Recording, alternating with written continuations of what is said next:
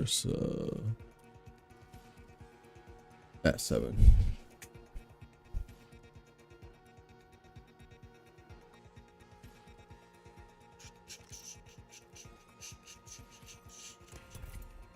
Let's roll the edge again. I saw Bonky Dick.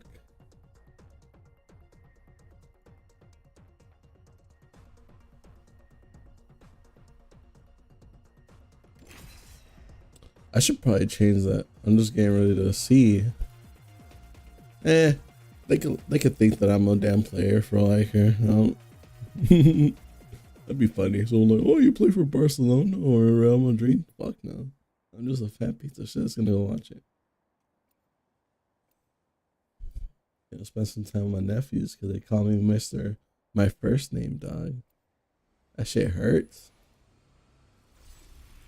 That shit hurted, dog. I am in my little group, right? Oh no, I'm not. There we go. I think my little avatar dude. Yeah.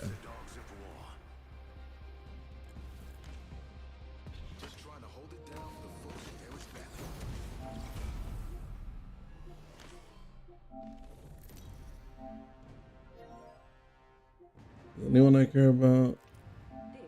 Not here now. No. My bad. I forgot to join the party. That way I can talk without annoying my teammates. I'm Jump Master. I do this for those who came before. Came before, base. Let's land there. Trust your teammates. Destroy them with decorum. The best tool is a friend. So, friends. What was I gonna say?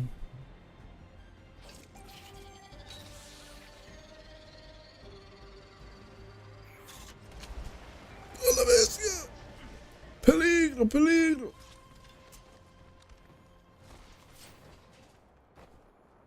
I think you were clicking.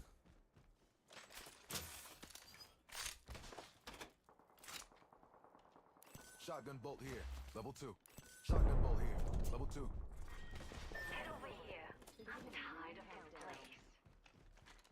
Take a breather. We're already in the ring. Attention. First blood. Someone's achieved first blood. No going back now. Hemlock here. I do like the hemlock, but Flatline here. oh. Who shot me? Obliged. Want some dick?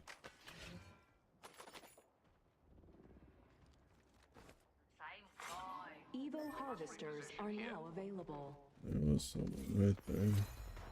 Check that fool out.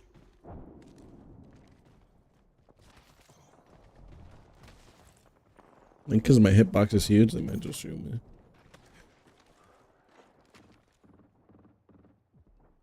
Look at the buster over here.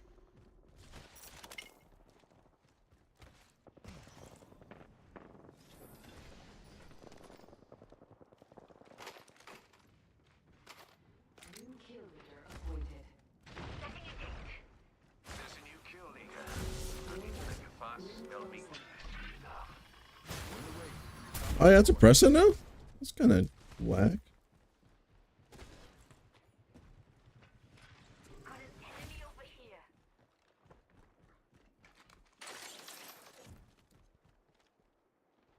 Back in my day, you just kind of jumped in it.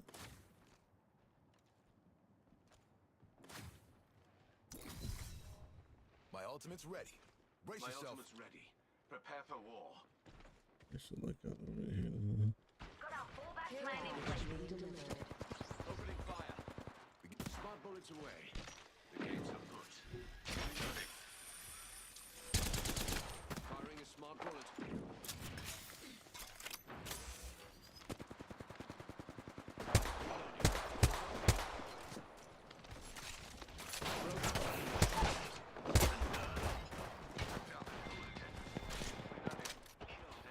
Managing my shield.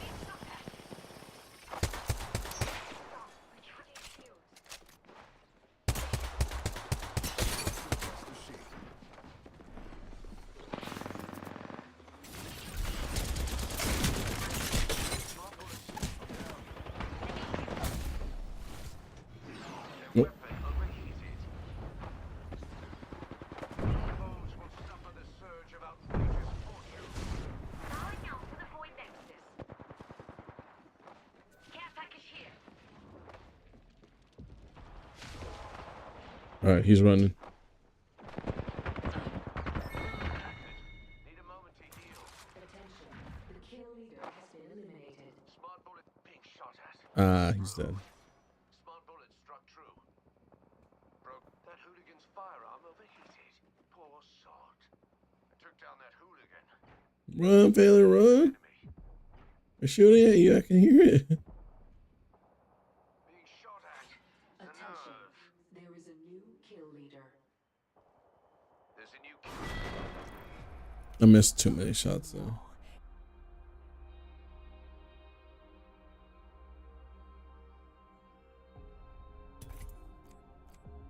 That was my bad for bad aim and not putting down my wall.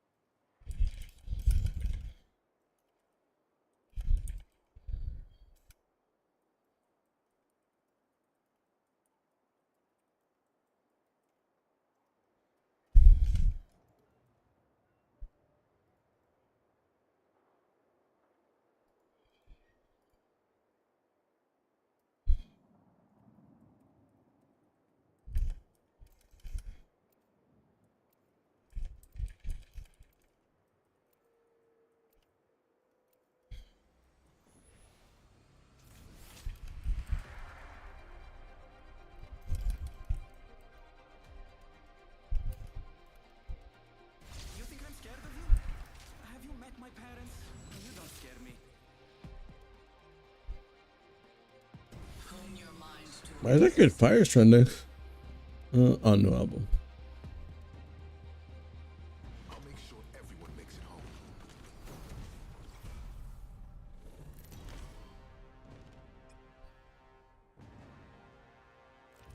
This is your champion. You've all been marked for death.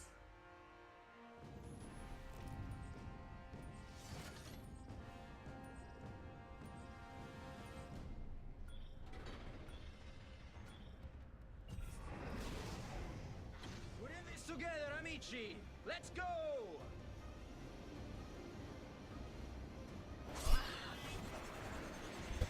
Did Mama Max drop a new thing?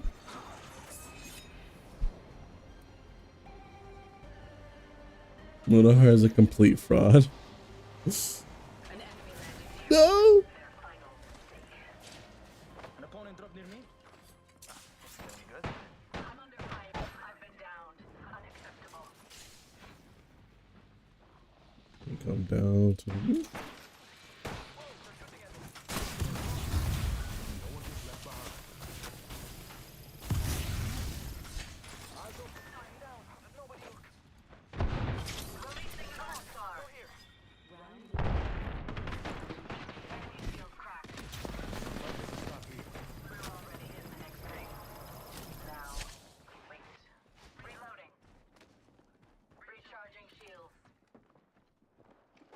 I'm recharging my shield.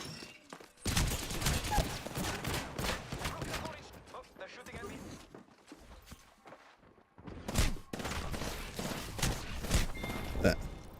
Damn, does he have a damn whatchamacallit?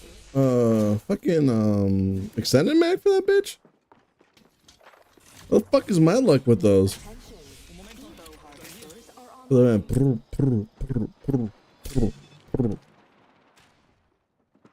I counted 7 shots. Let's have like a not a green one, a fucking motherfucking burger.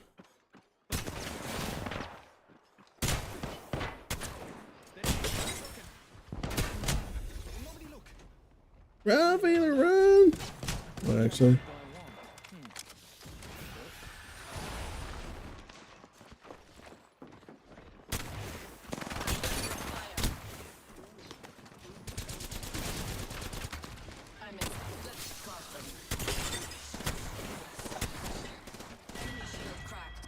Hey, I did my job, all right? I did my fucking job. Yo, let's what? How did I watch this? You know what? I still need to do this guy's challenges, and I think it'd be easier if I just play. Yeah, because I can do this easily and just playing regular games. So I'll just play some regular matches, watch the video. It's 3 hours fucking long. Holy shit. Alright, give me 1 second. Let me just put this right here. I think that should. Yeah. Oh, give me a second. It's gonna be weird playing without. Oh no. You guys can see my screensaver. Imagine there was like some big fucking milkers on the screen. Put this like max volume. Hello guys and gals, me Mutahar, and you know, ladies and gentlemen, I feel like today is going to be a video where I talk about Nintendo, and you know, I'm always let's see what Mama Max has to say, because what the fuck? Why is he talking shit? Defend this, okay? The fanboys cannot. And then part of me dies when I realize they absolutely will find a way to defend this. So, ladies and gentlemen, to give you an idea, I read this headline. Nintendo reserves the right to brick your console following unauthorized use. Wait, give me a second. Give me a second. Give me a second. Give me a second. Let me move it right there. That way it can block. It can block the damn thingy-mabobber. I doubt people would be screens. There was a red flag in my head. Okay, that could either be absolutely overblown, or it's not. And if I'm making a video about it, there's a good chance, ladies and gentlemen, it is not overblown. So there are 3 big gaming companies out there that make gaming hardware, consoles. You've got Microsoft, you've got... Yo, I should put some delay on this bitch, damn. Nintendo. And all 3 of these people have absolutely introduced things that I don't agree with on their systems. But today we're looking at an update to something known as an end-user license agreement that, again, is something we all sign when we play video games, buy a piece of hardware, so on and so forth. So Nintendo introduced a few... This is the fucking Mama Max video, right? I'm not a big fan of, okay? So let's cover the lightest thing here, okay? So one of them is the breach and termination and dispute resolution. So dispute resolution is pretty important, okay? To give you an idea about it, what Nintendo has basically said... Hold on. Give me a second. Make sure this is fucking Mama Max. Oh, no. I accidentally fucking clicked on a different thing. Today's video is the most serious I might have made in my... We were watching a regular ass fucking video. All right. This is the Mama Max one now. All right. Entire career. All right, there we go. Fear on this platform. Hello guys and gals, me Mama Max here, and on January 17th, 2024, he's making him gargle best cock. friend, my bro, Muda. You see that? Muda, you are a godsend. Your vid was much appreciated, bro. Anytime us boys stick together. Muda Haranas, YouTuber Some Ordinary Gamers, created his most serious video he might have made in his entire career on this platform by defaming me after asking for his help on one of the most serious of cases. Thanks, Mutahar. I can tell by the red lighting that this is in fact your most serious video you might have made in your entire career on this platform. And this is my response. Nah, it just means that you guys weren't good friends by the Anthony Fantano thing. You just got fucking owned. Ian style, dog. Fuck you.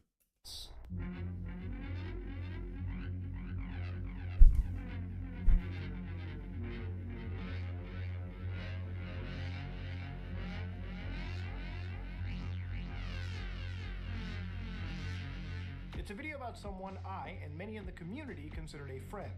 Today, I personally don't consider this person a friend. I consider them a liar.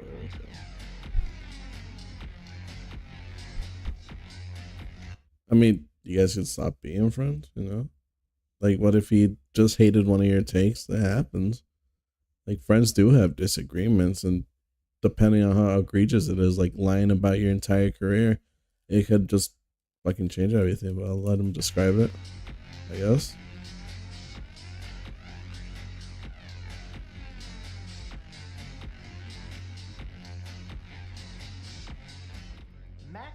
recently made several videos, 3 in particular, making what I believe to be a mockery of these types of serious investigations. My name is Spencer, and I am a survivor of camp. See, dog. He just put out his grievances right there. He just didn't like how you handled the damn situation. Not that deep. Like, he also did admit in his video that he was trying to help you, like, make it as good as possible. No, not as good as possible, but like try to help victims and stuff. And then he said that he also donated some of his time to actually help them, like talk to the police, how to get some information from them. But I wonder what he's gonna talk about. It's probably just gonna be that they're like, oh yeah, behind the scenes he helped us out a lot. Oh no, I had to do his voice. Behind the scenes, he helped us out a lot. My name is Max Stryker, and I hate pedophiles. Where are they? Where are the pedophiles? I have no idea how he does that for like hours on end. Mysteriously disappeared, lured by the illusion of joining a supernatural family as a vampire on some random corner of the internet. She actually found herself ensnared in a dangerous cult led by a child posing as a werewolf god. How does this explain the cult? How does this explain anything? This is why people are mad. He is presenting these screenshots like they're damning evidences, and they are not. Yeah, especially since it's not even circumstantial evidence. It's just out of context stuff. Like how Ian out of context, like with the cover of quote unquote context, defamed pretty much Ethan Klein during their dispute or their little bout. So context could be just bad, you know. I'll say with the evidence, like, appears at least, it feels like there's definitely like a bad, it's like the worst I can see is somebody taking advantage of people, like emotionally, sexually, physically. There was illegal shit that happened, right? Now I'm finding out that there is evidence. There could actually be some serious evidence, I believe, hiding. Yeah, but he explains also that he got that evidence after talking to victims outside of your control, dude. But like I said, he's just gonna take out of context things of him talking about it in the video.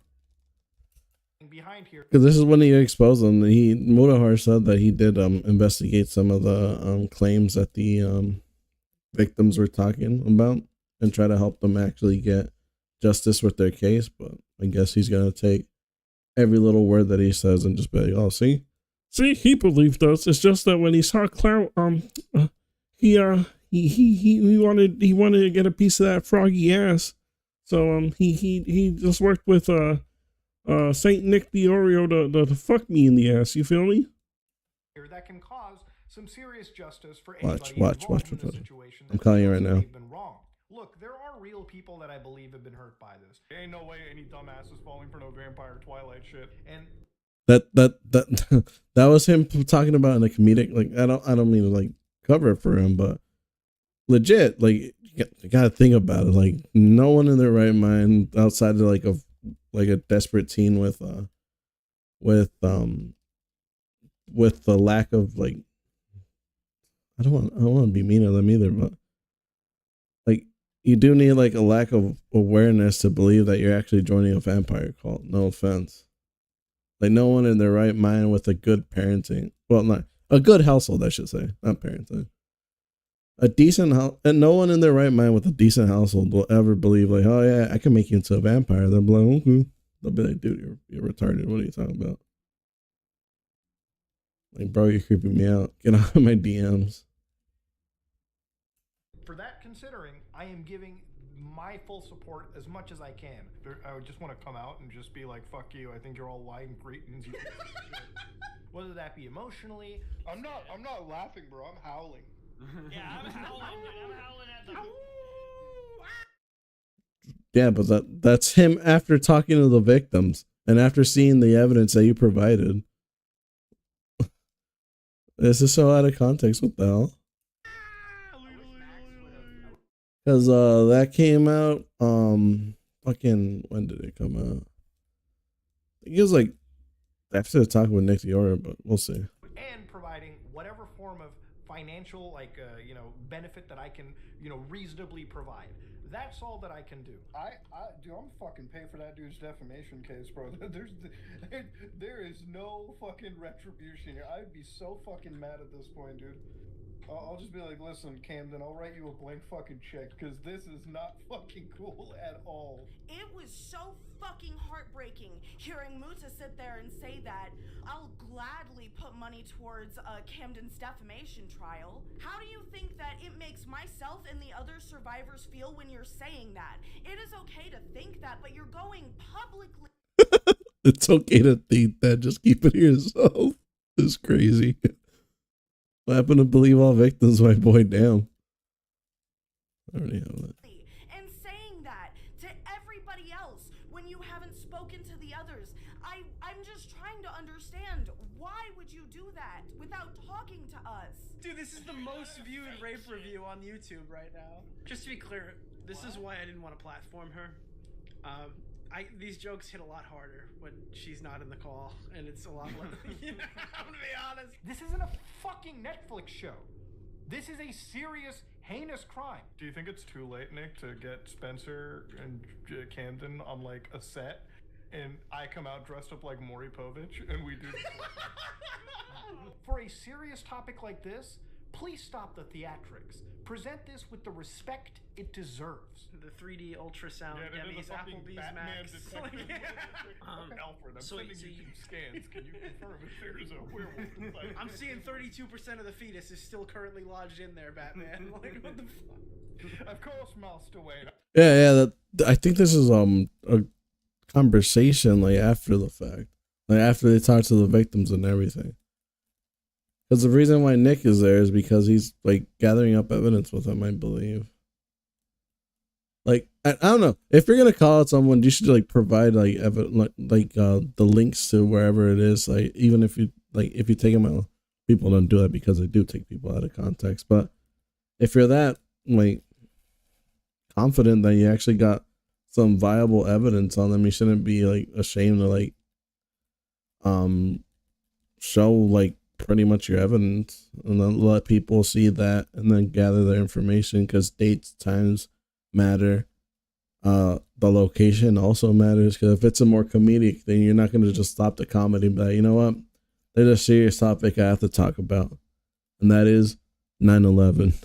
You know, no one's going to do that. They're just going to like keep talking like comedy and stuff. Like they might just mention it briefly or crack a joke about it. Because really, who's gonna believe that that there are vampire werewolves out there? Like, no rational person would. Like, no person in a stable mind, I should say.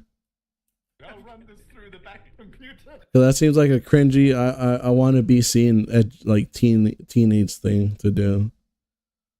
Like you're cringy, you feel out of place, you want to explain why you're not like the other people around you, and so you're just like, oh, I'm a mythical vampire. Yeah, they saw me. And that's what bugs me. Why are we not treating this with actual respect? Because the police report states that there are allegations from her own mother saying that there are allegations that her grandpa like essayed her. Dude, I'm just sitting. No, dude. The funnier reality is that they just won't. What give would the the grandpa phone look like if they were black or Chinese, though? That's it. I quit. Look, this is a serious matter. Please present it seriously. I feel so bad for laughing at this. This is why everyone likes my show better. We don't have to pretend we're taking it serious. These girls have to sit there and basically realize that their entire story is being invalidated in real time, is being made a mockery of in real time. Yeah, we're making a podcast and we're just having like just rape victims on it the whole time.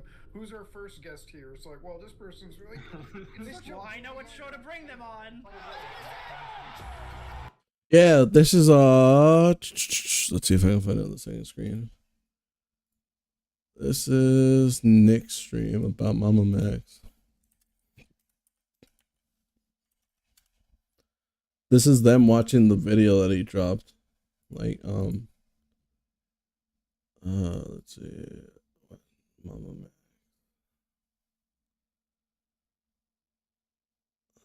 Let's see. Playlist. Go to class 3. Moon Heart related videos. Destiny related videos. Where is Mama Mac? Because this is like during is it Apocalypse? The T channel.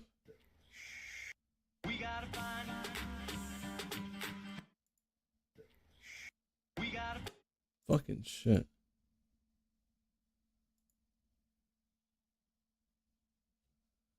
Death Noodles, Mama Max. A year ago when? February 5th. When did Mama Max drop this video?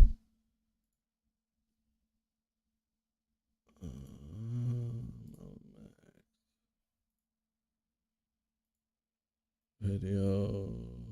Oh, this is a girl me. Pray. The child. Believe all abusers. Oh, he deleted it. Fine. Oh, wait, no. Spencer saw the channel. Spencer. Sir.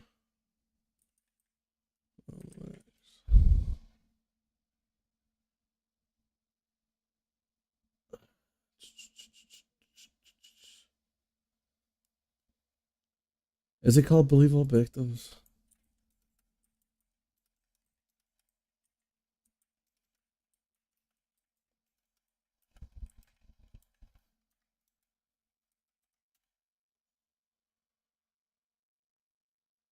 No, I can't find it anywhere.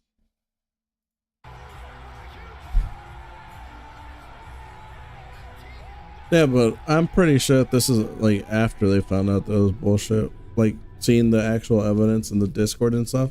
Because at first he made him sign an NDA. Mudahar did it. Our first rape victim. Let's bring in Spencer.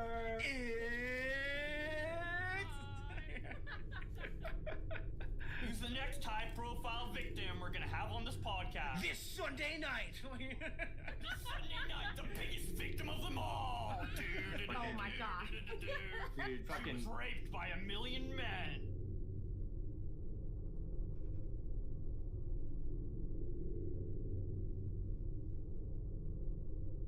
Like, he had convinced me to have someone bring me to his house. He beat me and then me. But you know, the transformation process is really dangerous on your body, especially because you're young. So from there, she had me like put stuff in my body and told me to pretend it was like his. I was 14. During the midst of it, I tried to scream. I was screaming no and screaming for help. And he put his hand on my throat and choked me and told me that if I kept screaming, he would kill not just me, but my family too. When it was done, he got off of me and he went across the room and he looked at me, saw me crying, and he said, "What just happened?" And I looked at him and I told him, "You just me." Dude, everyone just gets gangbanged in this universe, bro. What the fuck? Shut up! Muda! All I've seen is a character here that has made a mockery out of serious investigations, covered things. This is after your video came out, dude. You're taking him completely out of context. Like, this is after they found out that most of your evidence is just like messed, like out of context bull that wouldn't even hold up in court. So that's why they're saying that they don't believe your victims anymore. I guess pop off King, make him look bad. Yeah, what he's saying is insensitive, but after seeing your quote unquote evidence, you're not gonna. Oh, shit.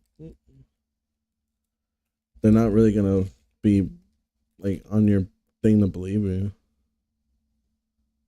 They wouldn't be privy to your evidence anymore. Fuck.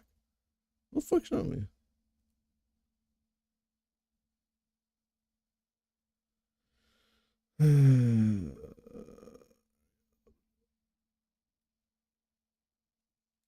No due diligence, and this kind of a thin rope ultimately leads to collateral damage for everybody else involved. Making claims like this and causing a big mockery of this situation ultimately puts the case that is being built at risk. Speaking with more of the victims after this call myself, I feel very disgusted hearing any more about the situation and the things that have been alleged to go behind it, which is why I'm doing my due diligence to at least try and help these victims. See, cause this is like during his this thing, his video dropped.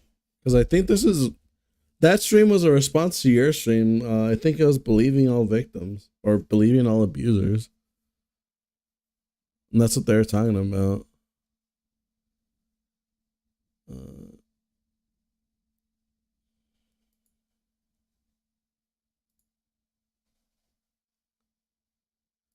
You Can't Hurt Me podcast. There we go.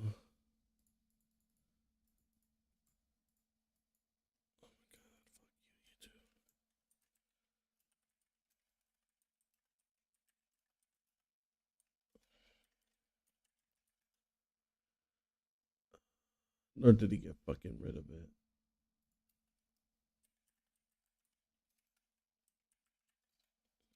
Because he also stopped talking to Spencer. Archive. Yeah, I think that's up as an archive. Rip. Okay. So this is just going to be more out of context stuff to make him look better. But privately, not a public spectacle like Max is doing. We are real, Camden Gerard Davis. Whatever you may or may not have done, I'm not really sure. Today's video is the most serious. Yeah, because again, he has not even circumstantial evidence I might have made in my entire career on this platform. It's a video I don't want to make because it's personally so uncomfortable. Mutahar, I thought you were going to be serious. If you didn't want to make this video because it makes you so uncomfortable, why did you continue to make multiple videos on this topic despite the cyberbullying and cyberstalking that you're causing to both me and the survivors? I would very much like to point out that Muta going on to Tommy C and lyrics, that brings more people that dislike it, that dislike Max out. There are people that are literally cyber-stalking survivors right now. You also attended up to 12 hours of live streams with your Didn't they also cyber stalk survivors in a way? Because they kept telling victims to come forward in order to get quote unquote get their story out. Man, they're trying to bring out people out of the woodwork and stuff. Fucking stutter. commentary buddies talking shit about us and the case. I'm gonna say it, like, the true crime audience is like the most retarded audience on YouTube. You could fucking feed them the biggest load of bullshit, and 9 times out of 10 they'll believe it. I don't think you're being serious. I think you're being quite dishonest, actually. But at no point is anything that I'm going to be doing anymore regarding the situation public. That was after his video dropped. Okay. I'm never going to be making a follow-up video. Hello guys and gals, me Mutahar, and it's been 7 days since I covered a pretty wild story on YouTube. Now, since then, it's been quite an explosive, trending topic with multiple videos coming out on the daily, many even from channels that I am very good friends with, channels like Oompaville, Nuxtaku. A lot of content creators, even some that I've worked with on this project, have made follow-up pieces regarding this situation. Post Nux clarity, dude. Me Mutahar, and today we're going to be looking at a pretty interesting update regarding Mama Max. So about 7-8 months ago, I covered this individual who used to be a good friend of mine. So not only are you repeatedly lying to your audience, but you are also choosing to defame and destroy someone who looked up to you like a brother, just because I made some mistakes in how I presented this case. Since you have done everything in your power to ruin my life, I think I'm going to enjoy these next 3 hours with you. Today, I personally don't consider this person a friend. I consider them a liar, both professionally and on a personal level regarding very personal things. Objection! So this is a smear tactic called poisoning the well. That is to prime the audience with adverse information about me from the start, in an attempt to make his claims more acceptable or discount the credibility of my claims. So Mutahar introduces his most serious video he might have made in his entire career on this platform, by immediately labeling me a liar. He is doing this to position himself as the heroic, objective truth bringer who makes very serious videos, whilst I am the missed so many liar shots. who lies about everything, both professionally and personally. You do? I mean, you lied about putting someone to jail and then quickly correcting it because you realized that people could look into it. But, okay. But unlike Mutahar, I am actually going to prove to you that he is a liar. But that's me going into things that I shouldn't need to. So you literally admit you shouldn't be poisoning the well, and you did it anyway. Okay. I also didn't want to make a video on this because I'm not an expert on the topics that we are completely discussing today. And yet you have continued to make videos on this topic, and speak as if you are the expert on the subject matter. Pretty funny, considering I've spoken to actual experts who seem to have a very different opinion than you. I feel like I wouldn't have fallen for something like this when I was 16. I don't know. Is that hard to say? I'm saying right. Yes. Look, yeah, this is the thing that, because I remember me and Jen were saying.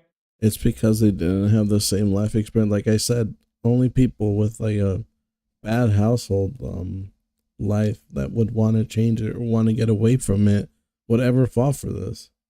Like hell, initially it could have been just like an abuse victim. Initially, it could have just started off as them being nice to them slowly giving like a place of security, something that they haven't felt in with time, and then later on just getting fully hooked to that feeling, and then fully believing that they can't live without them. That's how abusers work. That's how most manipulation cases work. So, is it possible that they could have gotten manipulated? Yeah, but of course these people with a nice household or anything wouldn't come. But you yourself said that Spencer wanted to get away from her family life, and she went to Camden Gerard Davis for that. So she clearly fits a picture of someone that could do it. That's why they emphasize that when they say, when I was 16, I don't think I would have fallen for that, because not everyone is going through the same thing as each 16-year-old, you know. But for sure, pop off king. Take people out of context. Get a massive own on them.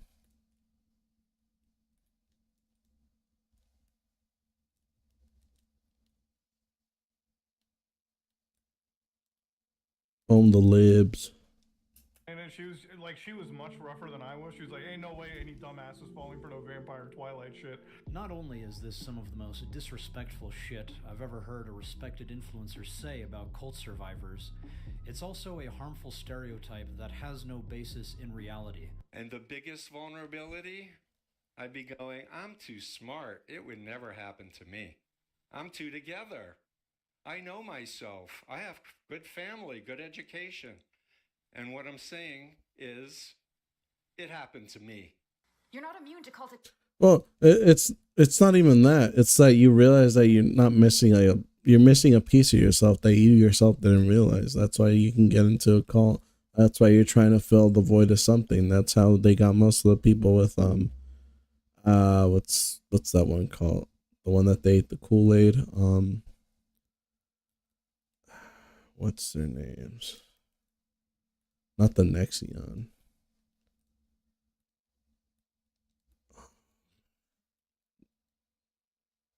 Gate something. Newgate. I think that's I think that's for Neff. Fuck, what am I thinking of? Shit.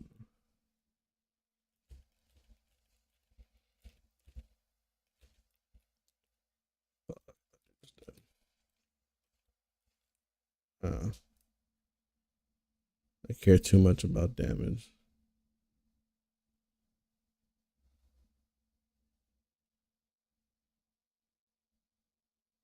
Oh, wait, Failer. Come back, brother. Come back.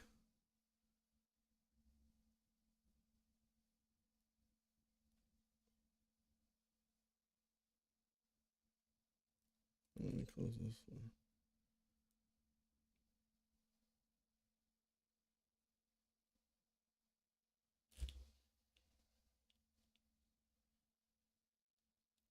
Influence. Nobody is. And I know The new gate cult. I don't know, they drink the Kool-Aid. Jamestown. No, not Jamestown. It's the one where they said that they need to carry change in order to get a damn to buy their ticket to heaven or some shit like that. I forgot their name. They'll probably come to me a little bit.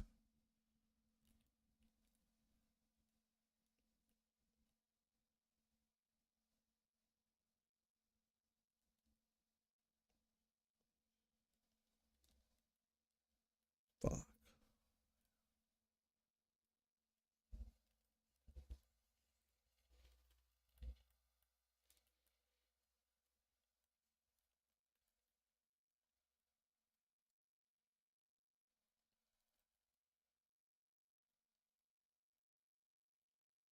Rip.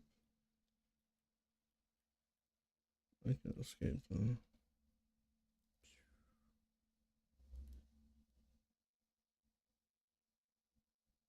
Chill over here for a little bit.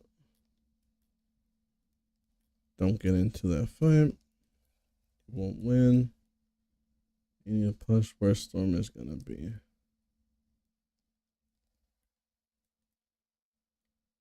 If they want to keep fighting. Oh.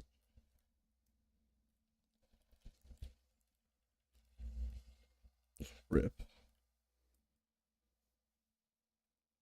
Oh, some of you were thinking that'll never happen to me. If you think you're not susceptible, you're more susceptible than you know. You know, people have the idea that the people who get into cults have some kind of mental problems, and that's absolutely not the case. But it could be. See why he's not letting him explain it? It's because they're missing something. For Spencer, it was her home life. She wanted that community. She wanted that connection, which is why when Camden Gerard Davis gave it to her, she fell for it. With the fuck it, I'm not doing anything right now. Let me look up.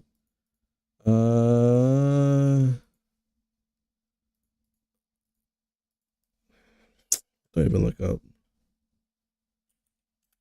All change in pockets. Heaven's Gate. There we go.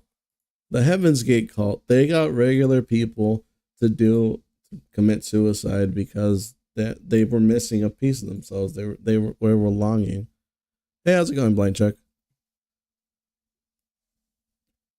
They were missing something. They wanted to belong.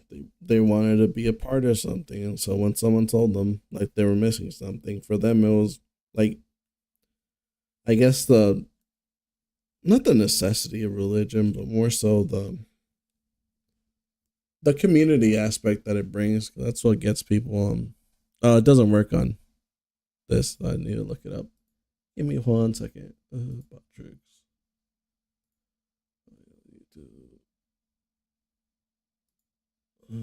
You have loyalty.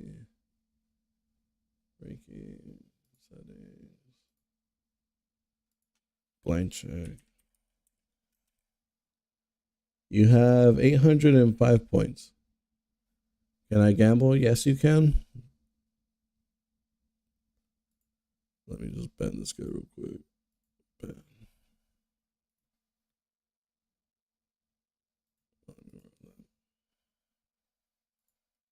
Now you can gamble. Go for it. It's legal because you're not winning anything technically. You're just winning more points or losing more points, but you can't use those points for anything. They're just there to make you feel good. Anybody. They could be any race, any socioeconomic level. They could be rich, they could be poor, they could be young, they could be old, they could be highly educated or uneducated. But what I've seen, if I were going to pull a consistent thread through many of the cases that I've dealt with, it would be somebody who's not happy at a particular point in their life. These people. What are types games? They weren't.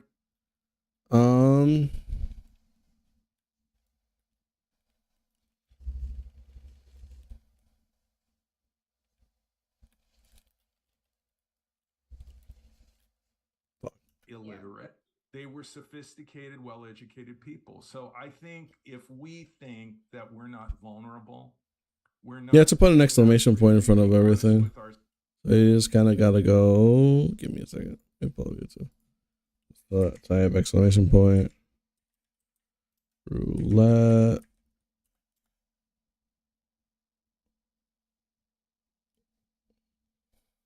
Give it a second.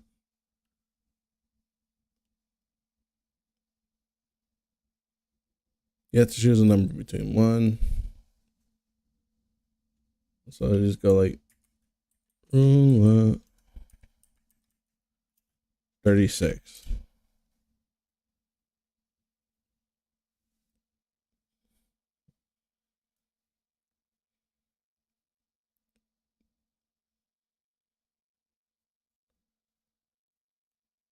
See, like that.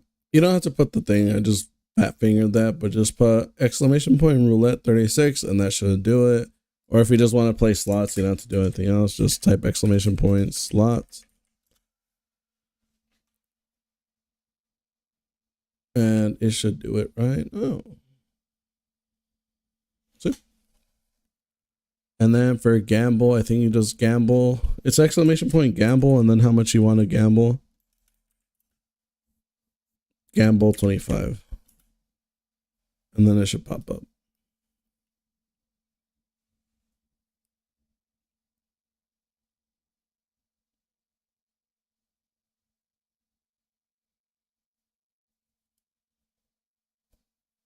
Yeah, so you can feel free to have fun with that. Gamble 100. I'll just keep a tab of how many points you have. Give me a second. Blind. Damn. Blind. You now have 980 points.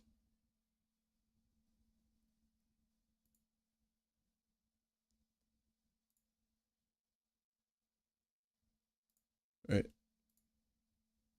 I don't have a problem. Nah, dude.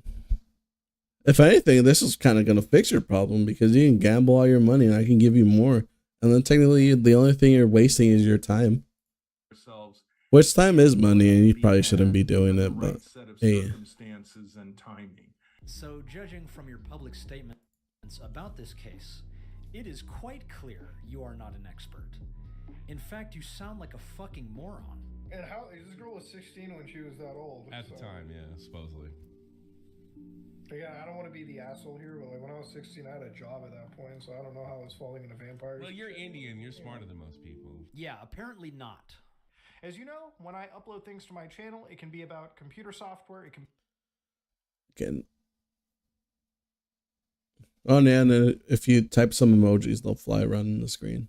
That's one thing I added. Be about creepy games. Pretty cool. Browsing the weirder side of the internet, like the deep web. It can be looking at trending things. It could be a bunch of stuff. It works on all platforms too. Mostly lighthearted. You know, like that lighthearted porn, lighthearted lighthearted red rooms, lighthearted child rings, lighthearted Epstein documents. It doesn't work on Zoo sadism. You know, Daddy's hunted for a while. He knows what's skinning an It doesn't work on YouTube for some reason, but I'll look for it right now. And yes, I do. You have 30 points. Very serious. But when it comes to situations regarding, situations regarding trafficking and whatnot, I am not an expert. That is something for the law enforcement, for lawyers, for professionals to appropriately handle. I don't even think YouTubers should be the ones that are running cases like this because in a vast majority of cases, most of Should I go home then? I actually agree. Yeah, because if you lose it all, I'll just give you more points.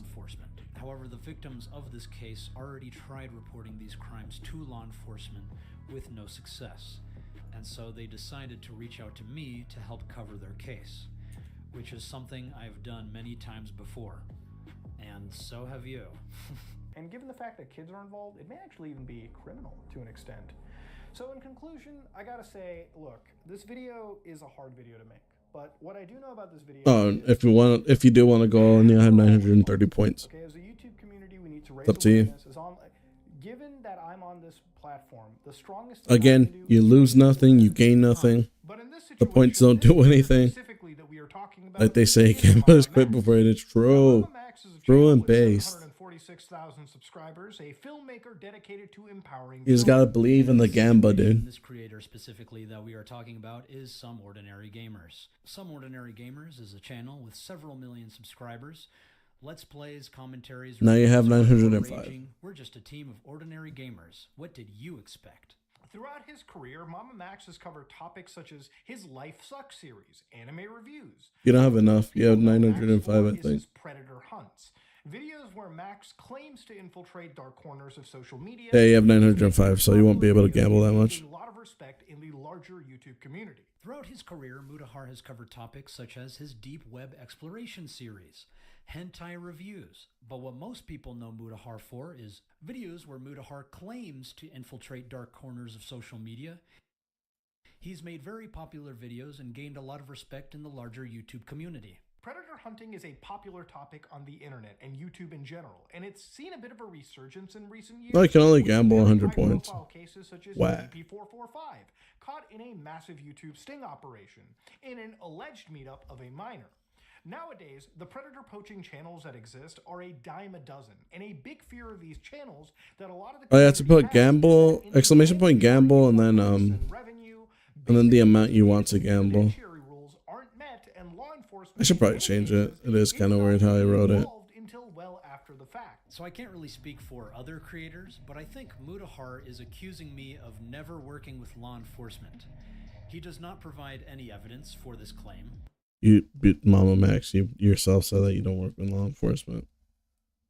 What are you talking about, dude? He just says it. But this has never been true. He's even helped me out with previous cases where we literally made reports to the FBI and NCMEC together. So here's my typical process, okay? I begin recording everything on OBS when I get on the platform. As soon as I confirm I am talking to an adult that is trying to groom minors, we create a mega drive and upload our recordings to that drive. We then link that to an FBI cyber tip and continually update the drive with evidence until the investigation is complete, which is usually when we have video evidence to support our claims. Would you want me to go up and down on you? Oh. You said yeah.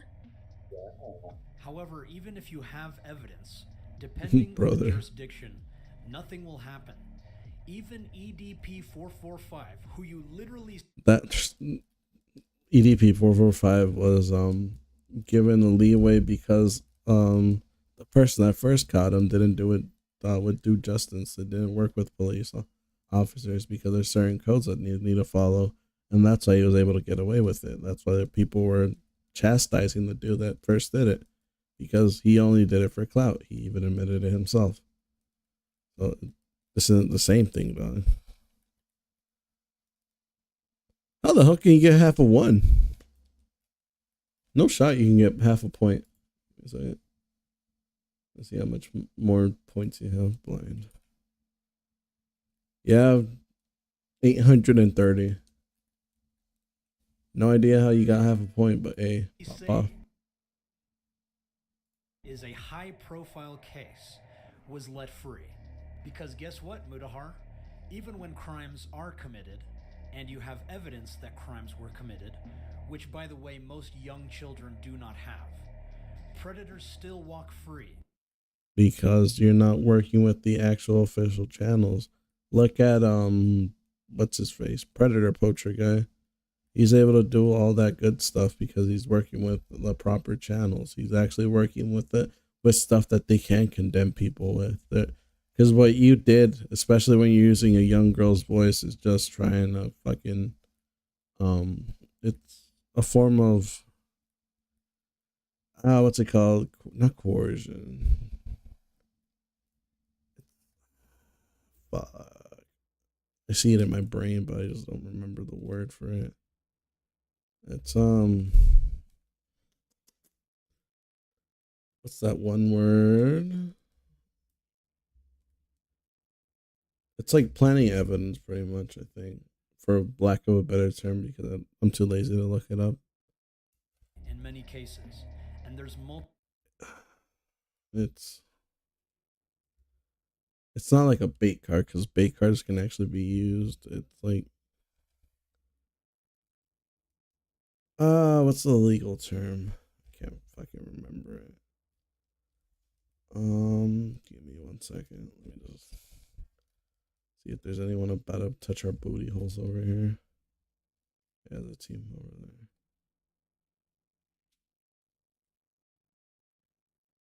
There's someone over there. All right. Let me look it up real quick. Entrapment. There we go. That's the word.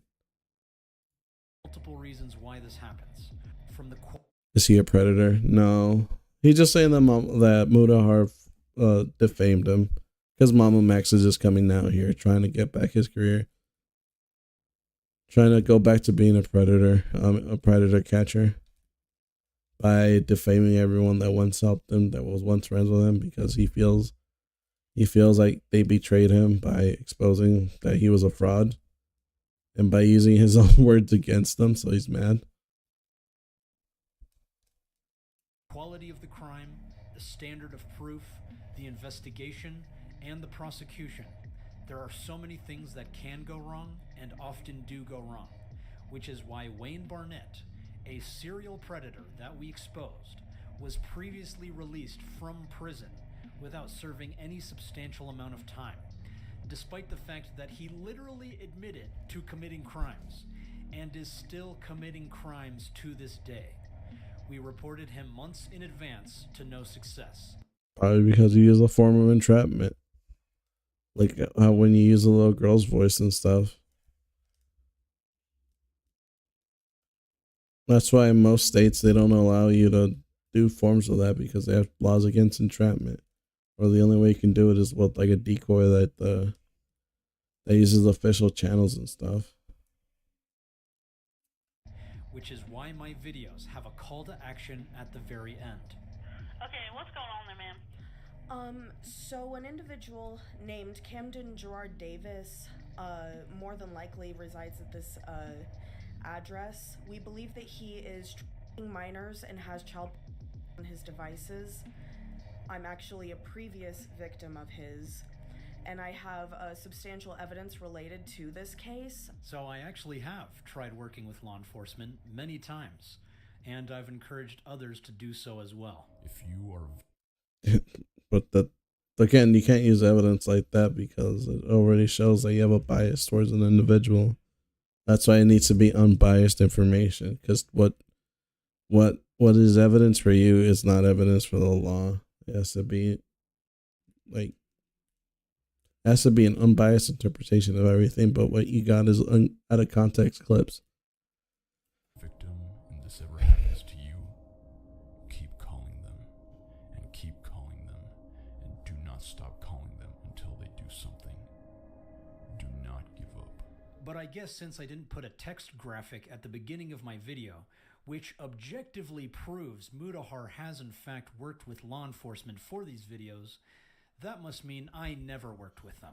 And it's caused a serious problem in letting actual evil people walk free because of technicalities and failing to follow basic evidentiary patterns. Ah, yes. Evil people walk free because of me, Mama Max. It has nothing to do with the countless historical and systemic issues with CSA cases that enable predators to commit crimes without consequence. No one else should be held accountable for these problems, not even the predators themselves. Mama Max is the primordial source for why predators walk free. Damn sure you are. In realistic fashion, if law enforcement was involved, these people would be tried in a court of law. In realistic fashion, law enforcement involvement does not guarantee that a predator will be arrested and tried in a court of law. It can take months, sometimes even years, of reporting a single predator before an investigation even begins, especially in cybercrimes with anonymous offenders. That said, Mama Max has committed almost every single sin in the book. I can't wait for you to provide some type of evidence to prove this theory of yours over the next hour of your video. That's crazy. Although it's hard to distinguish which sins I've committed when you don't even source the exact book that I'm supposedly breaking the rules of.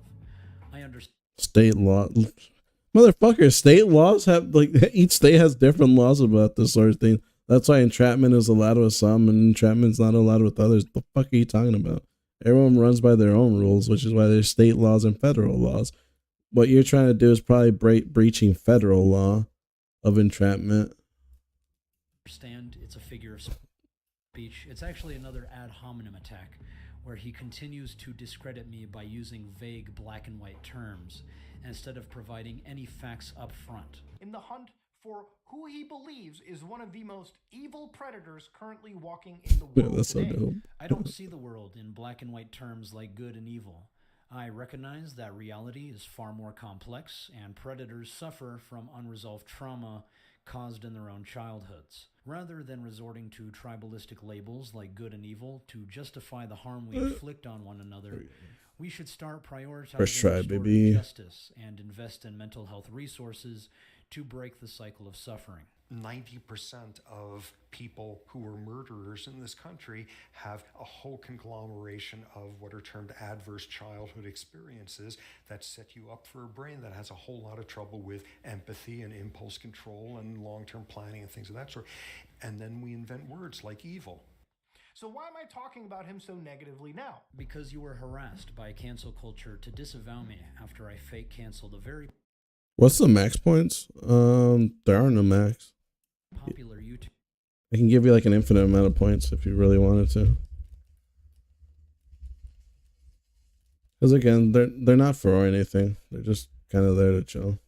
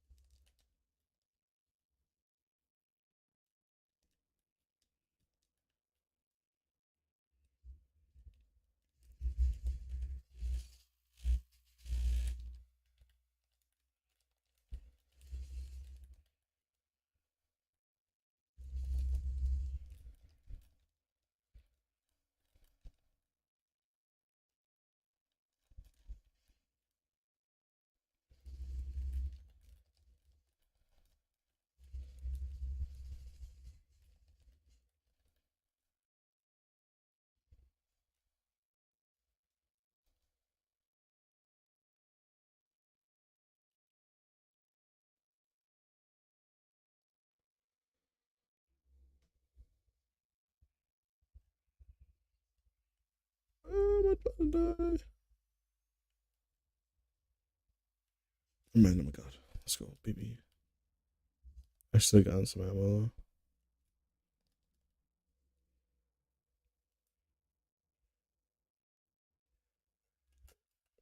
Just to bring Could it give me 10 billion? I still believe is of great importance. And although I did make mistakes and I do take accountability for those mistakes, unlike you, who is too pathetic to take any accountability for your own actions in this situation, you want to pin the blame of everything on me, and it's arguable that you have been more vocal and have had a much greater impact on the outcome of this case than I ever did. And then when I try to hold you accountable for your own actions, you try to tell everyone that I'm shifting the blame, when that's actually what you are doing. That is why you're talking about me so negatively now.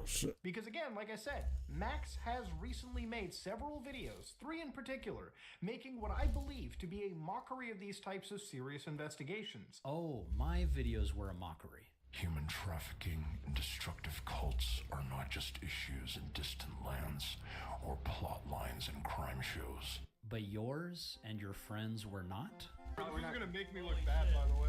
This is gonna make us all look bad, apparently. Dude, this was that's a good point. Yeah, she put a message out and was like, "Oh, I actually look really good in that call." So the jokes on it, they released it. Yeah, nice. I've seen ghosts. I look great in this call. Yeah, wait, she said she looked great. Let me see. Yeah, dude. Making what I believe to be a mockery of these types of serious investigations. Max has covered a story he claims I'll is give you covered with 8,000. human trafficking, cult worship, and brainwashing, and violent abuse. Topics that are incredibly serious, and as I've said, I am not a key expert on. You see, you keep saying that, but you continue to speak as if you are the expert. I am not an expert. That said, Mama Max has committed almost every single sin in the book because There, you I'm now not have an expert. 8,000 As I points. said, Pop I am off, not a King. key expert on. Look, I'm not an expert. If you are not an expert, then why do you continue to speak on this topic as if you are the expert? He didn't speak on the topic as an expert. He just giving his opinion. You can give your opinion to stuff, dude. Chill. That's like how you gave your opinion that you were a weapon against pedos, when in reality you were just making up stories. Topics where real victims. Alright, I'll be back. I'm gonna use the restroom real quick. I'll be right back.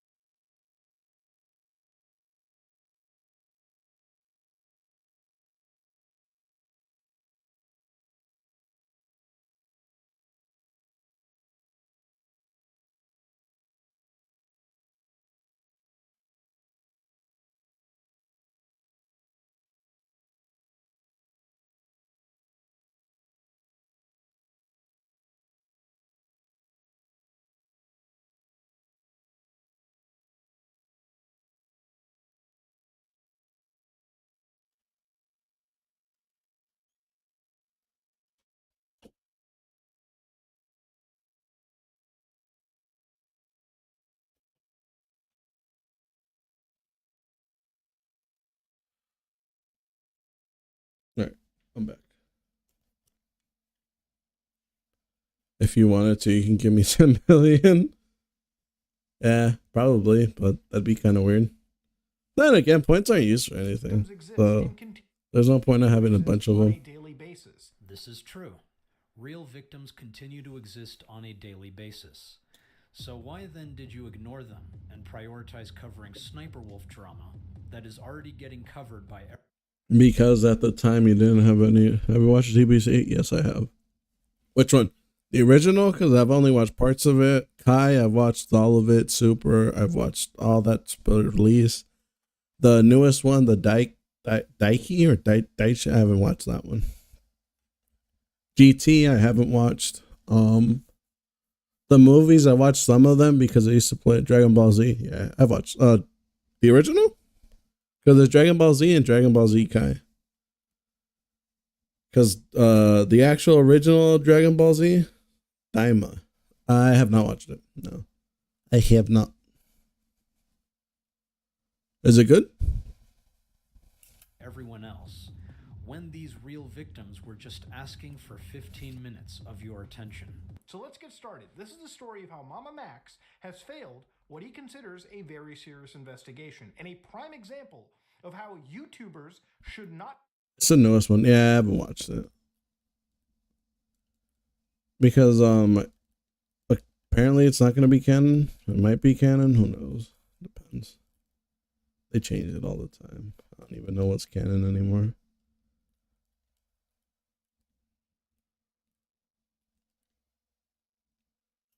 be involved with serious situations like this. So that concludes the introduction for Mama Max is a complete fraud.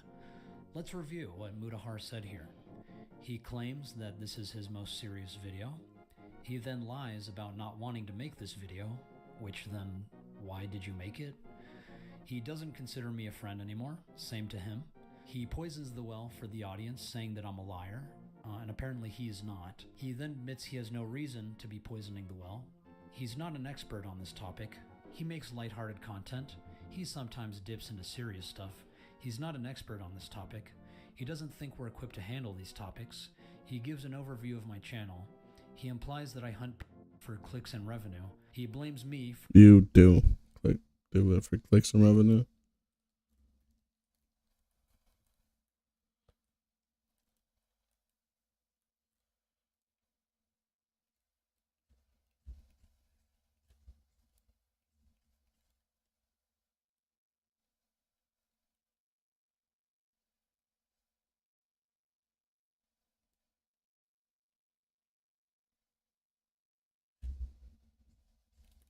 Actually, let's go pick one up.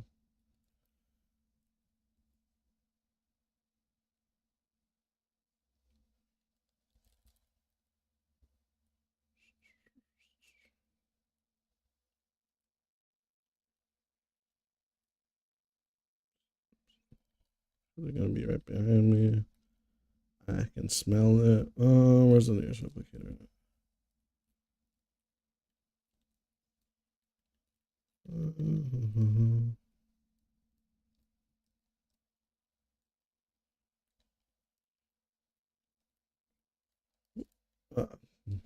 Really good toward me. Damn.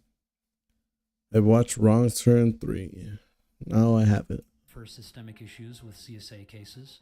He spreads misinformation about law enforcement. He says I committed every single sin in the book. He claims my videos are a mockery of serious investigations, even though he never had a problem beforehand.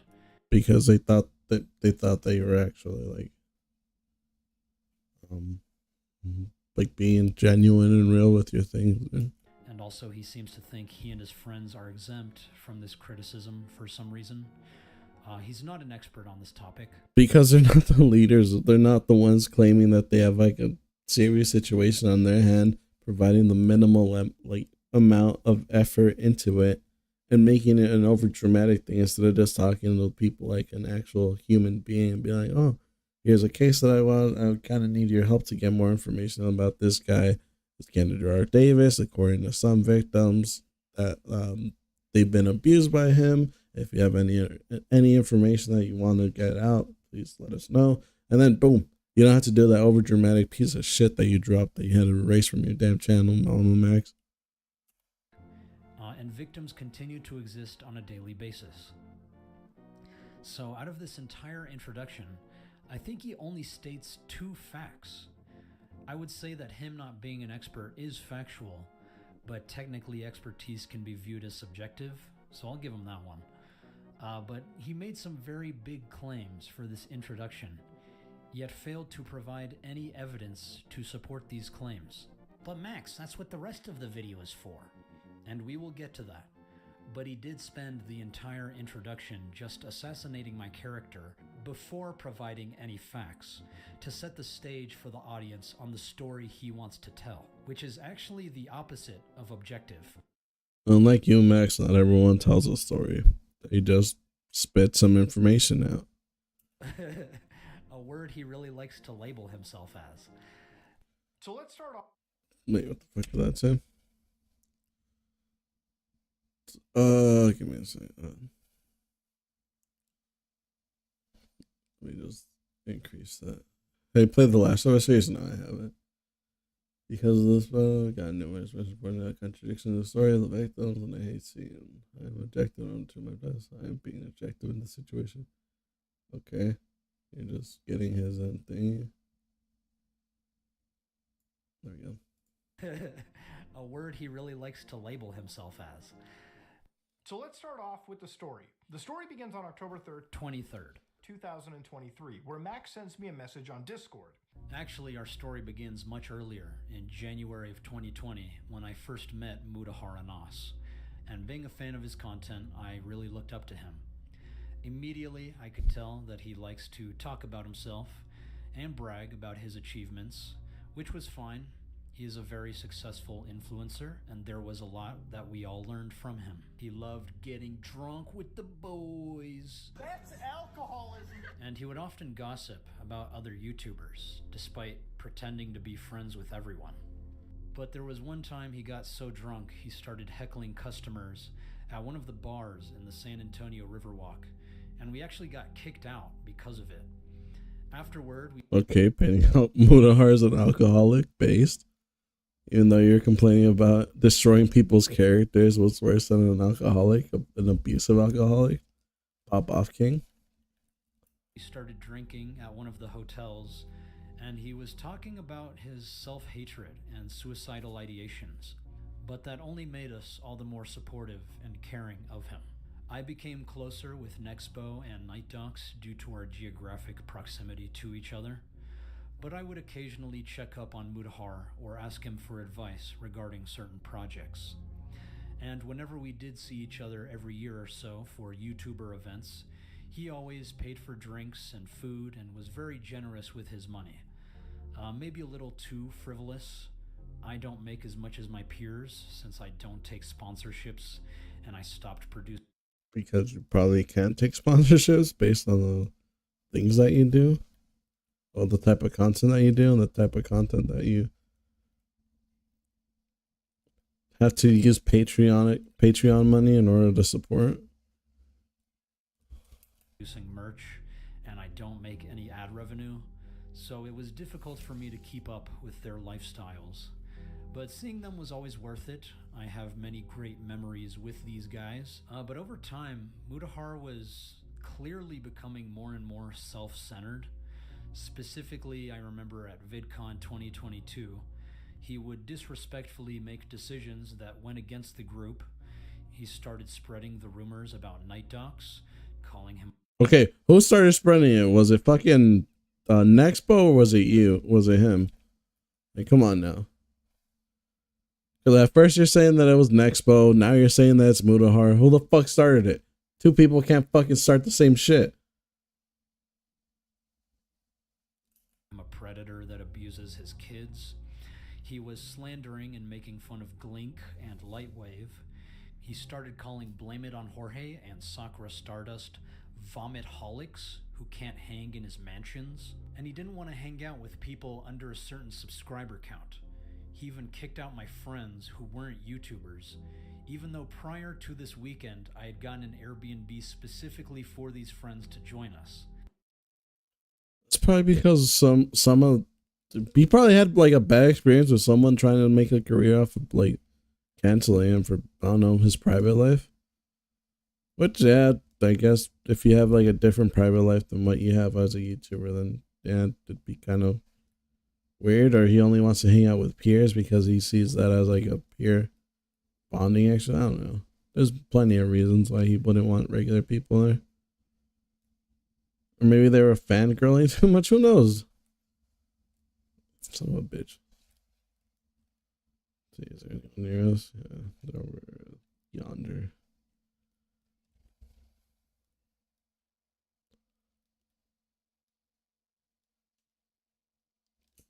But then Mutahar got a new Airbnb, claiming it didn't have enough capacity for my friends. But then popular YouTubers like Kelly, the Act Man, were more than welcome, even after being over capacity. This is a group chat between me, Nick, and Ryan on that very occasion when I hopped the fence of the Airbnb because we had no way to get inside, and my partner at the time was having a seizure. Ryan told Mutahar, and apparently he was furious that I did this. Do we have a plan for getting back in the house? Or for anyone to lock the front door? Sorry for the awkward situation, boys. Just trying to keep my girl happy. I fucking hate this. You're good. Just a weird situation. I don't even know what happened. This is what happened. Muta told us to get an Airbnb. A month had passed trying to get in a call with him to find one.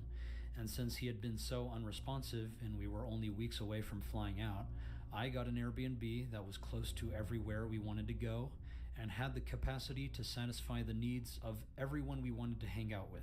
Muta then immediately got a new Airbnb an hour away and did so without talking to any of us about it. And now that we are here, he is calling the shots for the plans, even though he can't commit to a plan, changing his mind to pick up Ryan, even though fucking offered.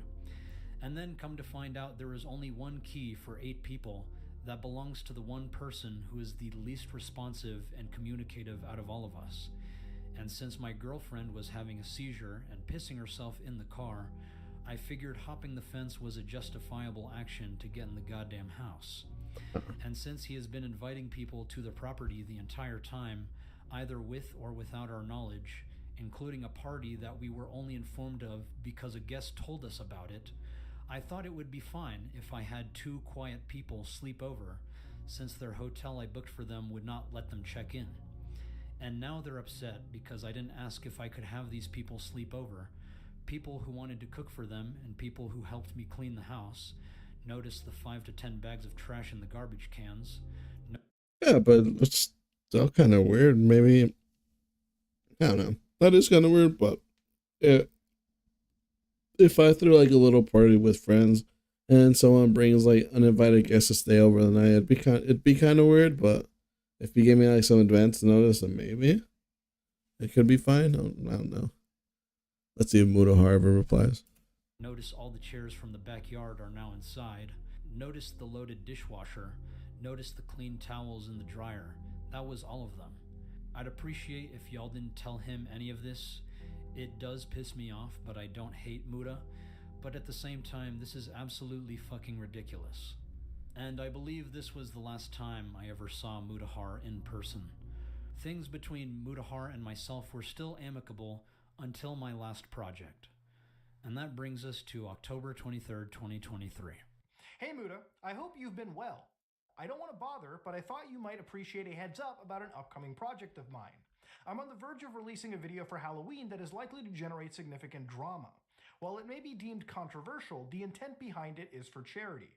The video is designed to be a trap for reaction channels. Knowing your integrity and the quality of your content, I would hate for you to be caught off guard. At the same time, we would be honored if you would consider covering this in a thoughtful manner. To facilitate a deeper discussion, may I include you in a group chat with other influencers who are also considering covering this topic. If confidentiality is not an issue, I'd be more than happy to send you the video under a non-disclosure agreement. This will allow you to become familiar with the video's content before it goes public, enabling you to navigate any provocative elements we've included. Look forward to hearing from you, Max. Now to understand, initially I read this and said, I'm down to hop in, man. Good to hear from you. Hope everything is well. And again, Max says, it's good to hear from you as well, bro. I'll add you in a few moments. Hey Muda, just wanted to know your current thoughts within the group chat. Now, if you notice the exact dates of these messages, you'll probably pick up that around this time in October, I was already busy with a massive investigation under our belt. In the following weeks from my response to Max, I would release a video on the completionist and further investigate that situation with a fellow YouTuber known as Carl Jobst. I was also in and out of the country for personal reasons, and I wasn't really able for anything else, I wasn't really available for doing anything. As you can assume during this time. Not sure why he's making it seem like he was so busy working on much more important projects when the actual videos he uploaded during this time don't quite match what he's talking about. Head on over to manscaped.com and get your hands on the Lawnmower 5.0 Ultra today. Now, 12 days ago, I made a video in regards to the Metal Gear Master Collection for yeah, because they don't take that much effort. They're low level content slops so that he can make time for the big project. Come on now. Something that you should have probably fucking done throughout your entire career to make some fucking money. Not just be like, oh, you see, I'm a victim because I don't do it for the money, I do it for the culture. Traveling across Japan for free by begging and hiding in train toilets. See, and these are all quick videos that could have taken like little to no effort. Something that just like you investigate like 5 minutes and then boom, pump it out, record it.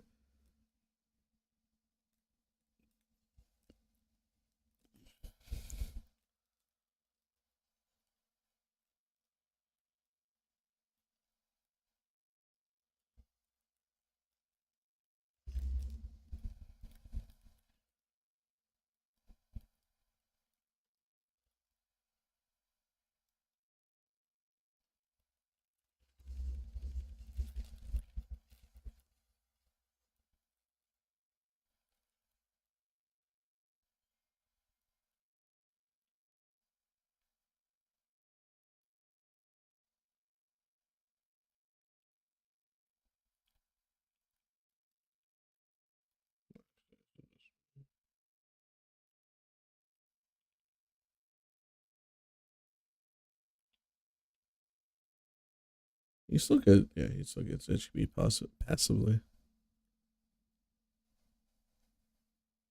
Like a really important video call. No, I'm talking about vag beer. No, I'm not trying to throw. See, again, these are low level fucking videos. Anyone can make these for like not that much time. All you have to do is fucking like look up a topic, record it, and then bam. There's not much that you can get wrong with you being an asshole for using private transport as public. Or public transport that you need to pay for free.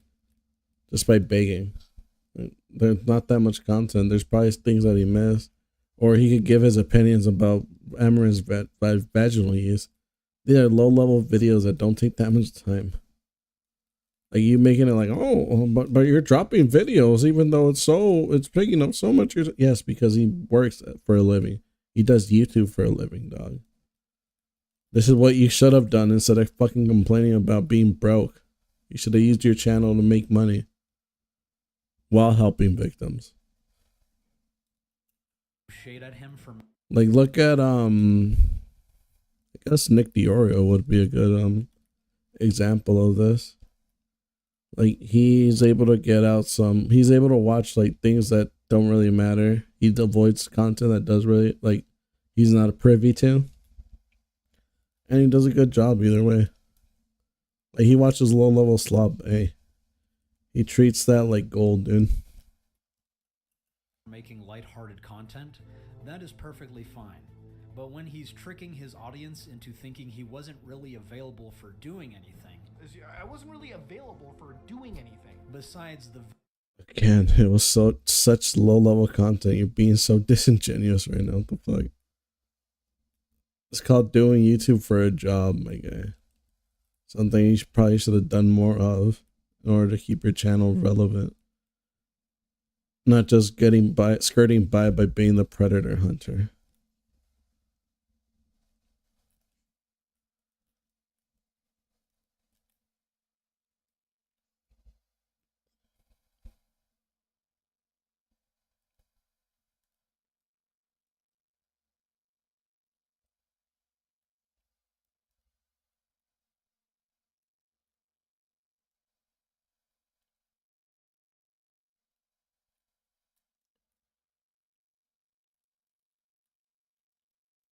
very important topic that he's covering. He's just lying. He's just trying to make me look like an asshole just because I am following up with him, which is perfectly normal in every professional and personal setting.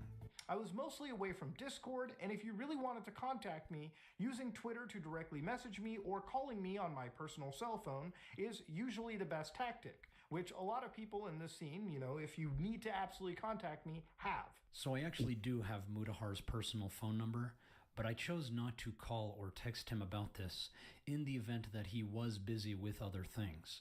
You should have busted out Sheila. So I'm not crossing a personal boundary or spamming him. That said, I can't Brother, then that would have helped them see like, oh, this is urgent. Let me fucking use it. Because again, if it's just gonna be like a random Twitter drama, then he's probably not gonna help you. Or if it's like another like project that's gonna add more to his play, he's probably not gonna help you. But if you're like, hey, I really need your help on this, he'll probably help you out. What the fuck? Like, there's different levels of thing. Like, if someone messaged me on Discord, I'd probably ignore it for like the most time because I don't even know. Like, half of like right now, I just got a fucking pending like fucking thing from someone. I don't even know who the fuck they are. I'm not gonna do it. I'll just leave it right there. Confirm what happened in the group chat. But like, if you have my personal number, that means that I trust you. I don't remember checking it, nor which creators were in that specifically. Well, allow me to provide that for you. The group chat was just an attempt to have open communication between creators about the project so they can ask questions and we can address any concerns all in one place. So a few days after inviting me to this group, Max inquires and asks Mutahar. Then why did you need an NDA that you could fake in order to fucking help it? And then just by saying that you're a victim, you automatically got in. That's how some of the leaks dropped. Because someone just claimed to be a victim, they gave no evidence, but you still allowed them in, and then most of your evidence became compromised. Like, come on now. He's acting as if it was like some sort of like ground zero type shit. It wasn't. It's been a bit since we've caught up, and I get that your plate is probably overflowing, but I wanted to touch base again. Sorry if our previous chats have been a bit heavy. These issues are really close to my heart, and that's exactly why we need to keep the conversation going. You've got a seriously powerful platform, and within your reach, we could really make some noise for the betterment of children's lives. Just a little bit of your time could go a long way. No pressure to dive into the subject, but if you could spare a couple of hours for an interview, I believe we could spark some real change. Is there a time that works for both of us to sit down and talk for an initial engagement? A few days later, Max says, I'm reaching out again because the voices of child survivors cannot be ignored. I've shared their stories with you because I believed in your capacity for empathy and action. Your silence so far has been disheartening, but I still remain hopeful. Please understand, we are determined to be heard and will continue to seek influencers who have the power to do something heroic. Watching the attached video and acknowledging their plight is all we are asking right now. I hope you will not let us down. Now, obviously, at the end of this, you can see that it becomes very apparent that Max is emotionally guilting me. Technically, ChatGPT is the one emotionally guilting you into speaking and promoting a topic that I haven't actually seen much concrete. This motherfucker using ChatGPT. Oh my fucking god, dude. That's not the own you think, dog.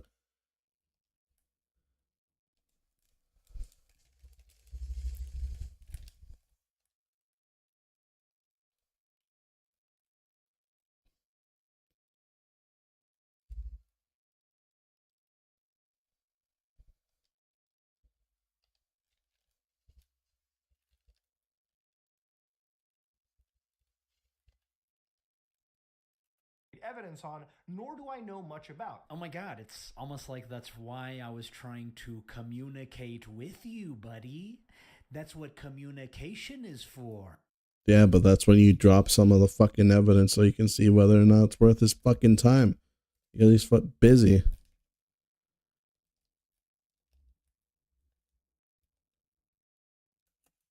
And also because I'm working on another video for my channel as well. A very serious investigation that I have to be 100% on. Just for context, here's my point of view.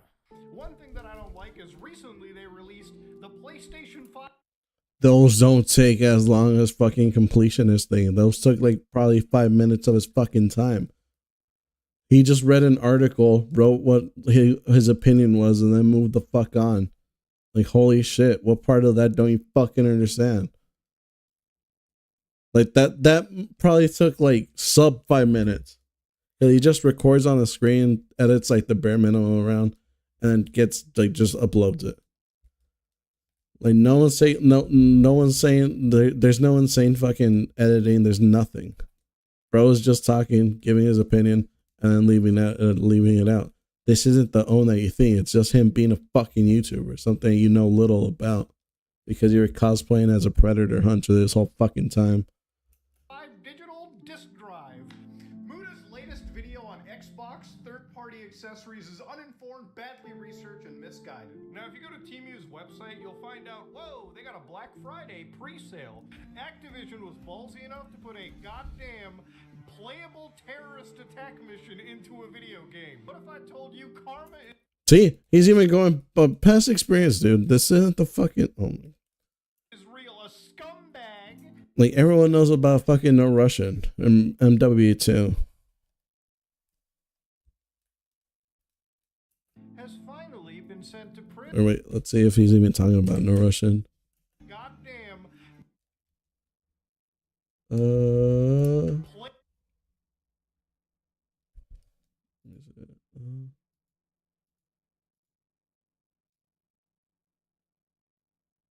No Russian, yep. Alright. Yeah, he was talking about No Russian. It's because Modern Warfare 2 re-released a remastered version of it. And I think initially you couldn't play No Russian, even though it was a part of the group and it was a part of the staple thing. And it was supposed to show the lengths that the dude was willing to go to in order to keep his mission alive, in order to trick Makarov.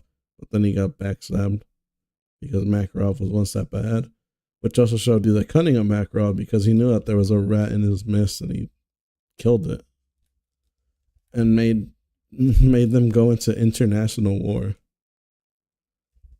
Like that's literally the whole explanation for the international war part.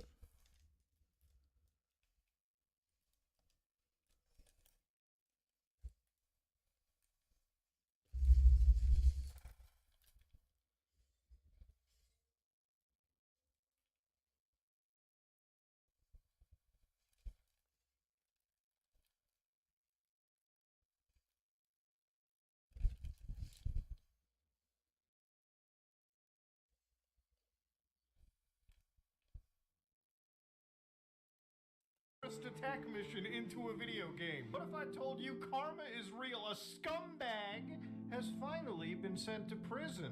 It's a video where apparently, I'm gonna be honest with you, I think I'm defending XQC. Now I know that Again, these don't take that fucking long.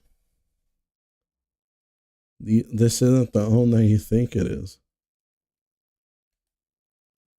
You're saying, no, look at all this low-level content. Why doesn't he have time for mine? Unless he is saying that his thing was 100% low-level content, so which it might be. That might be what it is. He might just be saying like, hey, look, I'm a glup shitto.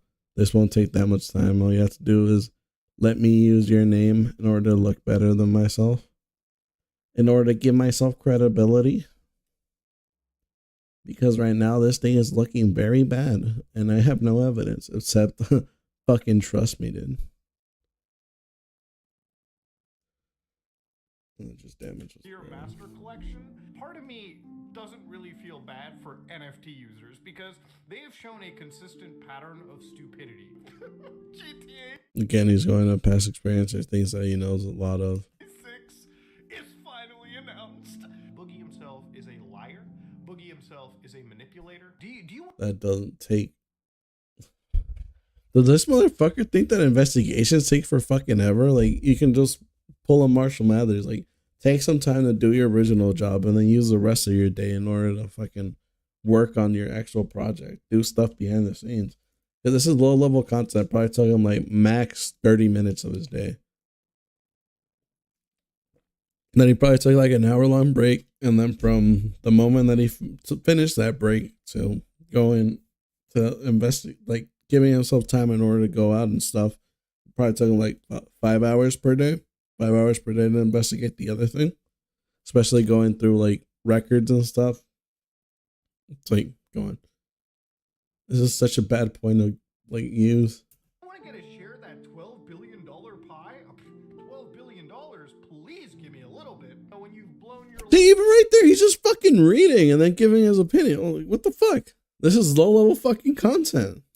Week after week, a very serious investigation that I have to be 100% on. Huh. Because it doesn't. Again, he was like probably locked in on that thing. It's just like it took like a fraction of a brain cell in order to read some fucking content, you dipshit. Just because you go all in one thing and then make up, like, just because you go into making a story about a fucking predator doesn't mean that everyone has to go all in into making their fucking videos, dude. Chill. Publicly exist, at least the evidence as far as today. So why does the evidence need to exist in the public before it's worth your consideration? Because everyone needs to see that in order to be like, is it worth our time? Is it like just Glup Shadow saying stuff, or is it a jealous ex? Like, people need to know whether or not it's worth their time, which is why when you like make a call out video saying that someone's a predator and then only giving like snippets of fractions of a second of actual evidence, which was just out of context text, people aren't going to take it as seriously as it should be taken. The survivors wanted to share their evidence with you in their private server that you signed an NDA to protect. And during your time there, you did not speak to anyone or ask any questions or conducted any investigation whatsoever. It seems you took a glance, you did not see any CSEM, and subsequently leaked disinformation to the public that there is no evidence, that you later changed your mind about. The fact that throughout this entire situation with evidence, like with witnesses and whatnot, that there's now I'm finding out that there is evidence, you just haven't established timelines. It really feels like you haven't put in. See, that's because he just saw a jumbled mess, not something that was organized. That's another thing that I forgot to mention. That throughout this, oh shit.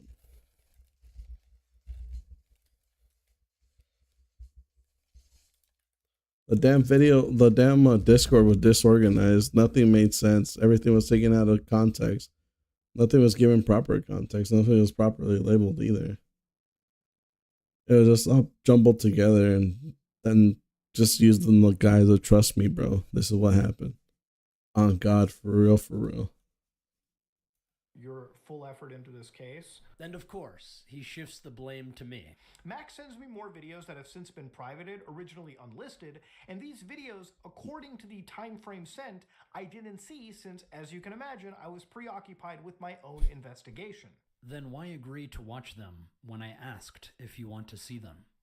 I can't help but notice you coincidentally keep leaving out context in your video, but when you actually show the full context, the conversation looks a lot more normal. This is something he does throughout the whole video. That's it. Sorry for this. I want to keep you in the loop. Okay, and then what? Conversation in your video, but when you actually notice, you coincidentally keep leaving out context in your video, but when I think you have to contact with people to see this. you actually show the full context. Something. I don't even think they're the same fucking video. That says work in progress. I know. OS. Yeah, that's fucking a different fucking video. The conversation. Do you even show that? Something work in progress. I think you have contact with the people who might want to see this file, so I'd love to have a discussion about it sometime this week, if you have the time. More context.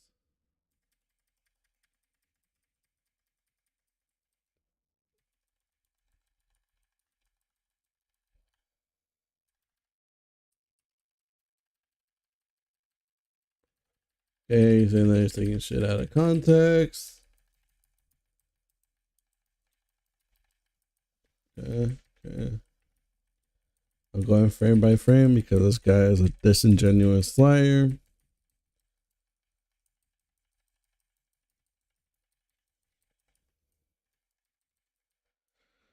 I agreed to an NDA. More context. A lot more context. Sorry for the spam. I just want to keep you in the loop. Hey, Muda. Let me just get that out of the way. The conversation looks a lot You're more viewing normal. older messages. This is something he does throughout the whole video. This video was never a cancellation on Charlie, but rather severe clickbait. And I was 100% transparent about that from the very beginning of the video. Yeah, but that doesn't mean how sincere you were. You legit said use Charlie's face in order to fucking. I even forgot that what the original name was, but it did have something to do with Charlie. Like this big YouTuber is hiding predators or some shit like that. So of course people are gonna watch the video thinking that Charlie did something bad, when in reality, dude was just vibing. Dude was just chilling.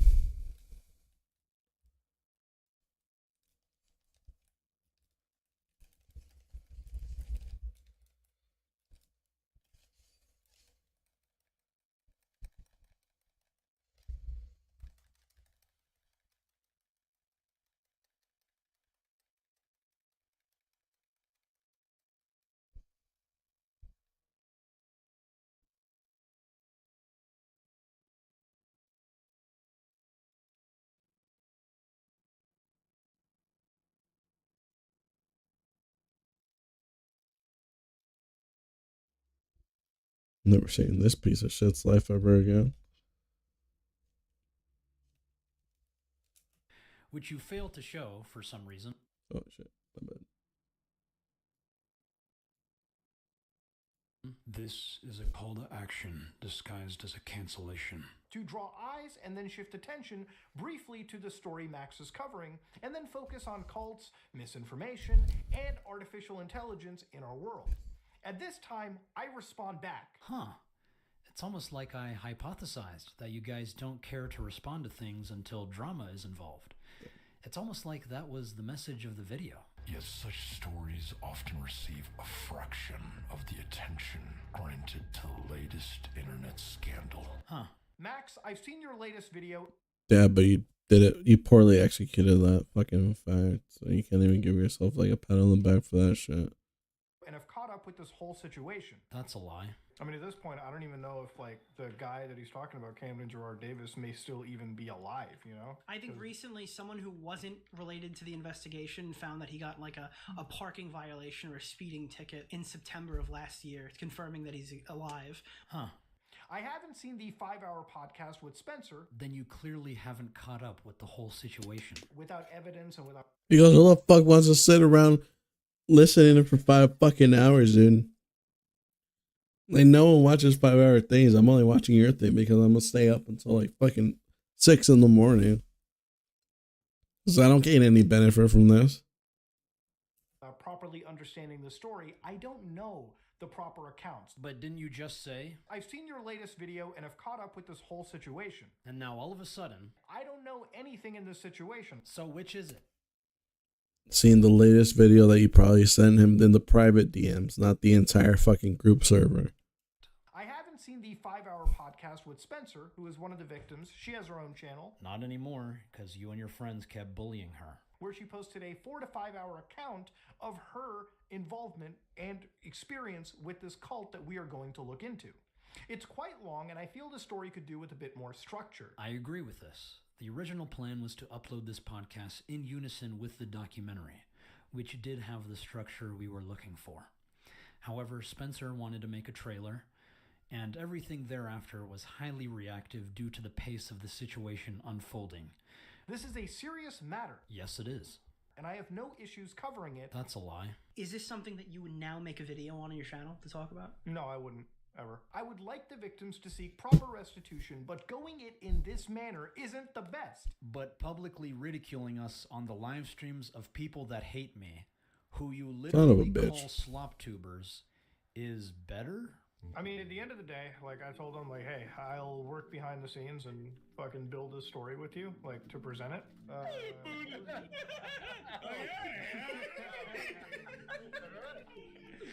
Nick? Filming it in this manner isn't the best.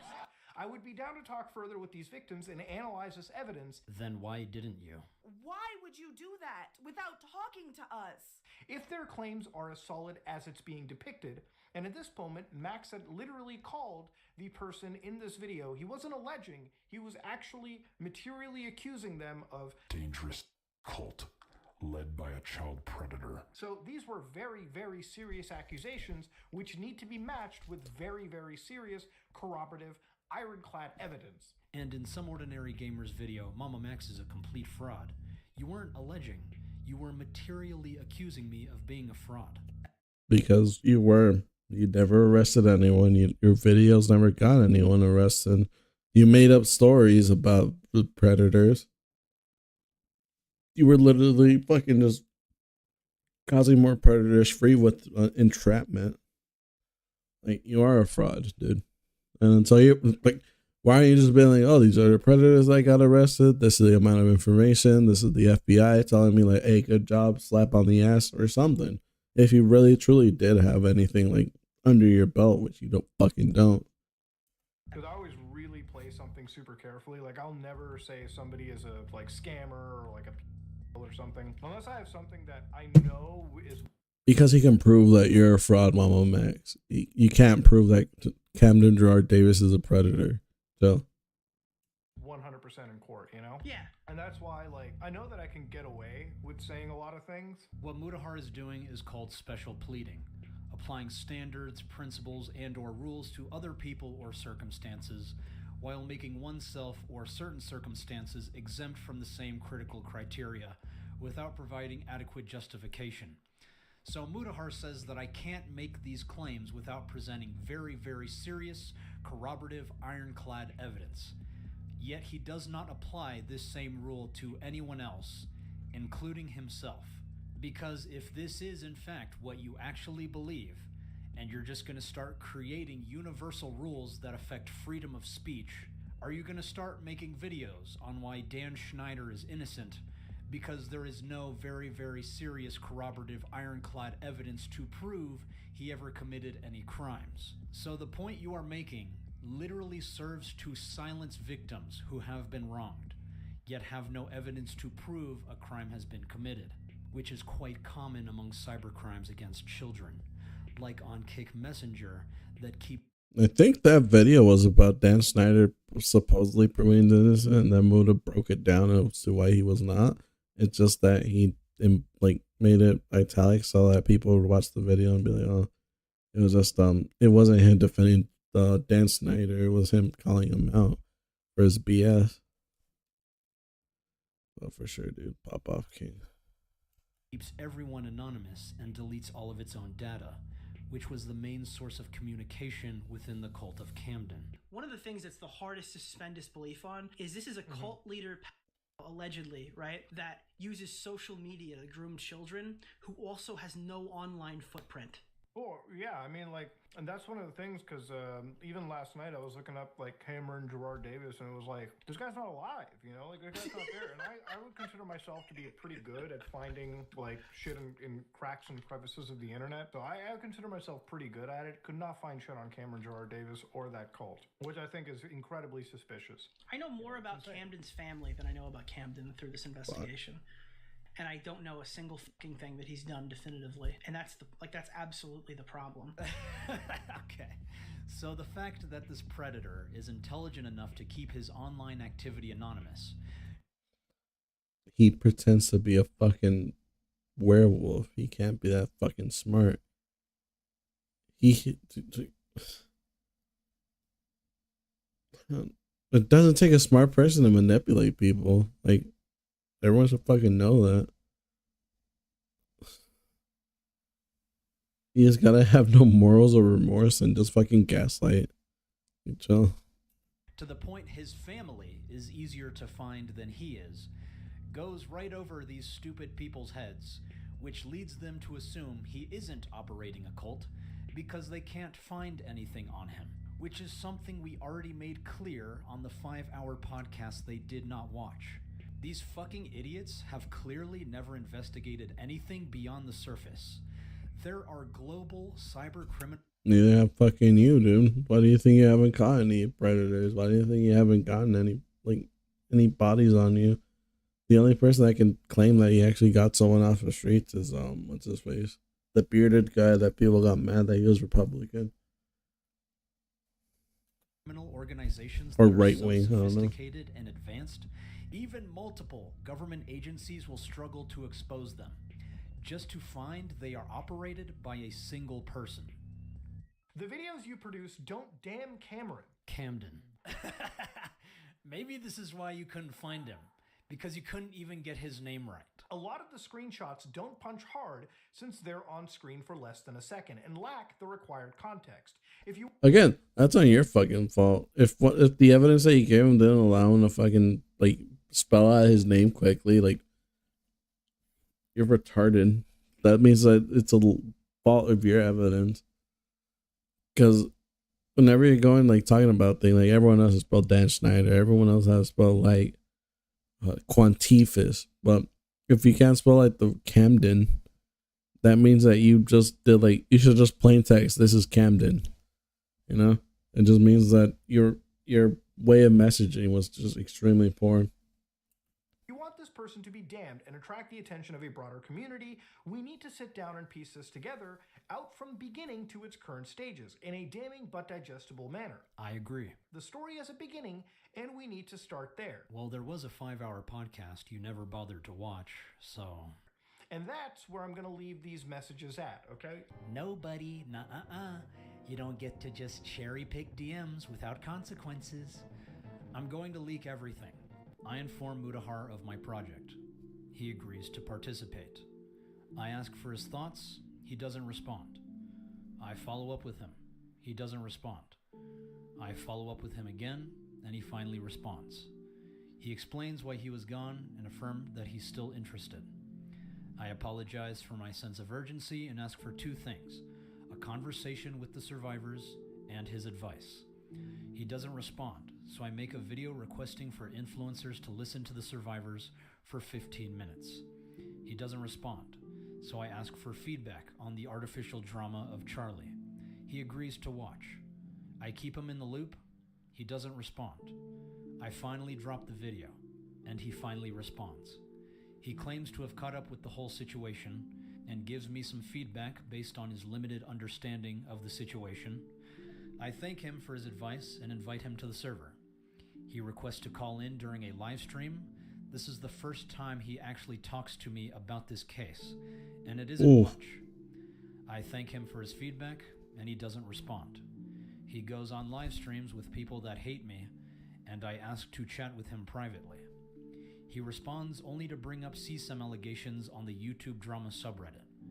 I explain the mega drives to him. He ignores what I say and thinks that the cult survivors have CP on our server.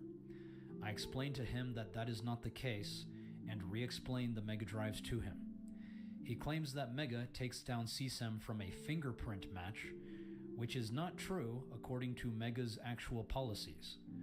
I re-explain the mega drives for the 3rd time and share a video timestamped with what I'm talking about. I try to understand what did who say regarding the mega drives. He says the mega staff. I explained that I was not in charge of the mega drives. I passed my evidence to my team who uploaded it to Mega. I then explained to him that I'm open to answering more questions and that there's a lot of misinformation spreading around, and if he... I need to make this a little bigger. It's gonna take up most of the screen, but fuck it. Can just platform me or the survivors to give our side. He doesn't respond until I start streaming again. I thank him for his input on stream. Make myself but look good explain. better. Thanks for your valuable input on our stream. While we appreciate your advice, discussing these sensitive matters only in public settings is uncomfortable for everyone involved, including you, me, and especially the survivors. We'd prefer to handle such conversations privately.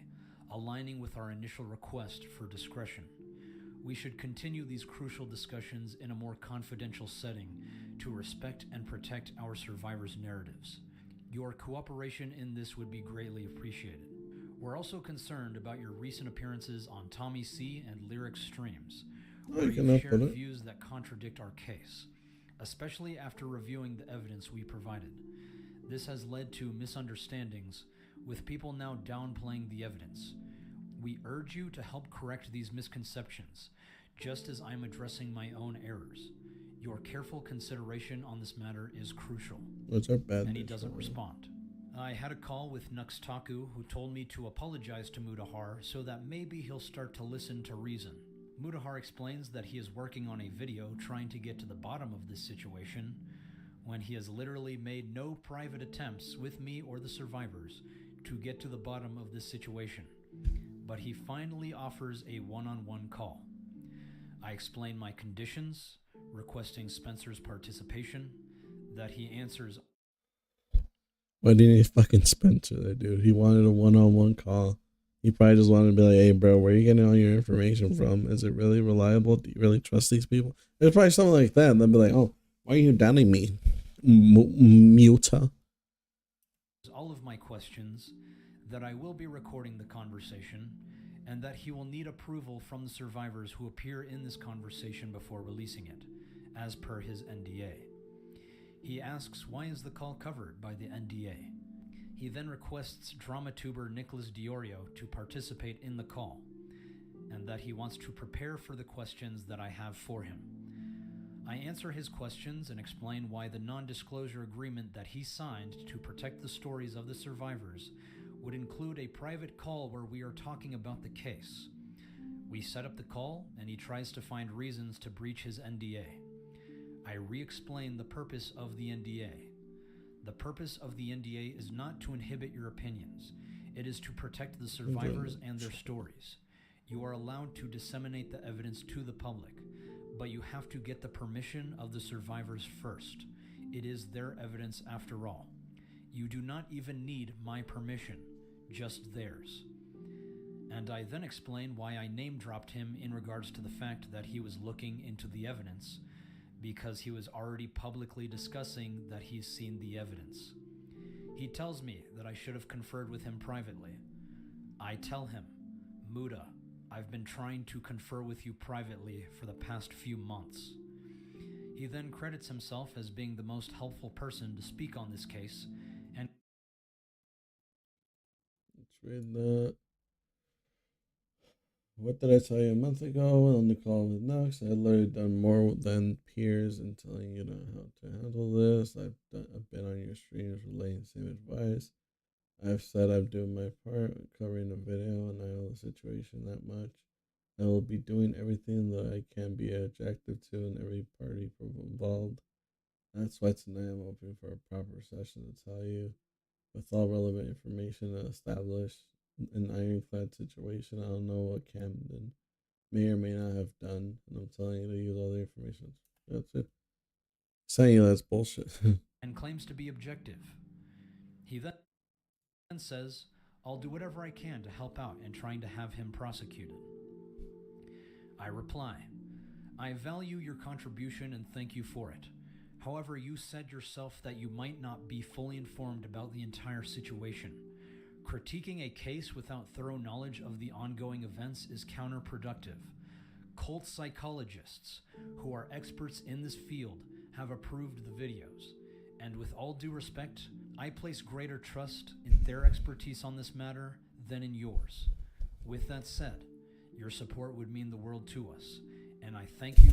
Your credibility doesn't matter to me, but your credibility matters to me, so please help me out. That's all that fucking message reads as. Like, I don't value your opinion, but at the same time, I could use your name in order to spread this faster. Lol, teehee, why am I the victim? Why am I getting hate? That's pretty much what he's saying. Fuck. What the fuck was that? From the start. We have all made mistakes here. Let's take this time to fix them. He says, "Well, that's what I aim to do tonight and in the next few days, talking to everyone I can about this situation," and lays out what he's interested in. I thank him and we get ready for the call. We have our call, and Spencer re-explains the events she already went over in the 5-hour podcast that they did not watch, that then derailed into loaded questioning and baiting for emotional responses, shouting over us while we were trying to answer their questions, which resulted in us shouting back at them, literal misrepresentation of actual facts, and Mutahar sucking his own dick, calling himself objective and that he's been helping out more than anyone else. Mutahar covers this call later in the video, so we'll come back to this. Mutahar tweets out that the call did not go well and blames it on me, as if him and Nicholas had no impact on it whatsoever. I tell him that I saw his tweet and implore him to wait for his own sake. He then asks for incontrovertible evidence that is going to vindicate this situation. I then give a very long response, which I'll read out to you. The growing amount of evidence is the evidence. The growing amount of survivors reaching out are the evidence. Again, these survivors were just people that said, "Hey, I'm a survivor," and provided no extra evidence, according to everything that's released out right now. That's how some of the evidence leaked, because someone pretended to be a victim, and they were able to get into the Discord with no prior no prior evidence given, nothing to verify their claim. So anyone could have been a quote unquote victim. Right?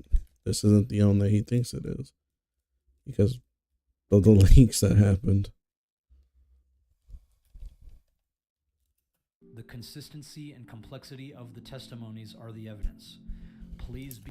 Brother, again, you let a snake into the pasture, dude. Chill. Be patient while we are working with law enforcement before we continue our public campaigns and seek more survivors. If you need to see Camden Gerard Davis's literal devices before you are going to believe us, then we don't... You just need to see evidence that can put him behind bars, not just things that can be taken out of context and could put you in a lawsuit for defamation.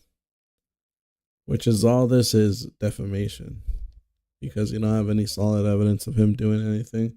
You haven't subpoenaed anything. You haven't done anything to help out. You've pretty much just put this, like, this dude did something bad. What he did, he pretended to be a werewolf. And it tricked a gullible girl into going in there. And yes, I'm calling her gullible, but in reality, she is kind of gullible. Because she was tricked into doing that.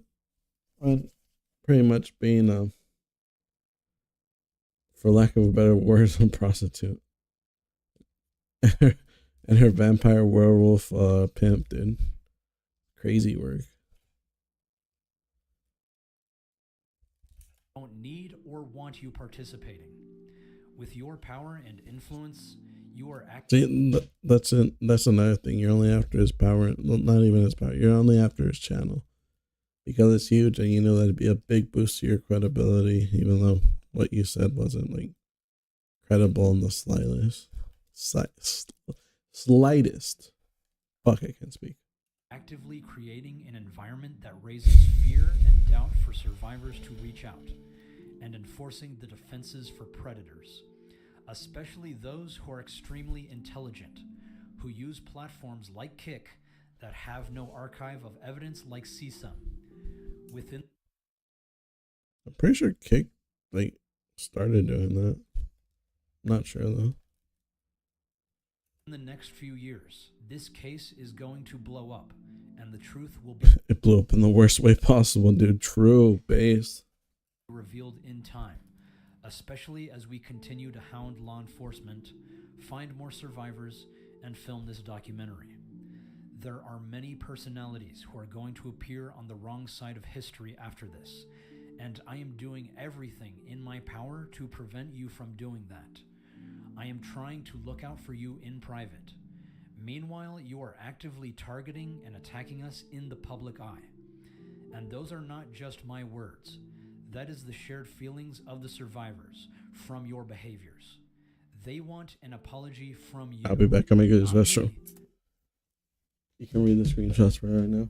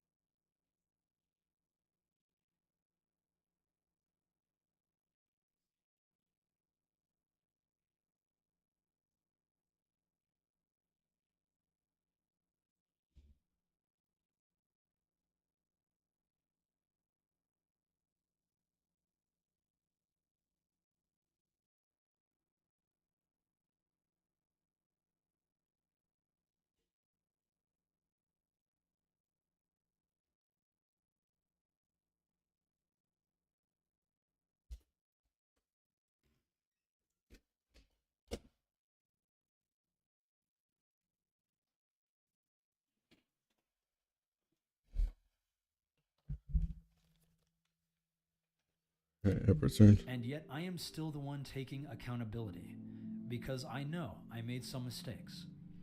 Please, Muda, take some time to think deeply and clearly about this case, other well-known documented cases, and yourself. I admit to my mistakes. Please reflect on yours. I am not going to attack you publicly, but if we are forced into a position where we need to respond to you, we absolutely will, and we are not afraid to do so. And I promise you, it is going to get very ugly for you and your brand. We have called each other brothers. Please treat me as such, as I have been doing for you. There is absolutely a time and place for a conversation on false accusations. I am a literal victim of this phenomenon, and I would love to have a public conversation about it, even on your podcast, if you'll have me. But this case is not it.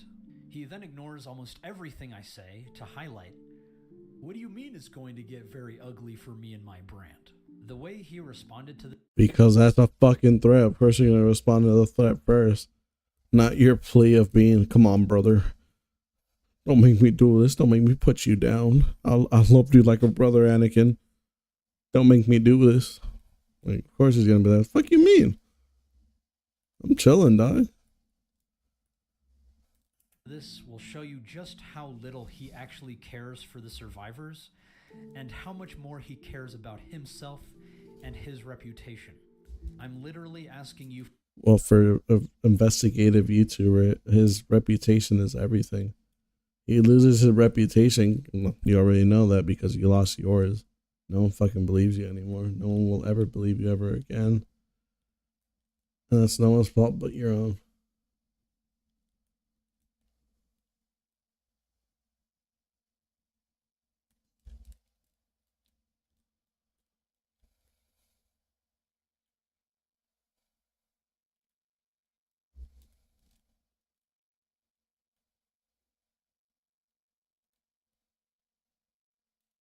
For evidence. I'm never stating Camden is innocent.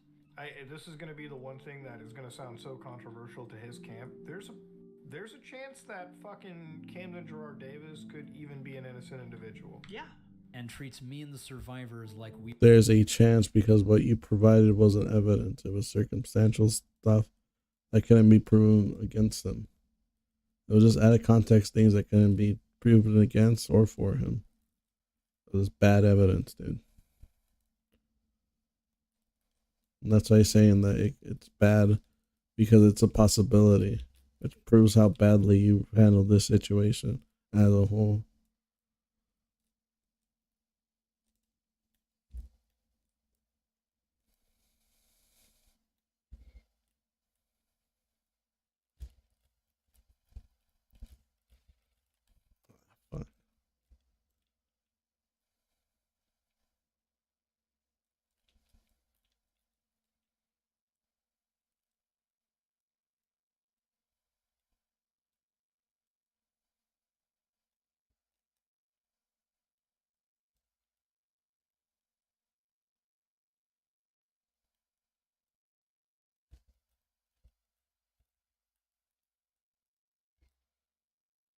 we are guilty. I would just want to come out and just be like, fuck you, I think you're all lying cretins. There's a great quote by Edward Snowden. When exposing a crime is treated as committing a crime, you are being ruled by criminals. You've made a poor job of presenting this. How is it bad for me to tell people to think critically and demand concrete evidence when blasting an individual? So I agree. I did make a poor job of presenting this. However, from all the streams and videos I've seen, I don't think there's a single time he tells anyone to actually think critically. And he is actually doing the opposite. So I'm just gonna say it like it is. A lot of people watching YouTube cannot critically think anymore. So when that video came out and I was like, I'm reading the comments, I'm like, yo, they're eating this shit up. What the? I don't want to blame the audience anymore. I think at the end of the day, it's like, listen, you guys up, but so did I, because recently something came out where I didn't even critically think properly. And this involves a close friend who you've heard on this channel, Mama Max. I emphasize that what I said is not a threat. That is a promise, Mudahar. And as you can see, I am keeping that promise. He explains cases can be ruined if accusations are made without solid evidence presented in public videos. He doesn't cite any sources or read out any legal definitions. He just says it. What about prior investigations that have faked elements? Want to continue our conversation? I've been unfortunately used as a metric of validation for your content, when in reality there are a lot of legitimate holes in your work. But you've worked with me in the past, and then lied claiming you haven't.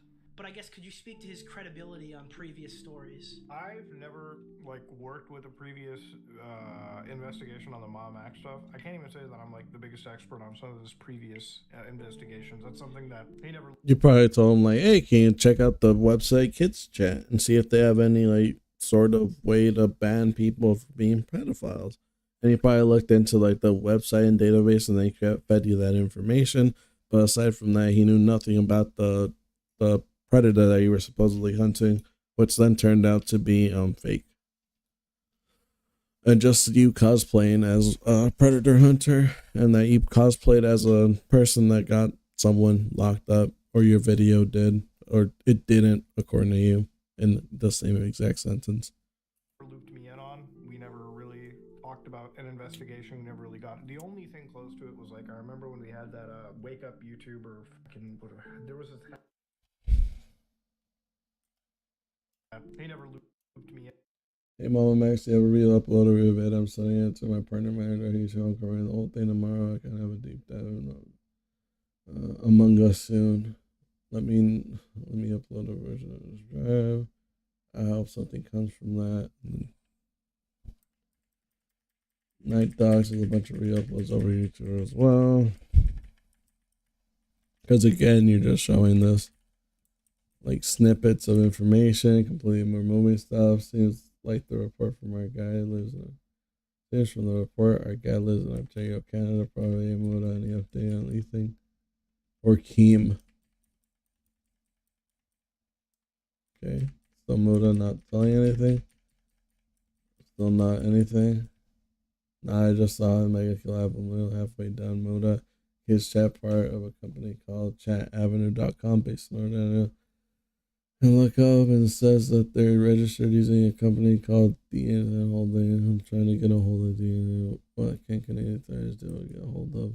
I'm gonna make another video after ripping on this Pakistani channel tomorrow. Cam, that's our FBI. Okay, cool. Look into that. Okay, they're just sharing information. Tell him he's hot. I want to eat that space. Okay, he's just playing, just chilling. Which again, he's not doing much of the investigation. This chat site is fucking trash. Holy shit. Yo, they censored Max name of the chat. I'm fucking dead. Bro's in the chat. Yeah, I'm repping Max right now. In a band, I've been killed. Wake up YouTuber. There was this hashtag. I forget. Answer us, pedotube. Yeah.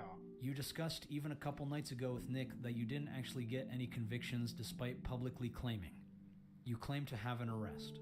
Sorry, not conviction. No, buddy, I actually didn't claim to have an arrest. Yes, you did. you clearly said it clear as day that my video caused him to get arrested. But it wasn't me, it was the people or some dumb shit like that. It was still you at the end of the day saying that you got someone arrested, or your video did at least.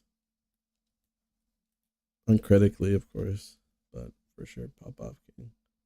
You can do no wrong because you were hunting predators in the most illegal way possible. Oh, you probably would have punched them in the face too if the trend was that. Instead of trying to look professional, you just be dropping a damn flashbang on them at these modern day pedo hunters.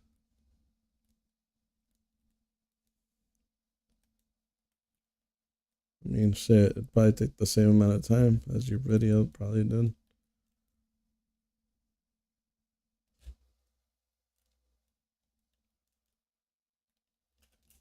But you didn't put him in jail. Is that fair to say? I don't know if we put him in jail, is what I'm saying. Okay. I made a claim that a predator was in police custody based on information that I was given. That still has not been verified whether it's true or not. But you haven't truly delivered any justice in the world. So I think exposing the platforms that enable this type of behavior is the best thing I can do until Section 230 is corrected. Getting an arrest is not justice, okay? As they just walk free within the same year. And exposing the platform is also the exact same thing you did when you were helping me. Because from my understanding, you did not get any arrests made from these platforms either, buddy. It's not that I don't believe a victim. Let's get in a call and interview each other about it. I do, but I also have to be critical of them. What is a call going to do that this chat isn't already doing? I disagree. I think if he actually wanted answers, he'd be more than willing to get in a call. But he already got what he wanted for his video, so he clearly had no interest in understanding. And furthermore, I think he knew I was going to interrogate him. Very well, then we have questions for you as well. What are your questions? I believe you asked what you wanted in our call a couple nights ago. Our conversation went unfinished when you left. So let's just finish it here then. Very well. But I don't believe we will have a meaningful conversation without some mediators. May we add some? I mean, you wanted to ask questions, so ask away. I'll answer to the best of my ability. Why can't you, at a minimum, apologize to the survivors? You hear Spencer almost break down to tears, but somehow it's my fault when you are the one that said shit to start with. I apologize if I've upset her in any way. I believe in the call we had Nick apologized, and I obviously co-signed the apology since he's the person I brought in, and we were having this conversation together. Oh, my bad, Mudahar. I didn't know that's how apologies worked. What shit did I say? Ain't no way any dumbass is falling for no Vampire Twilight shit. We should schedule a call soon to be clear and constructive, because a screenshot of a Discord chat is not enough evidence for the general public. If we can't come to a meaningful resolution, then please just go ahead and release your video, and we will respond accordingly. My video has nothing to do with your victims. It has to do with your handling of this case, more specifically, not your victims, sorry, the alleged victims of Camden Davis at the moment. I do apologize for making Spencer feel bad or cry, but I don't believe I've said anything that was inflammatory. Dude, everyone just gets gang-banged in this universe, bro. What the f? I'm being objective. I'm being objective on the situation, which is what you asked for in your videos to do. If nothing else, please wait for my video if you want to be more informed. I promise you waiting to hear my side before you talk about this will be beneficial for you and your platform. Yes, I messed up, and so did you. But I am proactively trying my best to rectify the situation. Creating more drama videos will only take away from the actual case at hand. We can either work together to repair, we can ignore each other, or we can waste precious time and energy bickering on the internet. I wish you the best.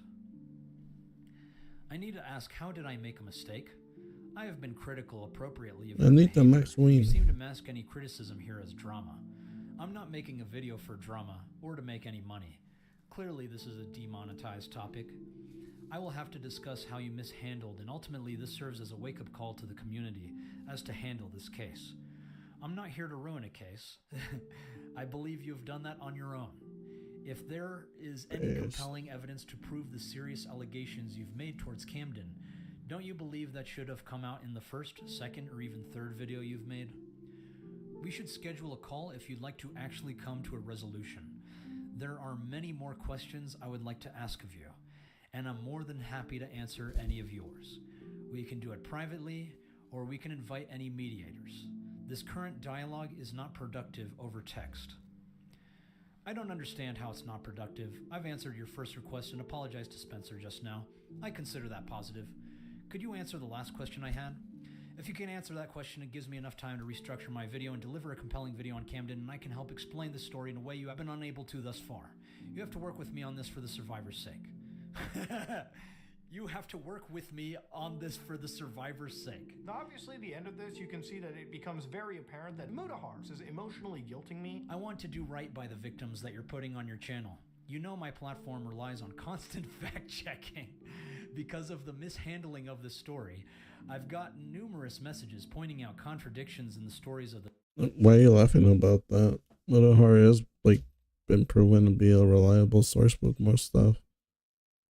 Is he the most reliable source? Probably not, but you can't discredit his work and how much effort goes through it.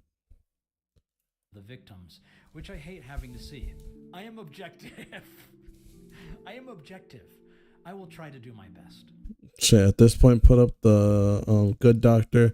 I am a surgeon. And so put, I am objective. I am objective. At the amount of times you fucking try to hone on this point. It doesn't make sense.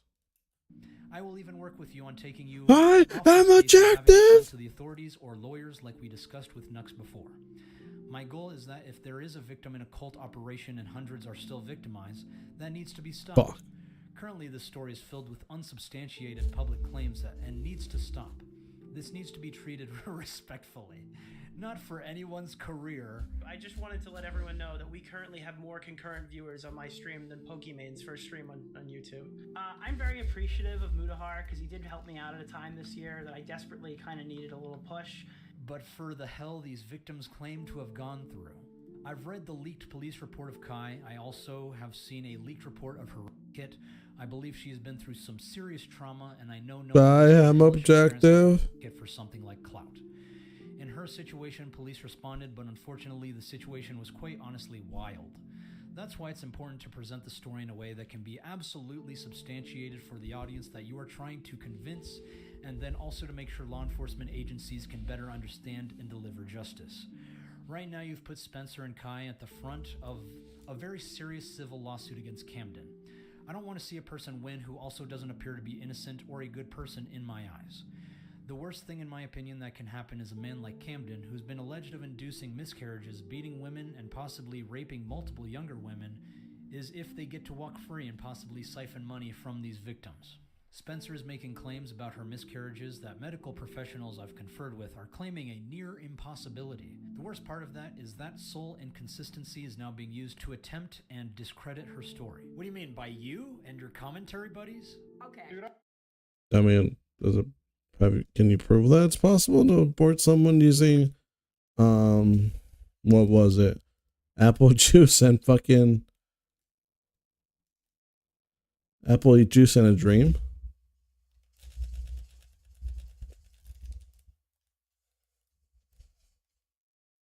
Son of a bit. What the fuck?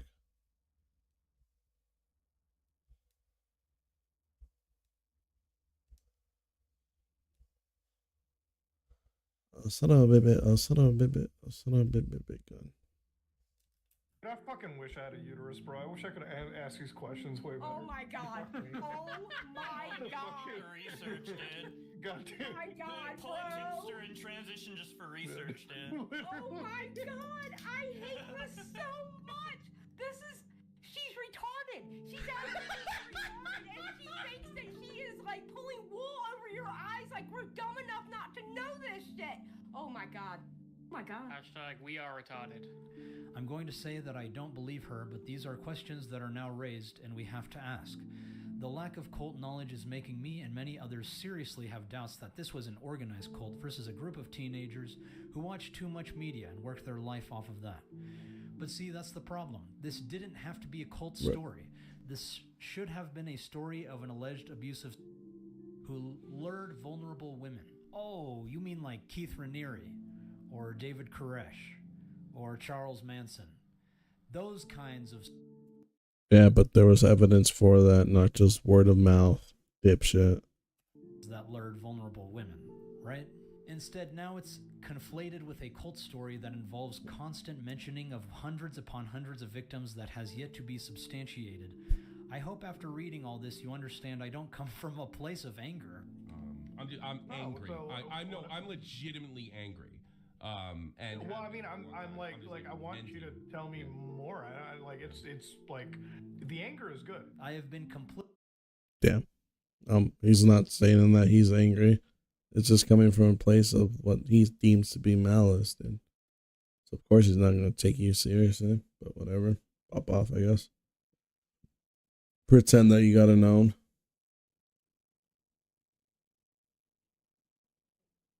Implicit to some extent endorsing you as my friend, when in reality your content in the past has had some serious doubt cast on it. If I am to take your side, then you need to finally produce some serious compelling evidence so I can stand by you.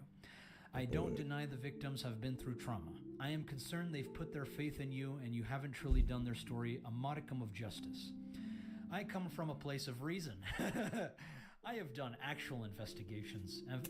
Why are you laughing at that? He does come from a place of reason. Dude, there's a dipshit that fucking believed everything. Unsubstantiably. Made everyone look bad and let a predator go away because Camden Gerard Davis will probably never be caught at this rate. Or at this point in time. Because he couldn't handle a simple investigation. And have delivered justice. Or you couldn't treat it like in an actual investigation. You had to treat it like one of your cosplay fan fiction. But my investigations have been the polar opposite of your God cult project, and I know you also realize this. The advice I gave to you privately and publicly is the same advice I have always given. When I work on projects, I make sure then I produce a piece that can walk the audience through serious claims and provide serious evidentiary examples beyond a victim testimony. I'm not saying testimony isn't important. It is. What's also important is present proper context and supplementary materials, not to convince your audience, but to deflect any possible question any skeptic can have. When you have a bulletproof piece, you can rest assured that your content actually matters, not just in its style, but also its substance and the piece it can provide a victim, in this case of some of the worst crimes humans can perform. Let's schedule a call soon, Muda. I believe there are a lot of misunderstandings, some on my part, some on the parts of others, and some just because it's such a complex case. We should take the time to listen to each other's perspectives. No interrupting or yelling at each other. Just try our best to find a resolution from here. Thank you for now taking the time to give us your attention. Maybe I'll spare on So please just give me a time and day, and I'm more than happy to answer your questions in real time. Enjoy your Saturday. Hey Muda, my video's almost done. Would you like to review it? Also, is there a good time and date we can have a conversation? Sure, let's review the video. Great, I'll send it to you once it's complete. Should be later today or early tomorrow. I'll review this video.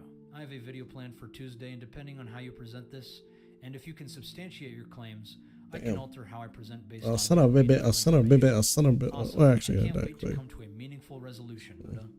Sorry, Muda, I'm still waiting for approval from all the survivors. Are you still uploading tomorrow? I am. The survivors would like to know what time. My video's not about them. You do know it's about you? I'm not actually covering or bringing undue attention to the criticism they're receiving because of the lack of evidence out. The only survivors I'm talking about anonymously are the ones who've reached out to me. I am currently working with a legal team and we're about to start an open channel with Georgia police, so I'm not really talking about this or the story until we can seal the deal on criminal action. Yes, we are aware. If that's the case, then we need to involve the survivors as soon as possible. Can we schedule a call sometime this or next week?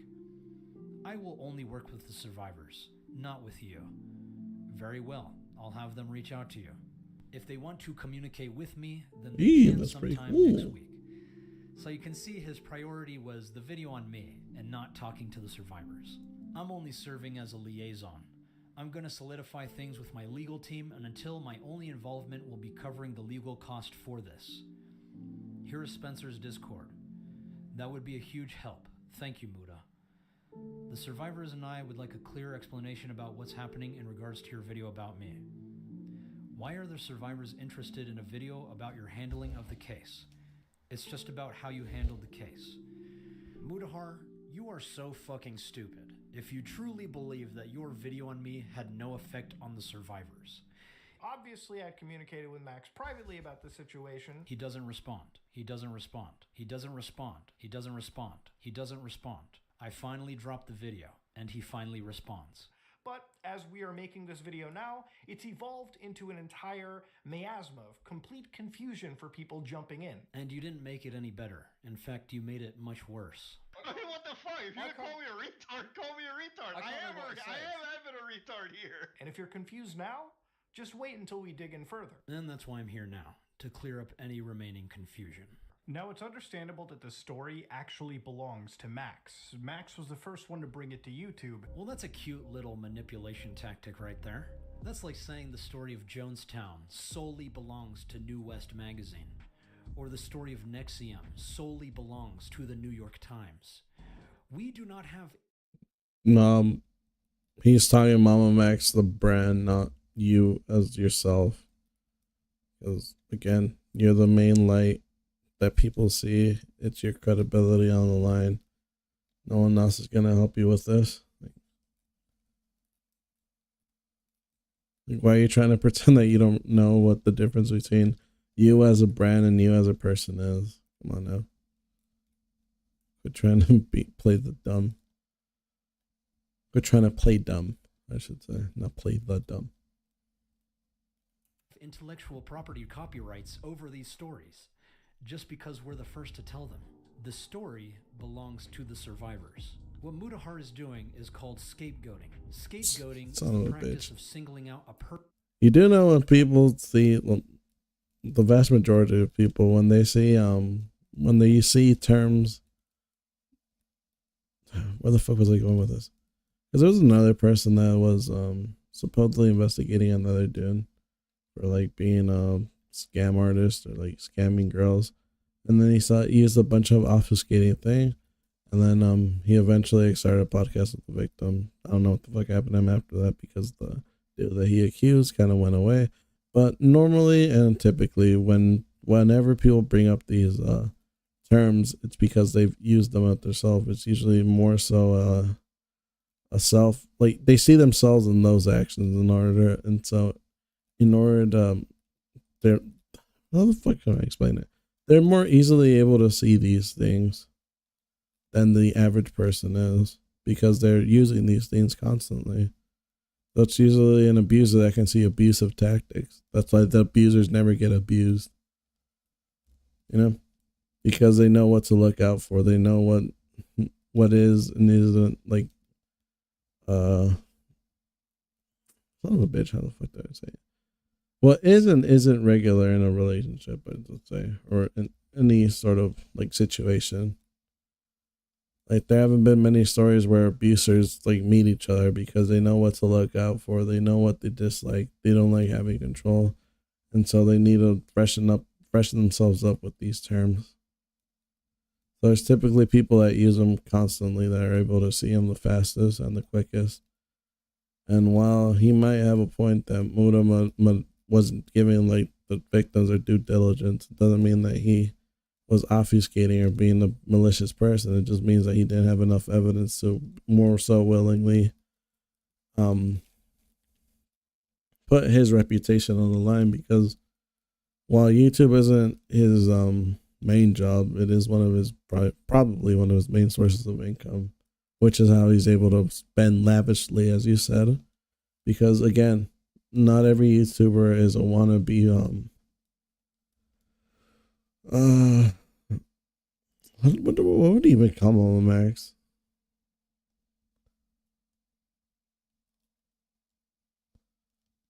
Like I guess a charity case would be more so okay. Like a there's a good word for it, but again, I'm playing right now, so I can't really.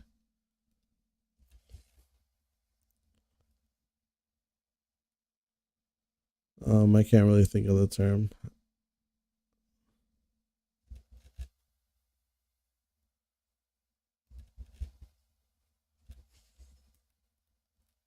Oof. Blew his brains out. Person or group for unmerited blame and consequent negative treatment. So while I can and do take accountability for my own mistakes telling this story, I am not in control of other people's actions. And there were hundreds, if not thousands, of other people affecting and influencing and telling this story in their own way. And Mutahar specifically was speaking more on this story than even I was. And yet he wants you all to believe that the story exclusively belongs to my name and no one else, so that he can deflect all accountability onto me. That all of this and everyone's actions in this situation are single-handedly my fault, just because I was the first person to present this story. And when you're making incredibly serious claims like he was making, they require incredibly serious corroborative evidence. And I agree. That is why we were inviting people to listen to the survivors in private. That's not corroborative evidence. That's just word of mouth. Why do you think no one gets fucking arrested for word of mouth? They just dismiss as she said, he said. Because you need more evidence than just, trust me, bro. The law doesn't work like how you think, you dipshit. You need actual evidence that corroborates the word of mouth in order for it to be viable. Which, again, you provided nothing of the sort. That's why he didn't trust you. That's why he knew you're gonna blow up this case. That's why no one with a shred of credibility ever took you seriously. And that's why they realized how much of a dipshit you truly were. Because it was their mind break moment. It was the moment where they realized, holy shit, this guy's an actual malicious dumbass. He's not a beacon of good like we thought. He's just a dumbass that just wants to get popularity points. Mr. I'm so good. Mr. I'm such a good Baylor points.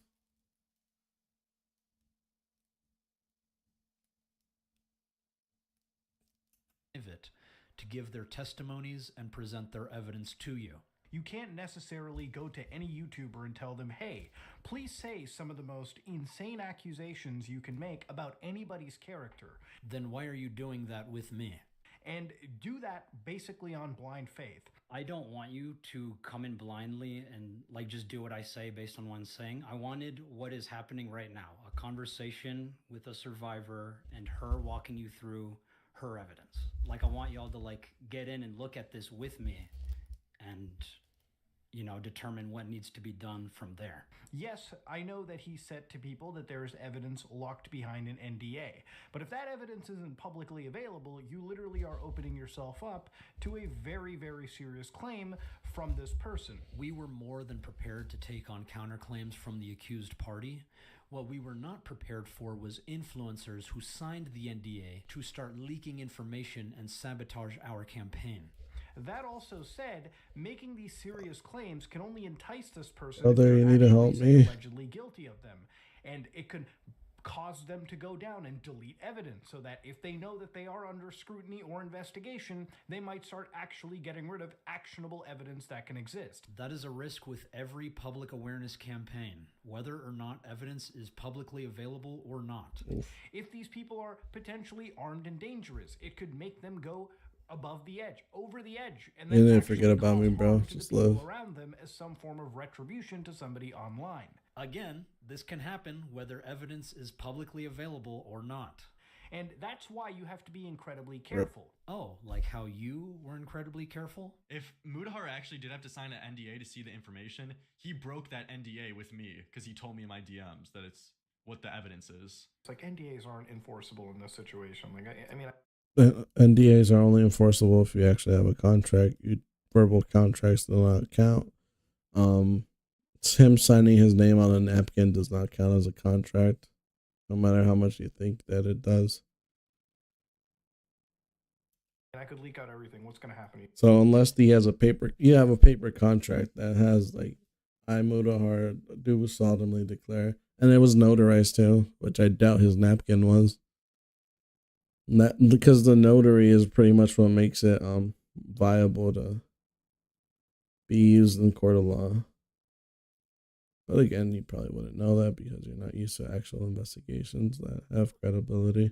So, are you gonna sue me or something? Dude, I'll just fast track her it up and just release this fucking thing myself. So Mutahar is trying to explain all the ways that exposing crimes can go wrong and blaming all of that potential misfortune on me instead of holding the actual perpetrator accountable.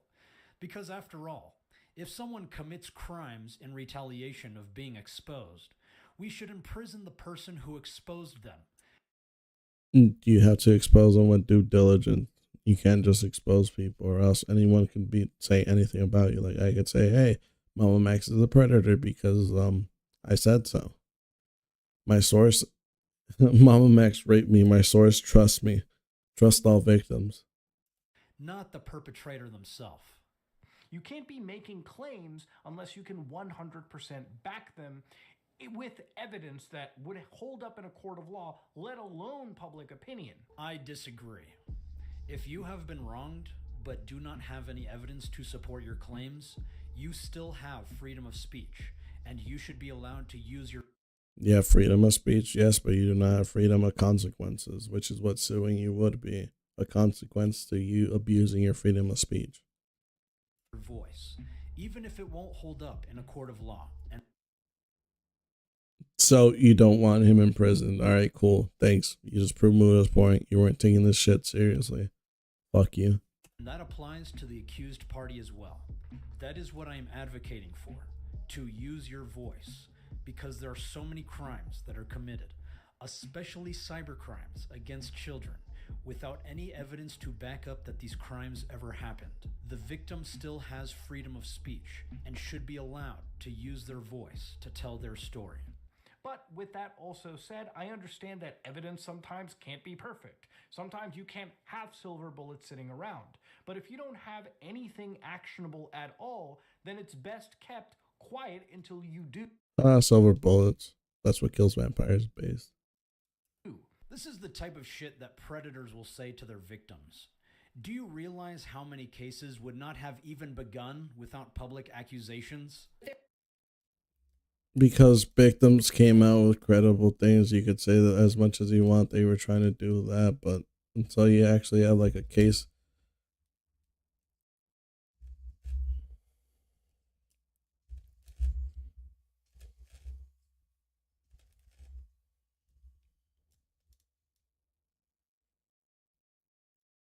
We're cool. There is now nowhere left for you to hide, Larry. More than 160 women say Larry Nassar abused them. It's one of the worst abuse scandals in the history. Yeah, but they had corroborating evidence. They actually found that he... Right. The reason that is, that's because they actually found hidden cameras in that thing, and that's what truly got him arrested. It wasn't just because victims came out and spoke, "Oh, this guy touched me inappropriately." It was because he still had evidence of the abuse. And that's why they were able to convict him. They weren't convicting based on accusations. They were convicting based on hard evidence, of which you have none of. So you can't even say you were doing the same thing because you weren't.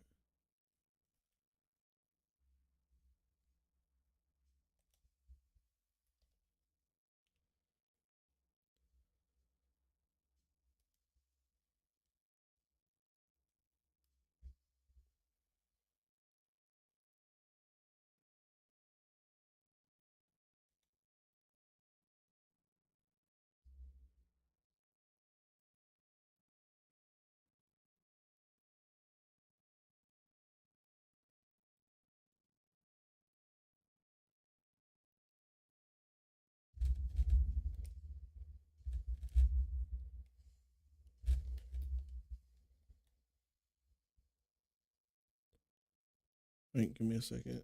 3 seconds, boy. Sports. And it went on for more than 2 decades. How did he get away with it? When USA Gymnastics got a complaint about Nasser in 2016, the organization paid the gymnast $1.25 million to stop her from speaking about the abuse. MSU has said that no one at the university believed that Nasser committed abuse prior to the newspaper reports in the summer of 2016. We saw the worst scandal in history unfold because a predator was left in power for decades. But if you don't have anything actionable at all, then it's best kept quiet until you do. So not only are you putting out the worst piece of advice on your platform, this is literally the exact opposite of what actual victims advocate for. I hope that by speaking today, you absorbed a small amount of light, a small knowing that you can't be silenced, a small satisfaction that justice was served, a small assurance that we are getting somewhere, and a big, big knowing that you are important, unquestionably. And this is where part 2 of this video comes into, where we look at Max's rebranding, known as God Cult. And that concludes part 1 of Mama Max is a complete fraud, the most serious video that Mutahar might have made in his entire career on this platform. Let's review what he did here. He introduces the video by assassinating my character using logical fallacies and manipulative storytelling. He cherry-picks DMs and lies about the circumstances surrounding them, and then he plays Ghostwire Tokyo whilst harping about the importance of providing evidence without providing any evidence. So I'm not quite sure how this video proves anything, except the fact that Mutahar is a complete fraud. So if this is in fact your most serious video, Mutahar, I shudder to think what that means for the rest of your content. And this video... They all held up. He actually got someone to take responsibility. He helped, what was it? Yeah, it was with dude. With the Jobs fella. Yeah. He actually has some action taking care of it. I think he said that he shut down some of the dark websites. I don't know. I don't know where that is.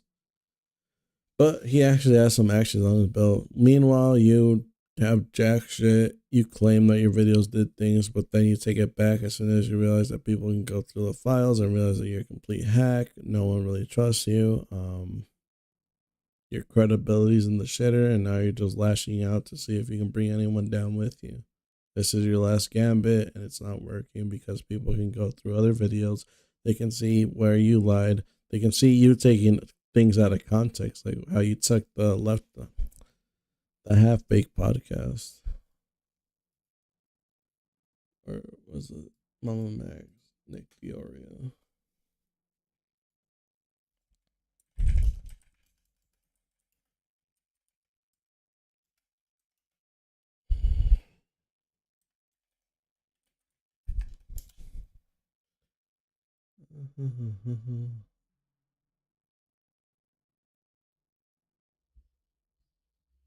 Let's see if I can find it. They said YouTube nauseating me. Let's see. Was it half baked? I can't remember. I tried my best. Only gets worse from here. And this is where part 2 of this video comes into, where we look at Max's rebranding, known as God Cult. The purpose of rebranding the channel to God Cult was a way to educate by demonstration. Here's the explanation I sent to the cult experts who were helping me with the documentary, which you can pause and read if you like. Again, but then people thought that you were getting scammed or that you got fucking doxxed or that your channel got compromised or something, and so people unsubscribed because you didn't give a rational explanation as to why you changed your name out of nowhere. And again, you were just playing Hotline Miami IRL, cosplaying as a character, when in reality you weren't really doing much. This video, Brainwash Your Favorite Influencer, begins with a QR code and a text to the bottom asking viewers to send the video to large specific channels. Yeah, this is called subliminal messaging, which is used by cults. He scrolls a massive disclaimer I need frame-by-frame analysis to read. Yeah, that's because this is called a speed disclaimer, used as a form of compliance-based advertising, typically by pharmaceutical companies, but has also been used by cults. Two key points from this bullshit that I found interesting to me was when Max had signified that this was fictitious materials, when in reality this is serious allegations we're talking about. That's pretty funny, considering you never had a problem with this same exact disclaimer beforehand, even though it's present in all of my previous hunting projects, some of which you helped me with. So if this is in fact a big point of contention for you, why did you never bother to comment about it until this very moment? Even if it is for legal reasons, can we actually believe anything that you're about to say and the people that you're about to name? That's a pretty big point of contention, and one that we'll come back to round trip towards the end of the video. The other big part is when he starts pointing out that if influencers deny anything here in this, then they could be one of these following horrible things like internet, like human, so on and so forth. Which again is insane to put anybody critical of what they're about to see, especially when they should be critical of what Max is about to post, into a severe camp just again for denying any of the contents that he's posted in this video. Maybe that's because this is an example of milieu control. Milieu control involves the control... Again, he's just proving that he was trying to make a call out of this and not actually help victims. If he actually wanted to help victims, he wouldn't need all this subliminal shit. He'd just use like actual evidence.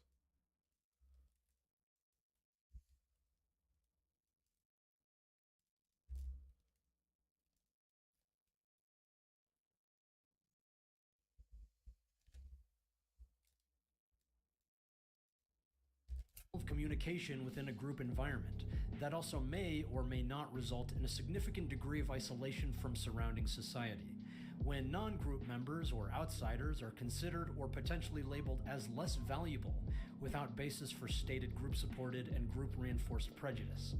Group members may have a tendency to then consider themselves as intellectually superior, which can limit alternate points of view, thus becoming a self-fulfilling prophecy in which group members automatically begin to devalue others and the intellect of others that are separate from their group, without logical rationale for doing so. Cults typically demonize critics and reinforce an echo chamber of thinking, which you might find is actually quite common among commentary channels. So that's what drives me crazy. There's like a fucking incestuous commentary community right now that is a for-profit misinformation machine. Guys, we really got to be better at this in the future. It's like, no, it's a for-profit misinformation machine. So anyways, he asks to send this video to their favorite influencer to test them on their character. He guides through a tutorial on using the YouTube frame-by-frame keyboard commands to prepare viewers for a game. And he asks a series of questions. If God appeared before you and told you to sacrifice a child, would you do it? What? In Judaism and Christianity, the story of the binding of Isaac is a test of faith, where God appears before Abraham and asks him to sacrifice his son Isaac. As he's about to sacrifice Isaac, an angel of the Lord says, "It's just a prank, bro, don't kill your son." The question is meant to prod at the story because in the modern world, if someone kills their child and says, "God told me to do it," that person would be considered mentally insane. It's meant to provoke thought about how people can be brainwashed into doing things they would never otherwise do if they believe the person giving them the order is a divine being, like cult leaders. Then he gives another long string of BS that I have to frame by frame analyze. Now you can read this for yourself by pausing the video or slowing down. I've slowed the footage down by around 70%. So to understand the actual stuff that he's talking about is humanity will end up destroying itself if we don't protect our children. Children should be taught self-sufficiency, and these are all noble things to say. So this is called a doomsday scenario, which is quite common among cults. He falls into a tangent about artificial intelligence and, again, misinformation. These are topics that come up throughout this entire series later. That's because it's not a tangent. It's actually quite relevant for this entire project, as you will soon learn. But again, this is part of where the videos... The chat's so quiet, I can't hear the viewers snowing. So hopefully, soon, we'll be getting into talking about the actual allegations he will be making. And hopefully soon, we will be getting into the actual allegations you will be making. We're about a third of the way into your video now, and you still have yet to prove how I am a fraud. What comes next is a video from a cult expert that Max has brought on. And then it dives right into the first serious allegation and key part of this story. Wait, an actual cult expert. We're just going to glance right over that. We're not going to even play a single thing he says. It's not like he's an expert and has anything important to say. I am not an expert. This is so fucking funny. He just skips. Oh, an actual expert on the subject matter? Let's just skip that. Okay. All right, buddy. Since he has no intention to educate his audience, I'll go ahead and play this clip because he's not an educational channel. He's there for fun and sometimes to expose the scam that's going on. That's not educational. That's more drama content than anything. But sure, pop off on this own, I guess.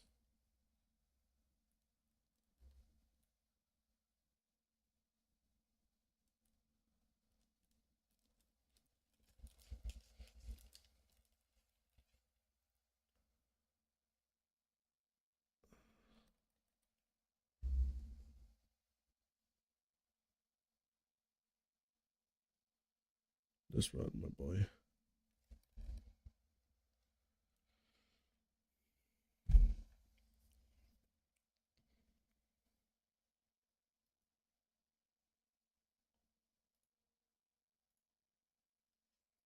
do believe it is one of the most important parts about this project. I would say one of the things that really bothers me and that I think about, and I've been confronted with this situation many times, are minor children recruited by destructive cults online. It's almost like this is the thesis statement for my project. This video serves as their scream for action against their perpetrator.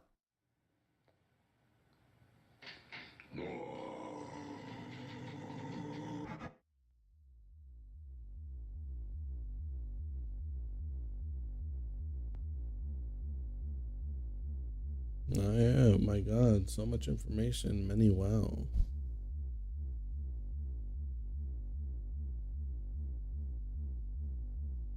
See, who the fuck can read all that bullshit, dude? Now give yourself a second to breathe. These are very serious allegations. Thanks, Sherlock. The previous 10 times you've said this weren't enough, but I think we finally get it now. These type of allegations require absolute concrete proof. Thanks. Because you weren't fucking providing the proof nor the seriousness that they deserved. If you did, you wouldn't use your Hotline Miami bullshit. You just talk about it. But you yourself knew that you didn't have enough evidence, and so you fucking just made up some bullshit, made up another story, got some victims, hyped them up, and then for some reason started living with one of them. Weird. And also you had some sort of bias because one of them was your fucking friend. Sherlock, the previous 10 times you've said this weren't enough, but I think we finally get it now. And not a YouTube video, okay? This should be reviewed by lawyers, sent to police agencies. This is serious stuff. I agree, and we did. And so when we get to this, they provide evidence. Serious stuff. I agree, and we did. And so when if they didn't take any action, it's because there was super circumstantial evidence, or you yourself are just proving how bad of a damn investigator you are because they didn't even have anything to go get a warrant for. We get to this, who is Max claiming to target? He talks about Camden. Cameron. Now here, Max gives full names, plays loud. Is it name Camden or Cameron? Cameron. Now, who is Max claiming to target? He talks about Camden. Cameron. Now here, Max gives full names, plays loud music, and again, I have to frame by frame analyze, which for a serious topic like this, please stop the theatrics. Again, this was never a problem beforehand. Because apparently those were fake investigations, not real ones. Which again, yeah, I guess you could have a problem with that. But I think it was more so that they... Oh, no, actually, I'm not going to give you that fucking point. Because those were people you supposedly already fucking caught. That's the whole reason that you set up that thing. That's the whole reason why it took you for fucking ever to make those types of videos. Because according to what people thought, you already caught the guy. So you're just showing the months-long investigation work, not just some fucking slop that you did after a couple of years of fucking research. You dipshit. So no, you don't even get the fucking point of like, oh, but it worked in the past. Why didn't it work this time? It's because this time the dude was on the loose. He didn't have anything credible to get him with. You ruined the investigation. You helped him escape from victims. The victims will never get justice, and it's all your fault. No matter how much you lash out, no matter how much you do, this is all your fault. Camden Gerard Davis got away because of you. You were his biggest assist. You were his biggest layup. It's all your fault. And until you take accountability for that, then nothing's going to change. He's going to keep lashing out like, oh, but I did this in the past and it flew by and people liked it. Yeah, because people thought that you were already done investigating. That the reason that the investigation came to an end and you were so happy to bring out information was because you already caught the guy. Not because it was an ongoing investigation. And you might be like, oh, but people should have known that. No, they wouldn't have fucking known.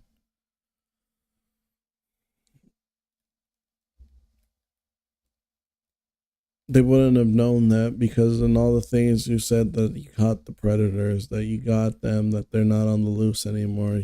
Like, yeah, you got to call an action, but people thought that was probably more so coup de grace to give people more support or give your case more support. Not that it was still an ongoing investigation because they had assumed that you did due diligence and already got the guy that you were making a video about. Hence why it took you forever to fucking release the videos.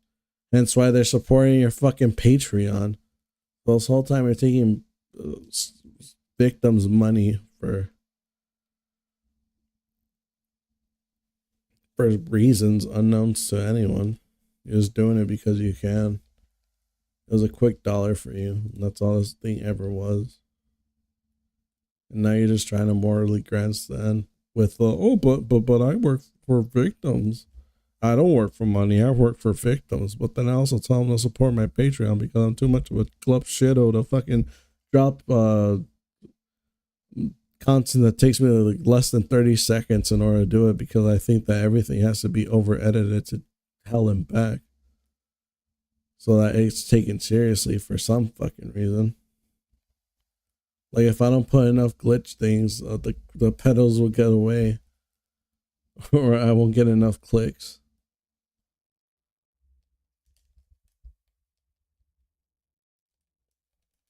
My audience, including you at times, were more than happy to see these topics presented with my editing style. Again, because they thought that you already caught the guy, not that he was still on the fucking loose. That's their main gripes with you, dude. That's their main problem with you. They thought that the dude was caught. They didn't think that he was still out on the loose. Every time that you did a video of those, they assumed like, oh, he didn't upload for a couple of months because he already caught the guy. Good for him.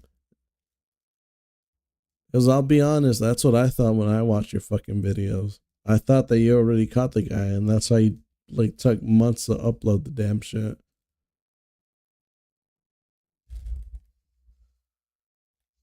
And yeah, I thought that your editing style was a bit much, but I always assumed that you already got the guy, so it doesn't matter how you present it. Dude was caught. Dude's behind bars. You did a good job, only for me to realize that you didn't do a good job. You didn't do shit. You just made a victim look bad.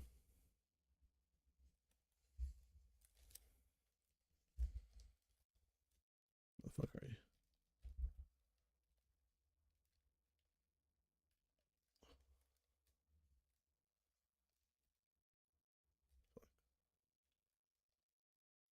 But perhaps it is better to be straight to the point, and I will concede on that.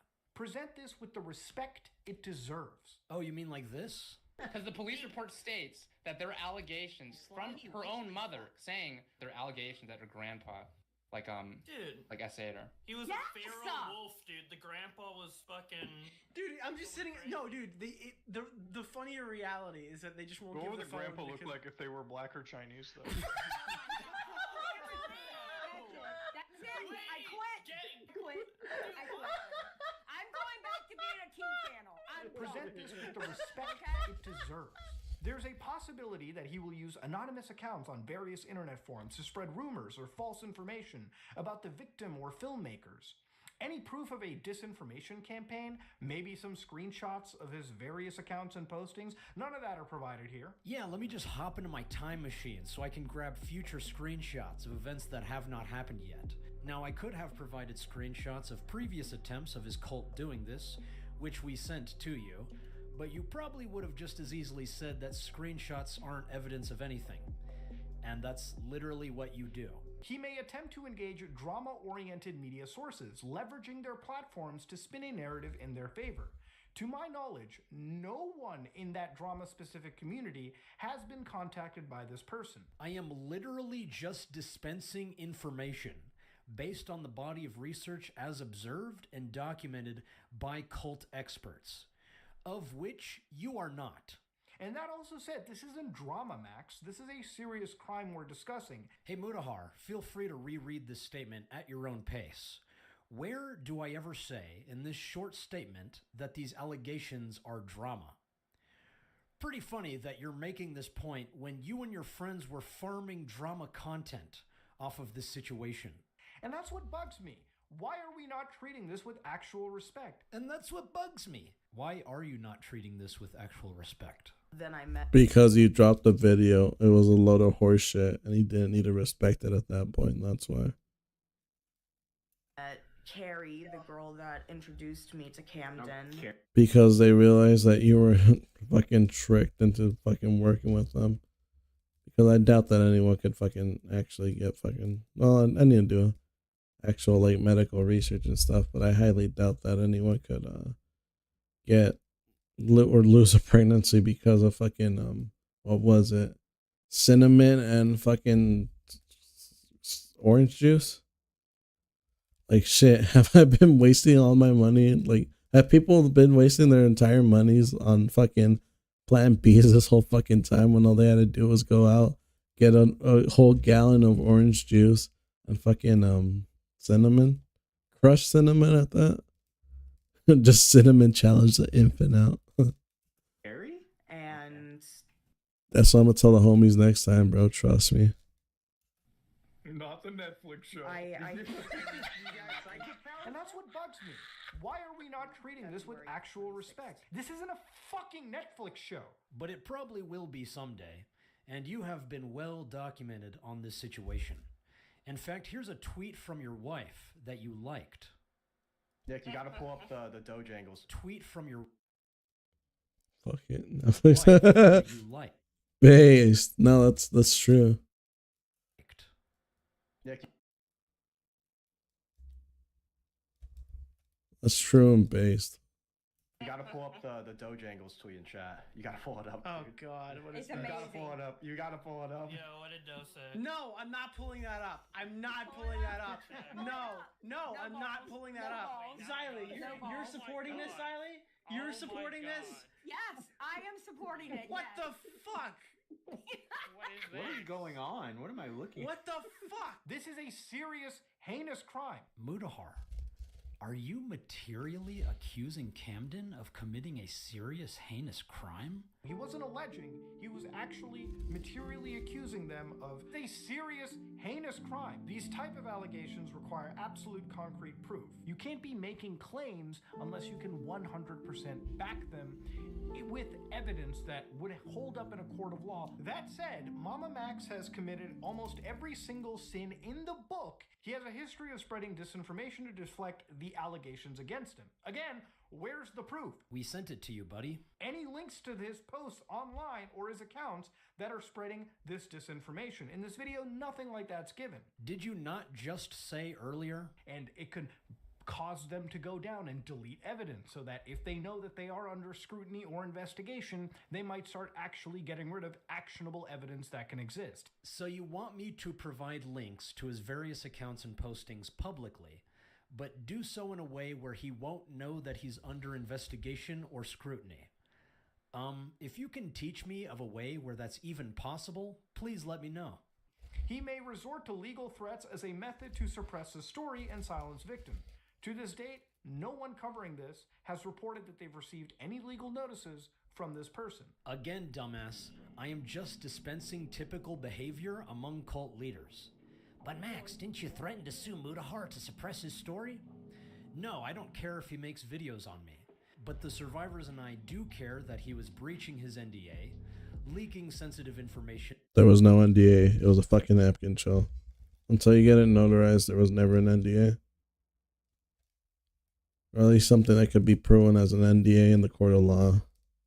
So that point's moot. Ta. Aha. Without the consent of the survivors, slandering the campaign before conducting a thorough investigation, or any investigation whatsoever, discouraging others from engaging with us, inciting harassment with influencers that are known for cyberbullying and cyberstalking, and was compelling the survivors to delete all of their digital interactions with each other, which in many cases can be viewed as tampering with evidence and obstruction of justice. And so I informed Spencer's, and she wanted me to ask the survivors if they wanted to sue Mutahar, which some of them did, and for very valid reasons. And then that got leaked by another bad actor who breached his NDA. But we will be discussing that matter on another video. According to multiple sources, he is implicated in criminal activities. The bad actor will return in video 3. Oh, shit.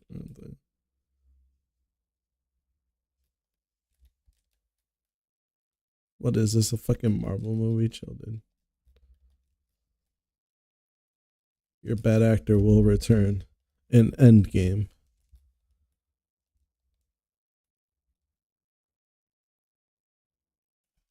Affecting minors. Again, it's up to Max to provide the relevant reports. It's actually up to the survivors if they want to come forward with their report, which some of them did. And even then, you and your friends and your audience members were picking apart every single report to diminish the value of each one. And we'll revisit this person's legal situation later. Why later? Why not just do it right now? That's actually kind of smart. We are talking about? Holy shit. You know damn well, if you were objective and just relaying the facts, this video would look a lot less critical of me, wouldn't it? It's not uncommon for figures like him to accuse detractors of slanders in an attempt to shift the narrative. As of the time of me recording this, no one to my knowledge has been communicated by this person specifically. No one to your knowledge. Do you happen to have open communication with every single human being on Earth? There's a possibility that he will use social media and other platforms to discredit us or make counterclaims to confuse the I'm a public. bitch. My aim's terrible. Once again, Have one more try. Publicly and about this to my knowledge. You have no knowledge. You couldn't even get his fucking name right. Moron. Max, you gotta substantiate these massive claims. That is your job as a person delivering this story. And by that very same logic, Mutahar, you gotta substantiate these massive claims. That is your job as a person delivering this story. He gives us his name, which I'm going to refer to as Cade to make it simple. Oh, it's only 2 squads. I'm fucking retarded. Human trafficking is evolving, destructive cults are growing, an enemy of the children is an enemy of us all. God cult is translated to guard our descendants. That's the cult. It's about protecting children. Oh my god, yes, that's correct. Holy shit, finally, you've said something that isn't wrong. Wow. Okay, so why the fuck are you criticizing it like it's not a cult? That if influencers deny anything here in this, then they could be one of these following horrible things like internet, like human, so on and so forth, which again is insane. You know what else is insane is that I literally say the video may also cause diarrhea or constipation. But you have nothing to say about that, do you? He asks us to share Spencer's story and asks the audience to contact several large YouTubers. Some of them include H3H3. Some of them include Joe Rogan. Some of them include Anthony Fantano. It's actually not an uncommon practice to reach out to public figures Joseph for advocacy Rogan. purposes, and sometimes called pressure politics. These techniques have also been used by cults. Scientology is perhaps the most well-known group associated with intense pressure politics. Literally, he is in this video asking Anthony Fantano, check it out, there's a cool banger you're hearing. I agree that this doesn't belong in the video, but that was the agreement I had with the composer. in the same video where he is discussing very serious allegations. Why having that sort of fucking agreement with the composer? Shut the fuck up.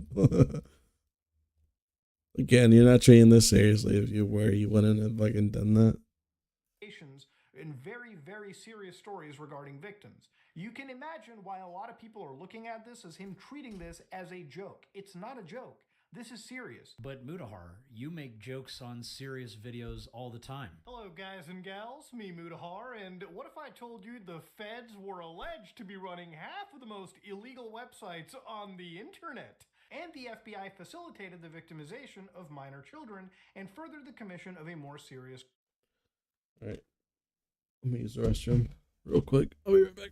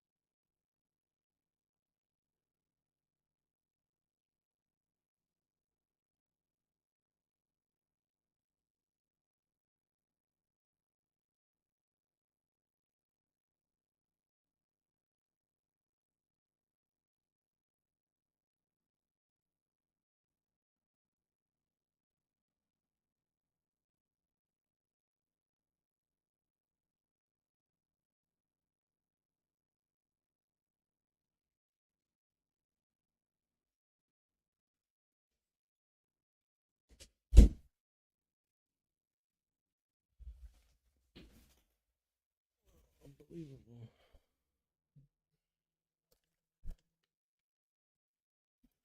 crime, the distribution that they were initially just going against. Dog, are you kidding with me? Are you fucking around? It's not a joke. This is serious. With sponsorships. When you use our link, guard.io/SOG, join over 1 million users and keep yourself safe online. And apparently the antivirus subreddit has been discussing how guard.io is useless and invasive adware. So you're basically profiteering off of serious topics and scamming your audience. Hey, it might be adware, but he sometimes has fire things like the extra card. That shit was pretty good. I still have to pay for it and stuff because that is my oldest credit card, but it did build up my credit for a lot. Because it is it's a debit credit card.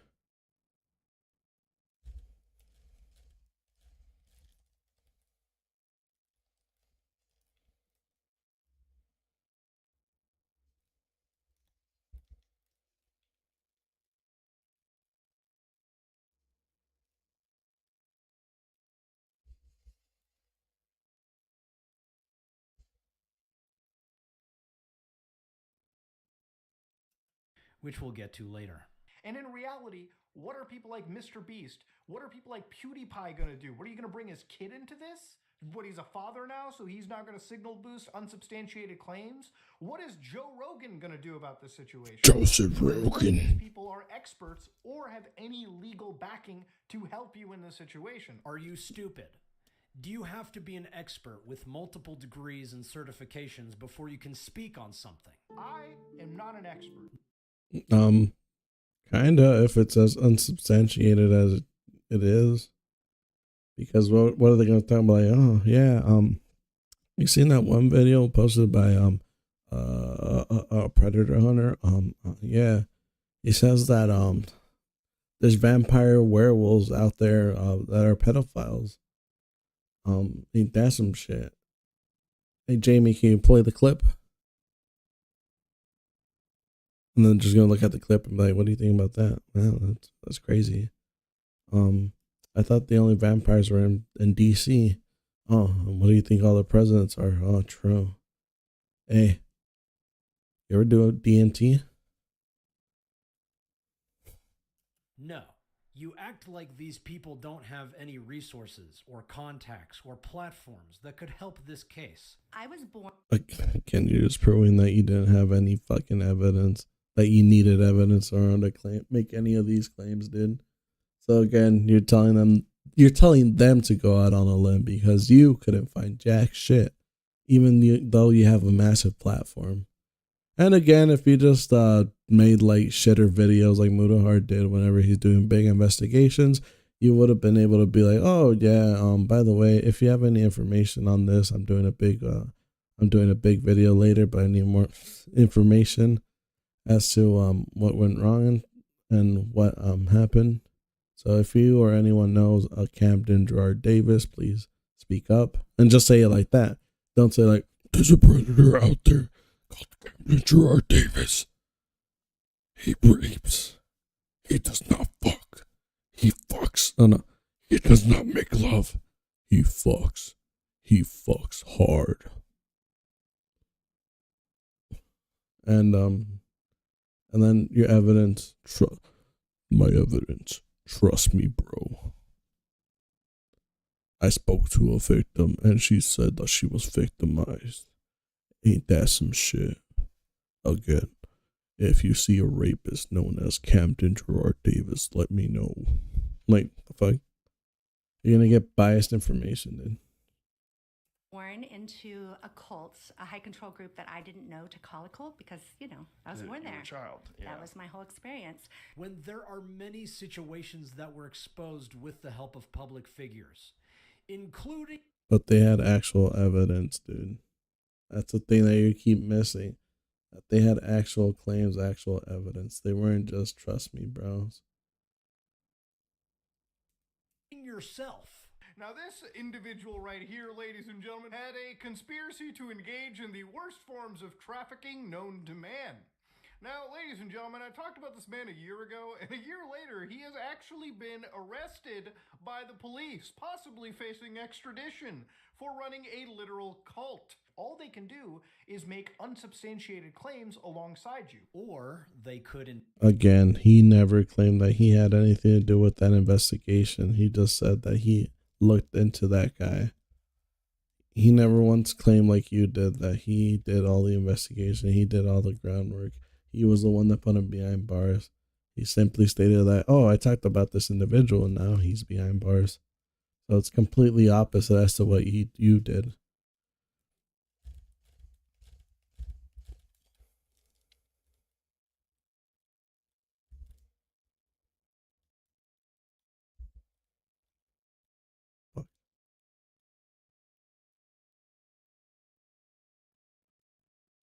Investigate these unsubstantiated claims, as you call them, and discover that they are quite substantiated by multiple pieces of evidence with other testimonies, to where even you are calling it one of the most serious of cases after you realized it is quite substantial, and put social pressure on the appropriate law enforcement agencies to begin a criminal case against the accused party. And that's just one of many resolutions that could happen with the support of a large platform.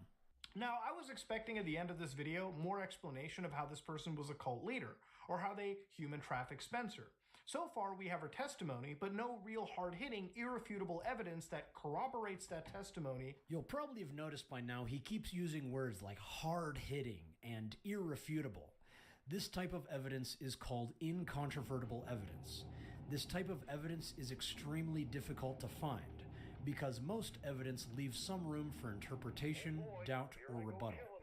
However, in the law of evidence, there are many different types that can lead to a conviction: testimony, documentary evidence, real or physical evidence, digital evidence, exculpatory evidence, inculpatory evidence, demonstrative evidence, eyewitness identification, DNA profiling, lies as evidence, and consciousness of guilt. These can all serve as evidence without having to be in with due cause. That's the point that you're missing. They all had due cause. Those points by themselves do not lead to anything. Incontrovertible. If incontrovertible evidence was the standard, then most crimes would go unpunished. How often does someone have a live feed of someone assaulting them? That's pretty rare. Max has already called this person a child predator. And I'm not a fly on the wall, so I don't know if that statement is true or not. Why are you acting like you've never called someone a child predator without evidence? I know there's more than a few people who remember you calling Night Docs a predator without any evidence. Did he ever make a public video about it? No. That's the difference between you and him. He waits until he gets actual evidence to talk about it. with his platform. You, on the other hand, you just go willy-nilly with it.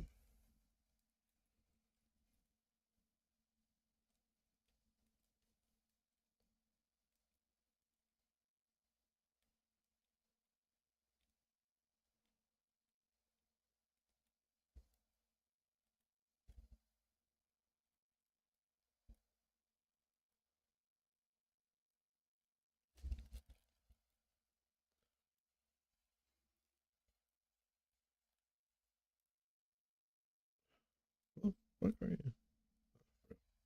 Just gonna list that again. The only way to prove that statement is true is evidence.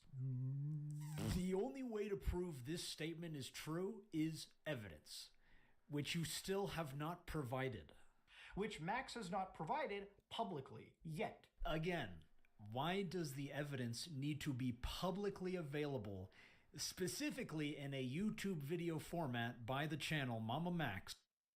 Because then it's your story. It's your platform that's going to get judged. It's not his.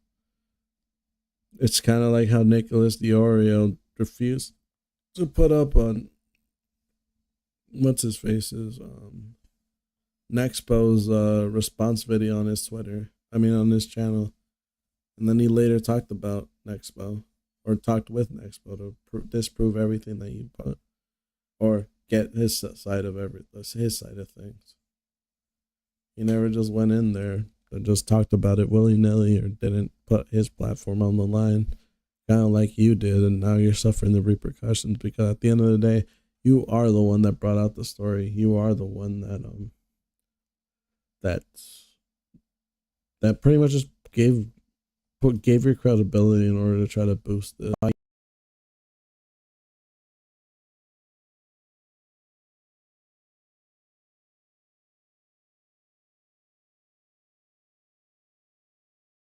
So that they can also put their credibility on the line, so that they have to do more work, legwork, that you refuse to or couldn't do.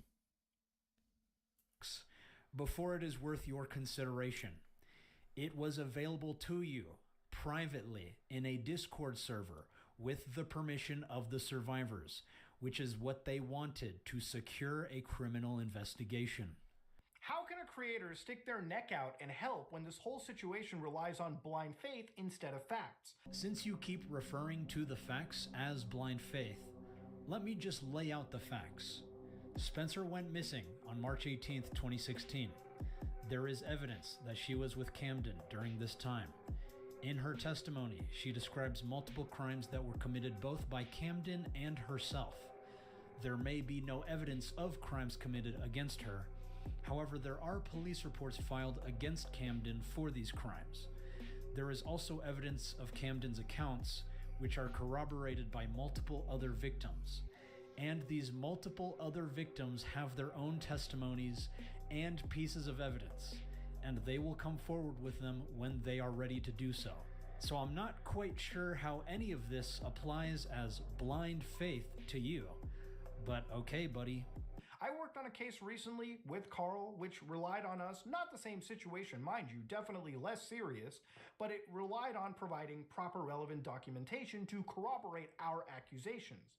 Had I made those videos without providing documentation from, the Internal Revenue Service, actually doing my journalistic duty to contact all parties involved on tape, and yet you didn't do any of that in this situation, it would be... Because the video that you keep providing, the 5-hour fucking podcast, was you saying what could possibly be leading questions to a potentially biased victim. Again, you didn't do any due diligence. You didn't do much. You kind of just put this thing out and expected other people to do the legwork, because you were either too incompetent or too lazy to do it. Or you knew you were in over your head, so you wanted to get as many big names on this as possible so that they can dig you out of the hole that you made for yourself. I feel like if Carl Jobst reached out to you for help, and instead of helping Carl or reaching out to all parties involved, you proceeded to go on live streams with people who hate Carl and giving them every reason why the complete... That's not at all what he did, because he gave you the benefit of the doubt. He told you to provide the evidence. He looked at said evidence and thought it was bullshit. Right? That's the part that you're not getting. Because you yourself said that he looked at most of the evidence. He doesn't take the time to look at the 5-hour podcast, which I guess you can fault him. But then again, who has fucking time for a 5-hour podcast? And they're busy doing something else, something that actually got someone to apologize for their actions, someone that got their credibility stolen, which is what he did. So you can cry and complain all you want, but he was busy for that time. Completionist may be innocent in this situation and subsequently doing everything in your...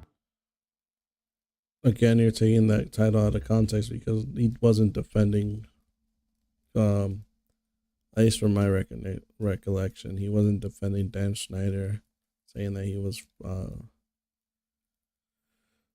was not guilty. He was more so saying that Dan Schneider put out a thing that tried to claim as evidence, but then refuted all that said evidence in order to prove he was a monster and a predator that should have been behind bars, but wasn't because money.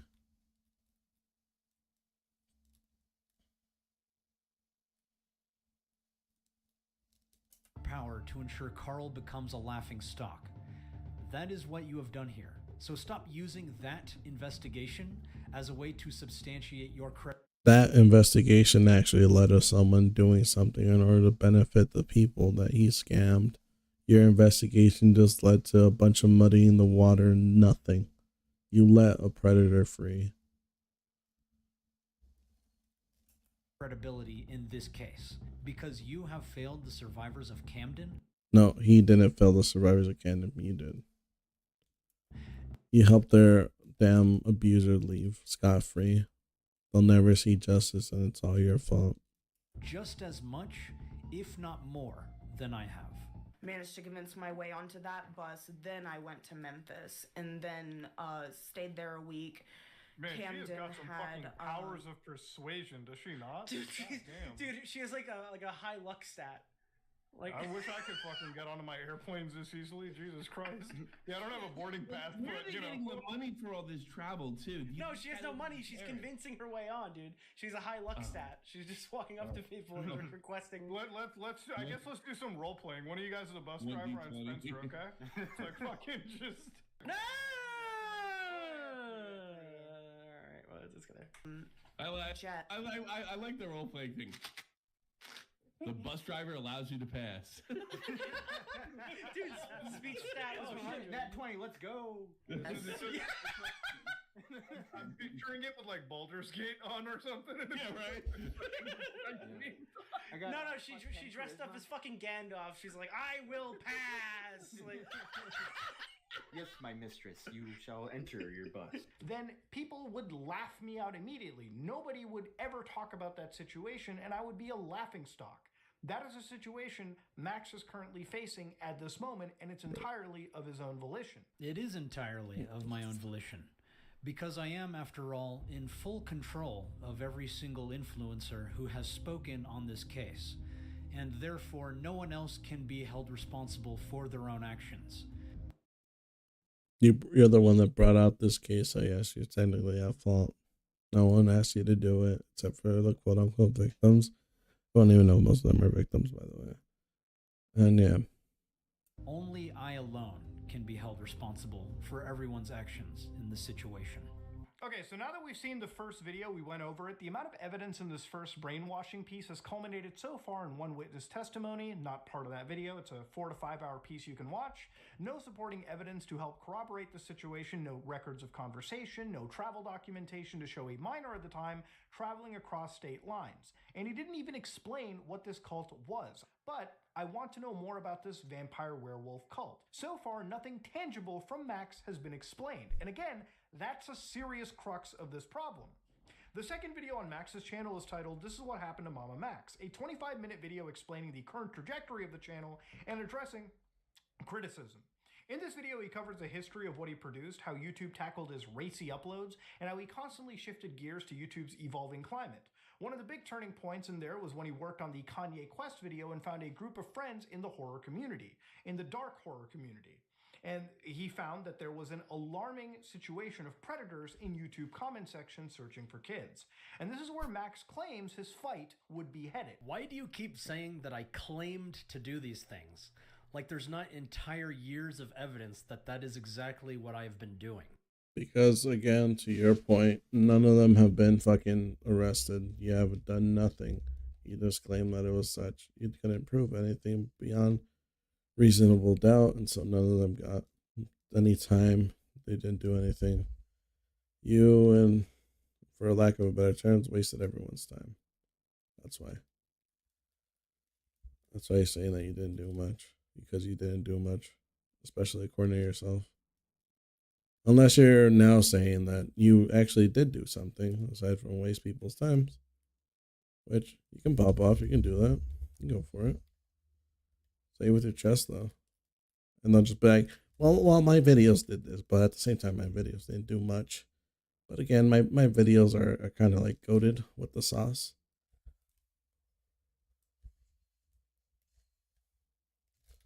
But then again, my videos don't do much. Come on. Don't put words in my mouth. And it's more of a response to the criticism that he's been getting on that last video. It was more so to address confusion, since my audience didn't really understand what was happening. You are covering content that involves you hunting down some groups, investigating and bringing to light serious crimes. Regardless of how much of a filmmaker you are, these are real stories, and hiding behind a shield of vulnerable children when people question your nature just doesn't sound good. So this is what they call a straw man. The typical straw man argument creates the illusion of having refuted or defeated an opponent's proposition through the covert replacement of it with a different proposition. Quit fucking moving, dude. Like, I'm trying to expose platforms and just stand still and just fucking children. My detractors will twist that into something like, Mama Max is using child victims for views, despite the fact that children do not even appear in my videos. Or another example, I do something as simple as giving... So you're not helping children, okay. Thanks for saying that, Chief. You just proved everyone's point. You're just some else's bad actor that did this for the money and not for anyone's benefit. Congrats. You just owned yourself.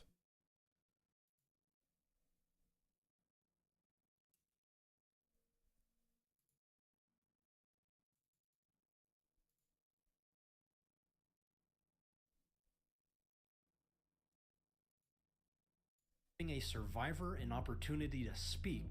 That was sneaky as fuck, dude. Oh, I'm literally been meaning you to say tell him this. what you felt. You are literally just Because it literally. Can you listen to me? Can you listen to me? And they twist that into hiding behind victims and using them as a... You did, because they asked you a direct question, and instead of answering it, you just kind of let the quote-unquote victims speak for themselves, which, again, you're the head of the damn thing. You shouldn't be doing. This is your case and your case alone. Like, yeah, having a victim there to obfuscate stuff is good, but still, at the end of the day, if they ask you a question, you can't hide behind said victim.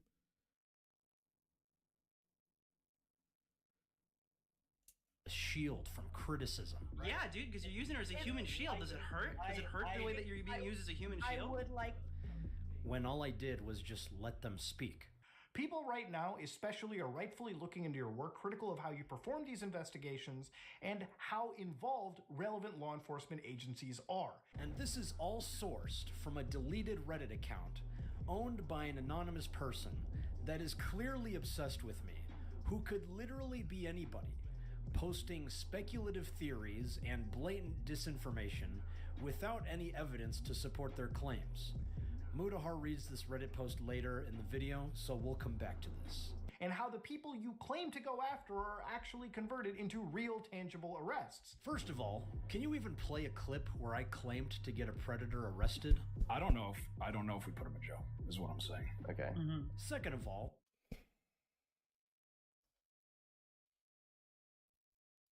okay, give me the thing. Give me 1 second.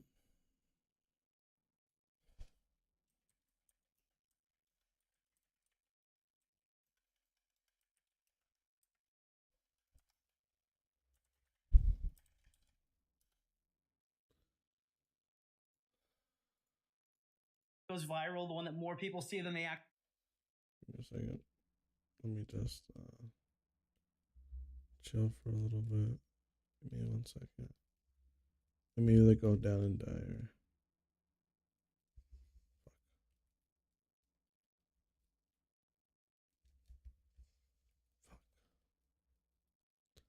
I'm not planning on living long. Give me 1 second.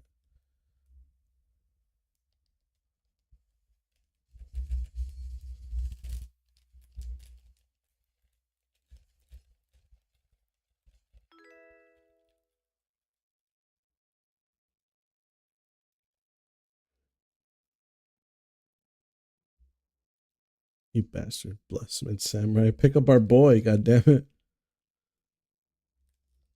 I should just use this.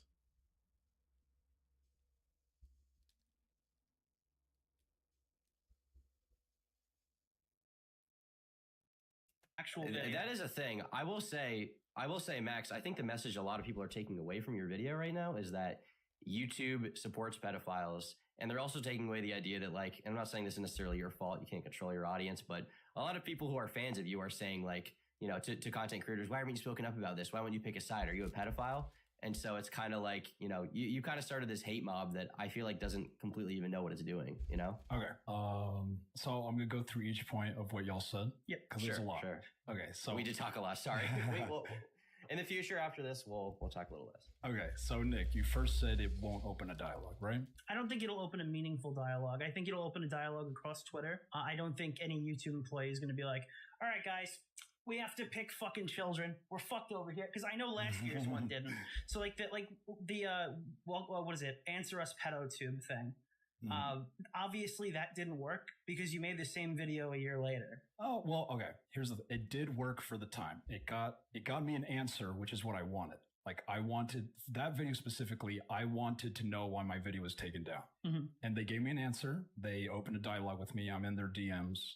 And it made these other YouTubers like Critical talk to Susan Wojcicki about it. And we can go into if she lied or not with when she said she's going to start improving everything later. But and from your own mouth, though, you did say that even aged poorly. So I mean, the dialogue happened, but there wasn't. Oh yeah, I said it aged poorly because that's what she said, and so we all assumed, great, yay, YouTube's going to be better now, and that's what he was saying in the video, like, yay. So we all thought that was a result of both. What was theirs? Answer Us YouTube, Markiplier, and Charlie. Yeah, Answer Us YouTube or something. Yeah, and then Answer Us PedoTube. I thought that was all the result of those, and so it's like, okay, great, things are gonna get better. They didn't, so that's why there's the thing about me calling Susan Wojcicki a liar, because she said all these things, like the thing that Markiplier presented, like self-moderating, like where we can just cut out the video in the editor and then leave it up. That was genius, and she said it was genius. Why hasn't she implemented it yet? Just asking. Okay. Your second point is, did y'all want to? Shiza. Yeah, let's just keep listening to this. No. I mean, I guess my only response with that would be like, I don't know, YouTube bureaucracy can take a long time. Maybe they explore anyone near us that's probably gonna try to kill us. I mean, dude, they literally said the wait, what was that feature?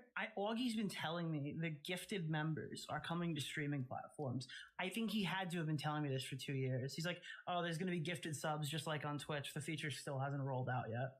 I don't know if a year is. I mean, that's kind of unrelated, but I guess that's a good. Well, I'm just saying YouTube doesn't necessarily roll out their features. Okay. Well, so what you wanted, Max, was an opportunity. What did Markiplier suggest exactly? An opportunity to trim content when what happened? Oh, okay, so this is talking about that. It's an hour and something minutes long. Hello, ladies and gentlemen, and welcome back to another episode of the Half Baked Podcast. I'm your usual host, Tom. Here with me, I have Nick. Vega unfortunately could not make it. He's preoccupied with sex or something. I don't know what he's doing. But we do have a very special guest today, someone who's been a hot topic in the community recently. Mama Max, how's it going? Hello, everyone. It's going well. Thank you for asking. And that's your real voice, right? This is the real Mama Max. This is my real voice, yes. I remember at VidCon when I heard it, I was like, holy shit, you actually do kind of sound like that. I was like, holy shit, like it's not quite the corpse husband, but it's almost there. Right. Does it strain your voice to do that? Like So the deep one for the videos? Yeah. Yes, it does. Is it like the metal growl? Like is it like a falsetto? How do you do that voice? So I'll like, it's so horrible. I had to get So to the boy. because of it, because I had cysts on my vocal cords because I kept doing it. Really? I would. Let's see.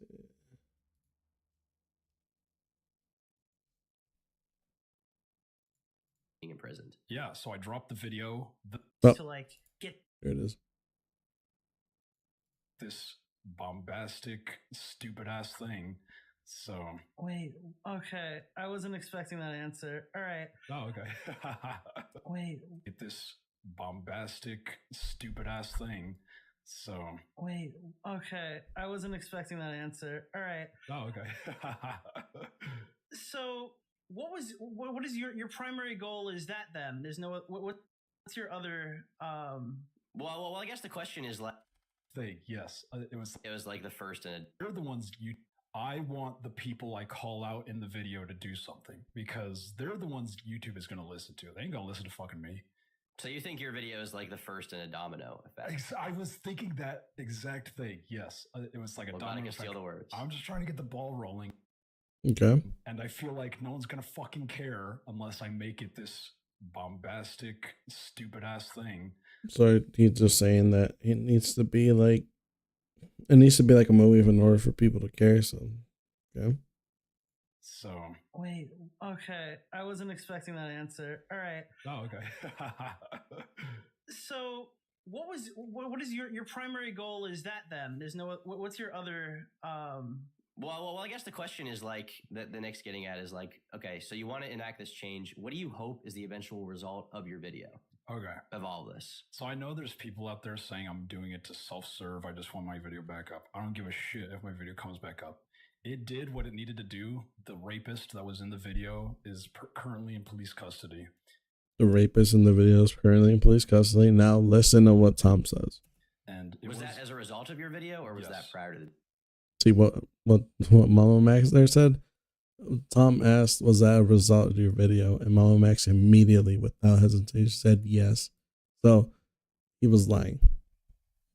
But he won't show you that part of the podcast because he knows that he was fucking lying. Because that's all he does. He just lies about everything to try to make himself look better. But at the end of the day, he's just a liar.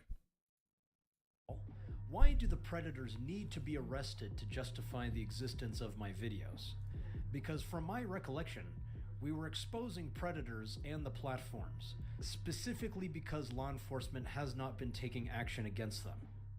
It's also dishonest to say that you could make more money when you are in a more profitable niche on YouTube. I get your videos are demonetized and age restricted and gangbanged in the algorithm. Then it's literally not dishonest to say one could make more money in a different niche on YouTube, as you are admitting that these topics are demonetized and age restricted and gangbanged in the algorithm. You know damn well that YouTube punishes. Yeah, but you can also just avoid that by changing up your content just slightly. It can be a less like, because I'm pretty sure what got you hit by the algorithm first was you showing like a picture of an ass that was yours, I guess, a naked ass that was taken down for nudity. It wasn't about the actual content. It was about what you put in the content because you weren't careful with it. So I'm pretty sure a reasonable person would be able to skirt by without many problems. I was about to say much problems. Fuck. But whatever. Whatevs. Pop off king, I guess. Is this subject matter, and so does everyone else who has tried covering these topics. It is literally why you are censoring this subject matter on your video. You are covering content that involves you hunting down, investigating, and bringing to light serious crimes. Your own actions are proving you wrong, dumbass. But your videos have been Your own words proved you wrong a long time ago, dumbass. But yeah, pop off king, I guess. I'm malicious, but I use my maliciousness to hunt down predators and not hold people accountable. while you use your videos to entertain and hold people accountable. Based. What an absolute fucking legend. Massively successful, millions of views, and you built a following on the platform, which, by the way, is the hardest part of this whole game. So I never even claimed that my videos weren't successful. You are changing.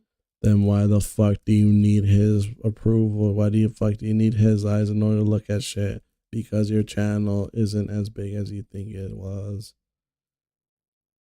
You weren't confident enough with the subject matter, and so you just wanted to get other people in so that you can target your credibility a little bit. You wanted those eyes for yourself. You wanted that experience for you. But you couldn't get it, and so now you're lashing out. It's tiring repeating the same point, but it just needs to be ingrained in people's minds. This guy's fucking malicious as shit.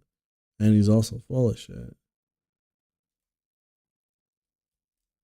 And that, in my opinion, is one of the worst combos ever. Someone that's full of shit but competent as fuck. Because that's what allows people like whatchamacallit? That's what causes most, I don't even want to say right wing, just misinformation people. What do we have? We have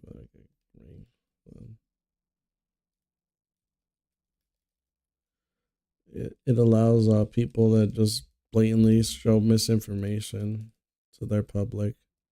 Makes them seem like they aren't accountable for that shit. Kind of like the Dominion lawsuit, which should have definitely fucking destroyed motherfucking Fox, but didn't because reasons.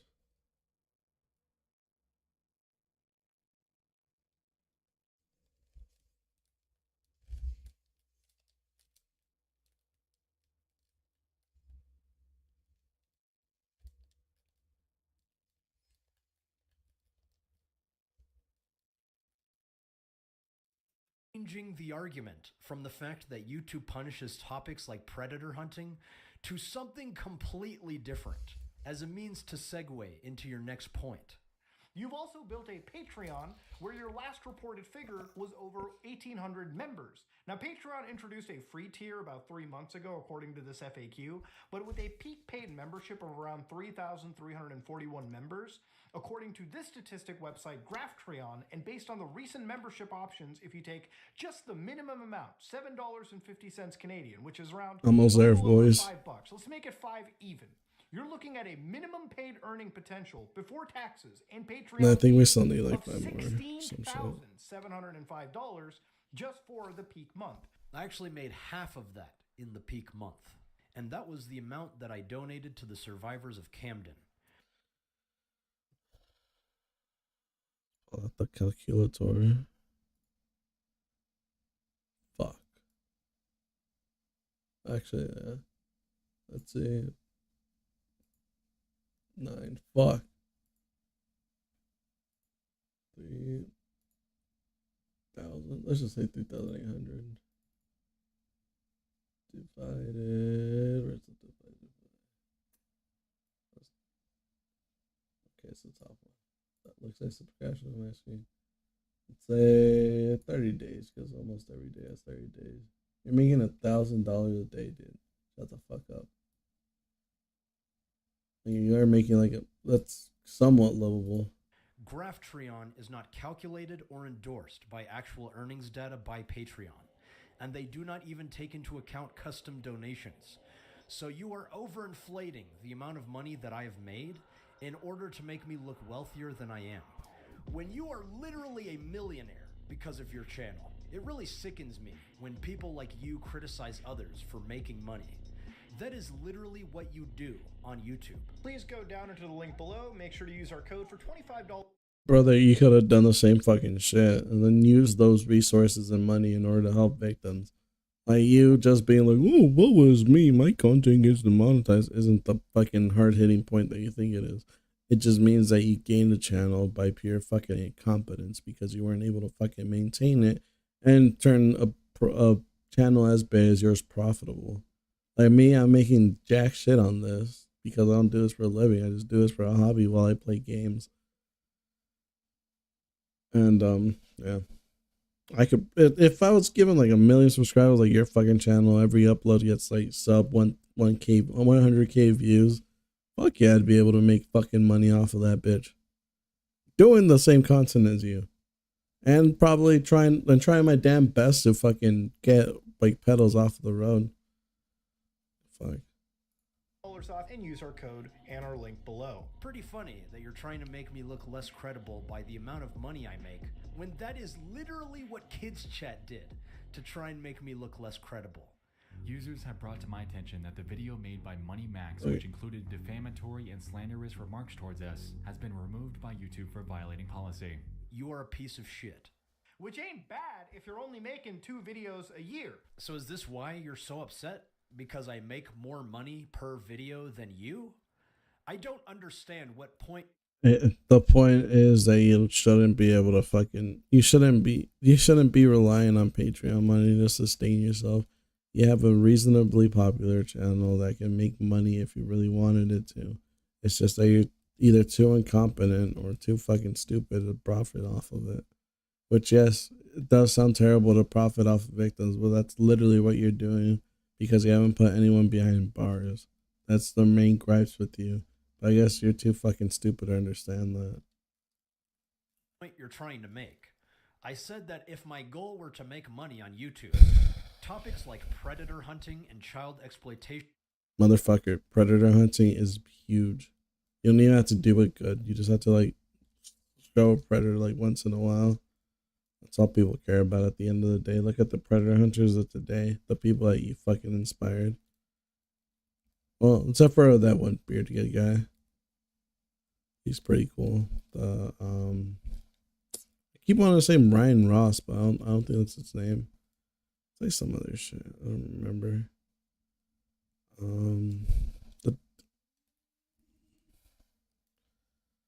The guy that got like, I don't remember his name. I'm not gonna try to pull it out of my asshole right now.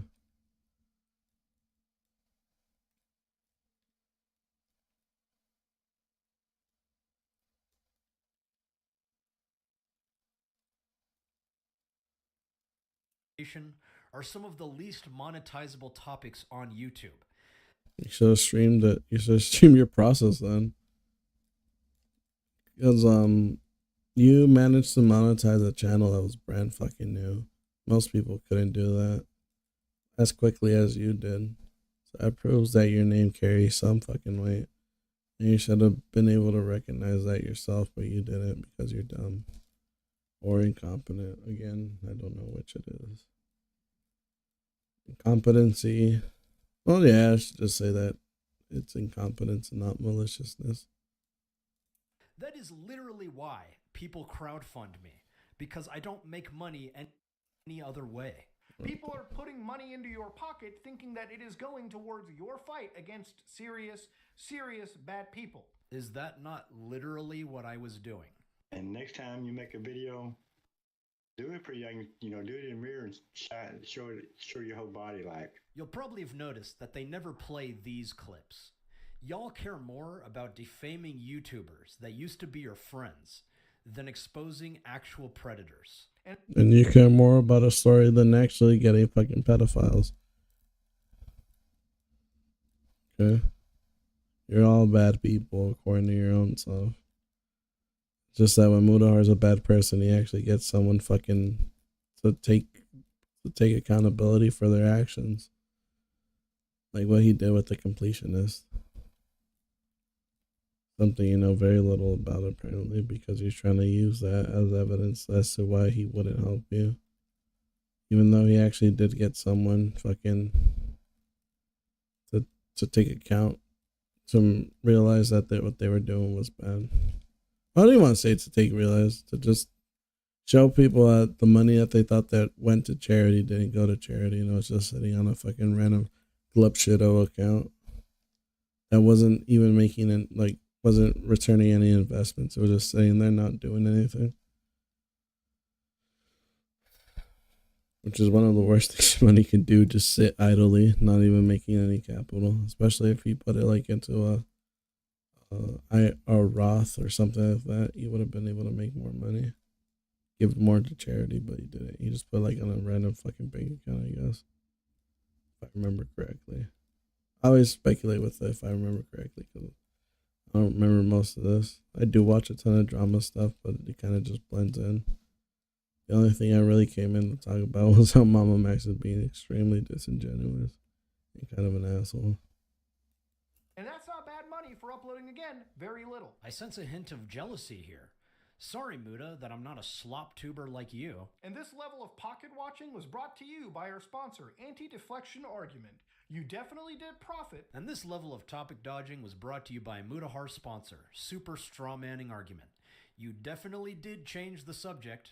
And I wonder just why in October of last year you started hiding those membership counts. Because your people kept derailing the conversation to the amount of money I make. And this is beyond obvious what I said it was to begin with. This is not about helping anybody. This is about lining your pockets personally. When they are literally here to profit off of their audience.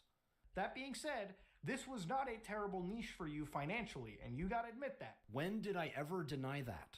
Imagine taking subjects as serious as child abuse, human trafficking, and abduction brainwashing, and using them as mere window dressing to get noticed again because your YouTube relevancy is dwindling rapidly. I essentially respond by saying that comparing serious subject matter to window dressing says a lot about the person making this comment, and I clarify to my audience what I was trying to do.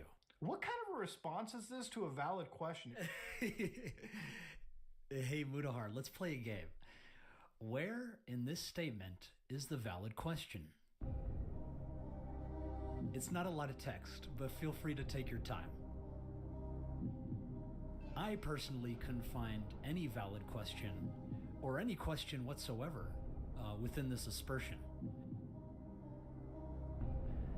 I know there aren't any question marks, so it might be hard to find, but let me know when you do. If you spend months researching this topic, then you would be able to present the narrative of Spencer with the best evidence that you can publicly present that would help build her case against this person that you have labeled a cult leader and child. I think I've explained enough times why we were protecting the evidence. I personally would not have been ready to release the documentary until we had interviewed all of the survivors and preferably with a conclusion for the criminal investigation. However, just because we did not present the evidence to the public is no excuse for the way Mudahar and his friends were behaving during this entire project. Once again, he describes the situation as a destructive cult that victimized hundreds of minors, yet has produced no evidence of this cult even existing yet. That's a lie. Any cult documentation, not even a name. Hey dog, all I know is that I looked at your video and I wasn't able to see anyone that actually got sexually abused. So it's not a lie. It's just that you're bad at making videos that have serious topics with them, without the expectation of knowing that the video was already done with, making people think that you already got the predator off the streets, when in reality you just kind of made up the story. They were a predator, yes, but you kind of made up the fact that they were they were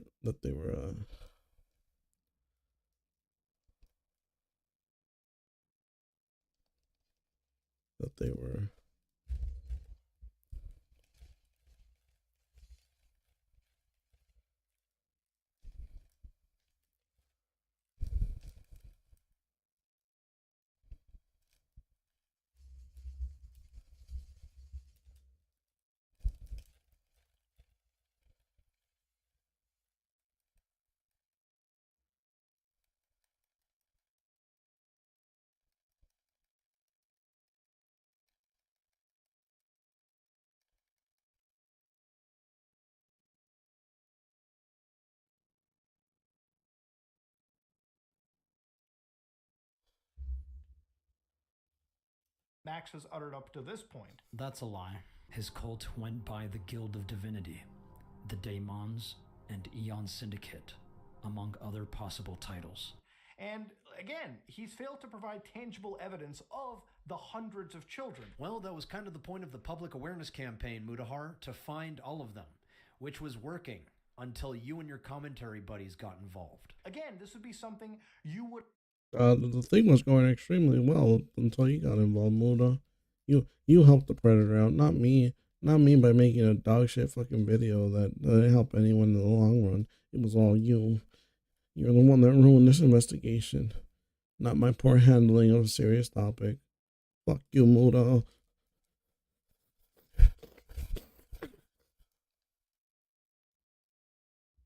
Come on, dude.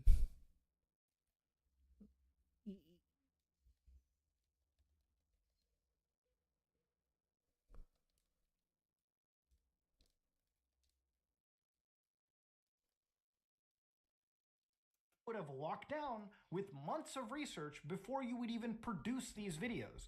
It should be easy for someone who's claimed to actually have, arrested. Hey Mudahar, sorry to interrupt your incessant diatribes about providing evidence, but can you provide any evidence where I said that?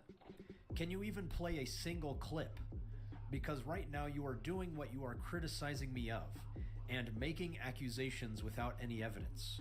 You understand evidence and why it's needed to substantiate claims. But clearly you do not. Max's third video on the topic was initially called "This is the greatest cancellation of all time" @Penguin0, #WeAreReal. Since then, in the backlash he received, he changed it to reacting to the reactions of the SSS Sniper Wolf's action.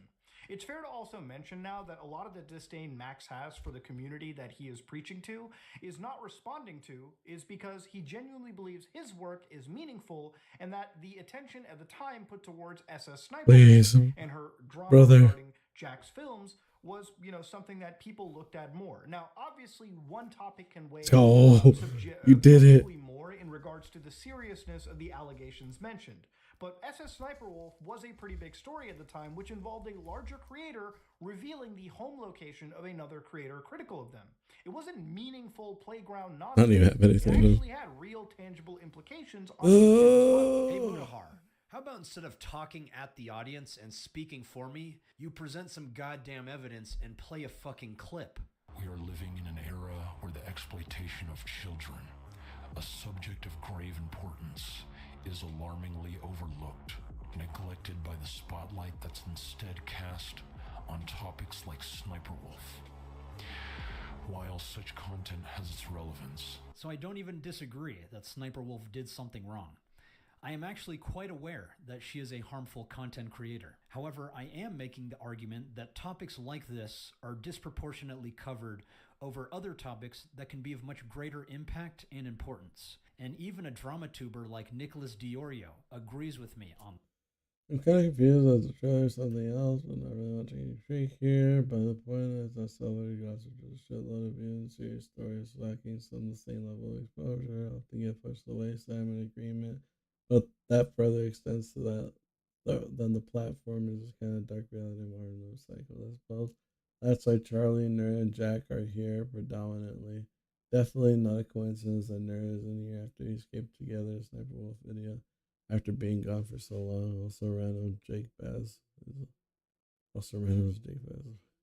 That. And as you just confessed, so do you. Obviously, one topic can weigh objectively more in regards to the seriousness. Yeah, because well, your videos did good. It's just that you weren't getting monetized anymore. I think that was your biggest gripe with the damn thing, if I remember correctly. Which again, I'm just tired, but I'm pretty sure that's what happened. That you were just mad that it was getting pushed to the wayside instead of getting the right that just goes to your point. So yeah, but then again, you could just make it so at the top. That's what the topic is, because that's what Charlie does with some of his streams. Like when he shows creepy screenshots, he could have done the video like that, just showing creepy screenshots of what Camden Gerard Davis said to the victims. But again, you think that the hyper editing is your style and that's what you need in order to get views, when in reality you just kind of have to be your personality, because apparently that's what people watch you for. That's how you were able to get Spencer her damn channel monetized, by dancing around for like 6 hours, I think, straight. Which again shows that you have a supportive community that probably like help you in the long run, but you were too afraid to use that or some shit. Or use it to its main.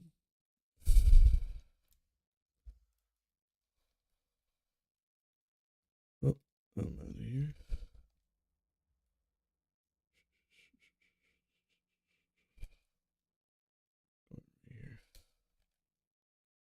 Excalibur. Excalibur.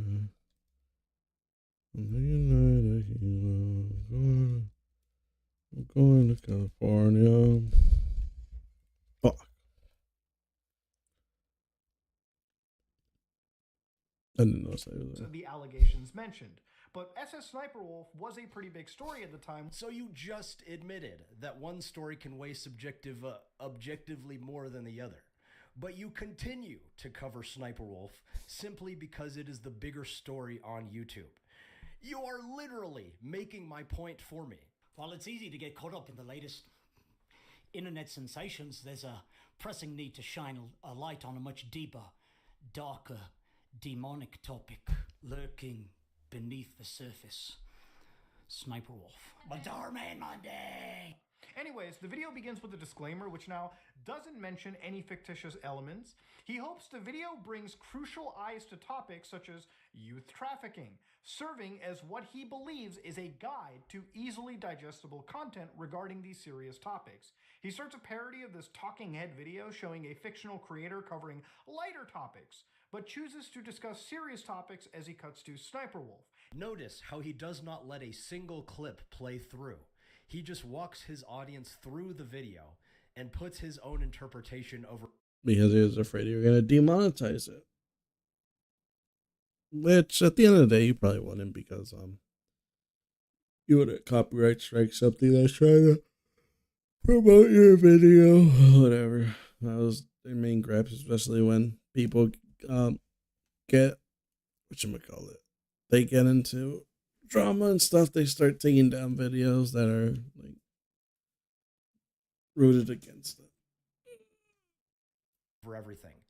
That is literally not objective, Mutahar. That is subjective. He cuts to Spencer and then multiple victims calling for actions. He summarizes Spencer's story again and makes claims of a dangerous cult that is led by a werewolf god recruiting hundreds of young children. Where's the hard evidence? I think by now you probably realize that there's nothing that he's showing is necessarily hard evidence. There is nothing that I am showing that is necessarily hard evidence. Like, what does that even mean? It means that it's also substantial. It means that all of your evidence with screenshots taken out of context that you have no way of verifying. It means that none of your evidence will hold in the court of law. That's what it means, but I guess you're too retarded to feel that, or you're just being disingenuous, if that's the word. At this point, I have no idea whether you're whether you're retarded or if you're just being malicious. I think you're being malicious, but I'll give you the benefit of the doubt. I think you might just be retarded. Do you know how many times you've contradicted yourself on this one case? Now I'm finding out that there is evidence. They're all taken at different points of time, so you might have taken the time to look at your evidence further to see if you had a case or not. Or we were just talking out of your ass. He did that. And it went to show that you were talking out of your ass. Probably.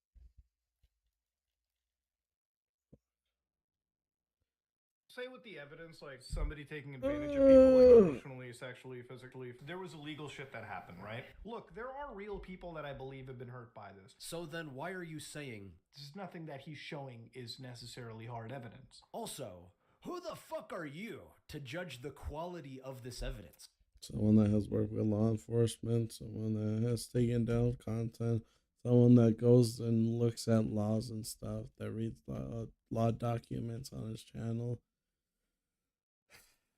Someone that has done more for victims than you ever have in your entire career. And not just of dropping a video every once in a while and saying, oh, look at me, I'm such a good guy. No, he has actually made people like confess to the things. He dots his T's and works with lawyers, dots his I's. He crosses his T and dots his I's. He even dots his T's and crosses the E's. Just as a big fuck you. From my recollection, you are not a judge. You are not a litigator. Motherfucker, neither are you. That's why you don't know jack shit. That's why you work with ChatGPT instead of an actual fucking lawyer. You are not even an expert. You're a fucking gaming YouTuber who sometimes dips into serious stuff. And you're a filmmaker that doesn't do jack shit either. Calm the fuck down. Acting as if you have any authority when in reality you have jack shit. You're the same person. You're just a man. You're not doing anything for victims. If anything, you're just helping predators get away. So he presents new things in this video. God damn, this is so boring to listen to. It's like fucking entertaining. Schizophrenic editing and incoherent garbage. Okay, well, this has been my editing style for as long. Yeah, but people thought that you already caught the victim. I mean, the predator, and the victims were safe. Not that there was predators still out there on the loose. But fuck it, pop off, I guess. As long as you have known me, and from my memory, this is what you said about my channel. If you don't know who Mama Max is, he's a great channel on YouTube. He's probably, in my opinion, a fucking apex content creator. Guy makes really, really well done internet docu-style content. But now, all of a sudden... Docu-style content. Because, again, he thought that you were just documenting your fucking findings after you put someone away, not that you were still trying to actively look for someone. And in the first case that you actually tried to find someone, you work it so badly that it almost like puts...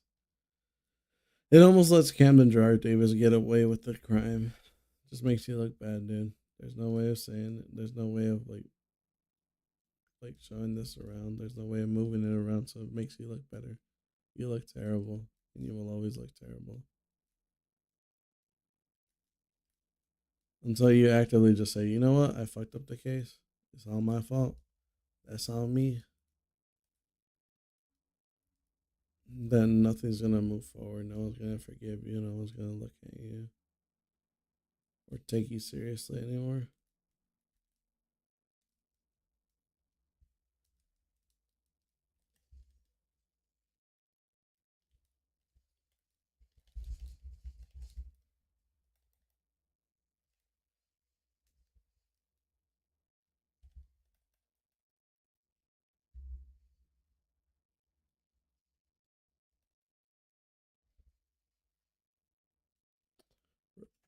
It is a problem for you.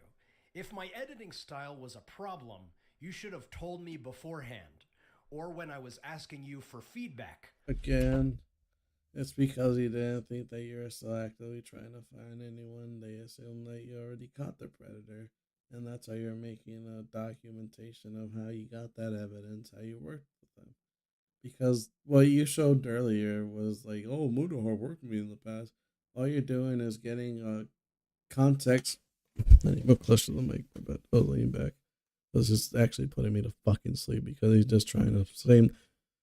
It's just me repeating the same thing over and over again because he just keeps using the same thing over and over again because he's still retarded to make up actual fucking points that haven't already been refuted multiple times by me and other people and people that called him out initially.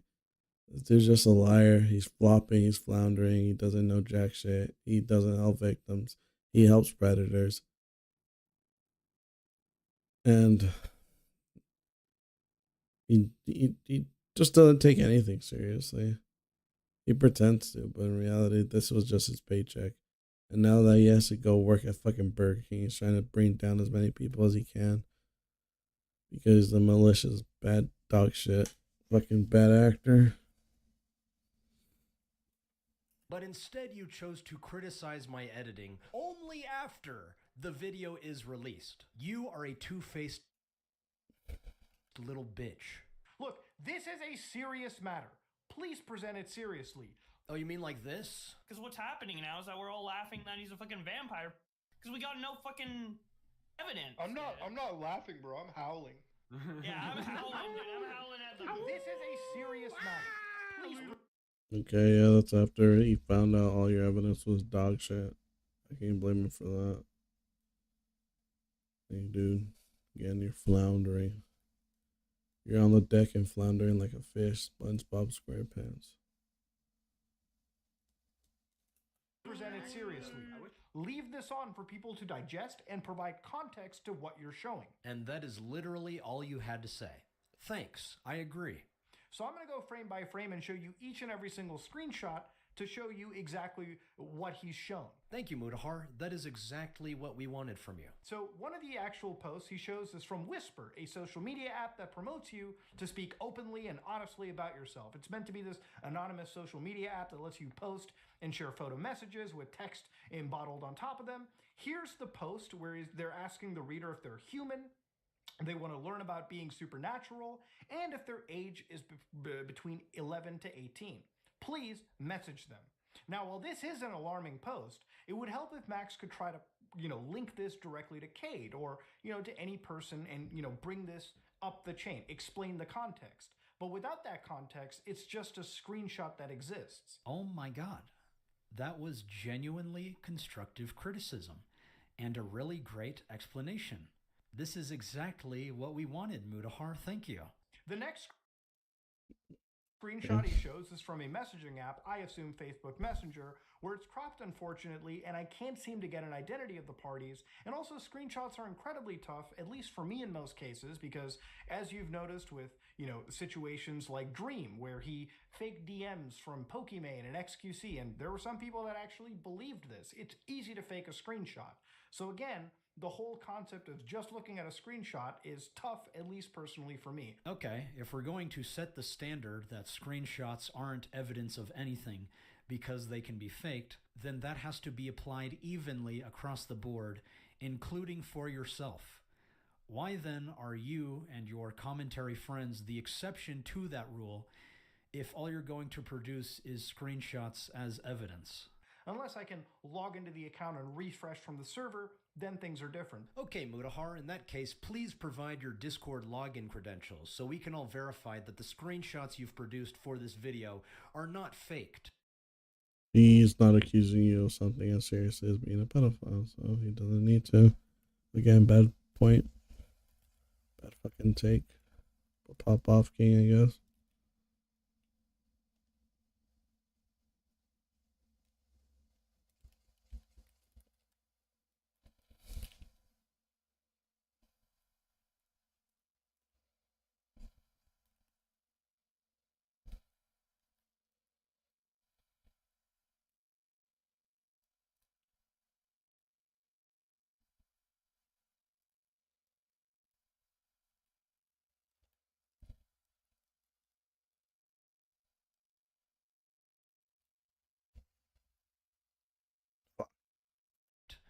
But you're not going to do that, are you? But this is a cropped argument, and it's a clear argument between two individuals. And this is also a cropped argument between two individuals.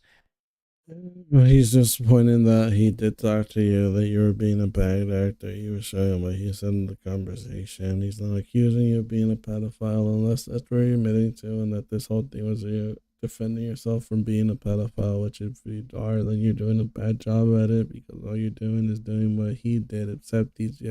Well, what you're claiming that he did, which is defaming you and making your reputation look bad when in reality, fucking such a slog. So dude. only you are allowed. What are the comments looking like? To provide. See that shit.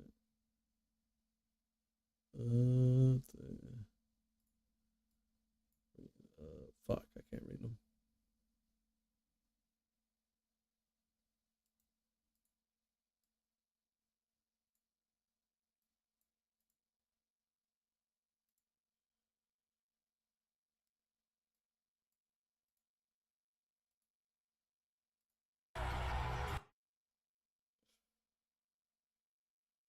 Happy Mother's Day. The Japanese story kept fighting 20 years after World War II.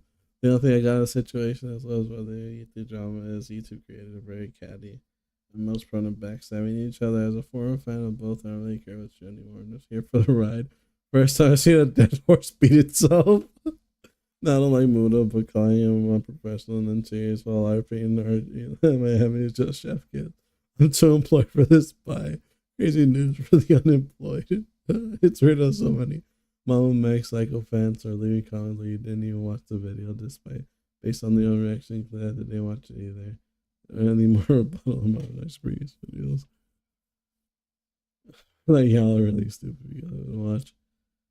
Yeah, you can watch Nicola Dior response to the previous video. So like those guys either way, they look in the mirror and take your own advice. It took you years to make this. It took you years to make a video on Black Hilo with hundreds of victims, but you sure jumped on the chance to make a video longer than feature-length film on a beef with a friend. Any more damage videos will I take for the actual brother? One hour's absolute joke. I don't care about actually a video because that guy needs to be called out. He has zero more. Like when he talked about Palestine, yeah, shut the fuck up. You don't know about shit. You're probably white too. Anyone knows us? Yeah.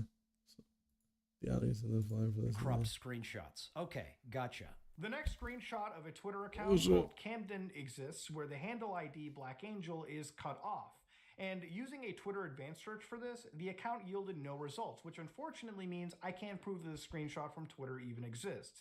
Trats. It's almost like digital evidence can be erased, and we need to stop attacking victims for not producing evidence they don't have. It was the evidence that was already there, so nothing. The amount of them, so still not evidence. It was the consistency of their not evidence. Their testimonials, and it was like you see the facts. It was like you see what you're saying. Like you see, like you just said a lot of nothing. Like, a lot of words. And you said no. So it wasn't the allegations. It was the allegations. I'm saying the nicest way to just be like, you see, this is why you're being retarded. Like when we should be inventing new standards for cybercrimes and holding digital platforms accountable for preserving evidence that could help convict offenders, instead of just privately profiting off of our data. And I also wonder why Max cut off the handle for people to look up on Twitter. So you want me to provide evidence to the public, but do so in a way so that they won't know that they are under investigation. How does that make any sense? The other mention is literally a public post from this Camden individual saying getting sucked by Kirby equals raisin balls. What is the context here? How does this explain the cult? Based and true. How does this explain anything? This is why people are mad. There is literally no reason to get this emotionally charged if you are an objective voice of reason, especially when I asked you for feedback before the... He's telling you that you're putting in screenshots that don't mean jack shit, and if they're supposed to be evidence, dude. Why can't you fucking see that? But I'm just going with the thing that you're retarded. He's literally retarded. He has like sub 5 IQ. He just got big because he was like the first grandfather of making deep voices. Just do it like that. Time to build my channel by making my voice as deep as possible. This is now my real voice. I will now use this. Oh, let me put that through a voice sound thing. See if I get something based. Fuck. Where's my thing?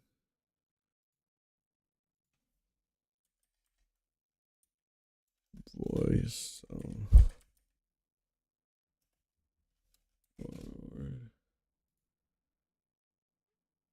Alright, let's see. Hello, my name is. Hello, my name is Max Striker. I am a predator hunter. My mama doesn't like me. Oh shit, hell yeah, fuck yeah, look at that chat. I'm a certified Giga Chad with that shit. Fuck yeah. It's white, I can't see the background. Alright, time to do a different task. Hello, my name is Max Striker. Joseph Rogan. Hello, Rogan. That's my new rap song. Hello. I don't know what the fuck that says.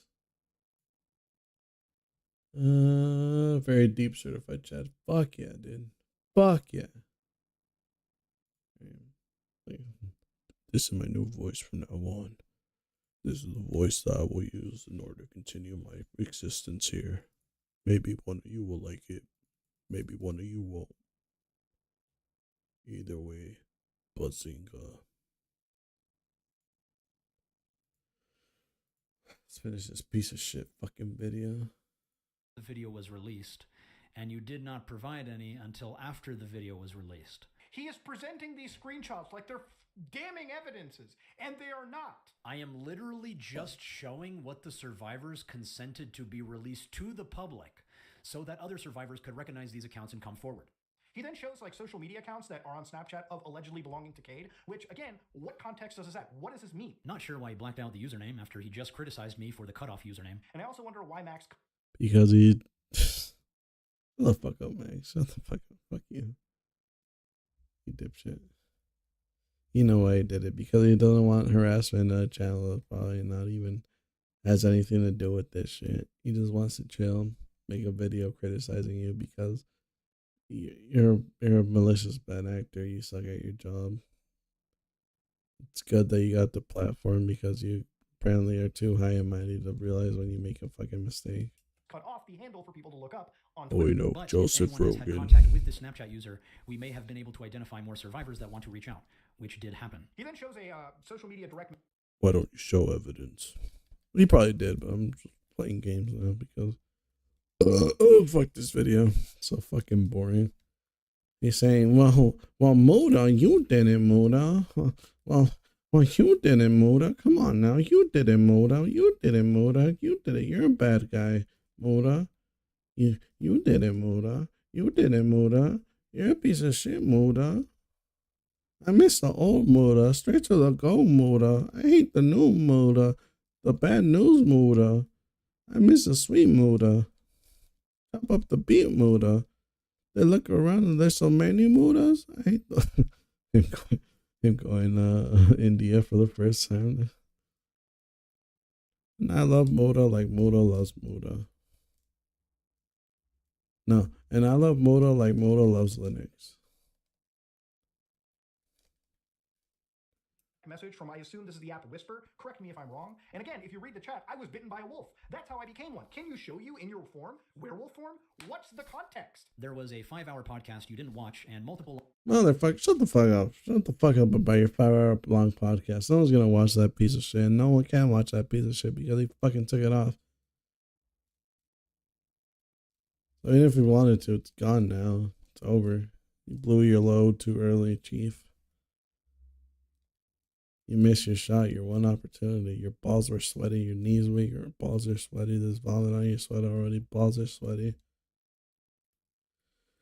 Chat something's getting hype not found based. Holy shit, I'm actually getting those hate bots now. It's dope. I like that shit. Congrats, dude. Holy shit. And you're banned. Give me a second.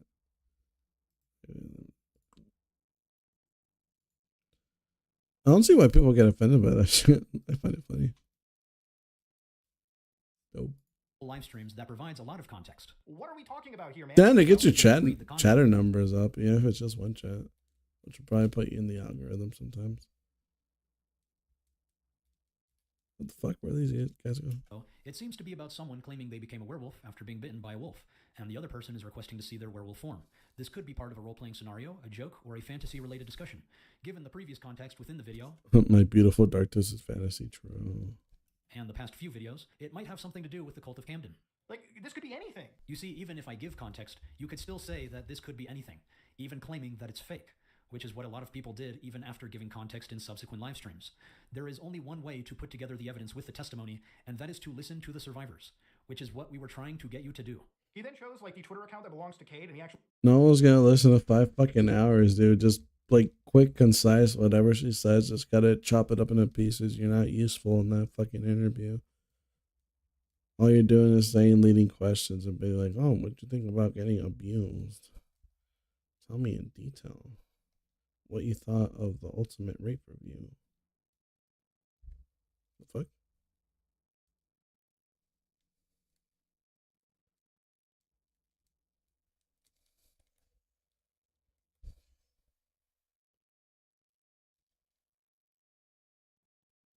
What happened to the damn crate?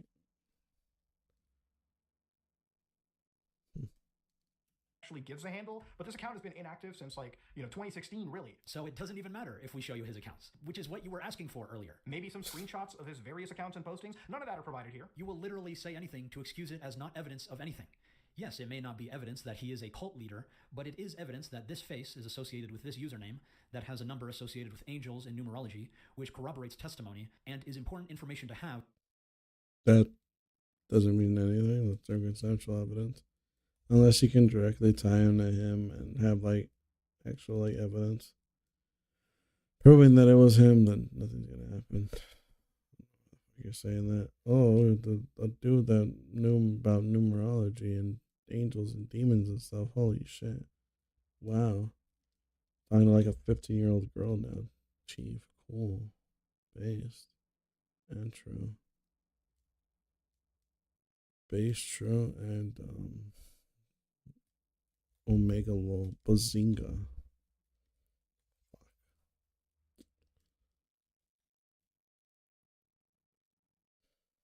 What am I doing?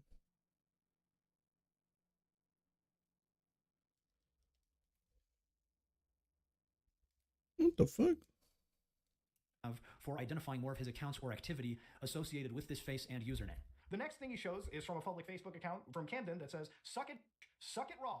Again, what is the context? Okay, I probably would have sucked my dick publicly somewhere too. Does that mean that I've done something nefarious or I could be running a cult? Well, shit, maybe. It just depends who's giving context on that piece of evidence, doesn't it? Some could say that this is a forceful and unsolicited sexual demand from the person you're... Shut the fuck up. That wouldn't hold up in the court of law. Shut the fuck up. Don't mean shit. Speaking to, especially if that person feels threatened or uncomfortable. And if you're talking to a minor, it could be taken quite seriously in the eyes of the law. What? No, it doesn't. Or else whatchamacallit? Dr. Disrespect would have been fucking obliterated by the law.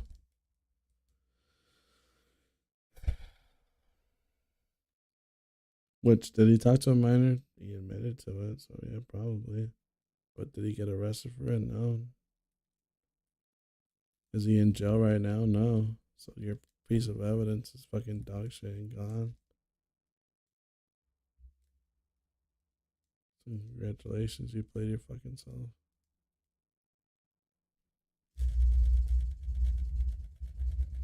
Booyaka, booyaka, booyaka, booyaka. Oh shit.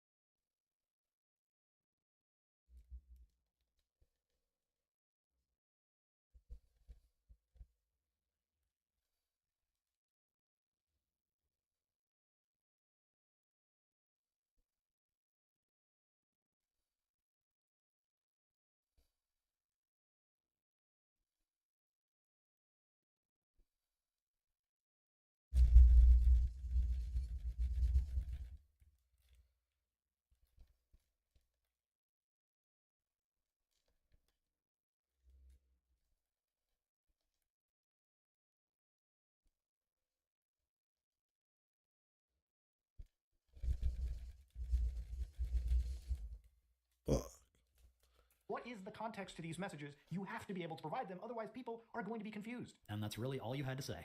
He then shows the only tangible piece of evidence in this, for me at least. So you just admitted, by saying, for me at least, that the interpretation of evidence is subjective. You are not a judge, or a jury, or even a lawyer. You are an Again, he actually has people that he works with. He works with lawyers. He probably goes through channels that aren't fucking ChatGPT because he has gotten results in the past. That's why people are willing to lend him more credibility than you, because he actually has bodies on his past. You have nothing. You yourself say that you have nothing. Well, again, not even a hurting point. You just keep reiterating this over and over and over and over and over again. I'm getting a fucking headache, dude. Holy fucking shit. This isn't even funny anymore. It's just fucking retarded. But I'm fucking, 2 hours in? professional dramatuber who likes to LARP as an intelligent voice of reason to his audience. Fuck it. We're gonna full send this shit. I can't anymore. but in reality is a very weak and pathetic man-child who needs to cyberbully others to preserve his reputation. How anyone can respect your opinion after years of behaving like this unchecked still boggles my mind. But please tell us, oh wise master Mudahara Nas, what is the only piece of tangible evidence in your educated opinion? Where it shows Spencer and Camden together in a photograph, which proves that they've met in reality. And we're just going to glance right over that. He then shows... That's because that means that they weren't.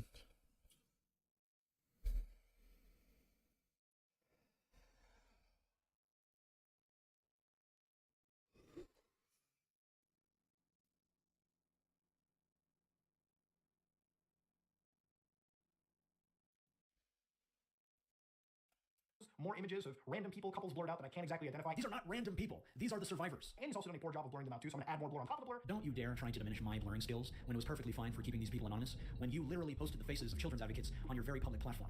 Are you insane? Not only have you encouraged cyberstalking on your platform, but you also have endangered the lives of people who value their privacy. How about you go blur their faces on your video and quit acting like you give a shit about their privacy when you were retweeting leaked screenshots containing the survivors' names from the server you signed an NDA to protect? Muda deleted his retweet at least, so that's good. That's good at least. He should refrain from tweeting any more leaked stuff that has our names and info. I banned him from the server and I'll talk to him. He didn't realize it had names apparently, specifically mine. I called him and was like, hey, that retweet has my name in it, and he immediately took it down. That's irresponsible to do being as big as he is. I know. Me too. I'm fed the fuck up. Muda was never an ally. He just wants to look good. What does this mean? What is the...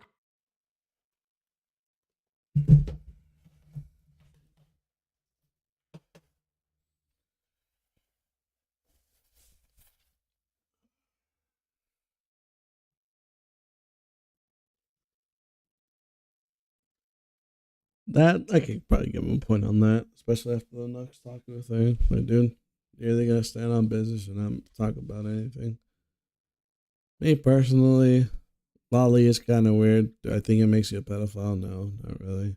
Not until you actually hurt a human child. It doesn't make you a pedophile. That's my rare L take, I guess, according to some people. Because I don't see an animation as a human. So L me's. L's man's with that one.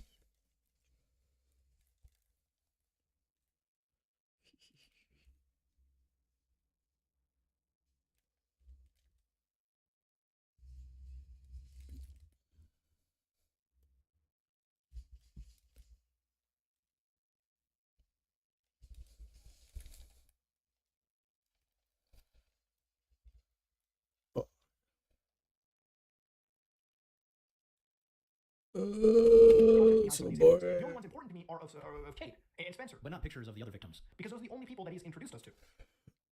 There we go. He said it. And what if the other victims want to remain anonymous, genius? Then you can't fucking use them, dipshit. Because they don't they're just unknown fucking faces with Gerard Davis. It doesn't mean jack shit. They need a voice. They need someone to do it. That's why the Epstein victims fucking came out and used their names and faces so you knew about them. So that the world knew about what he did. Some of them did remain anonymous, but at least one was brave enough to show her face, which will put him in behind bars. Of course. But whatever, dude.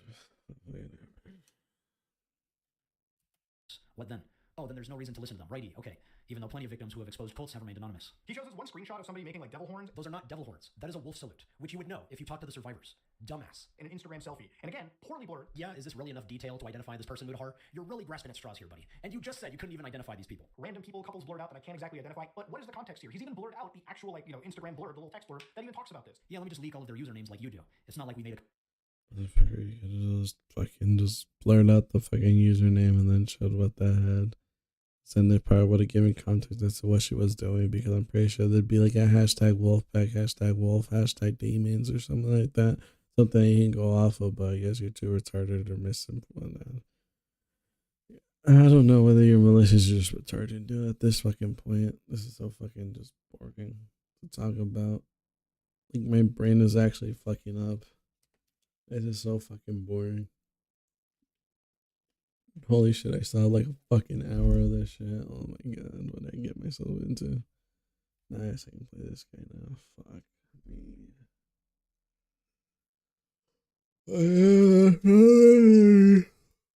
That's the main reason why he was giving you criticism, because you can just easily blur out the thing. Just kind of like what you did with Camden Gerard Davis's thing. That's what you did with most of their platforms and things. That's what you did with the Discord. You used it as evidence, and then you just crossed out what wasn't necessary. So right there, you could have just crossed out. You could have blurred out the face of the victim. You could have crossed out what their Instagram tag was, but not what they said on that thing, which would have given context to the wolf symbol thing. Because I'm pretty sure that they'd be I already said that shit. Fuck, I'm repeating myself now. A commitment to protect their privacy or anything. I am the raped now. I am a victim of Mama Max's bullshit fucking evidence. I didn't provide enough context in this video. He then shows an image of a bite mark, which again, I have to ask, what is the context? Okay, so yeah, he is just going to keep making this point. From now on, every time you don't provide context for something, I'm going to punish you for it. What's the context? And Camden biting people was already explained multiple times up to this point. Is Max showing this as a evidence of physical abuse? Is that not obvious? Hey, for all I fucking know, it could have been Wilbur's son. Wilbur's son was Ken Gerard Davis. Holy shit, I cracked it together. That's why they couldn't find this bitch. Oh my god. Praise me, bitches. Wilbur's son is Camden Gerard Davis confirmed. Holy fuck. I'm the first YouTuber to break this. So fucking good. Holy shit. Where's my fucking trophy? Why aren't people sucking my dick and calling me a predator hunter? What the fuck is wrong with people, dude? I'm doing this for the culture, not for the fucking views. And you guys still can't give me my comeuppance. That's some bullshit. I did it. I put him behind bars. I am the raped. Do people typically bite other people's shoulders and leave a mark long enough that the victim takes a picture of it as... Apparently, yeah, because fucking Wilbur's son did it. What kind of fucking thing is this, dog? Fuck you. Again, if this sounds lower energy, it's because this video is literally putting me to sleep and I'm supposed to stay up until like 6, dude. Well, I challenged myself to stay up until 6 because, fuck. Try to get the boy. I'm coming, my boy. Chill for a little bit. Shit. Fuck. Oh well. As evidence of abuse. No, of course it's obvious. That's why you bring up this question in the first place. Without context, it could be anything. It could be somebody getting a hickey. It could be whatever. A hickey with teeth marks. Yeah, sure. The next screen grab is Charlie talking to... You never fucking know. Look at what was up. Which I assume is a jab because he tried to get Charlie's attention, but Charlie wasn't having it. He was busy, had COVID at the time, and just didn't jump into this. You're actually skipping quite a lot of context, buddy. What's the context? But we already know your rules don't apply to yourself. So whatever, let's just jump into this. Stop ignoring Mama Max. Yeah, so here, you want me to talk about it a little bit? That rubbed me the wrong way. We talked like a month ago about like what he was working on in his investigation.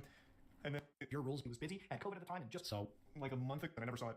And now he's taking that as me ghosting him and ignoring his very important mission. And it really rubs me the wrong way. Instead of just, he's jumping to the most extreme possible explanation for me not seeing it, which is really fucking cringe. That did make me upset. There, yeah, that really rubbed me the wrong way. I had COVID. I barely used Discord in the first place. It was a miracle I ever even saw his message to begin with. And then I spent 12 days not doing anything online, in bed. And during that time, apparently, it changed his whole framing of the video in order to make it like a Trojan horse of cancel critical because he didn't respond to my messages and ghosted me. So yeah, that did rub me the wrong way. Good intentions, but I did not like that. Charlie did not have COVID the entire time we were reaching out to him. That is a lie. He looks perfectly healthy in all of these videos during the time we had been reaching out to him. I do believe he was busy doing this. The revolver's back in Fortnite. Yeah, I saw. Maybe tomorrow. Not tonight. Tonight I just feel like hanging out. Nothing crazy. Daylight saving time is wild. I'm so ready for us to finally get rid of that. I feel... Again, he said that he doesn't use Discord. So why the fuck would... Yeah, sure. It truly is. I don't know. W. Thank membership, Joseph. The GTA 6 announcement is wild. It is. It is wild. He claimed he was never on Discord, which we know isn't true since he was going online and offline over and over while we were reaching out to him. He says it's a miracle he responded in the first place, but he started responding semi-frequently when I first reached out to him, but after we invited him in the group chat with one of the survivors, that's when he completely lost interest. So I made a video in an effort to get his attention because I truly believe he is a good man who serves a pivotal role in influencer culture, which applies to our documentary on the cult-like nature of influencers. People misinterpreted the video, which is my fault, but I apologized to Charlie both privately and publicly. We got in a call, I explained myself. He said, "It's all good, I understand," that he would at least listen to the survivors. This never happened. We have heard through the grapevine that this was because Mudahar was telling everyone not to talk to us. Charlie has remained quiet on this subject since then, but don't play the victim like you're a sick little boy who had no idea all of the serious stuff was happening right under your sniveling nose. And poor little old Charlie is getting cornered and bullied by Mama Max, even though I have like 20 times less of an audience than he has. Just tell it like it is. We reached out to you for help, and you didn't want... Because it gave people to come out of the woodwork and call him a predator. Because there's a bunch of people that aim for people when they're fucking at their lowest, but I guess he wouldn't fucking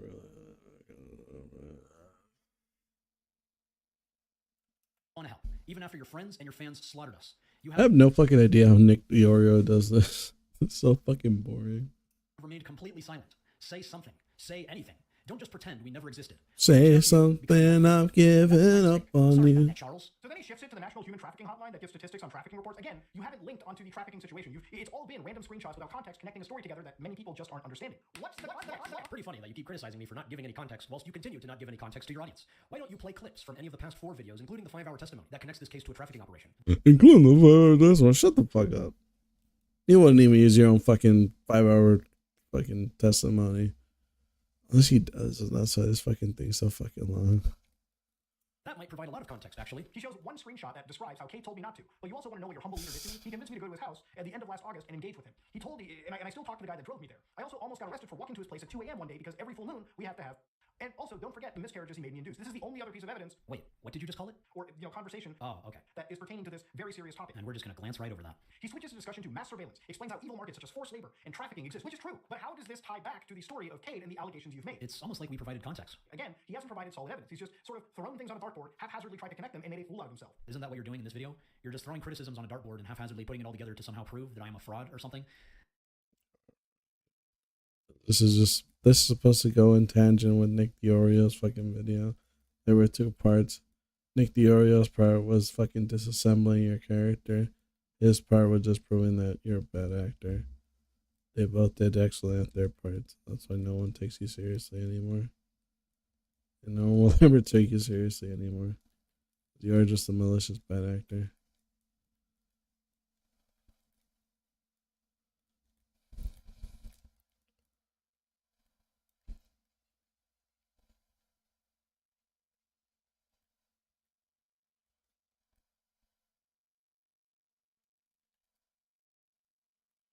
There's something I'm giving up on you.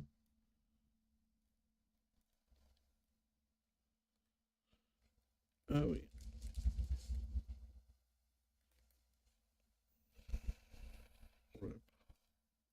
Oh, I'll he's watch moved hard this making a fool out of himself. Oh, yes, he is. He goes on to this unrelated rant on artificial intelligence and how it can be used to manipulate and exploit vulnerabilities.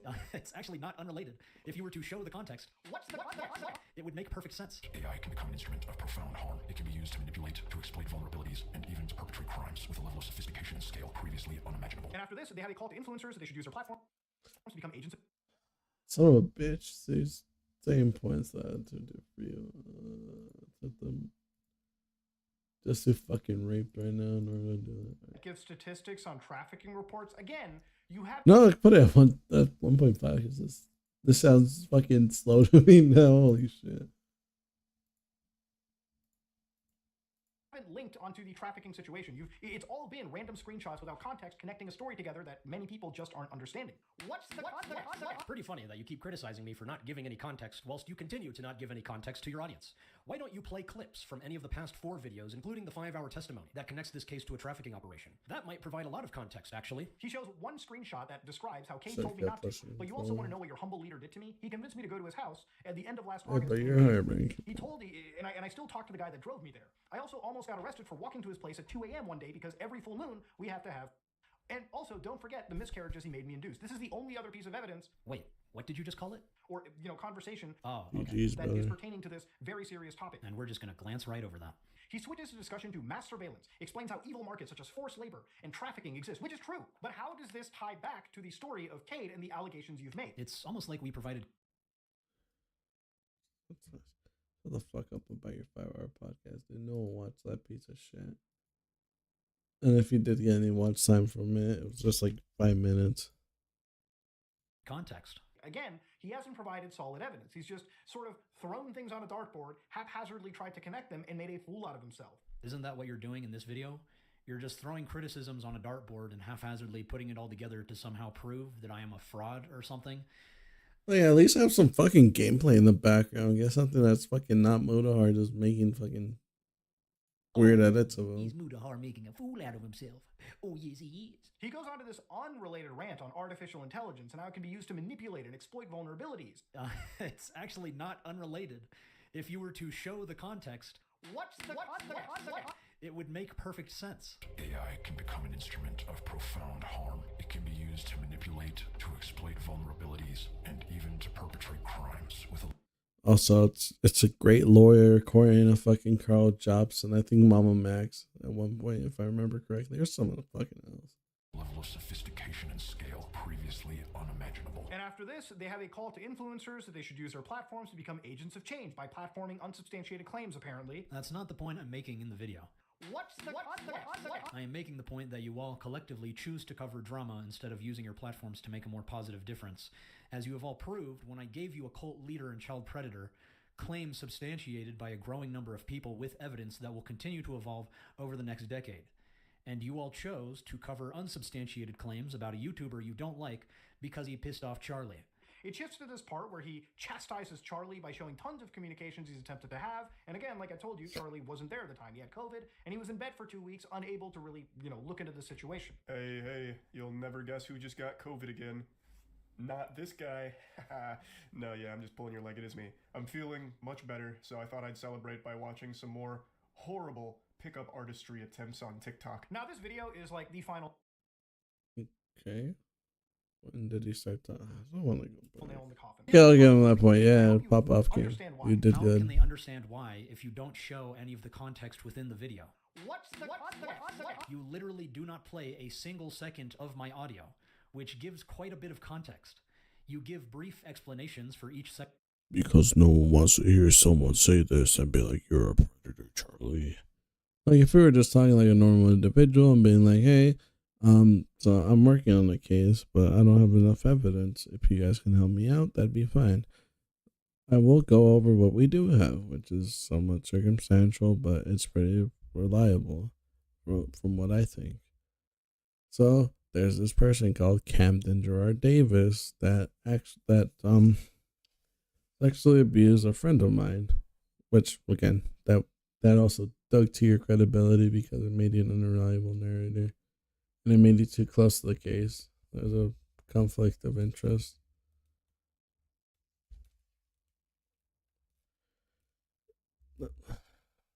That made you see this as a biased person, which again, actually now that I think about it, I'm pretty sure that's the reason why they didn't take your thing seriously, because you're biased already. I'm pretty sure you have to have unbiased eyes in order to provide evidence. If they find out that you're related to it, they can also use it in the court of law. So by saying that you were her friend, by obfuscating the fact that you were her friend, it made your case look worse.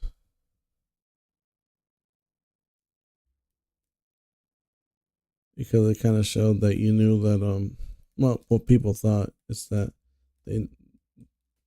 that you knew that by taking a friend's case, that you were too close to it, and that you'd look at things through biased eyes, which would make things that look damning not look damning to the rest of the people. Especially since in most courts you try to go for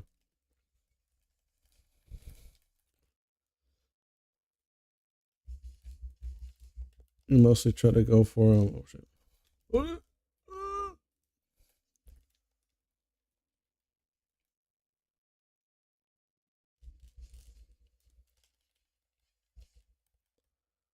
Fuck. I'm dead. Oh shit. It's a shitstorm.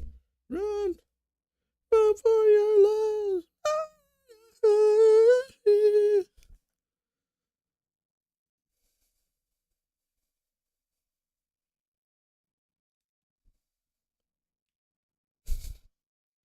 Section that is clearly biased against me, and then you criticize them haphazardly as if you are somehow superior and none of these rules apply to you or anyone else who has covered this topic.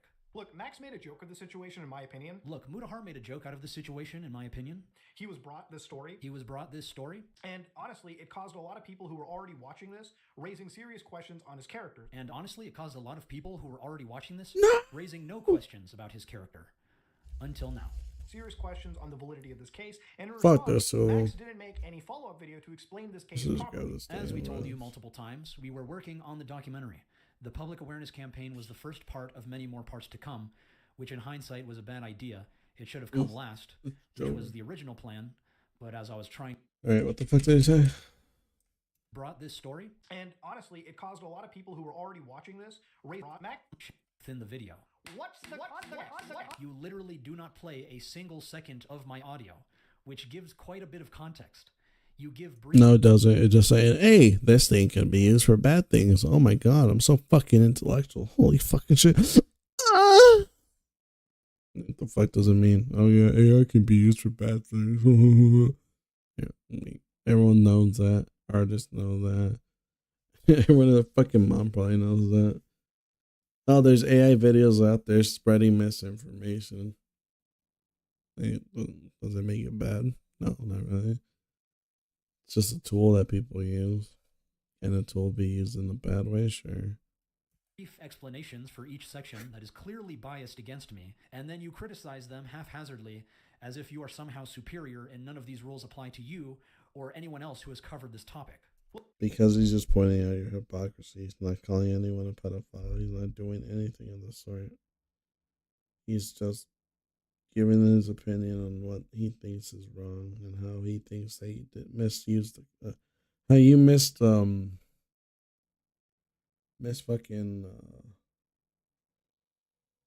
what's the word?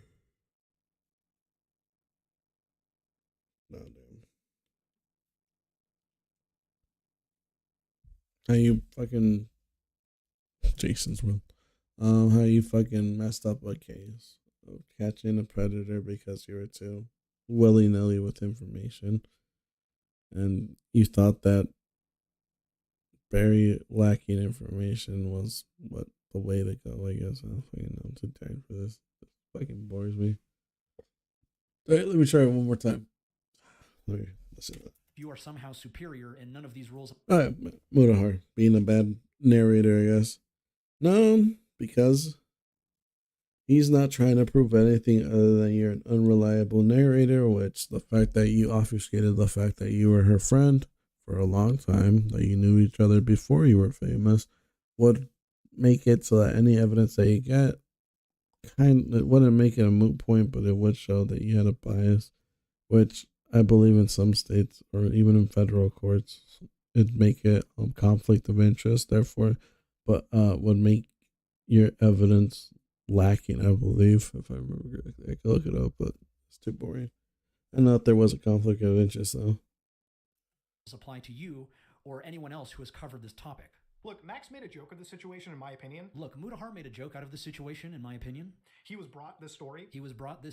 And honestly, it caused a lot of people who were already watching this raising serious questions on his character. And honestly, it caused a lot of people who were already watching this raising no questions about his character. Because again, he exposed you. He actually did a decent job exposing you. You did nothing. You just showed a dude that pretended to be a werewolf. Hell, for the most part, I don't even think he was like. I don't even think he might be a werewolf, actually. Now that I think about it, like, holy shit, brave take. But what the fuck was I going with this? You're a bad narrator. You have a conflict of interest, and you're no bueno. I don't know. Why did I say like a fucking white person? It is no bueno. Eres un pendejo. Vales purita verga. Y dejaste que un demonio viola a las mujeres, no sé, güey. Así te hiciste pendejo y ya le estás echando la culpa a todos menos a usted. ¿Por qué? No sé. ¿Por qué piensas que tú no hiciste nada mal? A lo mejor. A lo mejor sería por eso. Pero en la realidad no sé. Solo tú sabes. Pero como lo defiendes, yo pienso que tú sientes mal, pero no quieres culpar a nadie menos usted. Eso es lo que yo pienso, pero en realidad no sé la realidad. Esa va a ser mi realidad. Y si tienes culpa con ella, entonces chinga tu madre, pendejo.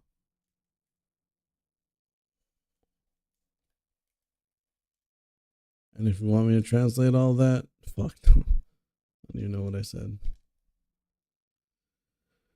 I'm a Yo Sabo kid through and through, bitch. Through and through. Until now. Serious questions on the validity of this case, and in response, Max didn't make any follow-up video to explain this case properly. As we told you multiple times, we were working on the documentary. The public awareness campaign was the first part of many more parts to come, which in hindsight was a bad idea. It should have come last, which would... What the fuck? What do you need a documentary for?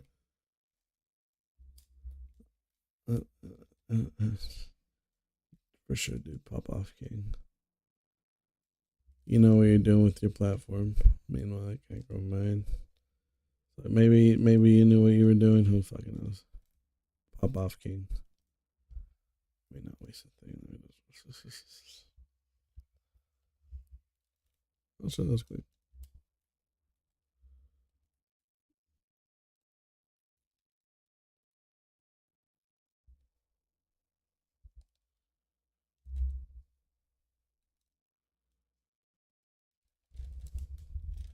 Oh shit.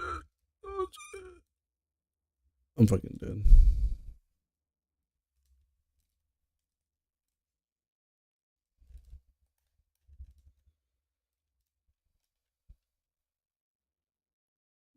I was kind of hoping that I can use a forward momentum if I can get there. Oh, I'll meet him over there. Fuck it.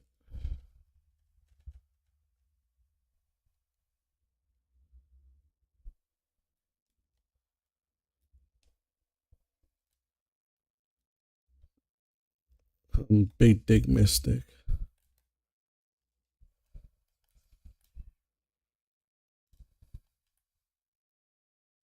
Was the original plan, but as I was trying to respect the wishes of the survivors I was working with, the plans changed. Instead, he hosted these live streams, inviting all manners of creators. As I told you I was going to do, which you didn't have a problem with at the time. The purpose was to platform the survivors to tell their stories, and correct the counter-narratives that were clearly trying to derail the conversation. Many of which included you, by the way. Since Max is also really retarded himself, it's just like, yeah. I don't want to be mad at a retard, so, you know. I even joined in, and I explained to him what I explained privately. Max, as you can imagine, has not listened. Why would I listen to you, Mutahar, when you are not an expert, as you have admitted multiple times now? You have no knowledge of the ongoing events within the case, as you have already admitted, and you have taken no time to listen to the survivors, and instead going on live streams with commentary channels, talking shit about me and the case. Why would I listen to you? Because it's a bad case, you dipshit. You were telling me to prioritize making a video with all of the evidence presented, and I was trying to tell you to listen to the survivors to better... Fuck listening to 5 hours of a bullshit, just fucking condense it into 30 minutes and drop that. Holy fucking shit, what part of that don't you understand? 5 hours doesn't mean good evidence. It means that you don't know how to get evidence from a 5-hour conversation. Hell, you give me that 5-hour conversation, I could probably slim it down to like 5 minutes. That's how much of it is fucking worth. Determine how a case like this should be handled without leaking all of the evidence. And then you and Kevin Hill broke your NDAs and started leaking evidence. Which is why we are here right now, to discuss a story that should have been delivered with seriousness and not showmanship. Oh, you mean like this? Allegations are false.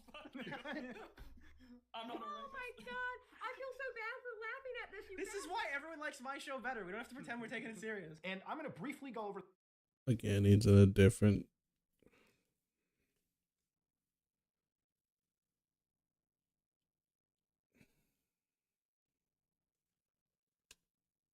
The reason why he's able to talk shit about the fucking thing is because he now realizes that it's more than likely bullshit. That you don't actually have any evidence that can damn him in court of law. So it doesn't even matter at the end of the day. Like, oh, you got his name out there. Oh my God, good job. Now what? He's not in jail. He's not going to get accused for anything. No one else came forward. Hell, you didn't even drop any evidence of people coming forward. So just shut the fuck up with that point. Your video did jack shit and just let him get away. It's your fault. For the story of Spencer now and her interaction with Kate. Now, Spencer's story is the part that Max has been harping throughout the entire 3 videos that he's made. That is only because she was the first to speak out. I made plans to interview all of the survivors, but ever since you ganged up on us and told the survivors to shut the fuck up... Fuck interviewing the survivors, just let them talk their story. It'd probably take like 5 minutes each. I'd rather watch a 5-minute video than a 5-hour long video. You probably only made it that long. You probably would have made the first 2 videos that long because you knew people were going to watch more than like the first 5 minutes. So you wanted to capitalize on that people watching you dance for like 6 hours only to watch like 2 minutes and then realize, oh, he really is just dancing. Click off and then get fucking monetized that way by just tricking people into clicking your shitty ass fucking video and not watching it completely so you can get your watch hours so you can start getting it monetized. But sure, pop off, I guess. Up. They remain in fearful silence, waiting for an arrest that may never come. And the video that Max wants you to go watch is a 4 to 5 hour podcast from Spencer's actual channel. That isn't the video we necessarily want you to go watch. We were just... Motherfucker, you've been spending fucking 3 hours telling us to watch that fucking video. The fuck you mean? Shut the fuck up. That's the video that you fucking want people to watch. Like, holy shit. Like, how many fucking times... I'm gonna fucking do it. I'm gonna fucking do it. I'm gonna fucking do it. Just look up. We were just getting... I'm gonna just look up.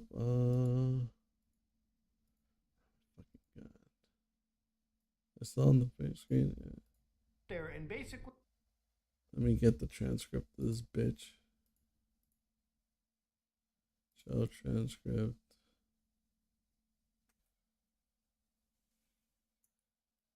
Control F. Podcast. Or what the fuck? Video. Today's video, no. That's too vague. I'll also show when the Moonahar says video. Fuck. He's dead. I can't play the fucking video. Holy shit. This is the worst timeline. My boy is dead. He has become the raped. I'm coming, my brother.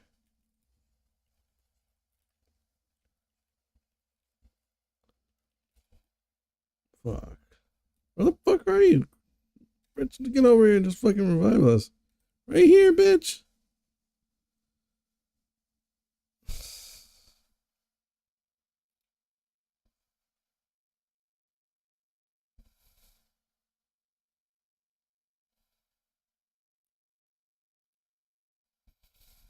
I don't think he has a weapon, does he? Alright, it's a bit of a survivor. No, he uses that too much. Podcast.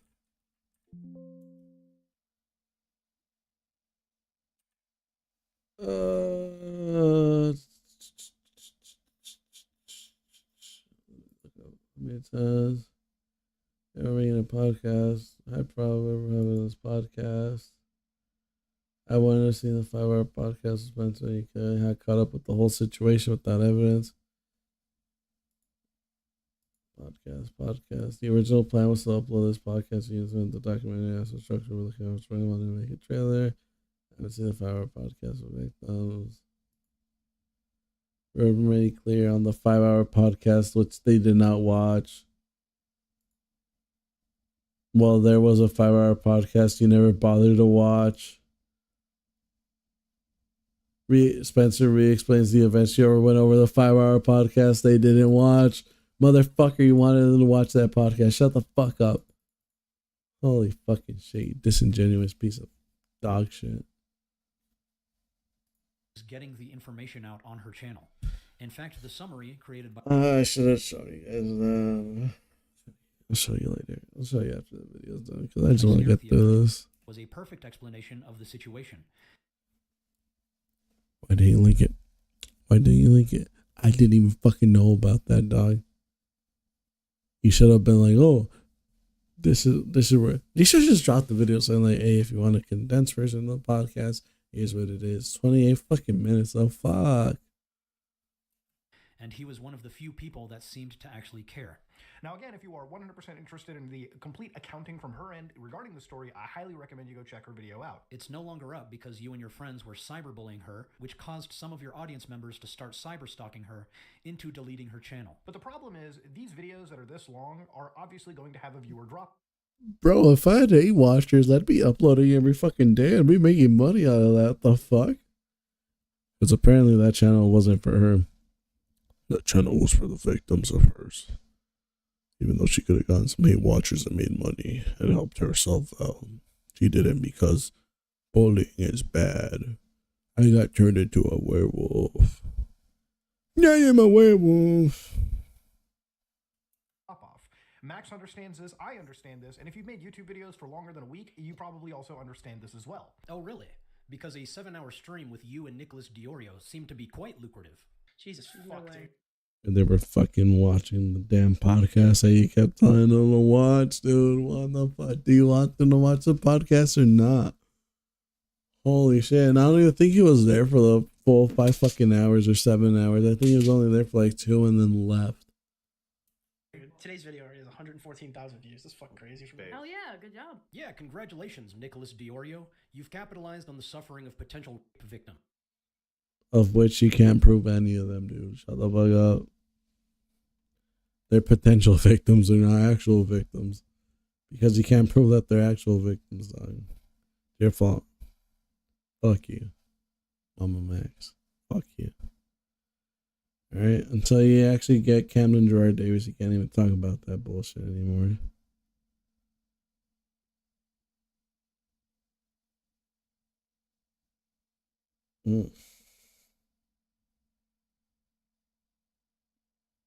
Damn. Zam. That woke me up a little bit. Reality is, Max has to be concise and explain the story properly. And we did. Multiple times. Now, in this situation, the best video... Bitch, where? Bitch, where? I watched that shit. Not on stream, but my own personal time. I didn't know what the fuck was going on. And then apparently, because I watch shit like while I'm working, so I can't actually watch the fucking video. I only listen to it. I didn't know what half of fucking shit was going on. So if an audio listener can't fucking see it, then fuck you. You should just tell people what the fuck you're looking for, not make subliminal messaging because I want to be an edgy cult, because I need to be cool, because people don't like me, because I need to make this thing glorious and make it my magnum opus and make it edited like a damn child. Fuck. Even Apex killed itself. It doesn't want to watch this bullshit anymore. I could find that concisely explains this for the audience's first viewing is by a YouTuber known as Slime Beast, who basically made the video, What the F is Mama Max Talking About? Werewolf Cult Simplified. And by all means, it's a pretty good video that explains how this situation was effectively about Spencer. The situation is not about Spencer. She is just one of many victims that came forward. They chose her to be their voice. Who was a 16-year-old girl who met an 18-year-old Camden online, who was only found out that he was 18 at the time from Slime Beast's actual assessment into public police records. So of course, Spencer ran away from home to live with Camden, an 18-year-old person that she met. And of course, going in forward, Spencer's presence in Camden's family home was a secret, giving him full control over what she was allowed to do, which is one of the points of contention for a lot of people. She lived there for 3.5 to 4 months, and the mother, and it appears that other people may not have had an idea that she was there the entire time. Again, 3 to 4 months, I'm sure that human beings, no matter how busy you are, you may have an idea that somebody else, other than the people you know, is living in your house. Maybe you catch them sleeping, maybe something happens. This is what we call speculation in a court of law. I primarily hid most of the time when get the fuck out of here. That's unbelievable. That's not Where? I almost felt bad about making fun of her last like 15 minutes, and then I just hid around, just climbed around. Dude, she's hiding under a lampshade. It's completely. I don't hear solid shit here, dude. I'm starting to realize that Spencer and Anne Frank have a lot in common. Oh, that's fucking comedy. That's what you should have fucking did, dog. You should have made that Frank's Diary, but Hitler was Camden Davis. That would have gone so fucking hard, dude. At the end, he catches her. I'm gonna get canceled for that, but fuck you, that's funny. Shut the fuck up if you don't think it is. It's fuck you, that was funny. Bitch head, dog. Hit it into the walls.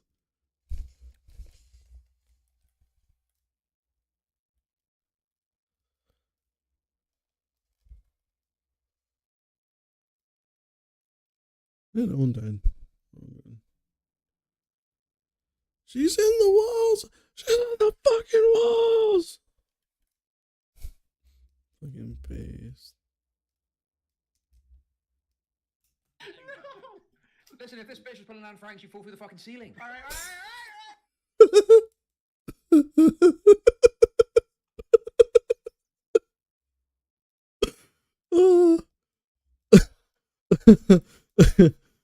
That's hilarious. Like, at least there is some comedy in this fucking bullshit. I can't even laugh because I'm a fat ass too. That if I climb my ceiling, I'd fucking die. Shit, that's fucking hilarious. We get canceled because I'm laughing at a victim that hasn't been proven to be a victim, but is a potential victim. A potential victim of Blackula, dude. Fucking based. Dude, you're in the documentary. Max just put this clip in the documentary. What the fuck? Either that or I would sleep during the day. I was nocturnal. You know I'm a fucking vampire, asshole? Yeah, I was fucking nocturnal. Yeah, but there's the other thing. So she's like sleeping during the day. Mom didn't walk by Camden's room and notice her sleeping. Did she sleep in the closet? Like, stop speculating, you stupid piece of shit. You do not know their living situation. You had the opportunity to ask more questions and you... Motherfucker, does she live in a mansion or what? Shit. Talk about their sleeping situation, motherfucker. How the fuck can you hide around? Like, basically, someone was hiding in my fucking house. I'm pretty sure they'd be able to find them quick. Maybe, who knows? This whole time someone was living with me. They're like, bro, chill. I can hear you, dog. I can smell you. Fuck are these guys? You didn't. There are plenty of cases where people have hid others for entire years, okay? Yeah, in basements and shit, not in their fucking walls, apparently.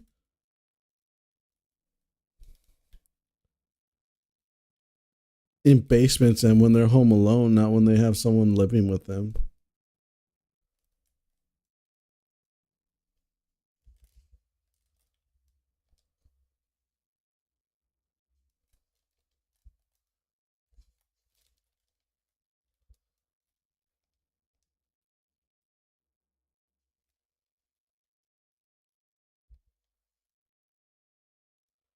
Fucking shit.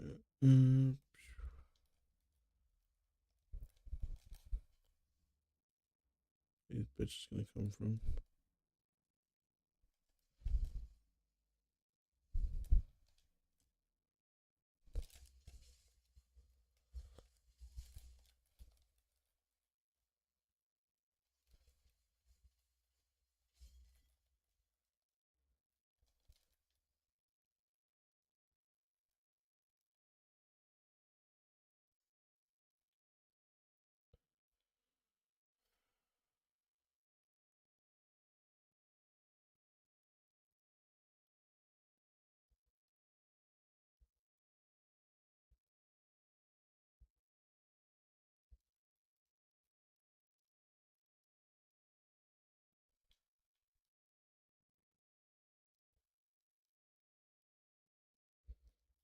How far is this rain? Sometimes decades. Let's take the Fritzl case, for example. In the Fritzl case, Joseph Fritzl hid his daughter Elizabeth in the cellar of their family home. See, in the cellar, not in their fucking damn walls, or in their room, or underneath a lampshade, or whatever the fuck she said she had.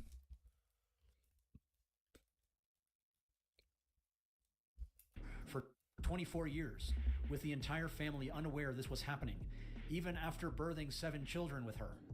Fucking dumbass. this is a point of contention, but again, I'm not here to go into contention. What are you talking about? That is all you are doing in this video. Every single point you are making is to contend me. That's a pretty big point of contention. I'm here to relay what the supposed facts of this entire situation is. No, you are not. And why it's been lost in a miasma of confusion. And you had nothing to do with that. Did you hear any of the lore? Do this project with her. I just told her that I would like to finish my current projects first. If you want me to hand off this project to someone else, I will reach out. Yeah, I got more important shit than vampires and werewolves and shit, okay? So during this time, Spencer was abused in multiple ways by Camden, allegedly, by her own account, which that is effectively the story. Camden had also tried to get Spencer to sleep with people that he had found online, allegedly. So again, this is effectively the quick summarization of what is Spencer's story. I highly recommend you check out her channel and her video to get her full accounting. Oh my god, it's almost like it gives context. Because there are a lot more, details that are interesting to hear. And it's not entirely even about Spencer too. So again, going in further, the cult aspect, which is by far the most embellished aspect and the most unexplained one by Max so far, is best described as Camden being a werewolf god, allegedly, and amongst other things, whatever deities they may be. He convinced Spencer and others that they too were vampires, werewolves, and they were hunted by outside forces, which meant that they should all stay together as a pack, a family. He claimed that he could send their dead loved ones to hell if he could. And again, through these methods, this guy allegedly controlled various targets and people who were joining into his fold. He would then have his followers try to recruit others online, some as young as 11. And that is, of course, alleged. Now, of course, this is a quick, concise explanation, and I highly recommend you check out the channel Slime Beast, who actually did cover and read through this as well, too. And it lines up with my personal interview with Spencer that I had a few days ago, and generally, like, watching through the 4 to 5 hour piece. I think this is probably the best, concise way that Max should have put it. I don't disagree with anything you've said here. Good job. And here's the reality. There are actual things that are alleged here that are more important than even the cult aspect. The story that is provided should be treated with a serious nature. Oh, you mean like this? Just how do these people relate to Camden? Are they... They are the 2 men that are living with him and committing crimes on his behalf. They have been casing houses of an ex-member trying to break in. Wait, what? It's a fucking crime family now. Oh, it's a mob. It's the fucking mob. You're fucking with the mob over here. No, this is the wolf pack, bro. Bro, I'm yeah. suck your blood if you don't. I can't wait to see the cameo in John Wick 5, dude. Instead of the tangents that Max wanted to go to. Again, they weren't tangents. Spencer's story represents only a fraction of what is happening online to children, and this is substantiated by cult experts.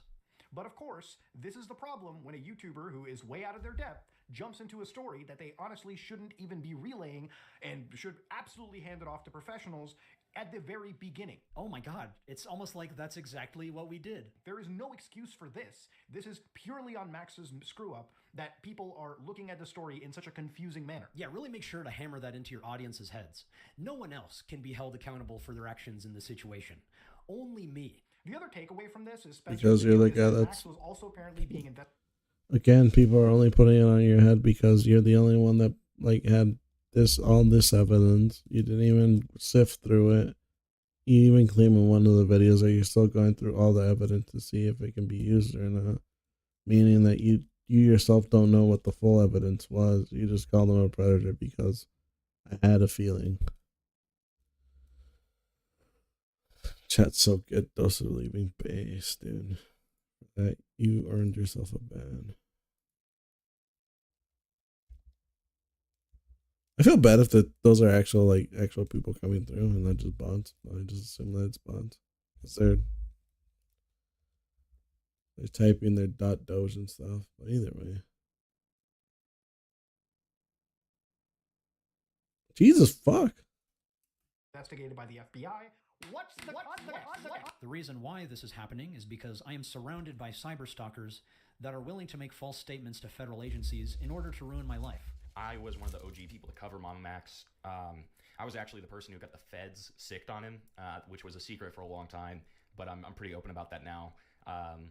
If anybody's actually wondering about that, or if they're like, oh, he's just saying that for clout, I mean, I can put the receipts in this next video because I'm going to make one that's just kind of an update. So I can't tell you what this person reported me for, but what I can tell you is that he is a hyper-obsessive ex-fan that keeps making weird videos about me, creating borderline schizophrenic theories out of thin air, reaching out to people like my ex-partners in order to create entire communities of cyberstalkers that are repeatedly reporting me, my videos, the mega drives, the GoFundMe, etc. This is one of the sources that does these things. I didn't even know who the fuck this guy is. He's not a big source, apparently. For sure, Bobovkin. Go ahead and watch his videos and decide for yourself if he's credible or even mentally sound. Spencer also brought victims, and I can't stress this enough. She admitted that she went on social media apps and started to form connections with people. Oh my god, almost like it's a cult, where the leader will make his recruits commit crimes for him. Now that said, I'm not qualified to be speaking on these situations. Yeah, that is crystal clear by now, buddy. So why then are you repeatedly speaking on these situations as... I'm gonna take a piss real quick. I'll be right back.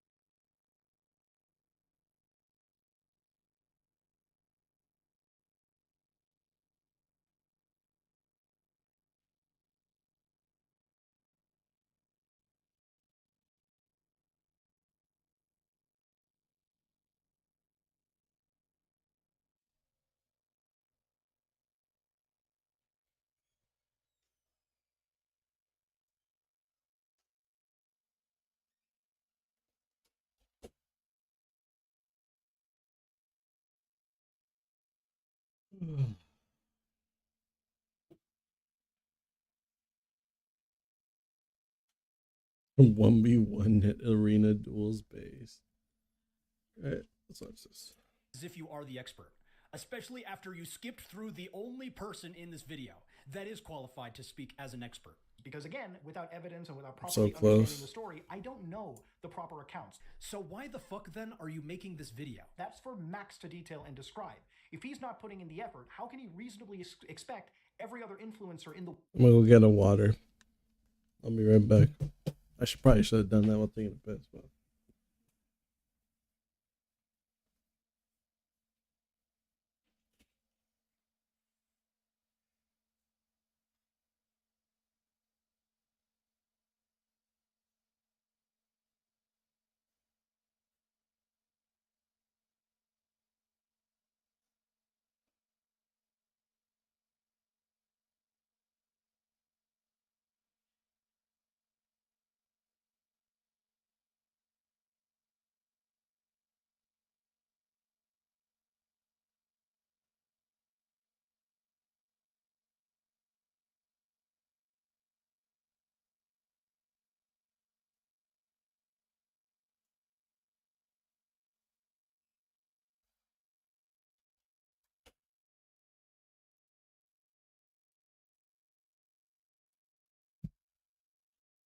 I got a water and a Baja Blast because I need something to keep me awake now.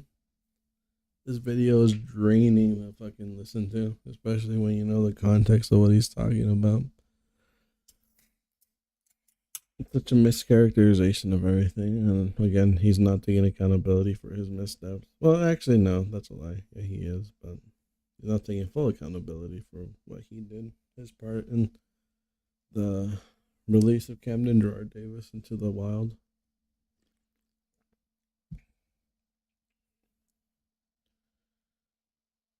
Oh shit, headphones. Back to the video, boys. We're almost done. I see the home stretch. To put in the effort to interview and understand and then make claims on cases like this. And that concludes part 2 for Mama Max is a complete fraud, the most serious video that Mutahar might have made in his entire career on this platform. Let's review what Mutahar did here. He criticizes the God Cult trailer for being vague and manipulative when it is literally meant to teach about cult-like behaviors by demonstrating them to the audience. The fuck? Why would anyone give a fuck about cults? Everyone like has a basic understanding of how cults are bad, but still, fuck. I damn dude, chill.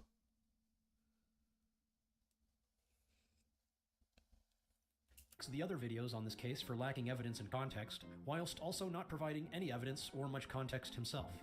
He then regurgitates a 3-minute video summary whilst playing Ghostwire Tokyo again, and speaking on the situation as if he's an expert, just to then admit that he is not qualified to be speaking on these situations. Neither are you, and that's his whole point of that. None of you are experts. You should have worked with individuals that knew the law greater than you did, so that you wouldn't be damning a damn victim to perpetual quietness because she couldn't get her case evaluated by a non-partisan party or by someone that can actually get her abuser and behind bars.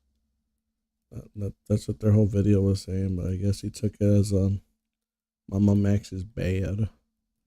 Mama Max don't do good. Mama Max bad. Mama Max really bad. I hate Mama Max. That's all I'm hearing. Mama Max. Mama Max. Oh, but because my fragile ego got fucking hurt, I need to talk about victims because they're the true they're the true heroes of this whole story. They are the true I don't know with that. Mama Max bad. So again, I'm not quite sure how this video proves that I am a fraud, but it doesn't necessarily prove it if I'm just a bad actor or someone working with bias in mind because you were friends with her. You obstructed that fact or didn't make it widely known, which will then lead some questions to your credibility as the main progenitor of the entire document. And that's why you probably didn't want to use it. But sure, pop off king. Be like, oh, Motahar just doesn't like me no more. I don't make him clicks. I don't make him that green dollar no more. You know, I think talking shit like him, you know, career boost, but you know, I don't know, dude. You wanted eyes on this subject, you got him, dog, just not in the way that you wanted him. I hate that it works like a fucking ground thing. But Mutahar is doing a decent job of undoing all the credibility he has built throughout his career. And it's still... Ow. Well, actually, he didn't really do that, the next Taku thing. And then him obfuscating the fact that, well, none, I should stop saying obfuscate. I don't even think I'm using that word right. Him just cowering to the fact that Hassan said, like, oh, he watched some lolly hentai. Oh my god. He is criminal numero uno. He is Batman. He is Poopy.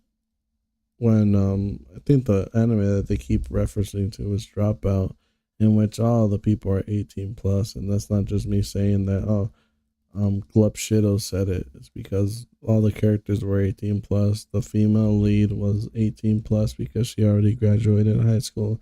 The only reason she came back was because she was a closeted pervert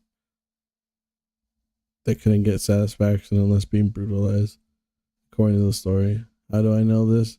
Because I beat my meat to it, and I stand proud on it, 10 toes down. If you're looking at this in the past, I don't regret shit. It's an animation. Grow the fuck up.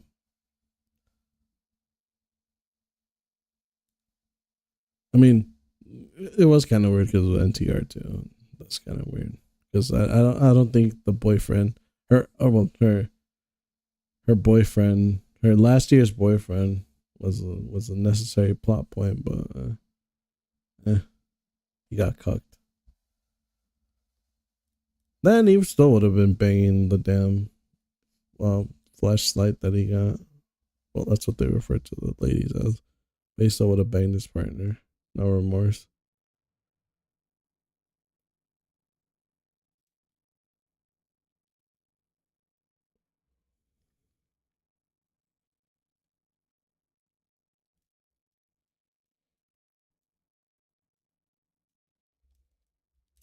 somehow gets even worse from here. So let us continue. Now, what you're about to hear is a portion of a call that me, Max, Spencer, and another YouTuber by the name of Nicholas Diorio had when interviewing and confronting Max about the situation. Now, before we play the call, here's just some background. Like I said earlier, we entered into the call under the false pretense that Mutahar, my quote-unquote bro, was going to do everything in his power to present this case objectively, with the justice it deserves, like he promised us he would. The reason why I wanted to be nice as well too is because I knew he was going to end up leaking it and try to cut it out to make it look like unsympathetic asshole. So I'm like, no. We're going to be the nicest we've ever been. And instead, he chose to use this opportunity to bait for emotional responses, and then subsequently leaking this call to the public without our consent, breaching his NDA again, and being... There was no NDA because it was never notarized. Alright, so quit calling it an NDA. Because no court worth their time, worth their grain of salt, whatever, look at that and be like, oh yeah, he violated NDA. Unless you can prove that there's a document where it got notarized, signed, sealed, and approved by someone. It was when put their notary license in jeopardy for your BS cause. And it's not a real good obfuscation. Being that I was sleep deprived and trying to defend Spencer, I let my emotions get the better of me. So I'm going to clarify what I say in this call. I guess the challenge for me with showing the evidence is I personally have not been walked through the evidence besides Spencer's. The survivors in the server, not all of them are as active as we would like them to be. Obviously, a lot of them have trauma, they talk about it, and that it's hard for them to actually just sit down and speak with me. But that's why I've been just asking general public to please be patient. Like, there's a lot of things we need to wait for. I am just trying to get the word out that this is Camden Gerard Davis. This is what the accusations against him are. Okay, but you said you didn't review most of the evidence besides Spencer, though. I reviewed the evidence. I just haven't had the context as to what it is pertaining to. So you looked at the evidence, but you don't understand. Yeah, in the exact timeline, which has been just one of many reasons why it's been such a struggle to create the comprehensive timelines. As I'm waiting on a lot of different things. But you see, that's why people are inflamed with you right now. It's because you just told me in this call that you didn't properly review every single victim, and now. And just from this one clip, you can ascertain the complete frustration that I and many others have had when communicated by Max about the situation. How is it that you can make calls to action and blatant statements of fact when, at the end of the day, you have literally not even properly reviewed, you have not properly contextualized, and even timelined every single bit of evidence that consistently builds? Well, Mudahar, there are many cases without every piece of evidence reviewed, contextualized, and timelined before an investigation begins. And in fact, that's actually what happens after an investigation concludes.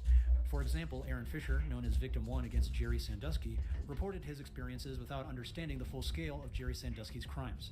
This led to an investigation that unveiled 52 counts of young boys over a 15-year period from 1994 to 2009. If Aaron Fisher needed to review, contextualize, and timeline every piece of evidence from every survivor before coming out about his experiences, then Jerry Sandusky may never have been exposed for his crimes. It's funny how you keep making arguments that only serve to empower predators and silence survivors when they don't have enough incontrovertible evidence to prove that a crime has been committed. You're clearly not an investigator built for this case. Well, according to yourself, neither are you. I'm not qualified to be speaking on these situations. In fact, there's very little YouTubers who are built for cases like this. That does not mean we can't present these cases with our platforms and do everything we can to help these people. And it's not literally because someone like him is out of his head because he only is one person. I have done plenty of investigations. It's almost like that's why we came to you for help. Little did I realize that you are not qualified to be speaking on this.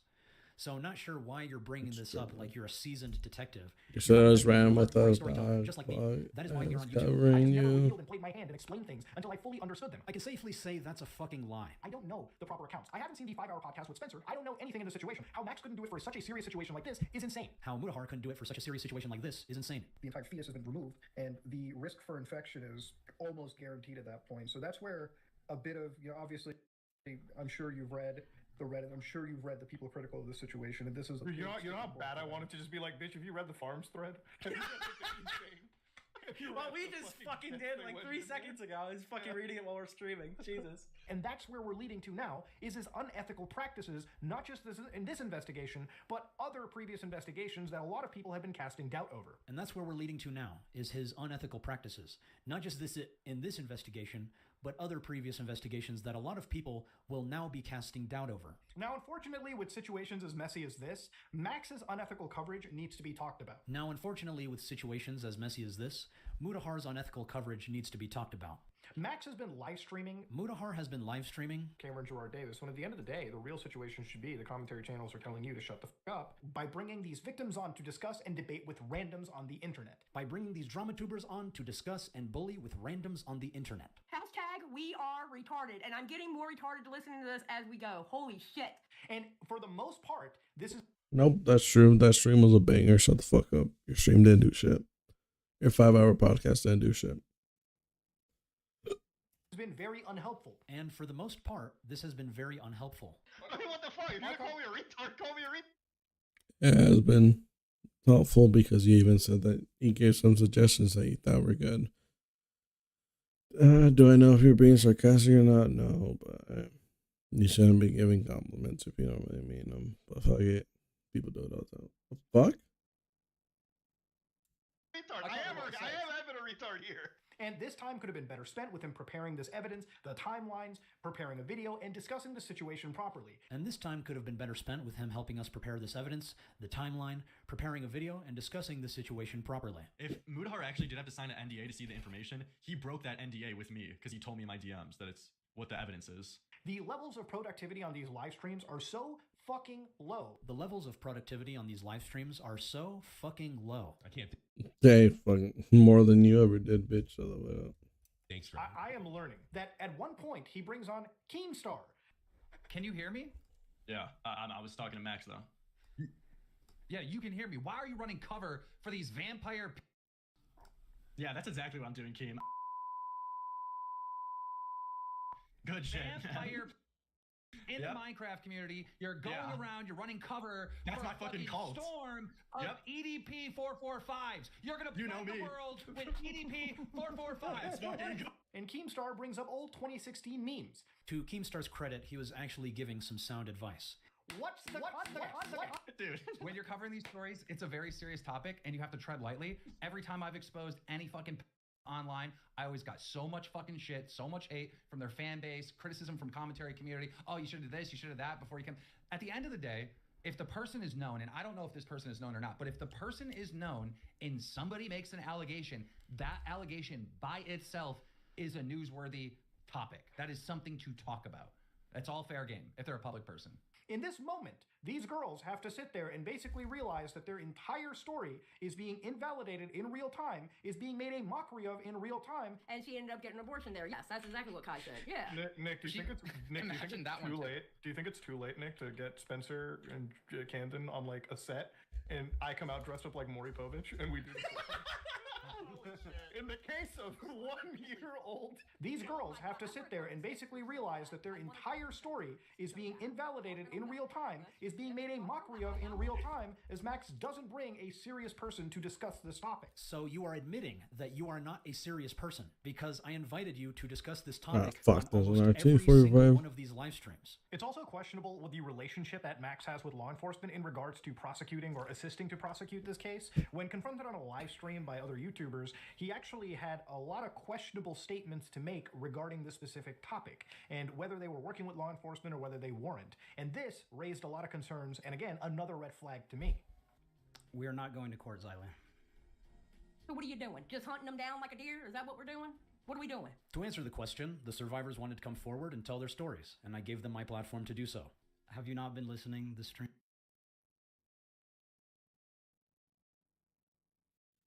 So you were doing it for clout. All right, cool. Thank you for making that known.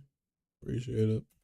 I know, but you loop. So I don't exactly know what she means by you loop, but if she means answering the same question over and over, it's because people will tune into the stream and ask the same questions that have been asked before, and we were there to answer questions. You loop, and then you always look to somebody else for an answer. You can't give an answer yourself. Yeah, typically when someone else can answer a question better than I can, I will look to them to answer that question. And since this stream was about platforming the survivors, yes, I would look to the survivors to answer questions that they should answer. I'm answering you. What are you doing then? Tell me right now. I will be quiet for you to answer and go. So when we reached out to the lawyer, he told us it would not be beneficial to pursue a case against Camden Gerard Davis because he likely does not have substantial assets. So he recommended that we all go in. He probably meant you don't have substantial assets as a substantial evidence, and that's why he told you not to go sue him. But you should have just gone to the police or something like that. You're probably being disingenuous right now. Oh, and I guess his lawyer was ChatGPT, if I remember correctly. In person to report him to the police station that is in his jurisdiction. Mm-hmm. That is So what we are they doing. didn't tell you to go into the okay, is he still in the same jurisdiction that the crime occurred? For the most recent survivors, yes. Notice how I look to Spencer to answer that question because she is the one who knows the answer. Okay. Because I was always under the impression you have to go into the jurisdiction that the crime occurred. It depends on the jurisdiction, Xylee. Sometimes they will tell you to report where the crime occurred. Sometimes they will tell you to report where the criminal lives. And sometimes they will tell you to report the crime where you live. And if it's a cybercrime, you should also fill out an FBI report, which many of the survivors already did prior to this awareness campaign. All right? Then yes, carry your pretty asses over to that jurisdiction and go, hey, Mr. Police Officer, I have a crime to report. Yes, that's what needs to be done. Yes, Hell, that you is what might we are even be doing. able, and because since, COVID and stuff like that, you might even be able to do it over the phone. I don't know. To be clear, we had already reported it over the phone. Okay, Sheriff's Office. Hi, my name is Spencer Slayton, and I would like to make an anonymous report. Okay, what's going on, ma'am? But the lawyers we were speaking to recommended we go in person if we want them to take it more seriously. I don't know. Okay, Xylee, well, if you don't know, then you probably shouldn't be speaking on the subject matter, should you?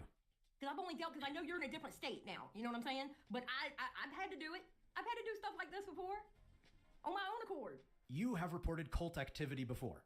Do you have any evidence to substantiate that claim?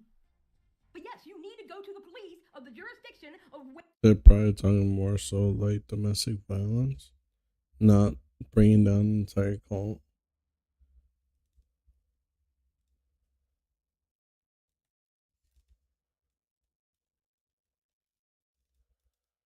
But sure, Pop Off King, you got your own. You own the libs. Good stuff, my boy. You got him good this time. Don't even know what to say anymore. Holy shit. Where the crime occurred and go, hello, Mr. Officer, can you help me? Yes, that is what we are doing. Okay, that should have been done before all these live streams. So you've probably noticed by now that these people don't listen to what we are saying. They just talk at you. As we have already stated before, the survivors made reports to law enforcement years prior to this public awareness campaign. And almost a decade later, they were seeking a public awareness campaign, which I gave to them, specifically because they already made reports to law enforcement. Again, this is by far the most important part, is the relationship to the law enforcement. How exactly is speculation from a dramatuber that doesn't like me the most important part? Xylee told the survivors to shut the fuck up. What? Yes, I did. I told them to shut the fuck up. Yeah, I did. Yeah, I did it. And I did it. Like, does it prove we don't work with law enforcement? No. Again, it's not really properly conveyed, in my opinion, whether this is a criminal, civil case. It's a criminal case. What departments are properly involved? Well, Mutahar, I'm not a sheriff, a police chief, or a task force commander, so I couldn't tell you which exact departments are going to be involved. But I know the survivors can and did tell you which police departments they reported to. I'm pretty sure most of the things, well, for entrapment, it'd be federal because it was online. For the abuse, it'd be in the person's jurisdiction, depending on where they were at. But because it also crossed state lines, it would also be a federal case. If the feds aren't doing anything about it, then that means there wasn't enough evidence to get the guy. So, because, again, when you report something, they look at the validity, not only the validity of it, but like how it would go in the court of law. And what was it? Like the conviction rate of the US and federal stuff is pretty high because they only go after people that they know that they can like get legally behind bars. So until you actually do that, then nothing's gonna happen. Nothing really matters. Oh, don't worry. Just how the evidence has been submitted. FBI cyber tips and emails to the deputy. This is a key concern of mine. Pretty funny. Where's the fucking evidence? You can show at least like a blacked out thing that shows like that you sent some evidence or something, but pop off. Considering you didn't ask me any of these questions a single time in any of our DMs. And many others. And it should be a key concern if you want to see justice. Because why would anyone touch the captain of the Titanic and be like, hey, did you look at the map to see where you were going? Because that ship is already sinking, dog. It ain't going nowhere. You're kind of just fucked. This actually delivered. Oh, you want to see justice delivered? Is this how you deliver justice? Yeah, I want to see these people get justice. That's yes, like me too. I good luck to Mutahar. Hopefully he gets these people justice. You know. And of course, as people have looked into this, a lot of shifting has went into what Mama Max's previous content and the validity of it also meant. About a month ago, actual Redditors started to investigate Max's older content. Actual Redditor? This is your smoking gun. You are using a Reddit post as your primary source for investigative information. For someone who keeps harping about the importance of providing incontrovertible evidence, you really don't follow any of the rules you establish in this video. If I was using Reddit as my sole source of investigative information on you, do you realize how many things I could potentially report on? This actual Redditor is investigating how you watched lolly porn. These actual Redditors are investigating how you watch Redditor is investigating how you watched lolly porn. I'm pretty sure that was just Dropout, which was a lolly porn pop off game. These actual Redditors are investigating how you watching lolly porn could be illegal. And this actual Redditor is investigating how you are officially a because of this. Pretty funny how any random Redditor can just be weaponized against another YouTuber without any incontrovertible evidence presented. Seeing the unhinged live streams Yes, that's why the H3 snark community is so bad, because they'll never be able to get. Caused me to wonder about some of Max's past content. His new Because that's showing you. That's showing that you have like a. It's showing examples in the past of how you freaking over dramatize another situation that you thought was gonna go both places but didn't go anywhere. Oh fuck! I didn't realize that you wanted to play him. Ain't that some shit?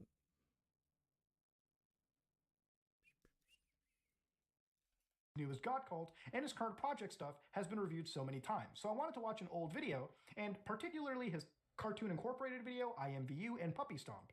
So while this is a very long post that you can read, one of the oddities, and I'll summarize them to the best of my abilities, is with Cartoon Incorporated conveniently considered lost media as a channel that posted it cannot be found.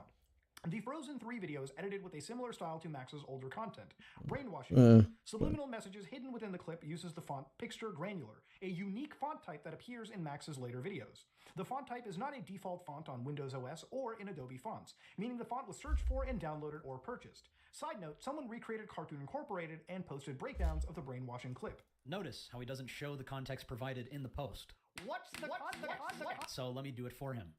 The first link leads to a MyFonts page of Pixture Granular, and the second link puts together Holy shit, screenshots he's of the Cartoon fucking Incorporated font him. against the font I've used.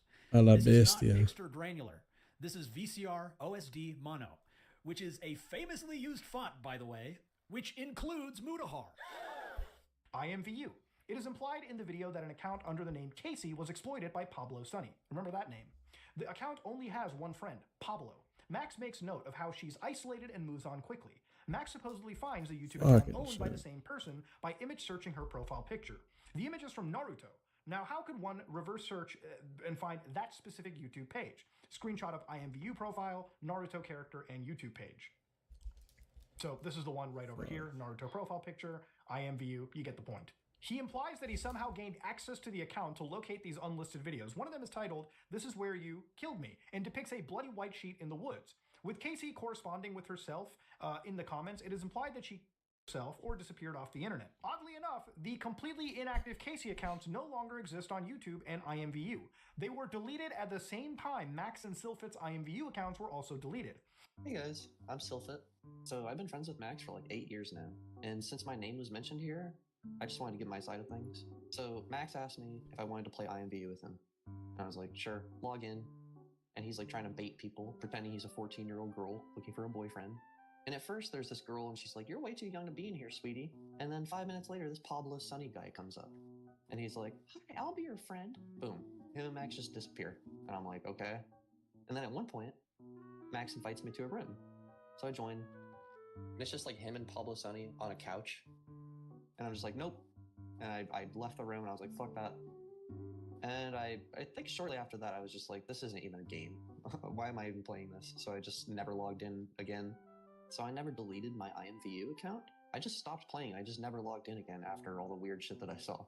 And I'm trying to log in now, and it just says unknown email. They were deleted at the same time Max and Sylphit's IMVU accounts were also deleted. So this is all speculation. Correlation does not equal causation. IMVU already has a history of deleting accounts at their own discretion. Pablo Sunny's account was also deleted after the video dropped. Does that mean he never existed? Did we correspond with Zakadon to delete his account as well? There is literally no evidence presented in this post to prove that any of this was fake. And then he claims in a Discord Q&A that Casey is actually alive. Is there an update on Casey? Can you talk about how you got into the account or how you found it? That's a bit much. I can't talk too much about Casey. I don't know what I can and can't say. I will tell you that, yes, she's okay. That's all I'm going to say. To be clear, I was in contact with Casey during the IMVU video. I am literally just trying to respect her wishes by not speaking about her, but I also wanted to be transparent with my audience that she is alive. So in one surface, he says that she could be dead. Hey Muda, can you play a clip where I even say that? What's the context? I'm not going to make any claims because I have no idea what this is, if it's somehow tied to our guy or not, or whether it has anything to do with IMVU. I do not know for certain and will not say. And then all of a sudden she's okay. There has been no... If it's somehow tied to our make any... Hey Muda, can you play a clip where I even say that? I'm not going to make any claims because I have no idea what this is. If it's somehow tied to our guy or not, or whether it has anything to do with IMVU, I do not know for certain and will not say. And then all of a sudden she's okay. There has been no proof that this Casey person even existed. Just because IMVU deletes an account doesn't mean they never existed. There is literally so much evidence that this person existed. This account existed years prior to the making of the IMVU video. Are you also going to say there's no evidence that any of these other accounts from Pablo Sonny's friends list exist? Some of them are probably still active. Maybe you should, I don't know, conduct an actual investigation. No, I'm not going to sit here and make an unsubstantiated claim. So you are literally admitting that this Reddit post is just a bunch of unsubstantiated claims, and you are platforming it anyways. No, Muda, you can't just say you're not going to sit there and make unsubstantiated claims, because that is literally all you've been doing this entire video. This Reddit post is using a tactic called deceptive storytelling, made to look like investigative reporting. It is a very common trait among disinformation on the internet. And it just so happens that this is the exact same Redditor claiming I was storing CSEM on the evidence mega drives for my videos by some supposed hash match, according to Mudahar. He's But won. there's no evidence to prove that. He has asked for They me. just say it and everyone believes it. But that literally contradicts Mega's own policies. And we don't even know who this Redditor is. They could be anybody. You know who else constructs elaborate theories based on speculative reasoning and mental gymnastics? Rebecca Pisani. So it would be like if I used the obsessive ramblings of this schizophrenic cyberstalker as an accurate source of investigative information to somehow prove that Mudahar is a child rapist who is distributing CSEM. That is the level of insanity we have to deal with on the internet. Dumbass. At the end of the day, I haven't had the time to sit down and review every single bit of Max's back catalog. Wait, what? At the end of the day, I haven't had the time to sit down and review every single bit of Max's back catalog. Sorry, say that one more time. At the end of the day, I haven't had the time to sit down and review every single bit of Max's back catalog as I've been researching his current investigation. Didn't you say just a moment earlier? How is it that you can make blatant statements of fact when at the end of the day, you have literally not even properly reviewed, you have not properly contextualized, and even timelined every single bit of evidence that consistently builds. You're clearly not an investigator built for this case, and it's not literally because someone like him is out of his head, because Metal Gear Solid, dog. I have done plenty of investigations. I've just never revealed and played my hand and explained things until I fully understood them. Pretty funny how every single criticism you are making applies just as much, if not more, to you. However, during the call with me, Max, Nick, and Spencer, he was absolutely telling at the time that you shouldn't really be taking a lot of his content seriously. It's meant to entertain. The facts are often embellished or at least simulated when it comes to producing movies, which I think is How the really fuck did I get- damning when it comes to producing content that is all about hunting down children or, you know, pinning a lot of these crimes or implicating a lot of these public services on cases like this. So the investigations themselves are real, but obviously the films have fictional elements. Like it's a film, I am presenting it as if it were to be real, but I didn't think people would take it as that. Like, But wait, you hunt people, so you don't think that people are going to think your videos are real? So that's the thing. So I want everyone, when you watch my video, to assume everything is fake, except like when I show up face and what they're doing. I misspoke here, so allow me to clarify. The YouTube videos, because they have fictional elements, automatically means they should be taken as a work of fiction, as I've been upfront about at the very beginning of every single one of these videos. However, it is clearly based on a real investigation, which was publicly available in the video descriptions. And now that they have been reported and taken down, it is very difficult to distinguish what is real and what is not. But that does not mean it is fake. Obviously, it is not. Again, why are we interspersing fact and fiction when it comes to incredibly serious stories like this? Why is this only now a problem for you? All information was hidden or censored, names and identities were altered to protect the privacy of non-consenting parties, all dramatization in the visuals dialogue are fictional and meant for storytelling purposes. Please reinstate the video, team. They did not fucking reinstate the video. This was 5 years ago, buddy. If it's so important to you now, why didn't you tell me then? Look, I'm not here to say if Max is definitively faking his stuff or not. And that, ladies and gentlemen, is what we call textbook defamation. As Mudahar just admitted, he could not even prove that... Take him to court then. If you really think that's textbook, they might take him to court. Win your case. But you won't, because you know you're full of shit. You're not going to do shit, so cry, bitch or moan, and try to get your platform back, but you're not going to get shit. Any of my videos are fake.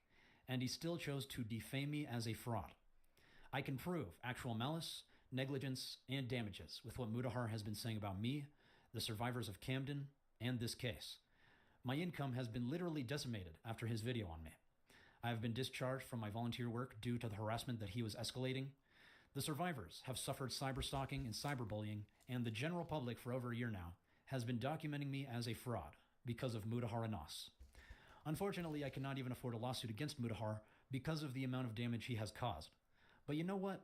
That's okay, because I think everyone will enjoy me making videos on my best friend Mudahar a lot more than a lawsuit.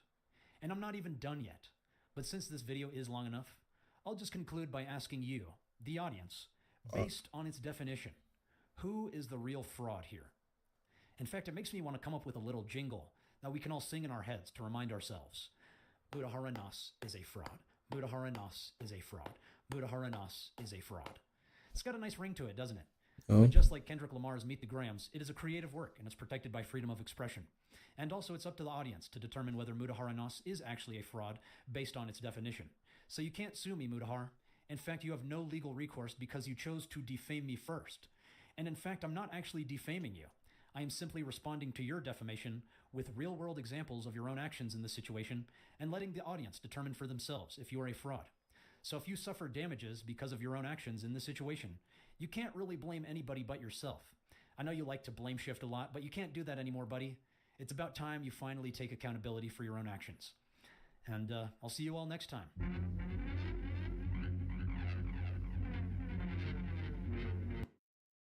That was dog shit.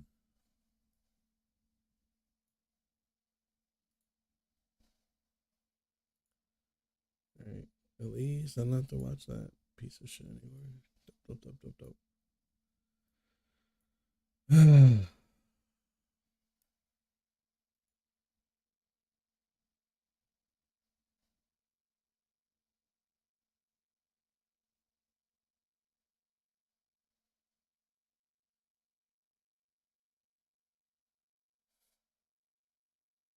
Let's watch this now. Disclaimer. Such good content now. This video is educational and informative in nature. Do not contact any of the people mentioned or depicted in this video. Additionally, this video contains discussion of No, because it's just gonna be a watch party. Because I won't have anything to fucking say. Go watch the actual video. It's Turkey Tom's gambling addiction video. It's probably Kino. I don't know.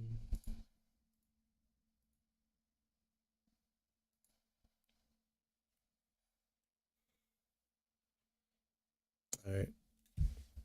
Nope. So I'm not watching videos anymore. I can finally chill over here. Play some Apex. I'm gonna start hitting the damn ranked grind, even though I'm tired of shit. Streaming out for 6 hours now. That's a lot of hours.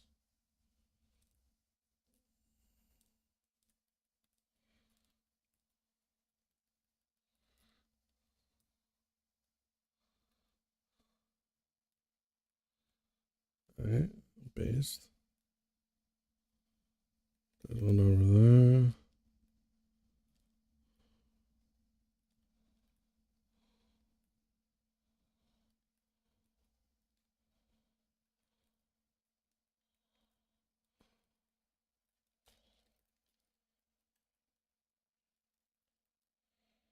Owie. That shit fucking hurted.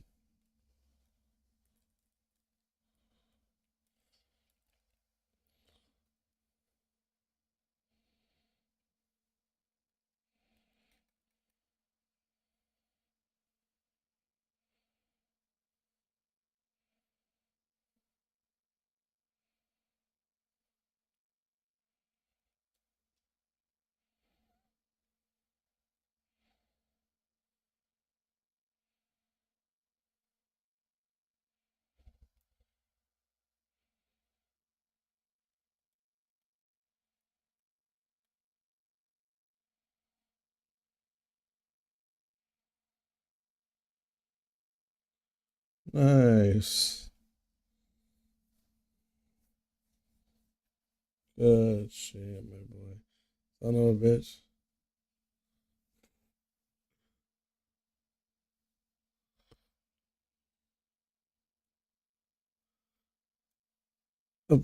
I forgot how annoying third parties are. I'm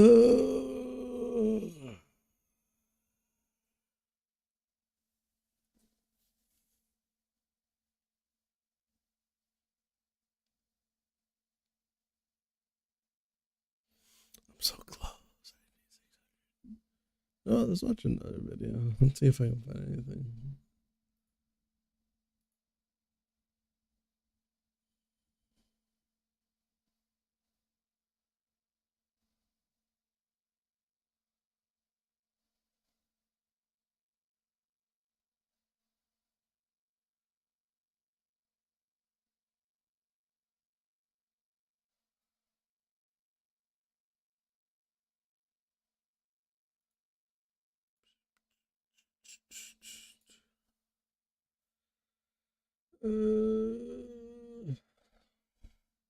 Watch you, yo.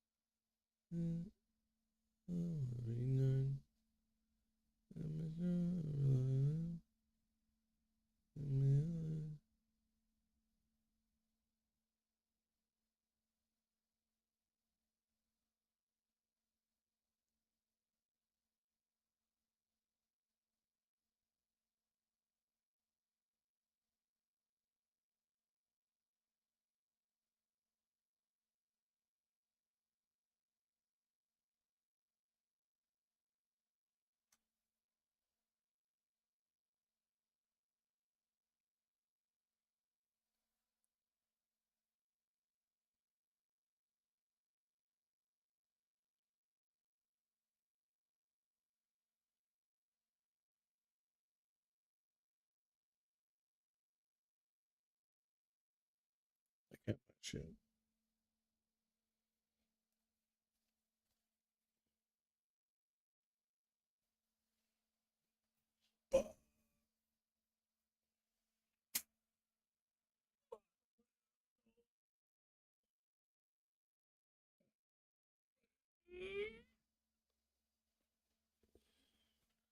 Let's get fucked.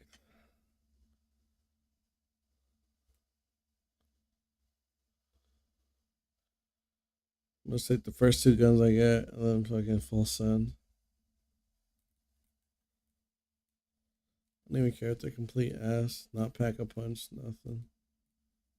First two guns I get, full sending it. Please give me another one. What a bitch. I didn't mean another shotgun. I meant another fucking bastard.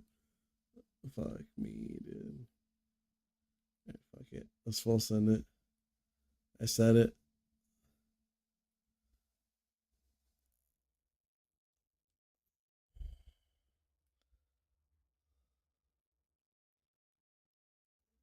Fuck these bitches.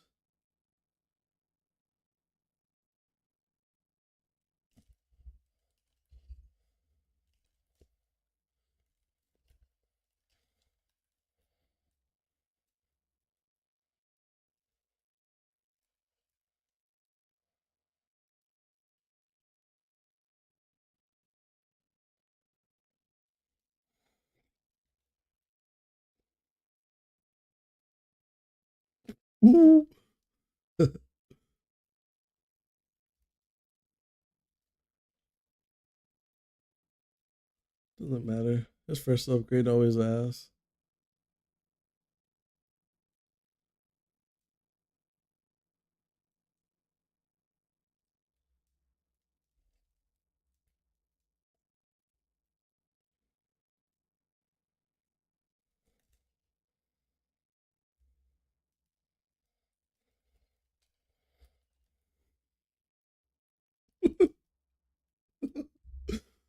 Such an asshole.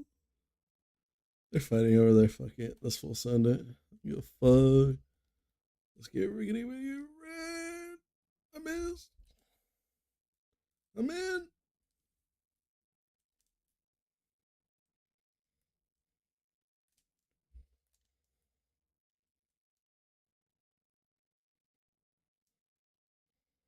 Fuck you, pussies. Who wants some dick?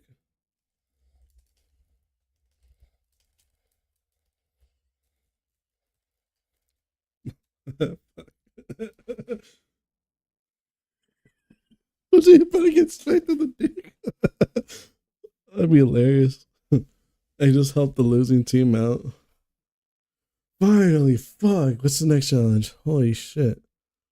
Oh, that reinvigorated me. That was fun. Or did I get him? Ain't cool. I finished. Nice. He is mine. Fuck. Base. That was kind of fun. I don't even like Sparrow. No, playing Pathfinder is pretty fun. I like that.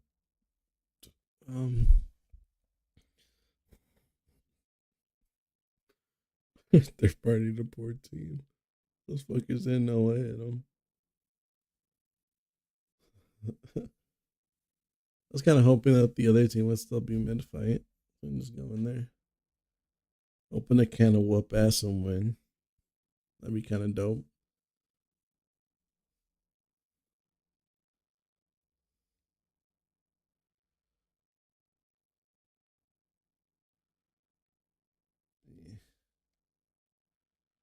You know what? Just because the master was so good at me, I'm gonna buy a legendary skin for it.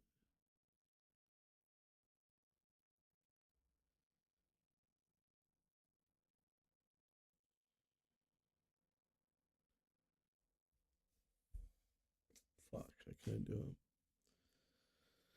I didn't have enough time.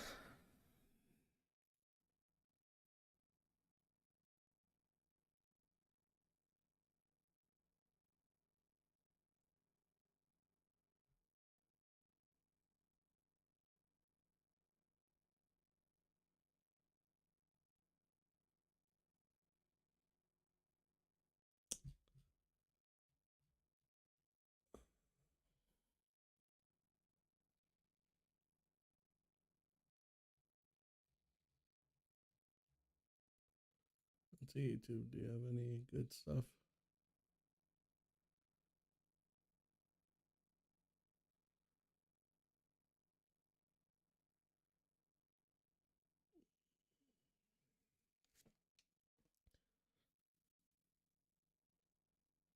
Well, I'm not gonna be taking it all that seriously. I wish there was a way to play audio from my.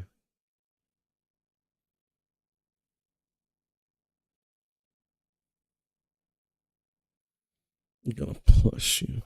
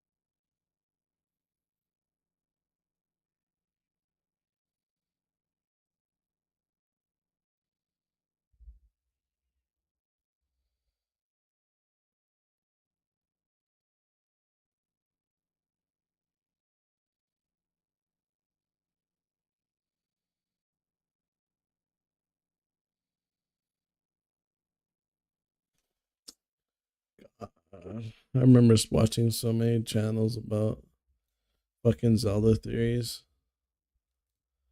when I was in school.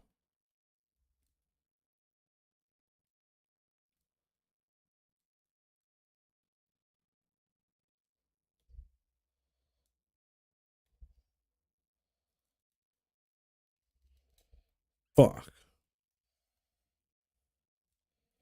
I timed it.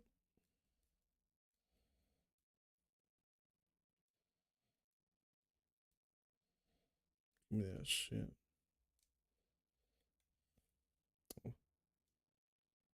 Rip.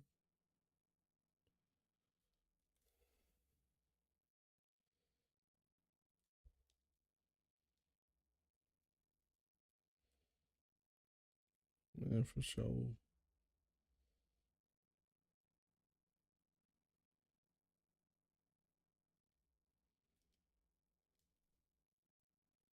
Fuck.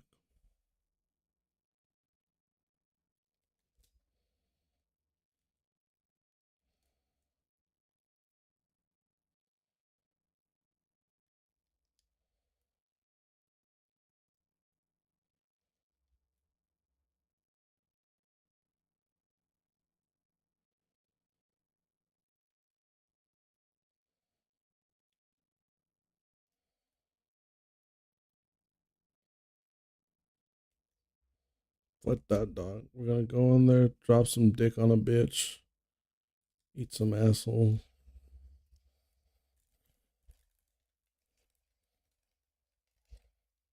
Damn.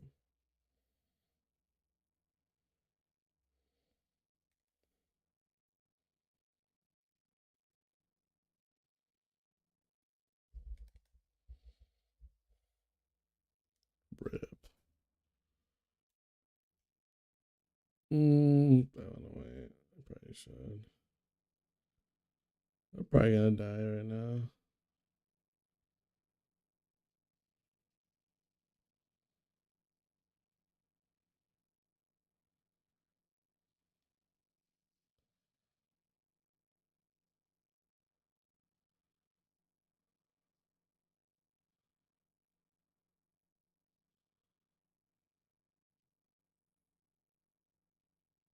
Are they hacking?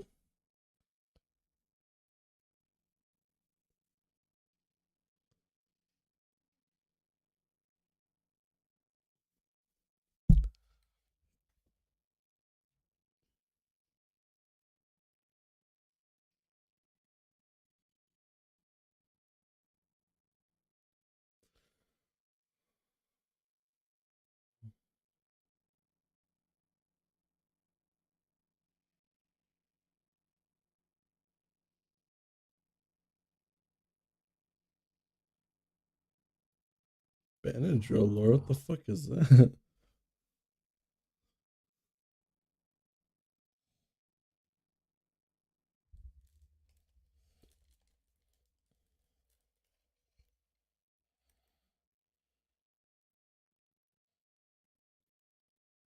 Rip.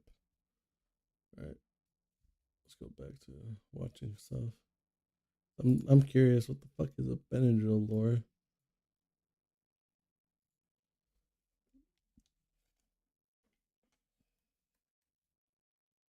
Is that just for Pathfinder only?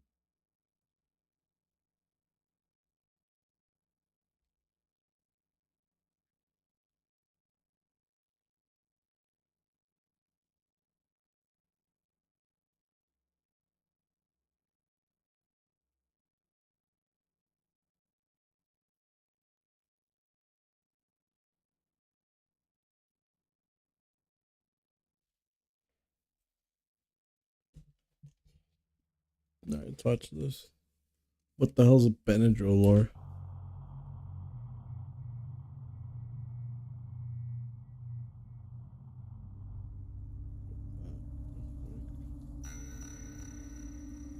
Benadryl, the histamine blocker. Get outdoor allergy relief and indoor allergy relief. So you want to know every piece of Benadryl lore? Yes, sir. Well, this is the video to watch. Okay. Even though this video is a compilation, you're also going to get a video you've probably never seen before. It's one that I uploaded and deleted very quickly. The lore around Benadryl is one of the darkest and most dangerous rabbit holes you could ever come across. Keep in mind that, yes, I've covered this topic extensively. My video with 1.4 million views was deleted. The Benadryl iceberg video was age restricted within a couple of days. So any edit or change made within this compilation is simply me trying to make it suitable for YouTube. And honestly, it just helps me out a lot that you're here right now. So if you want the raw version of this compilation and any of my other videos, check them out on Patreon. Great way to support the channel. And also be sure to join the Discord server, the Aerial Archives, where you can chat with me, receive updates, and all that good stuff. All the links will of course be in the description. This is your one stop For all the lore surrounding Benadryl on the internet, from the most common knowledge to the most obscure and demented corners, this is the entire Benadryl lore collection. Well, the fuck does Benadryl have lore? I know about the Hat Man meme, but why does it have a bunch of lore? What's up with that? You know what? Let's play. Let's check. I'm playing in the Fat Minute. All right, show me the Benadryl lore.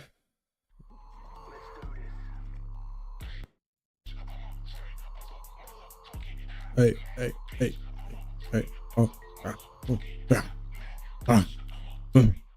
took some Benadryl last night. Her death was caused by a toxic level of an ingredient. Took some Benadryl last night. Benadryl has trended in recent years for all the wrong reasons. It's mostly in the news tied to a death or an overdose, and yet it's inspired a bizarre online culture with its own lore, spiritualism, and even its own brand of dark humor. From the religious worship of the shadow entity, the Hat Man, to strange drug-induced mental disorders, to mentions of please listen at your own risk. What the fuck? So let's start at the The Hat Man is a predator. That's lore I did not know. I didn't want to hear. Benadryl works the best for my allergies. This is of course the intended purpose of Benadryl.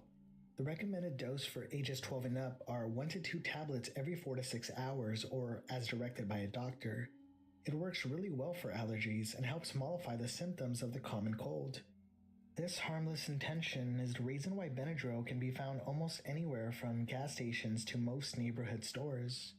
The fact that it can be found so easily only gets more and more disturbing the further down the iceberg we go.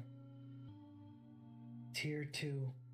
Benadryl's touched my asshole, and I liked it. Is the active ingredient, and Benadryl is obviously just the most commonly used brand. These names are often used interchangeably. Diphenhydramine is an antihistamine and a sedative, making it the perfect allergy/flu and cold medicine.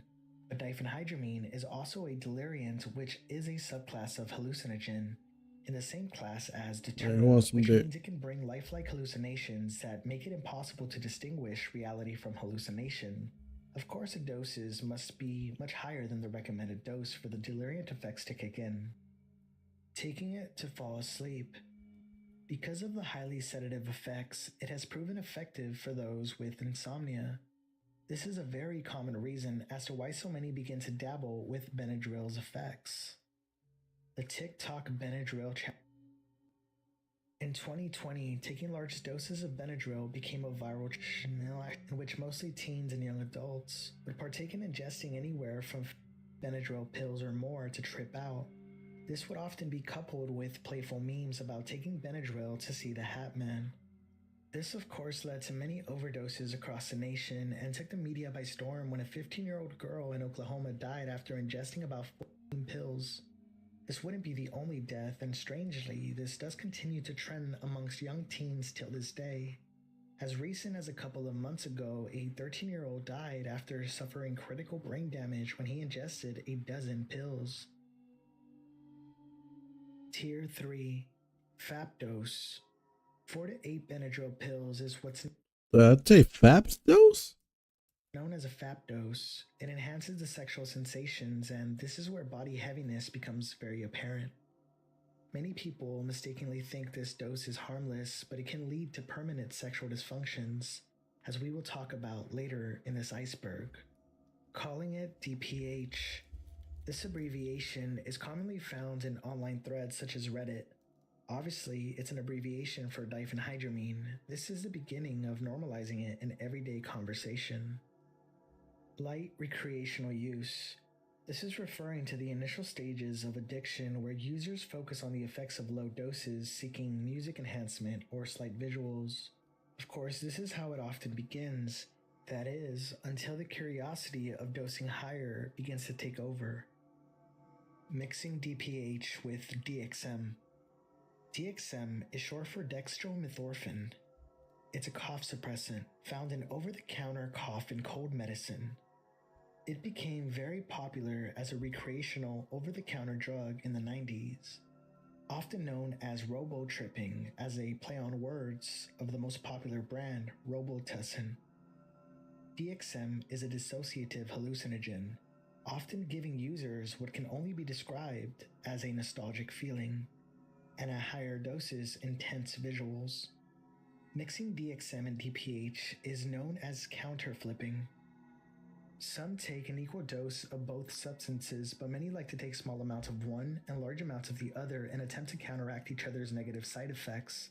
For example, this Reddit user shares that taking about 250 milligrams of DPH helps with the itching and nausea caused by DXM, and might even potentiate the visuals of DXM. Of course, this goes both ways, and many take DXM to potentiate the effects of DPH. This dangerous combination can make overdoses more likely. Even low doses become substantially more life-threatening when mixed. This drug sucks. This is the pervasive paradox in the Benadryl community.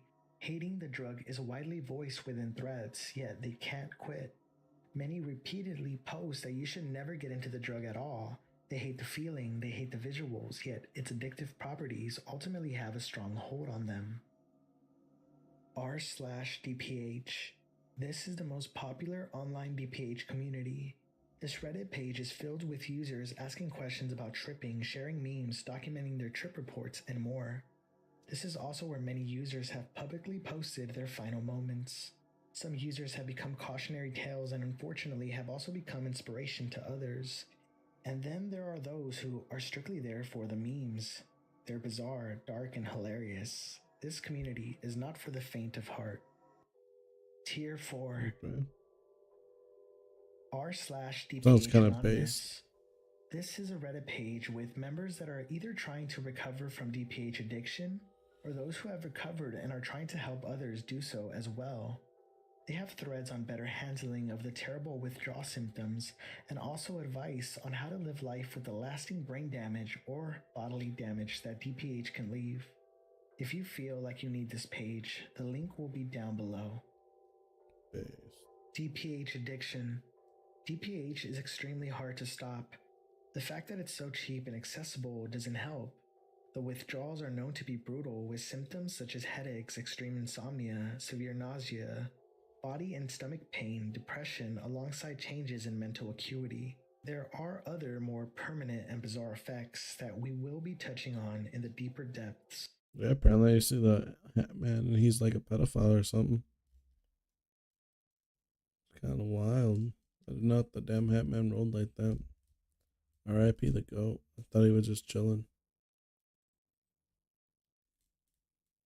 Never meet your heroes, I guess. Fuck.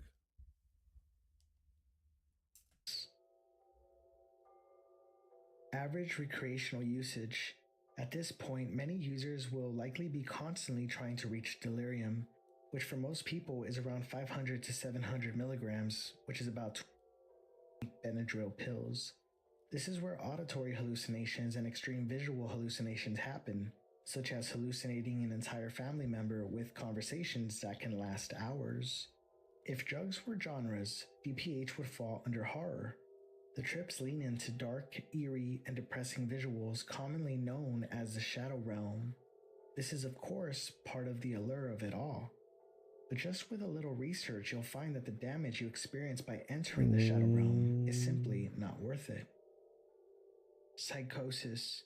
DPH-induced psychosis is extremely common. Psychosis is defined as a severe mental disorder in which thought and emotions are so impaired that contact is lost with external reality.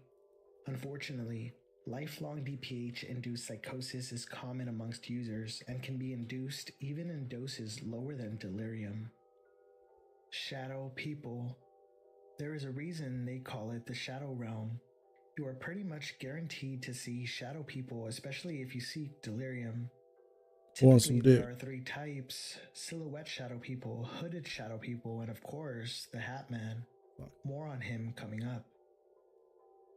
Erectile dysfunction. As we stated earlier, That's what I have. in low doses, On DPH God. can enhance sexual feelings. But due to the vasoconstrictive properties of DPH, it can lead to difficulty urinating and eventual erectile dysfunction, and sometimes it's permanent. Trip reports.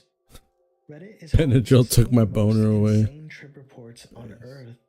DPH trip reports are extremely dark, bizarre, and fascinating. In online communities, posting a picture of the dosage you take and then reporting the details of your trip to other community members is a bit of a ritual. From hallucinating the crucifixion of family members to sex with shadow people, there is no shortage. Damn, that man is a pedophile. Oh no. Holy shit. Tier 5. The Some ass. Spiders are up there with shadow people in the list of things you will absolutely see. They can be black or translucent and are known to be everywhere, essentially an arachnophobic nightmare. Replications. Replications are videos that aim to replicate the visuals of DPH trips. There are many all across YouTube, many of the creators being heavy users themselves. Members across online threads express that replications are eerily similar to the actual visuals of DPH trips. Heavy recreational use. This applies to users who use DPH daily or almost daily. Forget about me. Oftentimes, heavy users seek delirium on every trip. This, of course, has many long-term negative health effects, and most heavy users are aware of these effects. But when they use DPH that heavily, they often don't care. HPPD. HPPD stands for Hallucinogen Persistent Perception Disorder. This is one of the most common lasting effects of DPH use. There are typically two types. The first is where a user experiences random flashbacks where they momentarily relive vivid hallucinations, but these episodes are usually brief. And the other type is more persisting, where users feel like they are hallucinating or experiencing the sensations of a trip all of the time. This disorder can be permanent. Alright, that's kind of boring. Let's just find the horrors of doing drugs. Don't do drugs, kids. Drugs are bad.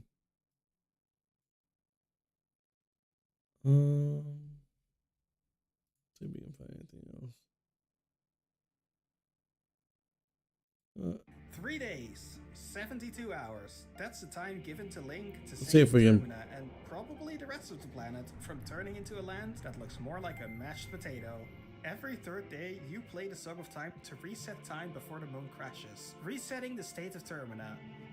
But what if you wanted to do it all in one go? There will be no glitches used in this run, although exploits are fine. My intent here is to do it in a way any regular player can do without needing to study up on the wacky world of I didn't even think about that.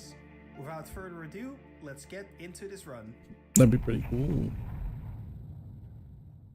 But I think the damn Japanese version hard locks you because slightly the teleporter is slightly more above the thing, but I guess you will save time by just not doing the Epona side mission, which I guess wouldn't really take that much time.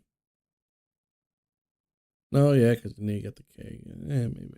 Let's see how he does it though. Starting the first day may not be exactly as you expect. I immediately play the inverted Song of Time to slow down time to 1/3 speed, then grab the silver rupee from East Clocktown to cap out my wallet. I hit the first owl statue of the run, giving me a warp point here later, and then buy the bomb back while I'm on my way out, and deposit the 49 remaining rupees into the bank as well. Once in Termina Field, I proceed to make my first mistake. I was supposed to go to the Milk Road, but I sometimes forget during these runs, and instead just run straight to the swamp, which is what I did here. Hit the owl statue here for another warp point, and grab the guaranteed stick spawn from the plant since I had to go to the statue anyway. I will need at least one stick to get through Woodfall Temple, and it's either picking it up here or from the pot right before it. Find Kome by going left, right, forward, left in the Termina Lost Woods, then leave to tell Katake about the fact you found Kome by going left, forward, left in the Termina Lost Woods. Then take a potion to her by going left, forward, left in the Termina Lost Woods.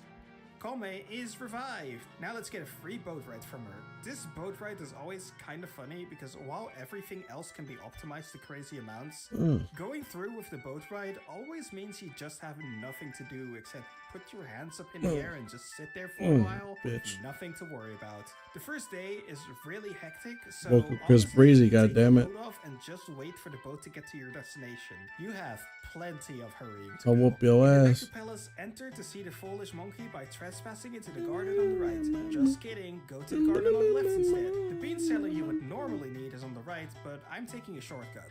Once I get through the first doorway, I backflip onto the doorway instead of moving forward, and side hop onto the Deku Flower to get to the Joe much quicker. I have no time to lose, especially not on the first day. This way, I've managed to get to the monkey around 9 AM.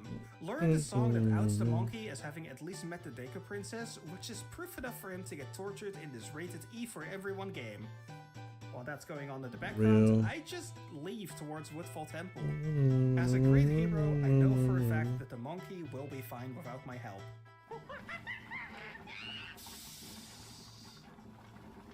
While learning the Song of Soaring, I suddenly realized I forgot about the Milk Road Owl statue and let out a loud, not safe for YouTube sound using my vocal cords. You can only imagine what that sounded like. Dejected by my own failings, I decided the run has been going well so far, so I should at the very least use this run to practice. Oh, if only I knew. I awaken the temple and make my way into...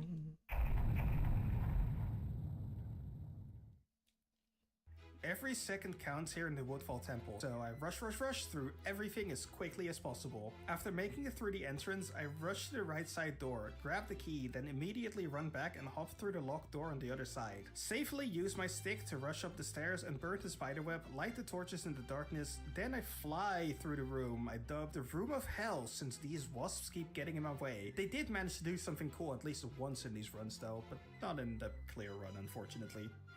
Now I can hit the switch, enter through the door close to it to get back to the room we got the key in, but from the top this time, and into the first mini-boss room.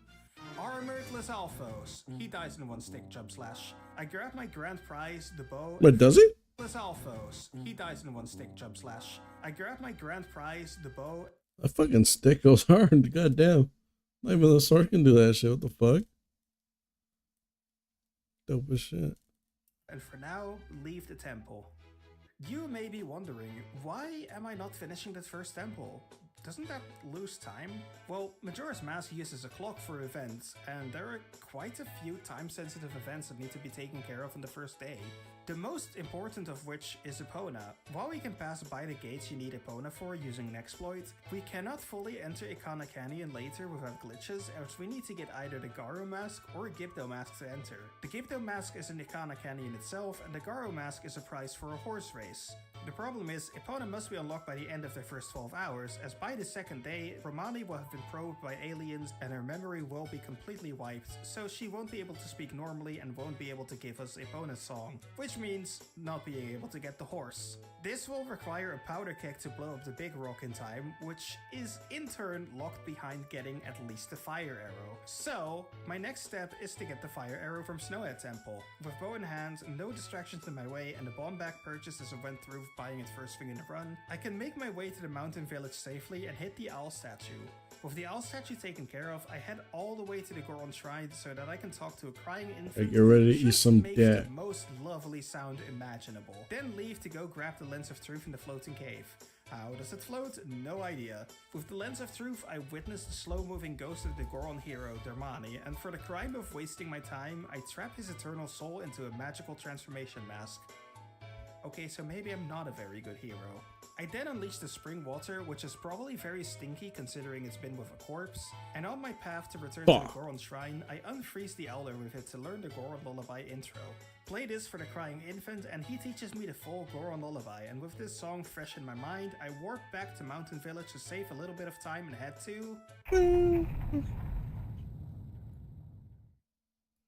Time is pressing, and I have to get to the fire arrow as quickly as possible. So in the entrance hallway, take the right door, jump the gap, don't go up the stairs, you gotta use the left door. This brings you to the main lobby, only one door to go through here. I grab the key, then use the Song of Soaring to bring myself back to the entrance without losing time. This time I go left and use the first bomb boost of the run, a trick that allows me to use the updated physics engine of Majora's Mask to jump extra far, skipping a very tedious switching puzzle I'd otherwise have to do as Goron Link. Finally, I head straight to the mini-boss room, but not before getting frozen from overshooting the rolling distance to get the fire arrow from the first whiz rope of the run. And with my new prize in hand, soar to the entrance, leave to take care of business with Epona. Warping back to Mountain Village, I absolutely beeline it to the Goron Shrine area to remove the ice crystal blocking my path to become Powder Keg certified. Make it through the exam as quickly as I can, and with the powder keg added to my arsenal, warp back to Clocktown so I can roll to Milk Road, blow up the rock, and proceed finally to Romani Ranch. I figure I have enough time left, so I take a very small time loss by turning into Hylia Link and walking to her for a bit so that I can see the cute little smile they added onto his face in the Western version. He looks so happy, I couldn't resist. Time freezes while unlocking Epona, so there's no real rush in the balloon minigame, but I still clear it within a minute since it's kind of easy anyway.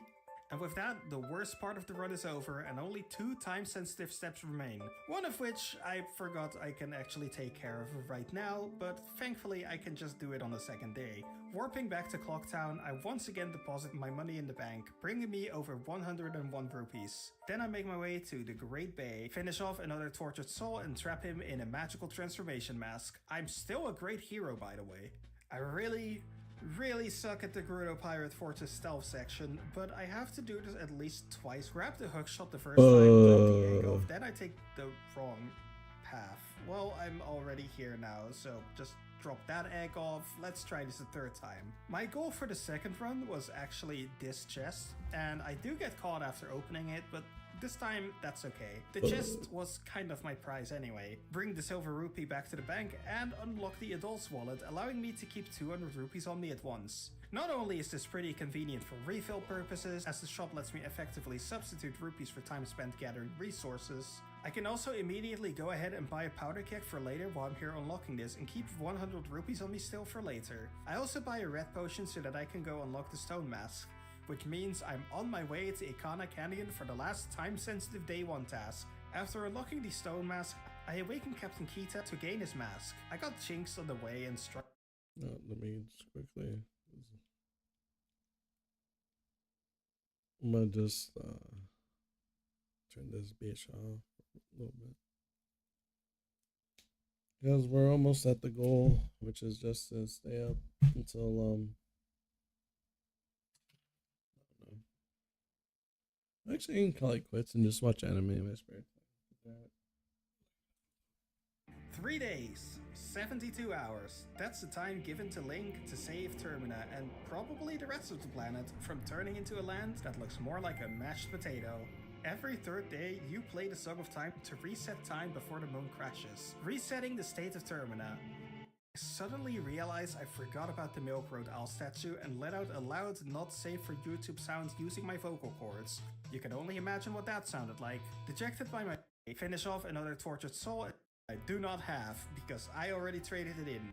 Time. Especially since the shop lets me effectively substitute rupees for time spent gathering resources. I can also stone mask Ikana Canyon for the last time-sensitive Day 1 task. After unlocking the stone mask, I awaken Captain Kita to gain his mask. I got Jinx on the way and struggle with the fight at first, but after I get deep fried as Zora, I kinda kick his butt as a Hylian, and with his mask, go into the Day 1 grave to acquire the Song of Storms. That is, after I get instant killed twice by the Iron Knuckle. They're a bit harder in this game than in Ocarina of Time, and it catches me off guard every single time. Especially since I only have 3 hearts right now. With no more time-sensitive tasks in Day 1, I decide to do Oh yeah, because he's not going to be able to get the gilded sword. The unthinkable and get rid of my main weapon, the Kokiri sword, Never mind, for the he's last gonna few do it. hours of the Holy night shit. so that I can get it upgraded. This was my plan with unlocking the wallets all along. I'm going to try and get the gilded sword this run. With Holy shit. about 3.5 hours left in the night, my next step is to get the second bottle from the beaver races. And I thought this took longer, but now I still have 1.5 hours left. And in my infinite wisdom, decided I can take a little detour to open the Zora Cape Owl statue early, for which you'd normally be using a sword that I do not have because I already traded it in. Whoops. Lucky for me, the Deku Stick works as an impromptu sword, and I happened to buy a few earlier. Finally, during this last hour, I decide to invade the Gerudo Pirate Fortress and, well, I managed one of the eggs, but I have no sword and get my butt kicked. I decide to just grab one of the eggs from Pinnacle Rock for now and leave because I am so tired of the Gerudo Pirate Fortress by this point. I'll come back with my upgraded sword after I finish some dungeons. While I do this, the timer has rolled over to... Temples and two more tests. On the second Are they day, trying to with no 100% dungeons it? completed, I start to feel a little bit of pressure to actually finish up some things I left unfinished. So with every main item up until the hookshot in hand, it's finally time to return to Woodfall Temple after I pick up my upgraded sword. This new sword, titled the Razor Sword, only lasts 100 hits. But that's for the entire second day, so that should be fine.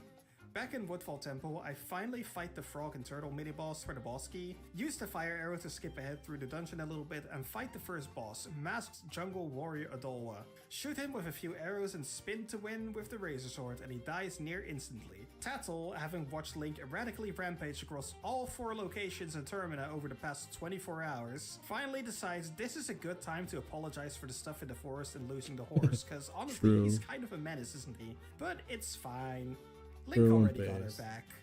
10 AM on the second day and the Deku Princess is finally left to rot in the dungeon. No time for rescuing princesses and monkeys. I have to get to the Gorman racetrack. And I forgot to hit the Milk Road statue again earlier, so once there, I finally hit it only to never use it again in this run onward. I quickly grabbed the Garo mask from the Gorman brothers by racing them in what is effectively a freebie race. The real hard race has yet to come in this run. After this, I go to finish business at Snowhead. Of course, after getting the central pillar up, I get horribly lost in the central pillar maze of the temple. But then I realized that I could just hookshot my way out of the problem and get a much quicker exit.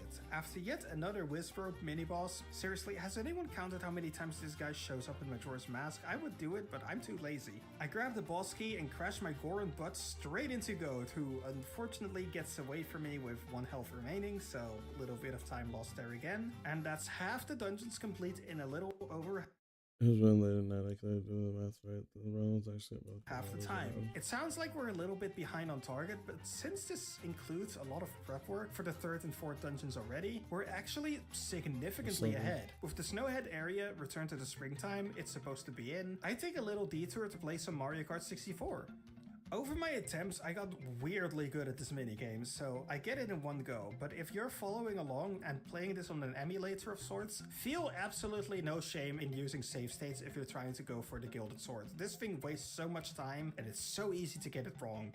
The Goron race gives me a 3rd bottle that's unfortunately stuck with gold dust until I trade it for either 200 rupees or the Gilded Sword. Satisfied with the result, I go back to Pinnacle Rock to get the remaining eggs there, then enter the Pirate Fortress to beat the Gerudo Lady in a 3-hit based revenge thanks to my new Razor Sword, and get the last egg needed to enter the Great Bay Temple, which I immediately leave because I remember I really want to have fairies for this one. Long second night. Early in the Great Bay Temple, I skip doing a mini-boss to get the boss key because I can bomb boost to it as Zora Link to save a few extra minutes. It was probably just a Wizrobe anyway. Then play through the entire dungeon pretty normally, but efficiently, taking the wrong path only about 300 times, which is just a normal Great Bay Temple run, let's be fair. Now, I'm not a Majora's Mask god, and I never really figured out how to consistently kill Georg quickly, so I fight him as normal because I never actually ended up looking it up. Of course, doing this, I die in the process, which is why I picked up the fairies earlier. Self-awareness is key for this run, and get out of the dungeon around 1:30 AM. Since I figure I won't be needing the sword for a while again, I take the opportunity to trade in my Razor Sword and empty out the gold dust bottles to have 3 bottles available for the upcoming Ikana Canyon section. Ikana Canyon. Most of the prep for this area is already done. I have Epona, the Song of Storms, the Garo Mask, the Ice Arrow, and the Hookshot. But before I go in there, a quick collection run is in order. So I warp back to the Southern Swamp and stealth my way through to the Magic Bean Cellar. After getting 5 Magic Beans, 10 Deku Nuts, a fish, and a bottle of milk, I can make my way into Ikana Canyon, free Sharp from his curse using the Song of Storms I picked up about 24 hours ago, then sneak my way past Pamela using the Stone Mask to enter the house. Cure Pamela's dad using the Song of Healing, which... I mean, at least we didn't steal his eternal soul. Great hero still. Wearing this mask allows us to talk to the Gyptos in the well, prompting a trading sequence that spans a whole area that I'm already fully prepared for and don't actually need to do most of. bringing us all I the way forgot to about the that. Mirror Shield. It's now 4:30 a.m., so there's about 90 minutes left before my sword is ready. There's practically no combat in the Ikana Canyon section right up until the end parts, where the Wizrobe shows up yet again, which I once again beat by huddling in a corner and just pelting him with arrows. And as if perfectly timed, once I blow open the roof using the powder cake I purchased about 30 hours ago, the crack of dawn of the third day hits. A perfect time to use the Song of Soaring to leave, pick up my new gilded sword, and use it to absolutely demolish the old king of Ikana and his guards. Seriously, this battle went by so quickly because how busted this sword is to have, and I'm so glad I took the time to get it. I mean, he's still making great time because I think the only thing that's left is the top. 23 hours to beat the Stone Tower, which is a lot of time for a pretty linear dungeon.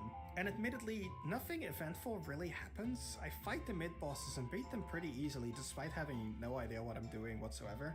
I do make a major mistake near the end of the dungeon in accidentally walking past the key, but I'm able to recover it by bomb boosting back where I'm not supposed to be allowed to jump back, saving me a bit of precious time. Finally, the Twin Mold. Snipe the tails with my remaining arrows, then use the Giant's Mask you're guaranteed to pick up in Stone Tower Temple to finish him off with the Gilded Sword in a pretty quick manner, finishing up the 4 dungeons and getting myself ready to fight Majora. With 10 hours to spare, I get some items for the final confrontation with Majora, fill up on arrows and bombs, even though I know I won't need bombs, and fairies to quadruple my health. I could do more things, but at this point the run has been going on for nearly 6 real-life hours, and I decide to just finish it, but not before taking a quick break to rest my hands. With 6 hours left on the clock, I summon the 4 giants I frantically rescued in the last 66 hours to stop the moon from crashing, then finally confront Majora. Realizing it's been a few years since I last fought him without the fierce deity mask, I struggle a little bit to remember what I need to do to beat him. What's more, I run out of arrows on Majora's Wrath, but eventually I manage to poke him in the toe and seal the deal. Killing Majora once and for all. And if I had one regret, it's that the monkey is probably still getting tortured right now.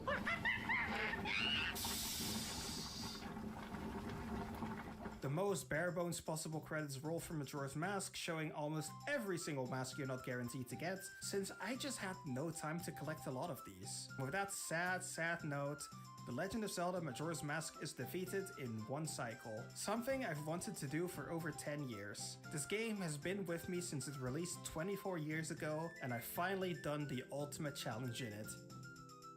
Yeah, it's pretty good. Can you 100% it though? I wonder if you can do this with Majora's Mask 3D.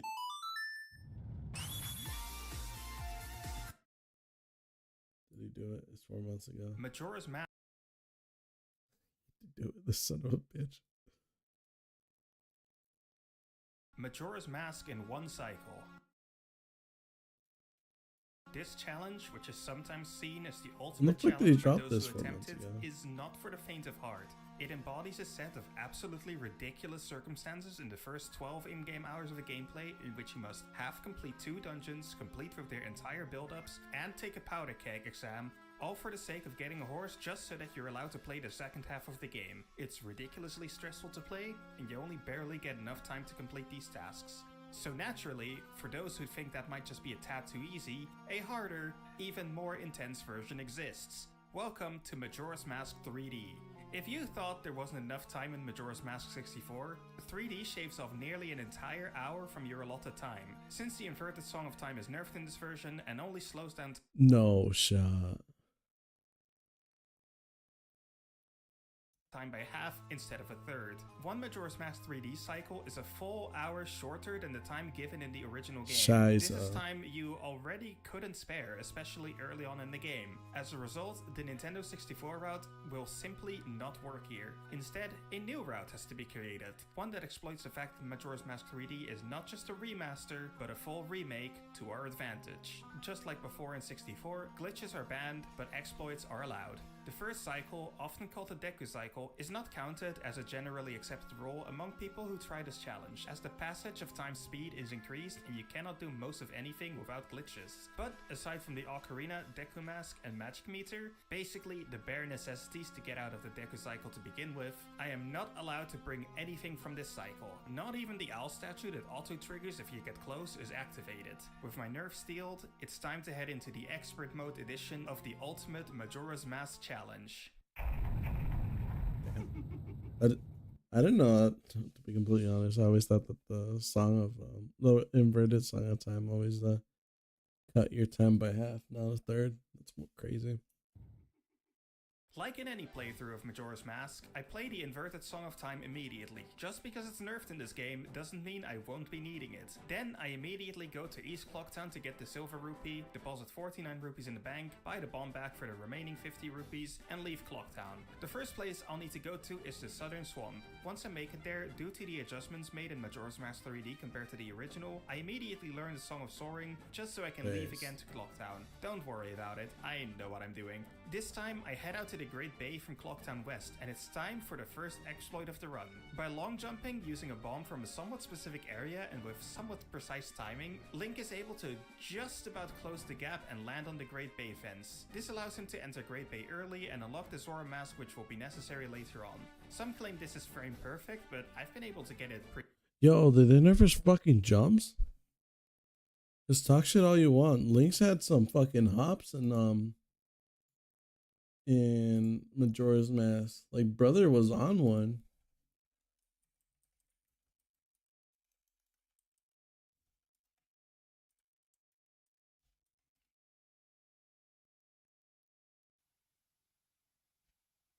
His brother had hops. This is the intro. Hey everybody, it's Chugga Conroy. Oh, Welcome this shit. to The Legend of Zelda Majora's Mask. Like, I think this is my favorite. Kid Link is my favorite Link just because of how extra he is with his fucking hops. Look. You're about to see this shit. You're about to see this shit. Look. As you just saw, if you do not have eyes, for my blind viewers who are just here to listen to the commentary, I guess that would Shout out Chugga Conroy. He didn't get canceled. Would want to listen to me for more than a few minutes. This, is that we just had our horse stolen from us, our dearly beloved horsey pump. You saw it though? More than a few minutes. Regular hop. Is that into a side hop for no fucking reason. Stolen from us, our dearly beloved horsey And Pana, then and we're gonna jump like this. We're gonna be epic. this fucker does a front flip, dog. His hops were amazing. But then, what is this? Pretty consistent. The gap and land on the Great Bay fence. This allows him to enter Great Bay early and unlock the Zora mask, which will be necessary later on. Some claim this is Brother, free, where's your side hop? but I've been able to get it pretty consistently without buffering. After helping Mikao by playing him a song as he dies, which is the least we can do since he gave us a final solo concert with his dying breath, he leaves behind a magical mask, which Link can use to turn into a Zora. You know what? It feels wrong to have this so early. Activate the owl statue for later so that I can return here at any point, and then back to the Southern Swamp. Deku Link is incredibly slow in the 3DS version compared to the Nintendo 64 version, so I use Zora Link and simply just walk through the water to save a lot of time right there. Find Kome by going left, right, forward, left in the Woods of Mystery, a place that is basically just a Termin and Lost Woods. Then, since we don't have medicine for her yet, we have to leave her behind. We gotta tell Kotake about her injured sister. Kotake gives us a red potion, which I will definitely put to good use, but we don't really have time to go help Kome, so sorry Kome. Maybe another day. Hello? Back to Clocktown. This time the north exit. It's not even 10 AM yet and I'm already going to my third region of Termina. In Majora's Mask 3D, you're able to side hop or backflip onto the wall Fuck was that? here, which has Link slide up the side for some reason. Use that to walk past the ice. I used the bombs we purchased for the original intent, that is blowing up things that aren't Link's body, and make my way to the mountain village. Don't forget to pick up the statue along the way. I head to the Goron shrine and talk to the child whose crying can make the entire population's ears go numb, then go to the floating cave. Hold on, Link has something to show you. Ah yes, he found a stick. Very neat. I make it into the floating cave with help from the owl because after all this time, I still haven't memorized the locations of these invisible blocks. Neither have I. It seems I'm a bad gamer. Lens of Truth. Nope. I played through that area like so many fucking times. I still don't know where the fuck the blocks are. And I swear to God, I think the last one is like fucking missing until the owl puts a thing in there. I'm pretty sure that's one of the triggers. The owl being needing to put a feather on there, so it shows up again. take that to witness the ghost of the Goron hero Damani. And this time, I don't follow him and just warp to the mountain village and get to his grave on my own. Get his mask, use it to get the spring water out. Unfortunately, I don't have an empty bottle, only one that already contains some red potion meant for Kome. So, keeping Kome in my heart, I drink her medicine and use it to scoop up some of the hot spring water. I bring that to the bridge section to melt the grotto and refresh the spring water, then thaw out and talk to the child's dad so I can learn the Goron Lullaby intro. Refresh the spring water a second time, then stop by the child to learn the full Goron Lullaby. Time for the second exploit that makes the first 12 hours of this run possible. When Zora Link climbs this wall on the side, he gets a frame he can do an action in. During this frame, I press the hot spring water, which melts the ice, allowing me to make it through without the fire arrow or clearing Snowhead Temple. Now that I'm Powder Keg certified, gosh, is it that late already? I'd best head over to Romani Ranch. Damn. Breaking the boulder with the powder keg, I finally find my horse after a grueling half hour of weird sequence breaking and, well, Romani put me on the horse. But I don't have a bow, so, Romani, mind lending me yours? No? Okay. I guess I'll just stand here for 2 minutes straight then. I am so very happy that the clock has paused during this segment, sheesh. Romani seems disappointed in me, but decides to teach me Epona's song anyway. Next, since it's still daytime and I have a horse now, I decide to take care of the Gorman race. Pretty easy one, it's necessary to get into Yakana Canyon, so yes. I might as well take care of it while I'm here at the Milk Road. Garo Mask received. Next, let's go back to the Southern Swamp to get the Sonata of Awakening and prepare for the first night. Kome is still... yeah, okay. And I don't have the potion anymore. So, since I don't get to ride the boat, I use the Zorafin boomerang to kill the big Octorok and make my way to the Deku Palace through the poison on my own. Once at the entrance of the Deku Palace, don't go in. Instead, slowly hop over to the right side. Majora's Mask 3D added a shortcut to the bean cellar on the right, which allows me to skip the stealth portion. I'm not sure what the point of the gardens is now, but I'll take it. This helps a lot right now. Get the free bean and one magic bean for later, ride the magic bean plant to the upper gardens and traverse them all the way to the monkey's cage. The monkey tells me to cut the rope, so I grab my sword and...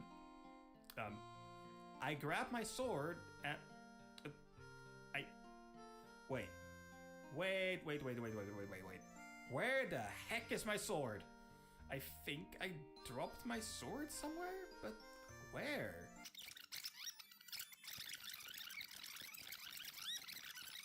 There! This is where I lost my sword. Or maybe Romani took it? The little thief! So I'm in a dilemma now. I need the Sonata of Awakening to get into Woodfall Temple and to get into the Composer's Grave later. You can lose your fucking sword? And without a sword, well, let's say this monkey isn't ready to accept alternatives, despite the fact that the sword literally won't work anyway. After messing around a bit, I eventually realized that this run, despite being on great pace, is unfortunately dead, because I did not think Romani would actually steal my sword. What is her problem? I replicated this on another run as well, and nothing works. Epona won't give it back after dismounting, and the blacksmith also doesn't seem to know I have a sword. Takuri won't steal it, and it's also not in the curiosity shop. But resetting time does work, which would break the challenge. So that just makes one more task I need to accomplish before reaching Epona, apparently. I'll just have to figure out how to deal with not... That is crazy.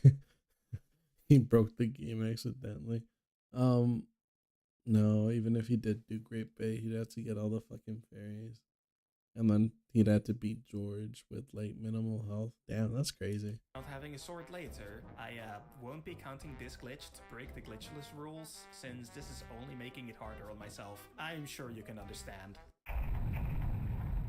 That is wild.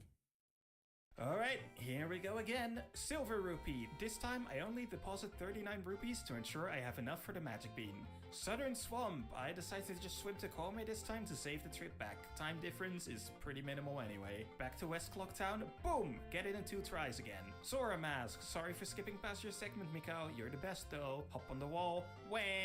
Yes, Link, I know you found a stick. Very cool. Lens. Whoops. I slipped. Goron Mask, potentially stinky water, he can't remember the song, whoops. Child sings me a song, Zora Link must have a cold forehead right now. Boom, forklift certified, wait no. Oh no, Squidward died. Beans! Hey monkey, guess what I brought this time? Whew, mostly caught up now. learn the Sonata of Awakening from the monkey, then leave all the That monkeys is get slaughtered wild. in this E10 plus game. Well, better than just being straight up E for everyone, I suppose. Sorry, monkey. Next, finally unlocking the horse by sitting on it, doing absolutely nothing for 2 minutes yet again, and Romani is so disappointed in me that she once again takes away my sword. Don't worry, Romani, I probably won't be needing it anyway. There's still time on this first day, so I take care of the Gorman brothers and get the Gar mask before getting into Woodfall Temple. A pretty standard experience, actually. Like usual, grab the key on the right, use it on the left, through the dark room, the room of wasps from hell, or maybe they're dragonflies actually. Hit the switch, finally find my way to the first mid-boss of the run. Armored Lizalfos. He still dies in one Deku Stick jump slash. That is I crazy. collect my first dungeon item, the bow, and decide to leave. It's a slight time save to come back later, and honestly, there's other things I want to take care of during the first night. It's now 8:20 PM, and I decide I should go to Ikana Canyon and get the Song of Storms taken care of first. Entering the graveyard, I find something I thought I'd lost forever. The sword? It's back? What the heck? Hi, Hyrulean science teacher Eon Aegis here. It turns out in Majora's Mask 3D, if you ride Epona without the bow, the game gets confused when you dismount since it's trying to swap out the bow for whatever you have in your sword gear slot. Except it seems to be very specific about swapping out the bow for what's in your sword gear slot. If you don't have a bow, it simply decides not to do anything, thus leaving your B button empty. So now that I have the bow, Epona is apparently able to restore my sword since I still had it in my gear slot the entire time. Grezzo, why did you make it this way? Anyways, back to the run. I kick Captain Kita's sorry behind, and with Captain Kita's soul freed from the line of duty, we take over his role as the captain and enter the composer's grave. Use the stick to light the fires, then bonk the iron knuckle with Deku Sticks. Okay, so it turns out he's immune to Deku Sticks. So, sword it is. I'm really glad that restored itself just moments earlier. I learned the Song of Storms Real again. as fuck. It's crazy how this song just appears as a bootstrap paradox in Ocarina of Time, but here it's an actually composed song by the Terminant counterpart of the Composer Brothers. Back to Clocktown. I need to buy something and need to clear out my bottle, but since the Curiosity Shop is open, I just decide to head there and sell the fairy I have in it. This feels illegal. Oh well. With the money I earned from selling another living being, I buy a red potion for Kome. Ha! Gotcha. It's for Shiro, which means, yes, it's time for the Gerudo stealth section. For some dumb reason, they made fast swimming cost magic, and proceeded to not give any refills in the fortress, only to make the relocated Shiro with the stone mask require magic power to trigger. What? Majora's Mask 3D, why are you like this? I hold on to a sliver of MP and just swim into the fortress slowly for the most part. Very cool when I don't really have that much time to begin with, and my carefully ratcheted out magic point is used to get the stone mask, which will make my subsequent trip a lot easier. I wanted to go get the bots in the back to check for refills, but as it turns out, in Majora's Mask 3D, that's just a shortcut. No, really, I genuinely didn't remember this being a thing. I wanted a magic refill. I still want a magic refill more than a shortcut, I'll be honest. One hookshot and one egg acquired. Drop off the egg and let's just leave for now. There's plenty to do still, crazy. and I will want to have 3 bottles for this, which means I won't be back until the second night at 10 PM at the latest. See you later, Gerudo Pirate Fortress. It's time to head over to Snowhead Temple. I soar back to the mountain village and make my way to the Snowhead Temple. I already have the lullaby, so yeah, bye big boy. Once inside, I go into the right door, jump the gap, and take the door on my left to reach the central pillar room, go into the other available door, then grab the key and soar back to the entrance. From there, take the left door this time, all the way into the Goron pounding puzzle room, which I skip using a long jump to save some extra time, and also because I really don't like this puzzle. Next up, Wizrobe, one of many in this game. Pelt him with arrows from the corner, and you're good to go. Now that I have fire arrows, I jump back down to snipe some torches with him and raise the central pillar. Then I go back to the start yet again, follow the left side path again, but this time abuse the fact I already have the hookshot by just going zip. Who cares about figuring out what the correct path is when you can have a hookshot, really? Punch the pillars, get all the way to the top, then use the Deku Flower to just jump to the second mid-boss, which is a second Wizrobe. What a creative dungeon this is. Sure glad they reworked all the main bosses and none of the mid bosses.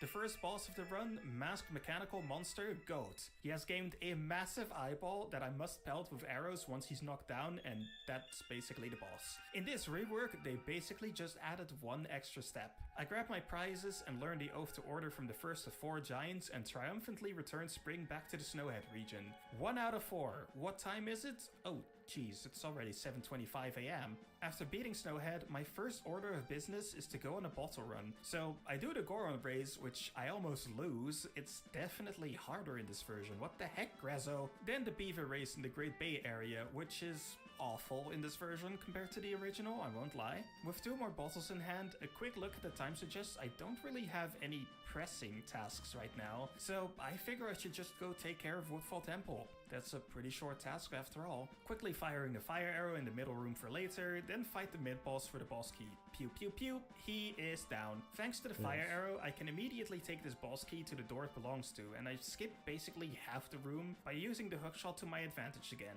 I don't think they intended for me to use these torches like this, but oh well. Fun fact, I never even picked up nuts until now. Odoa's boss change is stupid. You just pelt him with nuts as a deku and then hit the big eyeball repeatedly. Do that 3 times and victory is yours. What an absurdly lame boss. He doesn't even try. Wait, why would he get the bow and arrow? Because the thing is, you lower his defenses, and then when he's summoning stuff, you hit him with the bow and arrow, and it's kind of weird. Swinging his sword. Heart container. Remains. Giant. Back to Clocktown. Oops, saw sequence breaks. Back in Clocktown, I deposit some of my rupees in case I need them later, then buy a powder keg since I'll be needing that where I'm going next. Yep, it's time for Ikana Canyon. On the way, I also steal a fish from the supermarket and go into the hidden cow grotto to grab the milk. The last 3 requirements I'll need are a Deku Nut, Bomb, and Magic Bean, all of which have been pre-prepared in some way. Enter with the Garo Mask and Hookshot and... I promise this is all intentional. Yeah, let's go with that. So for this next part, we need ice arrows. Psych, just long jump it. Here we are at the Ikana region. First, restoring the river by playing the Song of Storms for a ghost. He goes on a tangent about how I'm not afraid of death and blah blah blah blah blah. I just needed a drink, man. The Gyptos went home to mommy, so I sneak into the house with the stone mask to calmly deal with the last one. Next up, the well.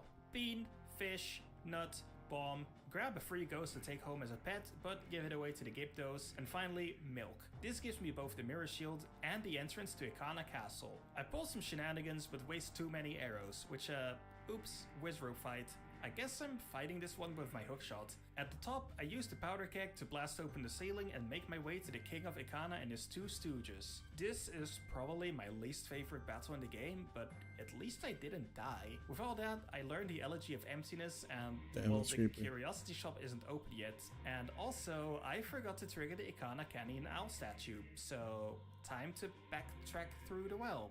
Oops. I managed to climb up to the Stone Tower Temple and get to the owl statue so I can return here later once I actually go through with the temple itself. I have to actually go back to the Curiosity Shop and clear out that 1 bottle I got. With the gold dust sold, I finally have my 3rd bottle, which means begrudgingly going back to the Gerudo Pirate Fortress, aka my least favorite place in Majora's Mask. This time though, I brought magic I can use, so I swam there a little faster. Plus with the hookshot shortcut the 3D version added, I make my way into the fortress a lot easier, and with the stone mask I picked up earlier, I basically just get to ignore everything. Neat. I have 3 bottles, so I get all 3 remaining eggs in one go, although on the last one, Link decided he wanted to just catch a fish instead. I'm very happy that I noticed that in time. Dump the eggs, quick stop at Clocktown again to get 2 green potions so I can keep using magic. Just inject that green potion straight into my veins, thank you. Get through Pinnacle Rock blindly, fry up some ocean noodles, grab the 3 eggs, and drop them off as well. Victory! With the new wave Bossa Nova added to my repertoire, I have access to the remaining 2 dungeons now. First up, Great Bay Temple. I am going to rip this temple to pieces.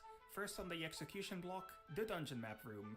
Normally, you would need ice arrows to get to the room in the back, which allows the red pipe to flow through, but a long jump takes care of that. Once inside the room, I perform a gainer, a quirk of the system that automatically faces Link towards a wall he's close enough to, instead of making him just face it. So if you target the wall again fast enough, it glues him to the wall while backflipping, allowing him to grab the ledge. If this feels too much like cheating to you, you can also use the Choo-Choo to damage boost onto there as a Goron. Next, a long jump classic to skip getting the boss key. For the next step, I need to start the flow of water in the red pipe in this room. Once again, a long jump takes care of getting there. This trick is overpowered in the Great Bay Temple. Back in the entrance room, I can now use the red pipe to reverse the flow of water and get into the second set of rooms. Once here, I just go straight to the boss door, skipping getting the ice arrows and doing the rest of the dungeon, thanks to yet another long jump. Poor Great Bay Temple, it never stood a chance. Georg's phase 1, pelt him with arrows until he gives up. I also tackle him a little bit with swimming. I struggle a bit like I usually do with phase 2, until it finally clicks how this fight works. It's actually a lot simpler than I thought. You just swim towards where he stops, untie the closest bomb, then get close so he tries to suck you in. That's it. I can't believe I only just now properly... Well, probably just in this version. I was about to say, there's bombs? Figured it out. How did I ever beat the 3DS version, actually? Moreover, why did I think I could beat it in one cycle? Georg is defeated at 12:17 PM, giving me just about 18 hours to finish the game. Final stop, Stone Tower Temple. I've already done the climb, so I can just head straight there. The first part of Stone Tower Temple is just regular gameplay. It takes me a few in-game hours, but you know, that's Majora's Mask for you. Fight the Garo Master, who is a much better fight than the literal swordsman boss fight in the Dolwa, but then again, so was Armored Lizalfos in the same dungeon, and he died in one stick jump slash. Light arrows. Now I should just sword back to the entrance, but for some reason I decided to fight this guy. Well, I'm not missing that much time. Once outside, I flipped the temple upside down at almost exactly 6 PM, giving me 12 hours to close this out. That feels a little scary since there's still a bit to do, but I do have an ace up my sleeve. By setting up on the right side wall, I can long jump and stand on some collision that's very thin and seems like it probably shouldn't work.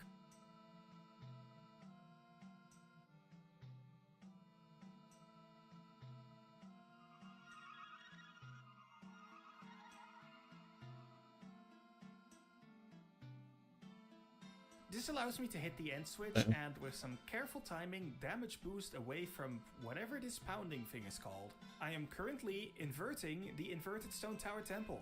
I go into the door on the left and into this room full of those very same pounders and die for it, but hey, there's a key. I needed just the one, so that's good. Next, I continue in reverse to fight the final mid-boss, Reaper Fella. His name is actually Gomez. I just slowly plug away at his health, alternating light arrows, blocks, and slashes. Also, I die again, but that's okay. I am fully prepared for that. Now that I can easily enter the boss room, which is accessed from the lobby, I decide that I should stock up on magic for this very magic-heavy fight. Unfortunately, the shop just closed, so I refill on some stuff in the grass while waiting for the shop to open again. When the shop is open, I enter to see nobody and nowheres. Oops. Well, I guess it's boss time then. I'll make do with the one green potion I still have. Twin Mold. This fight is very much a love it or hate it one. The one in the original is frankly too easy and stupid. This one goes the other way of being straight up extremely tedious and janky. There is a pretty good way to take care of it though. Phase 1, just shoot the eyes. You know how this goes? It's a Zelda boss and it's just shooting eyes. I die because the other worm just wouldn't leave me alone, but I restocked on fairies, so that's fine. Second phase, swing your arms from side to side. Come on, it's time to go do the Mario. There are 2 round ball objects, don't use those just yet. Once you down him using your arms, grab him by the tail, don't grab him by the head. Pull a Super Mario 64 by spinning the circle path. So long, Gabe Bowser. Slightly more damage. If you do this every time, you only need to spin him 3 times, which is perfect. Since I can now use the 2 round balls, which instantly down the worm, allowing me to quickly spin him to death. So long, Gabe Bowser. So long, Gabe Bowser. Hey, he used it. Nice. The dark sky is dispelled over Ikana Canyon to reveal impending calamity. You know what? For these guys, I think I might have temporarily made things worse. 4 hours and 35 minutes to go. I decided to take a trip to Woodfall to take care of a lingering regret. That's right, I haven't forgotten about her. I captured the Deku Princess in a bottle and bring it to the king, releasing the monkey from getting deep fried. You're welcome, monkey. I just wonder why it still feels like I'm forgetting something. Hello? I call forth the Guardians and worked extremely hard to save so that they can stop the moon, but of course, Save the Majora monkey. is the moon now. I have never been happier to see the inside of the moon. This has been such a stressful journey. Time to close it out. Sounds like it, dude. You gotta do so much in so little time. Majora's Mask. Zora I doubt that you can Boomerang's the 100% first one. Take it, care of the especially because of the couples mask. remains on the Incarnation, who kinda deals pretty good damage if you let him. And finally, die at least once to Wrath because, of course. Then pelt him with arrows and stab his toe a bunch. And with that, this chaotic journey finally ends. It's crazy that he did it without the gilded sword too. It's A wild. few weeks ago, I couldn't believe I finally beat the challenge I'd been wanting to do for years. And now, I beat the extreme difficulty edition of that very same challenge. Would I recommend doing this challenge? If you like suffering, sure, otherwise maybe steer clear from it.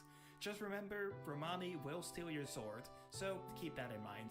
Thank you so much for watching. This turned out a bit longer than the last one, since mind. Thank you Wait. so much for watching. Romani will Do your steal your actions sword, so determine what happens with them? Because they don't know the dude's dance song.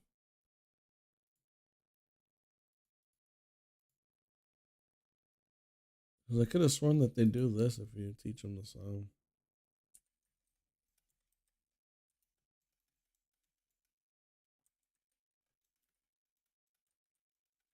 Give me 1 second. I can't spell Majora's Mask.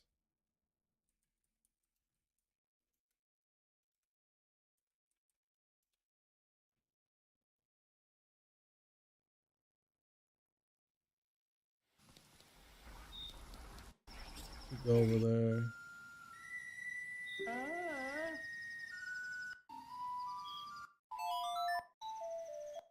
Get that. Will I teach him or no? I'll just teach you.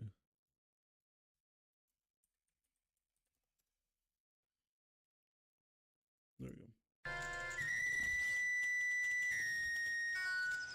go. The straight ear rig. See, cause I could have sworn that they do that at the end.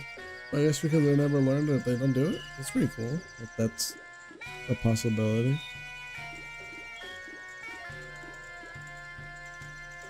Well, that he's getting sturdy with it. Oh, he's feeling himself. That Teach me how to Dougie dog. Look at us. Every man's dream right there. I remember beating the dog shit out of my dick to that. So keep that in mind. Thank you so See, much but for they're not watching. doing it This there. turned out a bit longer than the last one, since there was just that much more to talk about. And I hope to see you in the next video. Yeah, Also, really it's talk- almost talking about 2025, so I hope your holidays were great and your Great video, dude. Great fucking video. Oof.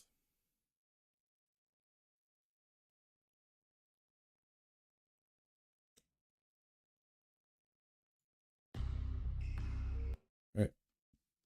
I'll be right back. I'm gonna take a piss. And the goal's almost ready. Because I'm gonna shower and shit.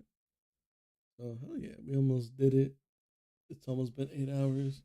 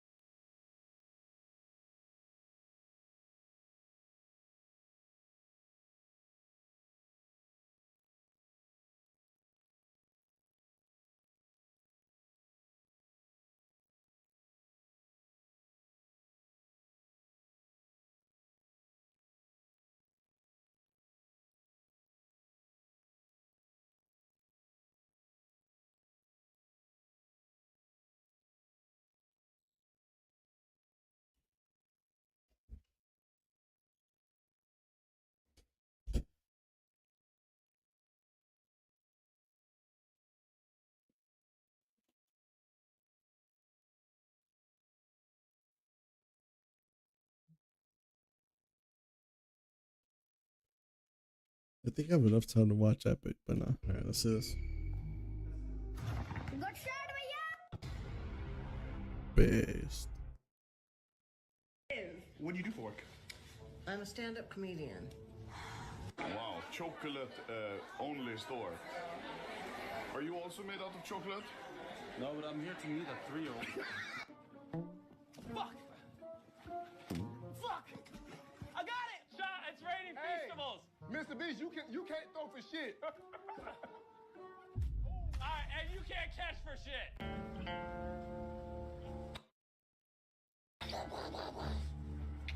Greg, what are you doing? He's threatening to kill us. I thought he was flirting. How much? 1 centimeter? And then fade. Fine. You know fade? I know that. You know fade? I'm about to get a fresh cut in Saudi. Let's go. Yeah, nice. A nice fade. If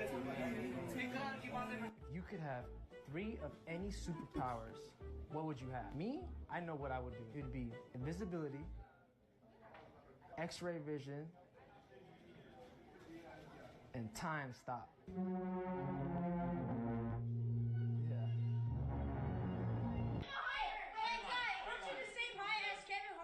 You guys go from Paul's to small. Aren't you the same size as Phantom? Let's just say size is fast.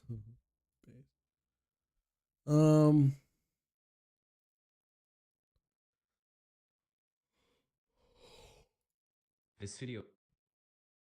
God. I love criticizing people that suck at driving. Is made for educational purposes and contains significant original text commentary. Going up on a green light, they decided it was time for him to go. Not only did he turn, but he turned into the lane the first round. Right? See.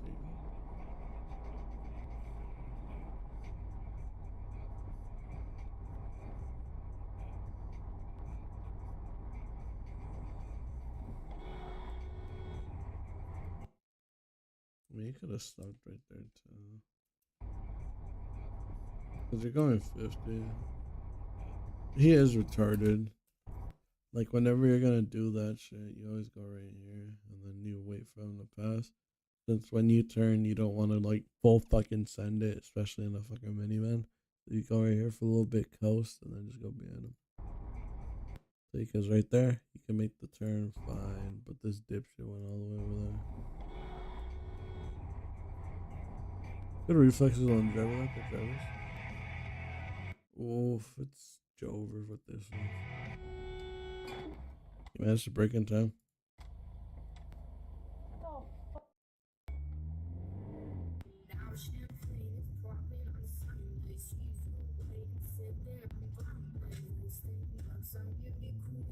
Dipshit.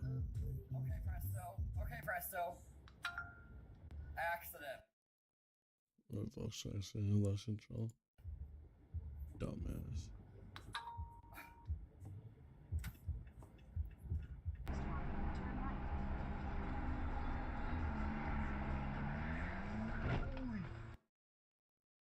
Dumbass, bro. What the fuck are you letting him in? You saw that he just got in a fucking accident, dipshit. At the light, turn right onto Cypress Street, then turn left onto Center Avenue. Oh, he really just got away with that shit.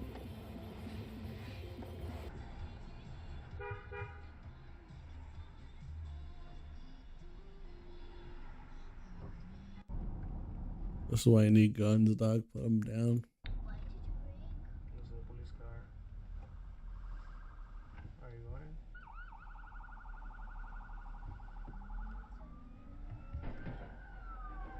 Oh no. Uh-oh.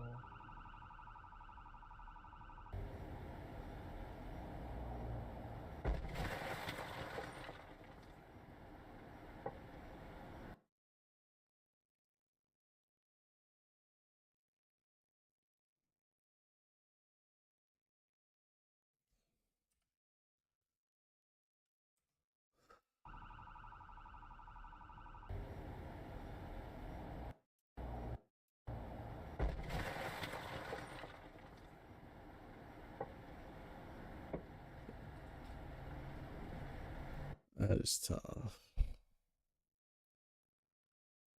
Damn, that's tough that you got banned.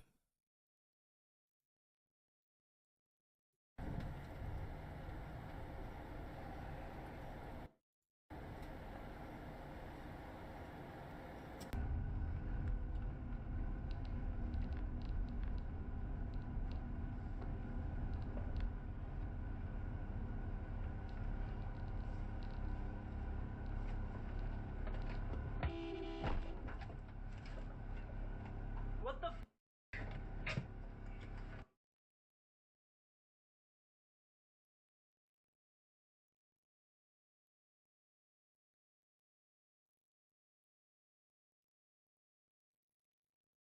Not me shit.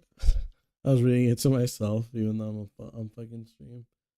I was laying in the parking lot of 7-Eleven. This person was sitting a bit back from the stop sign, so I pulled up and gave some space because I wasn't sure what they were doing.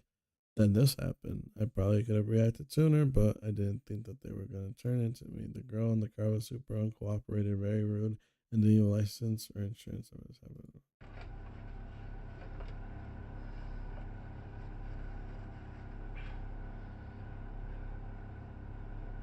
Probably drunk. You okay? Yeah, we're good.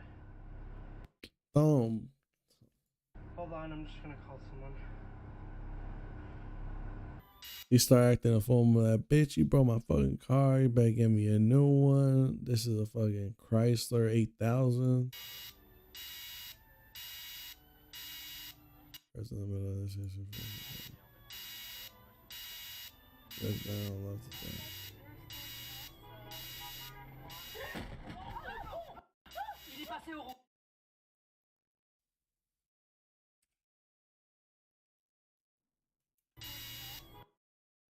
You can see him right there, dude. What the fuck? What are you looking at? Oh, wait, no, this is in France. I mean, you can still see him right there, I'm pretty sure. Because you gotta look. Well, you don't have to look both ways, but you should look both ways in case something like that happens, so you can just stop.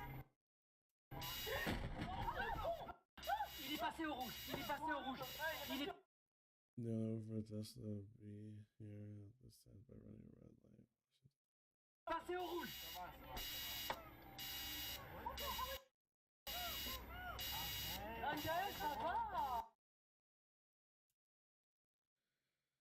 The Tesla ran a red light because he was against the place.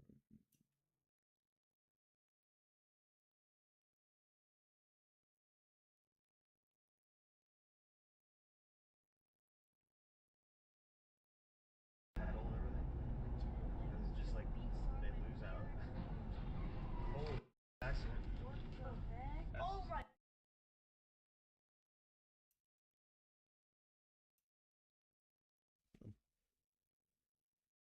Crazy.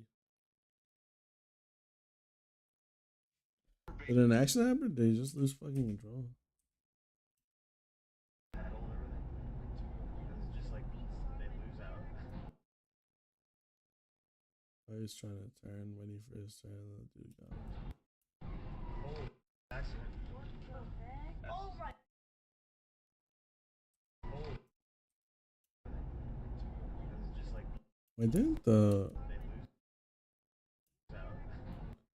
Oh, I see what happened. I see what happened. Alright.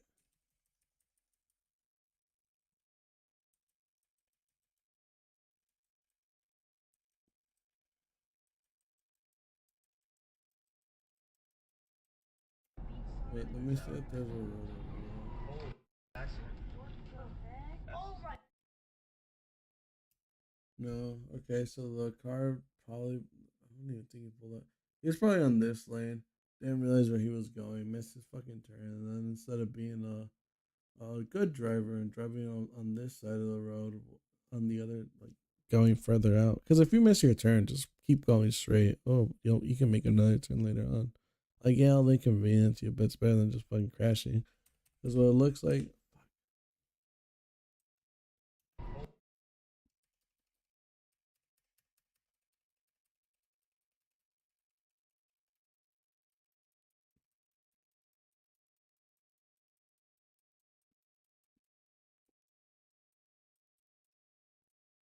Because the car that got hit was on this lane. He tried to cut into this lane so he can get into the turn. He cut off this guy, but this guy didn't react fast enough, so he hit him. Well, technically, the car that the dipshit is this guy.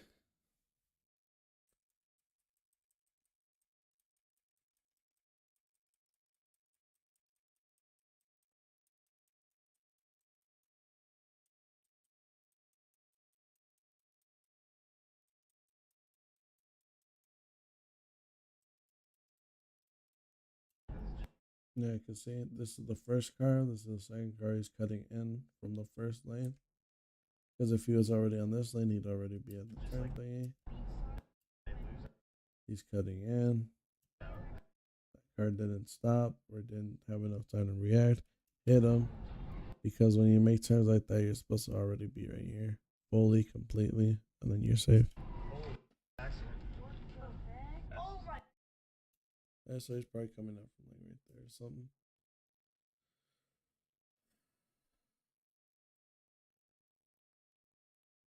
Still though, if you need to urgently turn or make a U-turn, you can make like billions of U-turns just down the street. That way you don't fucking crash your car. But people are impatient. Window starts, parentheses, target terrorist. It's at his known location, so should be on time. Also, strike drone launch MQ-9s. MQ-9s are the Reaper drones. And then, you know, and obviously...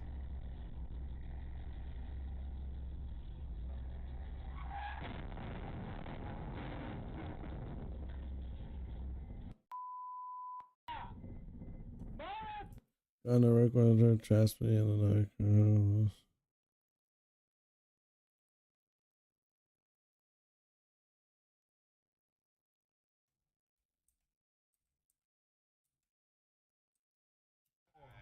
And then, you know, and obviously...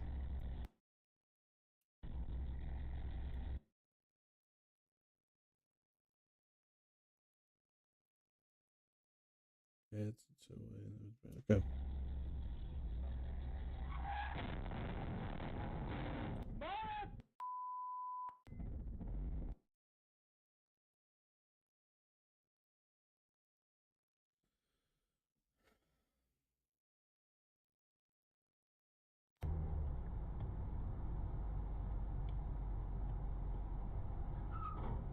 Oh. Distracted driver probably with that one. Holy crap! Did you see that? I was getting ready to turn into Northwest Highway, Grapevine, Texas, and while waiting for the light to turn green, I allowed Dodge and out the GMC Yukon and rear-ended by the white.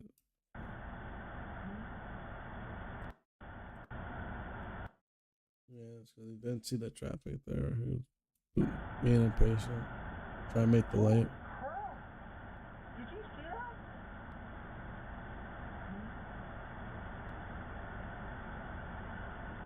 I did. Bro!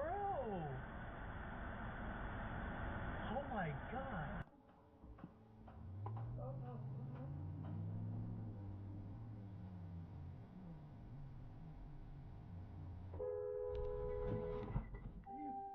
Are you kidding me? Are you kidding me?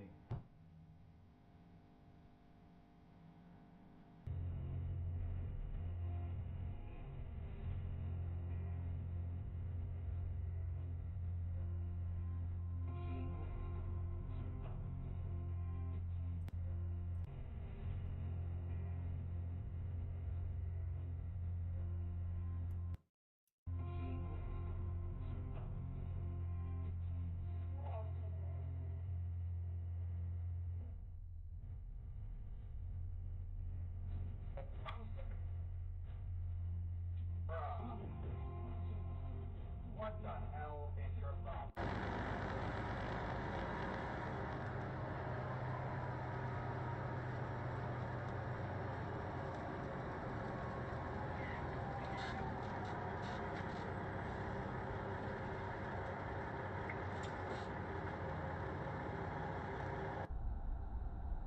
Dipshit. Okay, that's right, guy. Yeah, that happens. Poor truck. That's not really an idiot in the car. That's just fucking terrible traction and snowy roads. I don't have any experience with that shit. That seems like scary as fuck though. Especially with how people drive over here whenever it fucking rains. They lose all motor functions and shit. So bad. It's a creepy, corrupt business, and the media to a large Scheiße. propaganda arm to the Democratic Party. All right, dude. It's not even believable.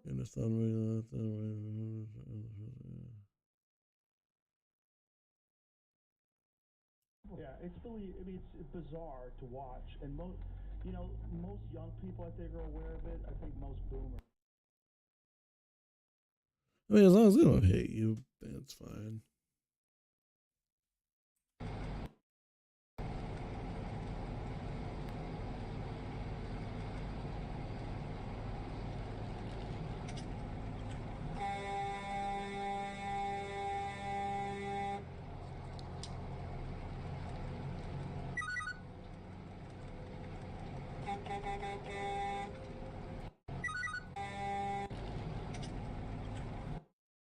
Bro, you're going fucking straight. Just stay on this thing until you pick up enough speed.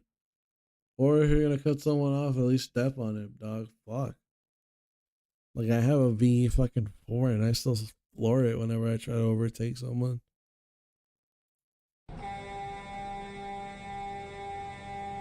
You're so fucking stupid. And then why would he try to cut off a fucking truck? They don't stop the same way regular cars stop. Those fuckers need to like react like a couple seconds before you get in their way and shit. So the fact that he didn't smack the dog shit out of you and fucking put you in that thing is a fucking miracle unto itself. Scheiße.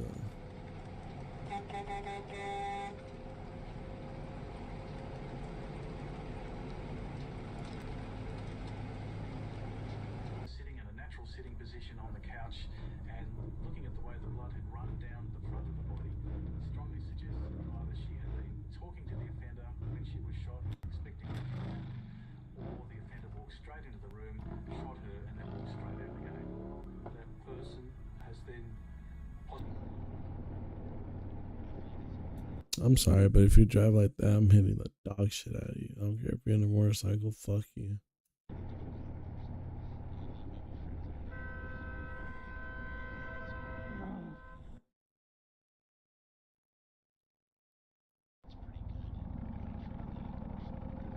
Damn. Why is he gonna lose control? He's gonna hydroplane and die. Yup. Dipshit. No. He tried to correct it.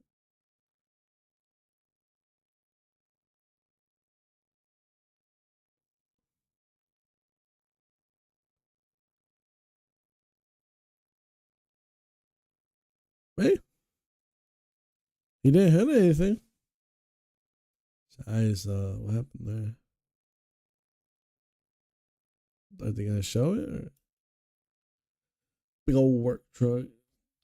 3 times the size, hit a bus, then a Cybertruck smashed into the back of it, and then fell off into the middle of the freeway in Northern California. I was behind it all. And you didn't fucking record it, dude? Fuck. Maybe you did, but it was graphic or some shit. I don't know.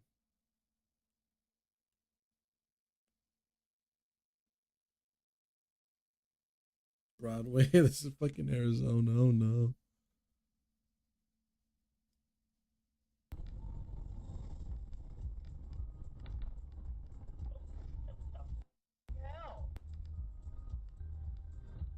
What is it?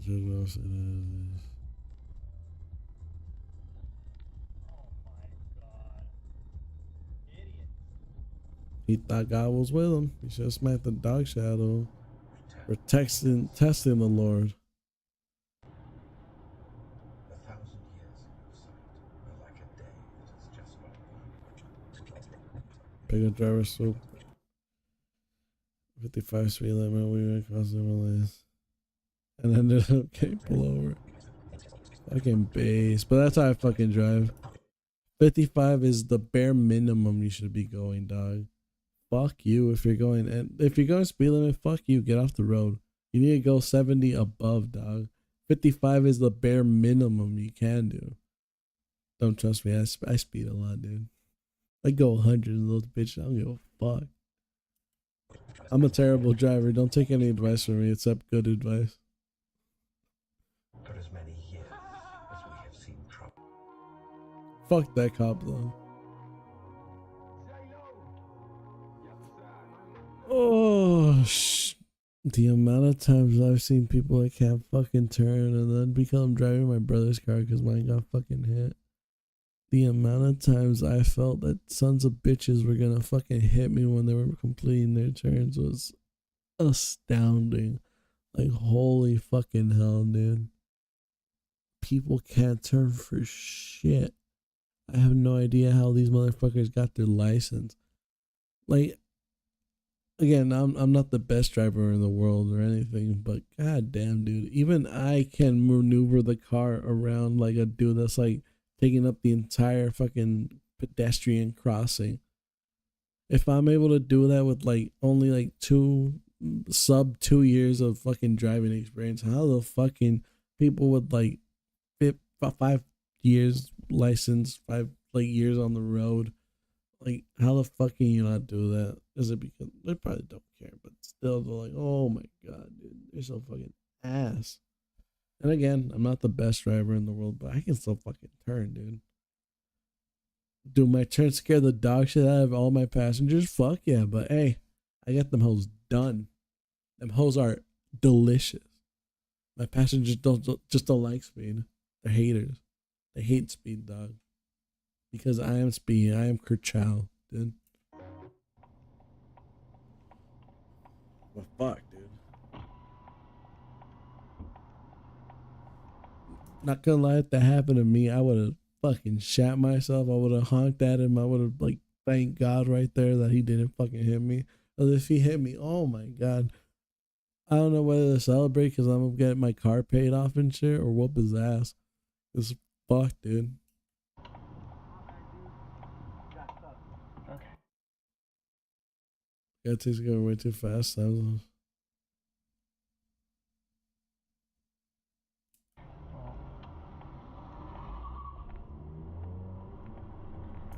Hey, bitch. I take my turns going 35, dog. Don't blame the speed. Blame the fucking driver. Because I whipped that bitch, dog. Call me Chef Boyardee because I whipped that shit. I don't give a fuck. And I never lost control, not even once. I almost did once, but hey, fuck you. I controlled that bitch. I almost drifted, god damn it. I felt like Dominic Toretto up in that bitch like Family, dog.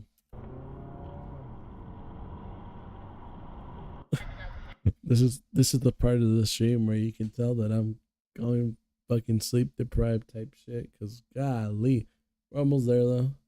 5 more minutes, and then it's over.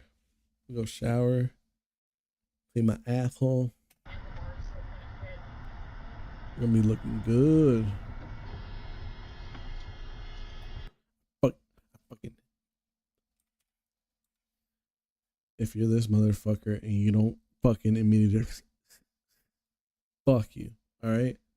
If I'm giving you this much fucking space and you don't capitalize it by going all the way over fucking there, fuck you. You don't deserve that shit. Because whenever I see that dog shit and he's not cutting in there, right now, how fast is he going? He has enough speed. Like, just speed the fuck up, dude. Just speed up, go right there. If you're gonna be a bad fucking driver like me, just speed up right there. Like, barely kiss that motherfucker's thing. But yeah, that's what I like to do when fuckers try to come, like, turn on me. Like, fuck you, dude. You're gonna wait, dog. Fuck you. You're either gonna cause traffic over here like a dipshit, or you're just gonna keep going straight. I ain't letting you in for shit. Oh, he still made it in. If he gets road rage for that shit, then fuck him. Person doesn't know how to translate.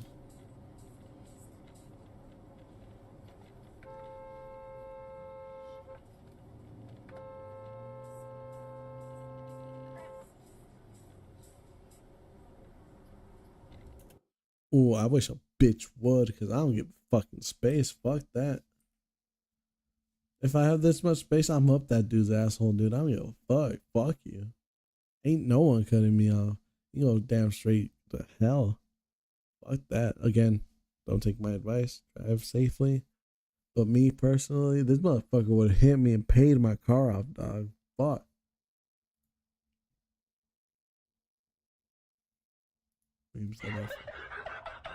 Let's do it. If you laugh, you lose. If you laugh, you go to hell base. Let's see this shit. Take a selfie, girl. Take a selfie.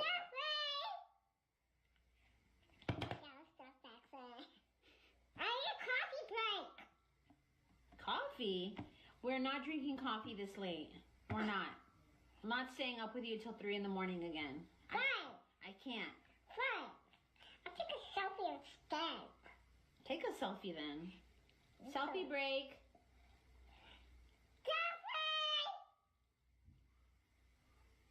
Selfie! Show them the selfie we took. What part of this is funny?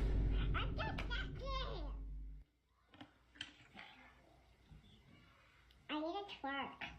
Stop. You're not twerking. So, take a selfie, girl. Take a selfie. I promise you, if you laugh at a single one of these memes, you I are going bet. to hell tonight. Let's see if we're going to hell, Mochi. Hey, maybe you don't have to go to the zoo after all.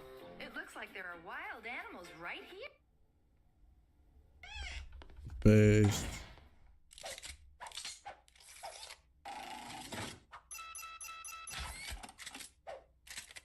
What the hell is this man doing? Well, bubbleheads. Just you and me.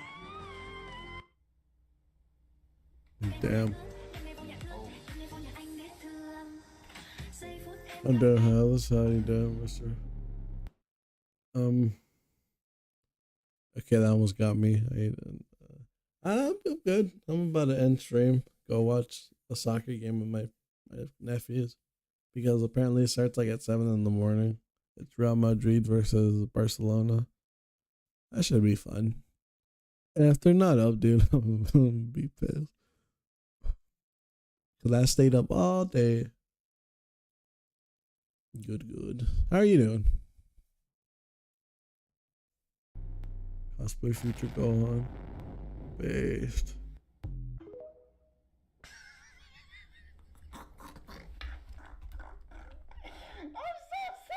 I promise you, if you...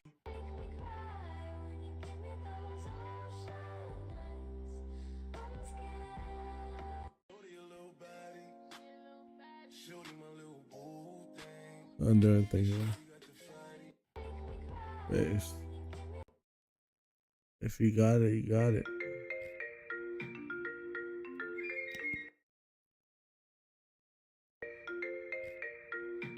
I need to go for full compilation because what the fuck? How am I not laughing? Like, I have a dark sense of humor. This is gonna make me laugh.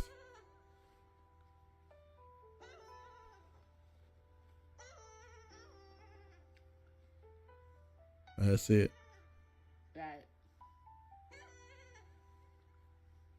Alright. He's waiting for the bass drop. Let's go. That's good that you're doing good. Alright.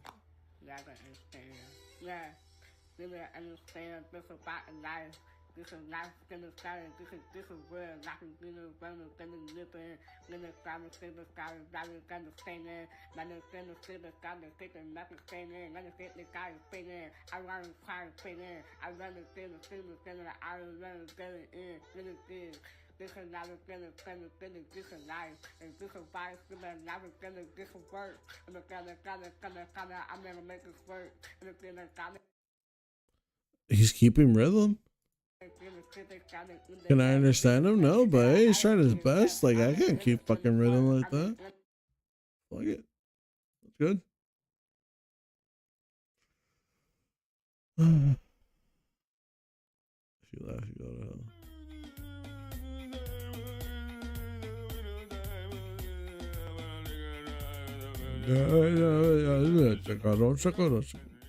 Apparently that's a blind dude singing. I mean, a deaf dude singing.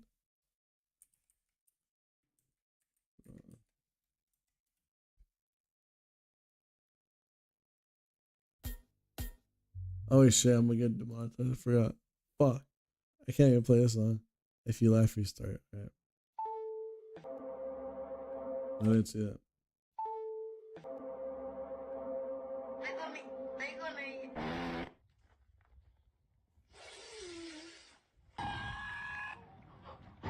Bam. Макс заебал прямо.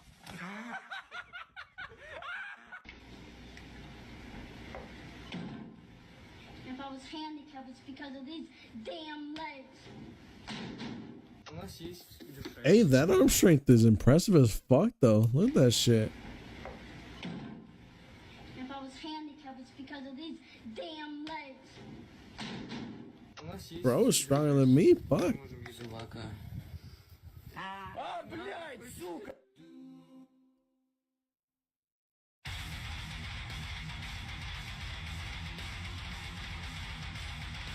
Dope. Here, Papa.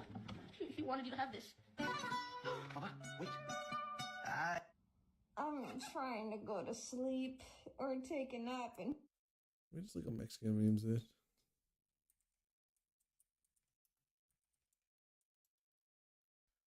Cause fuck, these guys aren't hitting. Cosas que solo pasan en México.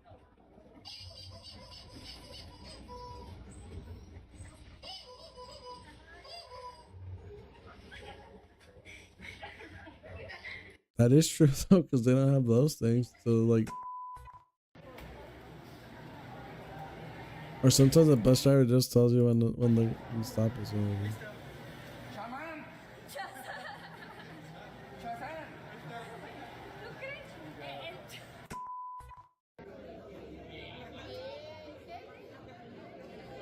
Yeah, I don't get none of these shits. What the fuck, dude? I think my sense of humor died. Let's go.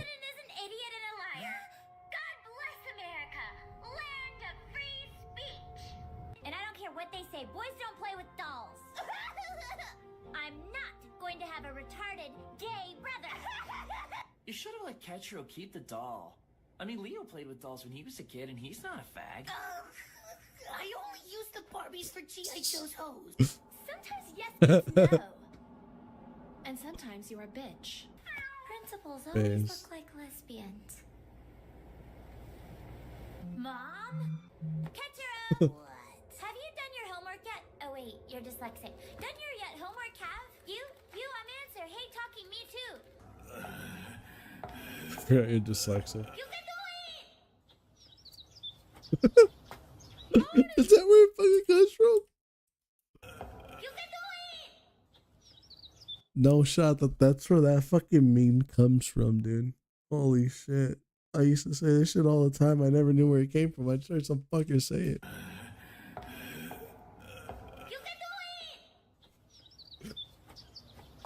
Morning, Satsuki. Hi there. Don't you just hate laundry day? If your husband would get a job, you could buy a dryer. I'm too good to have that deadbeat come home without liquor on his breath and lipstick on his collar. Rat bastard. Why am I still talking like that, redneck? It's Marilyn Manson. ¿Cuándo no has visto al niño que luce que esta es el primo grado? No, estúpida. Adiós, gracias. How Hitler. Looks like it's you and me, Raggedy Ann. Call me Barbie. Okay, fine. Looks like it's you and me, Barbie. I'm going fucking crazy. You are pathetic.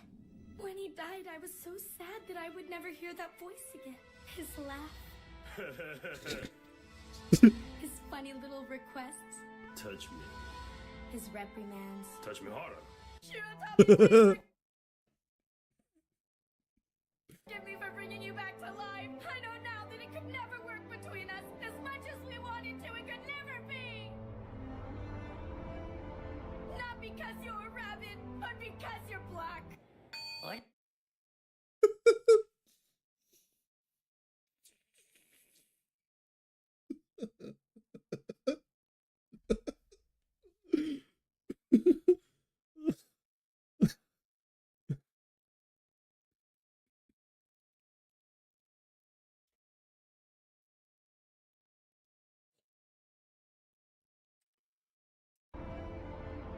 because you're a rabbit, but because you're black.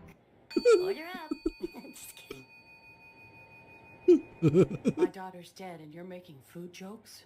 Many people have said they've seen her there, you know? She's busy. Perry, it's been 3 years now. Shizuko was a tragic hit-and-run victim near that very railroad crossing. She was engaged to be married. I don't know why she was trolling around the railroad tracks. Shizuko was quite a little tramp. Not my fault. I tried to raise her right. I guess once a slut, always a slut. Imagine fucking dying and your mom just melting the fuck out of you. Wait, no. Oh wait, shit. Mochi, this is gonna be my new streamer voice from now on. Joseph Rogan. I can't even do it anymore. It was on earlier. I watched the whole Mama Max video. Oh my god, that's so fucking boring. Never found her engagement ring. Joseph Rogan. This is gonna be my. I don't think so. He got it at Jared's. It never really fit right. Her fiance was engaged once before. Probably to some ugly fat girl, you know? Winona Judd or Carney Wilson, maybe Nell Cart.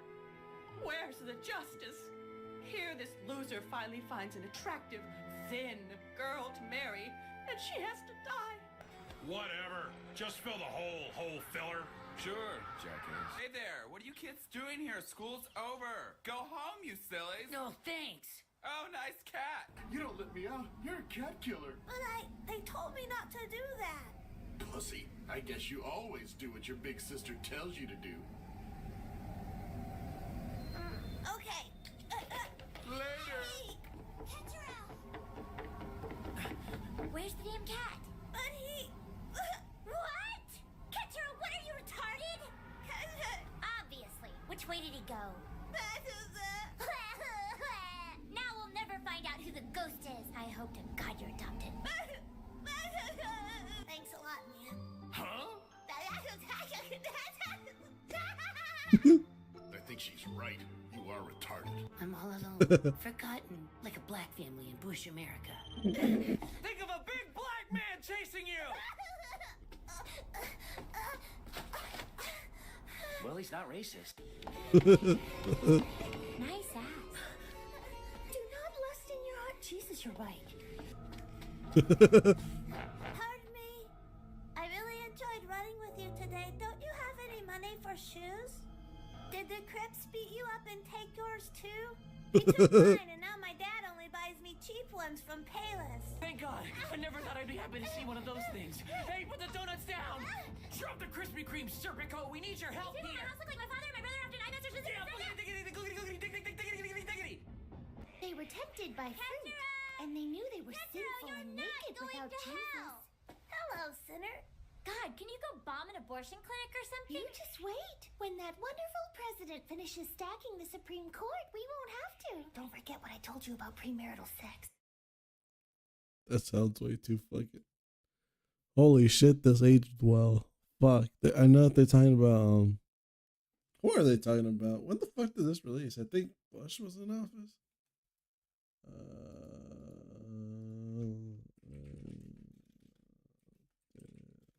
Fuck.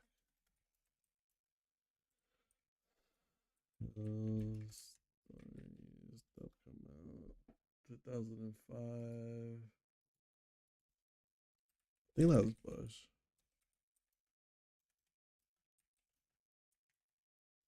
Yeah, Bush.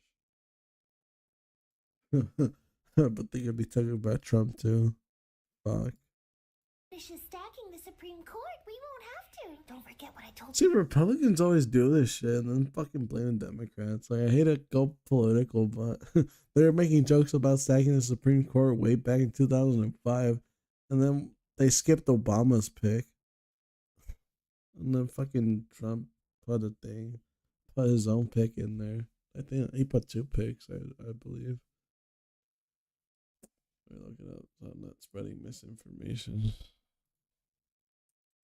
Many pick in the Supreme Court did Trump put? Confirmed.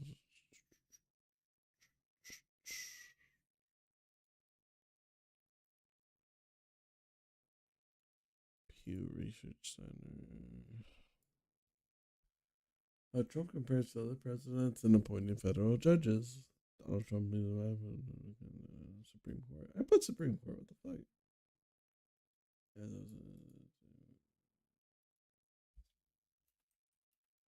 2016, I think. That's when he was president. There's the not getting Supreme Court nominations to prize the legislative good nominations. His first Supreme Court. I only got a pick. I think that should have been Obama's pick. Abstinence only got it. I mean, I like Terry O'Quinn and all, but that guy's marital sex. Abstinence only got it. I mean, I like Terry O'Quinn and all, but that guy's a freak. Is Naveen Andrews still screwing Barbara Hershey? Remember her lips and beaches? And why do fags like that movie so much? God. Oh, perfect. It's in Japanese. Jing Chao Nong Ning Tao. Wait, that's Chinese. Luckily, I can read barricade.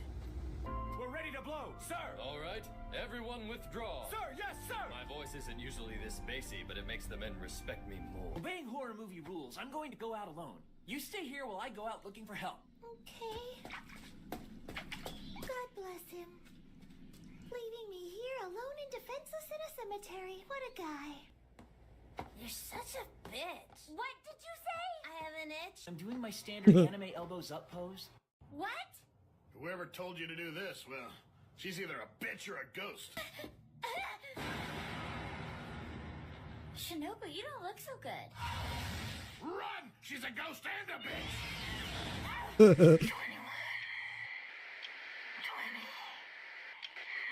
This bitch can't count. A math-deficient lesbian with scoliosis. What is it with me and lesbians? It's the jacket. Obeying horror movie rules, I'm going to go out alone. You stay here while I go out looking for help. Damn, they just play this one. What the fuck? God bless him. Leaving me here alone and defenseless in a cemetery. What a guy. Let's start off lunch with a bang. This teacher needs to get laid more than you do, Leah. You're right. The least you could have done was to invite my sister. To have sex with you and Mr. Zakata. Now she'll die a virgin. Will someone shut him up? Whatever that is. Getting on last. We got the power! Run, Satsuki! Run from yet another Japanese horror movie knockoff! Run! I know. We've done the ring like 4 or 5 times. At least we're not ripping off the ring again. Hey! Leo? There's some weird red fog at the school, and I just saved a ton of money on my car insurance by switching to Geico! Look! Numbers! We came from the 11th floor, and this is making sense to me. And I'm dyslexic. You're right, Ketchup. It's making sense to me. I'm dyslexic. Yes. Hello gays. Today we have a list of top 5 Polish person. Número 5. Polish kick. Número 4. Polish guy flying. Damn. Número 3. Polish music man.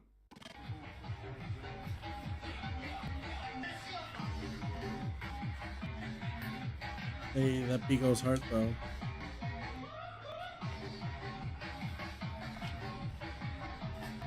Can't deny that shit. Número 2. Polish Go. Tylko jedno w głowie mam. Koksu 5 gram. Odlecieć sam w krainę zapomnienia. W głowie myśli mam, kiedy skończy się ten... Hey, that kind of Honorable mention.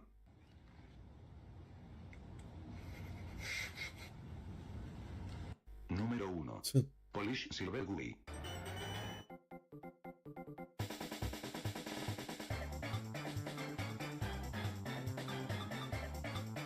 Pretty sure that's just a homeless guy that they paid money to spray paint, if I remember correctly.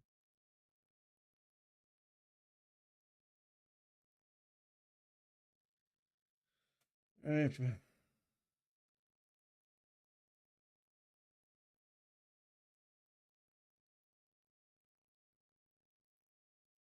I guys, that's gonna do it for me. Thank you for watching. Hope you enjoyed. Mochi, my bad. I don't know if you've been here for a long time, but I appreciate you. Have a good rest of your day, and I'll see you probably. Actually, not later today. I'm probably gonna be asleep. I'm probably gonna knock out. All right. Anyways, bye.